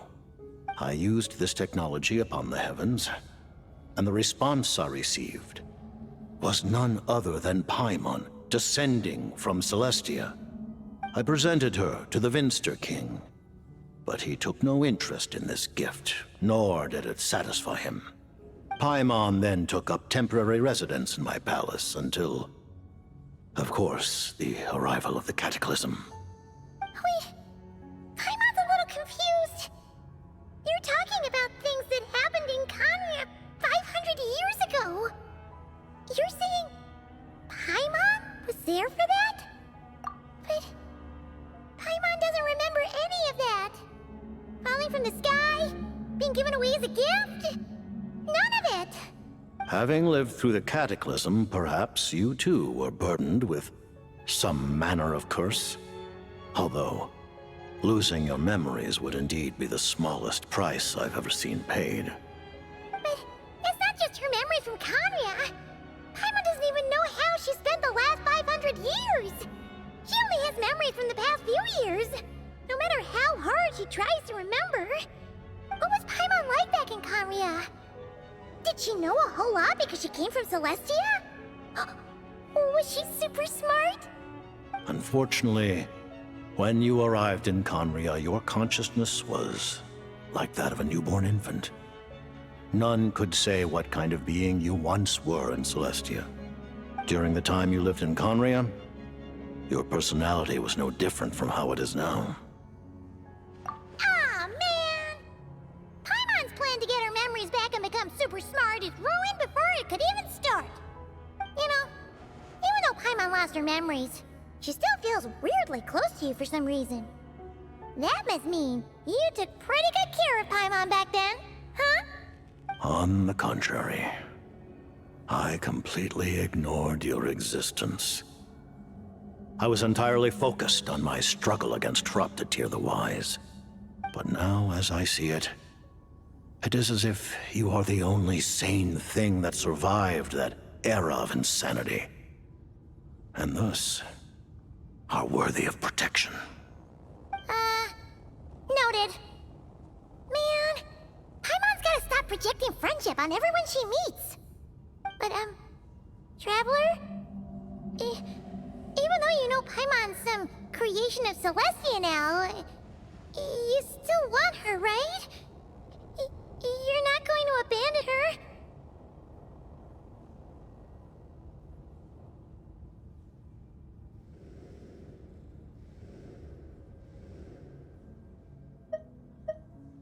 Oh, phew! That's a relief. Paimon's just learning about this too. She's barely even processed it.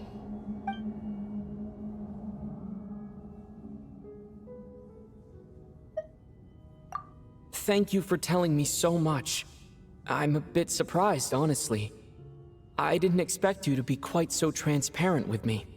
Given the circumstances, the Fatui need not hide anything from our allies. Allies? To advance Project Mistleton, we must first resolve our issue with the Ruler of Death. And, if I presume correctly, you have no intention of letting her actions go unpunished either, do you? That's right. Ever since she said she intends to reclaim Paimon when we next meet, I figured reconciliation was out of the question. Against an opponent of this caliber, deliberating over our allegiances would waste time we do not have. We must join forces unreservedly with whomever we can, if we are to stand anything like a fighting chance.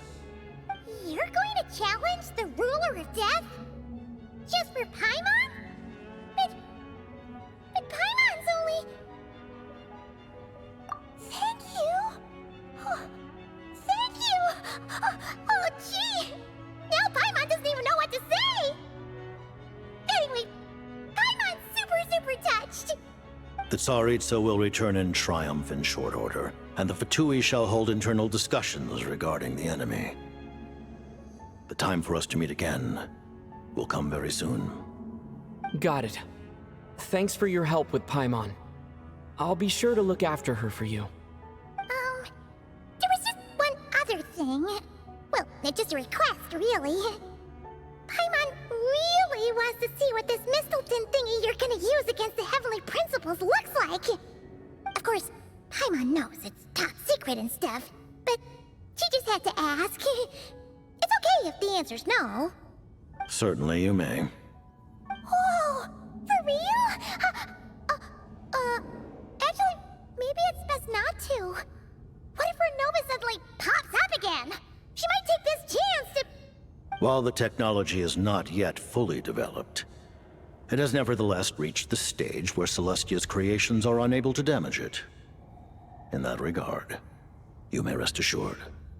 Oh. Wow. No wonder Paimon felt so out of sorts recently, even though it was super far away. Alright then! Paimon's ready to take a sneaky peek at this top secret super weapon!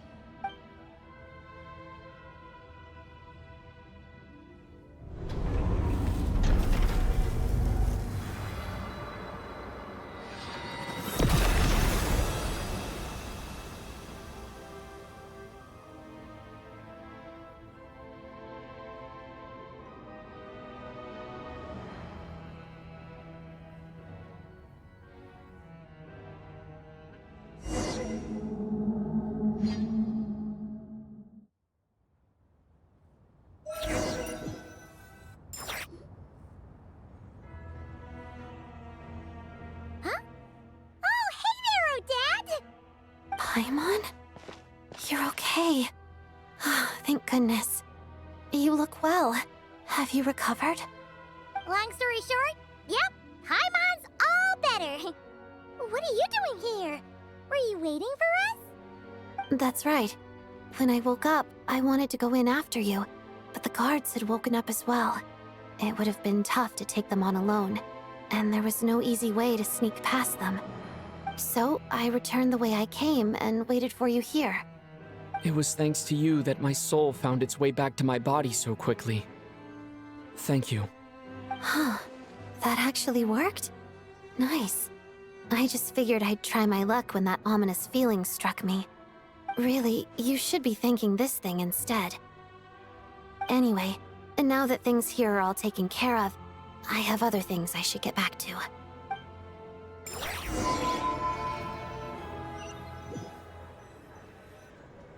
Ah, Director Chuganov, you're back. We just received notice that Project Stuzha has been suspended, so we've convened an emergency meeting. This is the preliminary plan. In addition to expanding production capacity, we've also discussed feasible layoff plans to optimize revenue and expenditure structure. Our calculations indicate that the factory's profits will increase by at least 30%. Just give the word, Director. That won't be necessary. Leave the energy for those who need it. Whether they use it just to get by or to run a business, that's up to them. Start preparing to halt production and lay off the staff. Make sure the workers are able to land on their feet and that they are duly compensated. Thank you all for your hard work during this time. Am I hearing you right? Why? After all the tough times we made it through, now is exactly when we should start to turn a profit. I just suddenly don't want to do this anymore. Huh. Does there have to be a reason? Iskra, it's time to rest. Dear esteemed members of the Rokot, given the effects of Lelic's radical actions upon our organization's reputation and social stability, a decision has been made to permanently withdraw this codename from use. Considering that Lelic did what they did for the benefit of the people, the Rokot has nevertheless negotiated with the authorities, ultimately securing a waiver for all penalties due to them. Lelic will be suspended for a period of time. Depending on their future performance, they may be allowed to adopt a new codename and continue acting as part of the Rokot. The purpose of this notice is to remind everyone once again that motives and methods are equally important when one operates in the shadows. Even with Project Stuzha's suspension and our interim operational victory, we must guard against complacency and rashness and work to consolidate the progress we have made so far. We act only for the greater glory and solidarity of our nation. May the aurora shine ever on, and the tundra always stand firm. We act only for the greater glory and solidarity of our nation. May the aurora shine ever on, and the tundra always stand firm. Looks like it's finally over. You mean for us? Just thinking out loud. I've never seen the Snezhna Grad Vecha so lively before.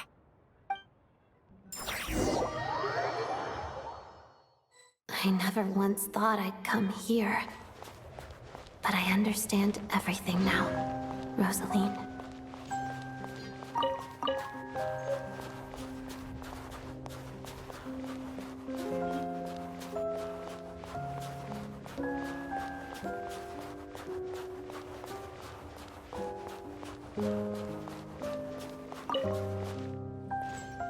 I've seen Spirit Seeker performed many times, including by your mother.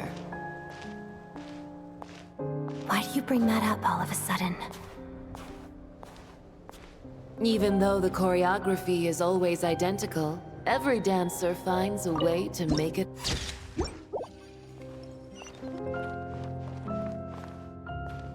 So you actually want to talk to me about ballet? I just think it would be a pity if the dance was lost to history. She didn't teach it to you, did she? That was an unusually subtle taunt for you.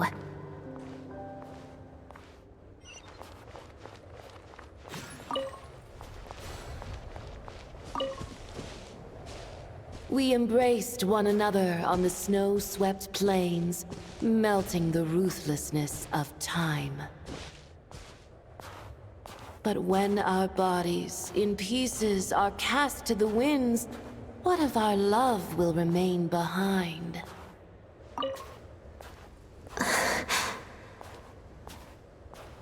Don't tell me you can't sing. Shush.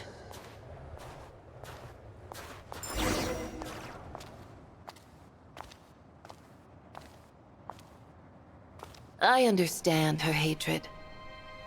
The Fatui robbed her of the life she should have had. I never opposed her dancing. Yet still I became an enemy of her ballet. I'll just keep my distance. Many despise me. I'm used to it. You're certainly not one to shy away from confrontation. But children, they need a different approach. I'm hardly the most maternal figure. Yet, she is a child. In my experience, while a father commands authority, he must still yield to love. You should tell her what you think about her dancing.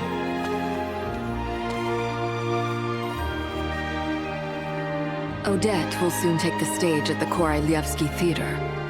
This could be your chance. Geonosis secured. It went smoothly. I'll be there. Have them send me an invitation.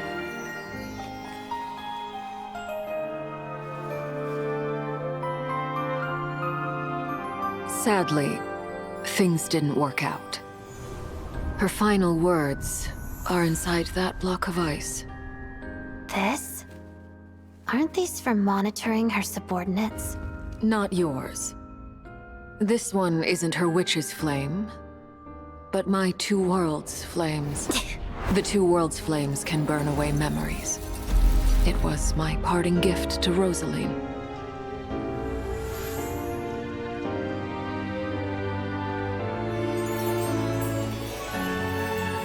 If all goes to plan, she and I will both live to see the Tsaritsa succeed. I believe she'll find peace. But if anything happens to me, she needn't follow in my footsteps. The cryo-energy will fade away in time. Then the two worlds' flames will burn away all memories of the Fatui. She'll be free to dance. She deserves this. I will handle the aftermath. The choice is yours, child.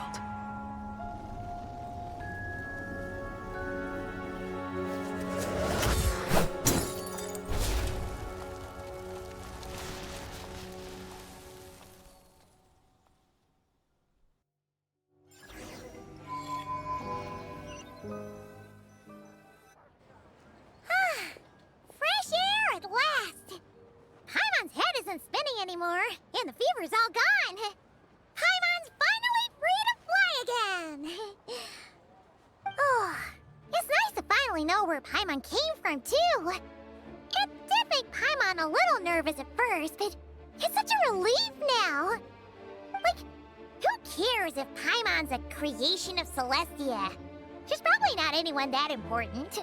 Probably just the fairy of food and fun or something. And like you said, this doesn't have to change anything between us. You're not gonna just... Hey! Hurry up! Why are you walking so slowly? You've spent the last few days lying in bed and stuffing your face. I didn't think you'd be able to fly this fast. Says who? Paimon's as agile as ever. They don't call her White Floaty for nothing. Paimon originally wanted to check out the bookstores in Snezhnograd, but she's more in the mood for flying around right now, so let's save that for later. Wait, they've got light novels from VII Publishing House here too. Huh? And this is Paimon's favorite mystery story from Fontaine! Wow, they got a sequel! The local Snezhnaya books look pretty interesting too, but also kinda heavy. Not the easiest things to look around. I thought you were in the mood for flying around. Paimon can read while she flies. Hey, look at these two dolls. Which do you like better? All right, boss, we'll take both. Paimon will have the other one. Oh, I thought we were only getting one. All right, fine. I'll pay. There you are. Thanks for visiting. Paimon will grab this and then... Huh? Huh? Huh? How many layers does this thing have? And what are you laughing at? Huh. You knew all along, didn't you? A whole bunch of people are gathered over by the plaza. Hey, look! That looks like Tartaglia! Hey, Tartaglia! I know that voice. Of course. If it isn't Paimon and my old comrade. You're looking well, Paimon. All better? Yeah! The jester knew what was wrong and fixed Paimon right up! Thanks for sending someone to keep Paimon safe, too. Oh, yeah. About that. That was... kind of embarrassing. Who could have known that our director would go looking for you in person? So sorry for the misunderstanding. Oh, right. Let me introduce you. This is my little sister, Tonya. Hello, Tonya! Hello, hello! Firstly, I'm really sorry about my brother. Sounds like he's caused you no end of trouble. Hey now, why'd you have to start with that? Not that it isn't true, of course.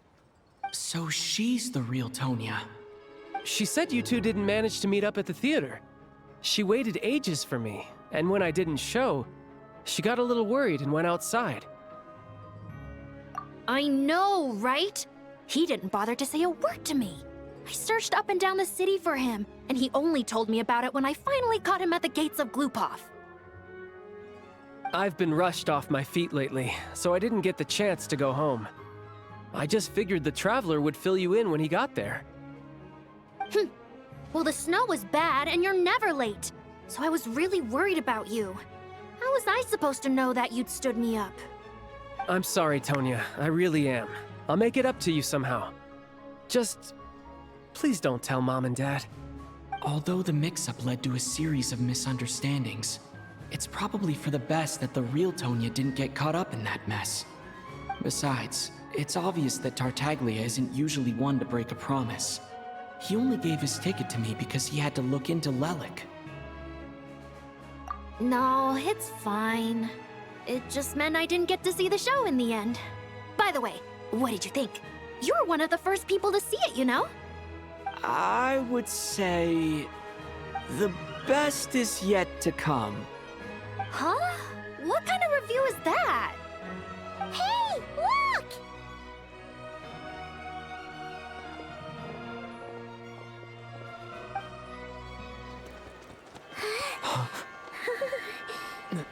Hi!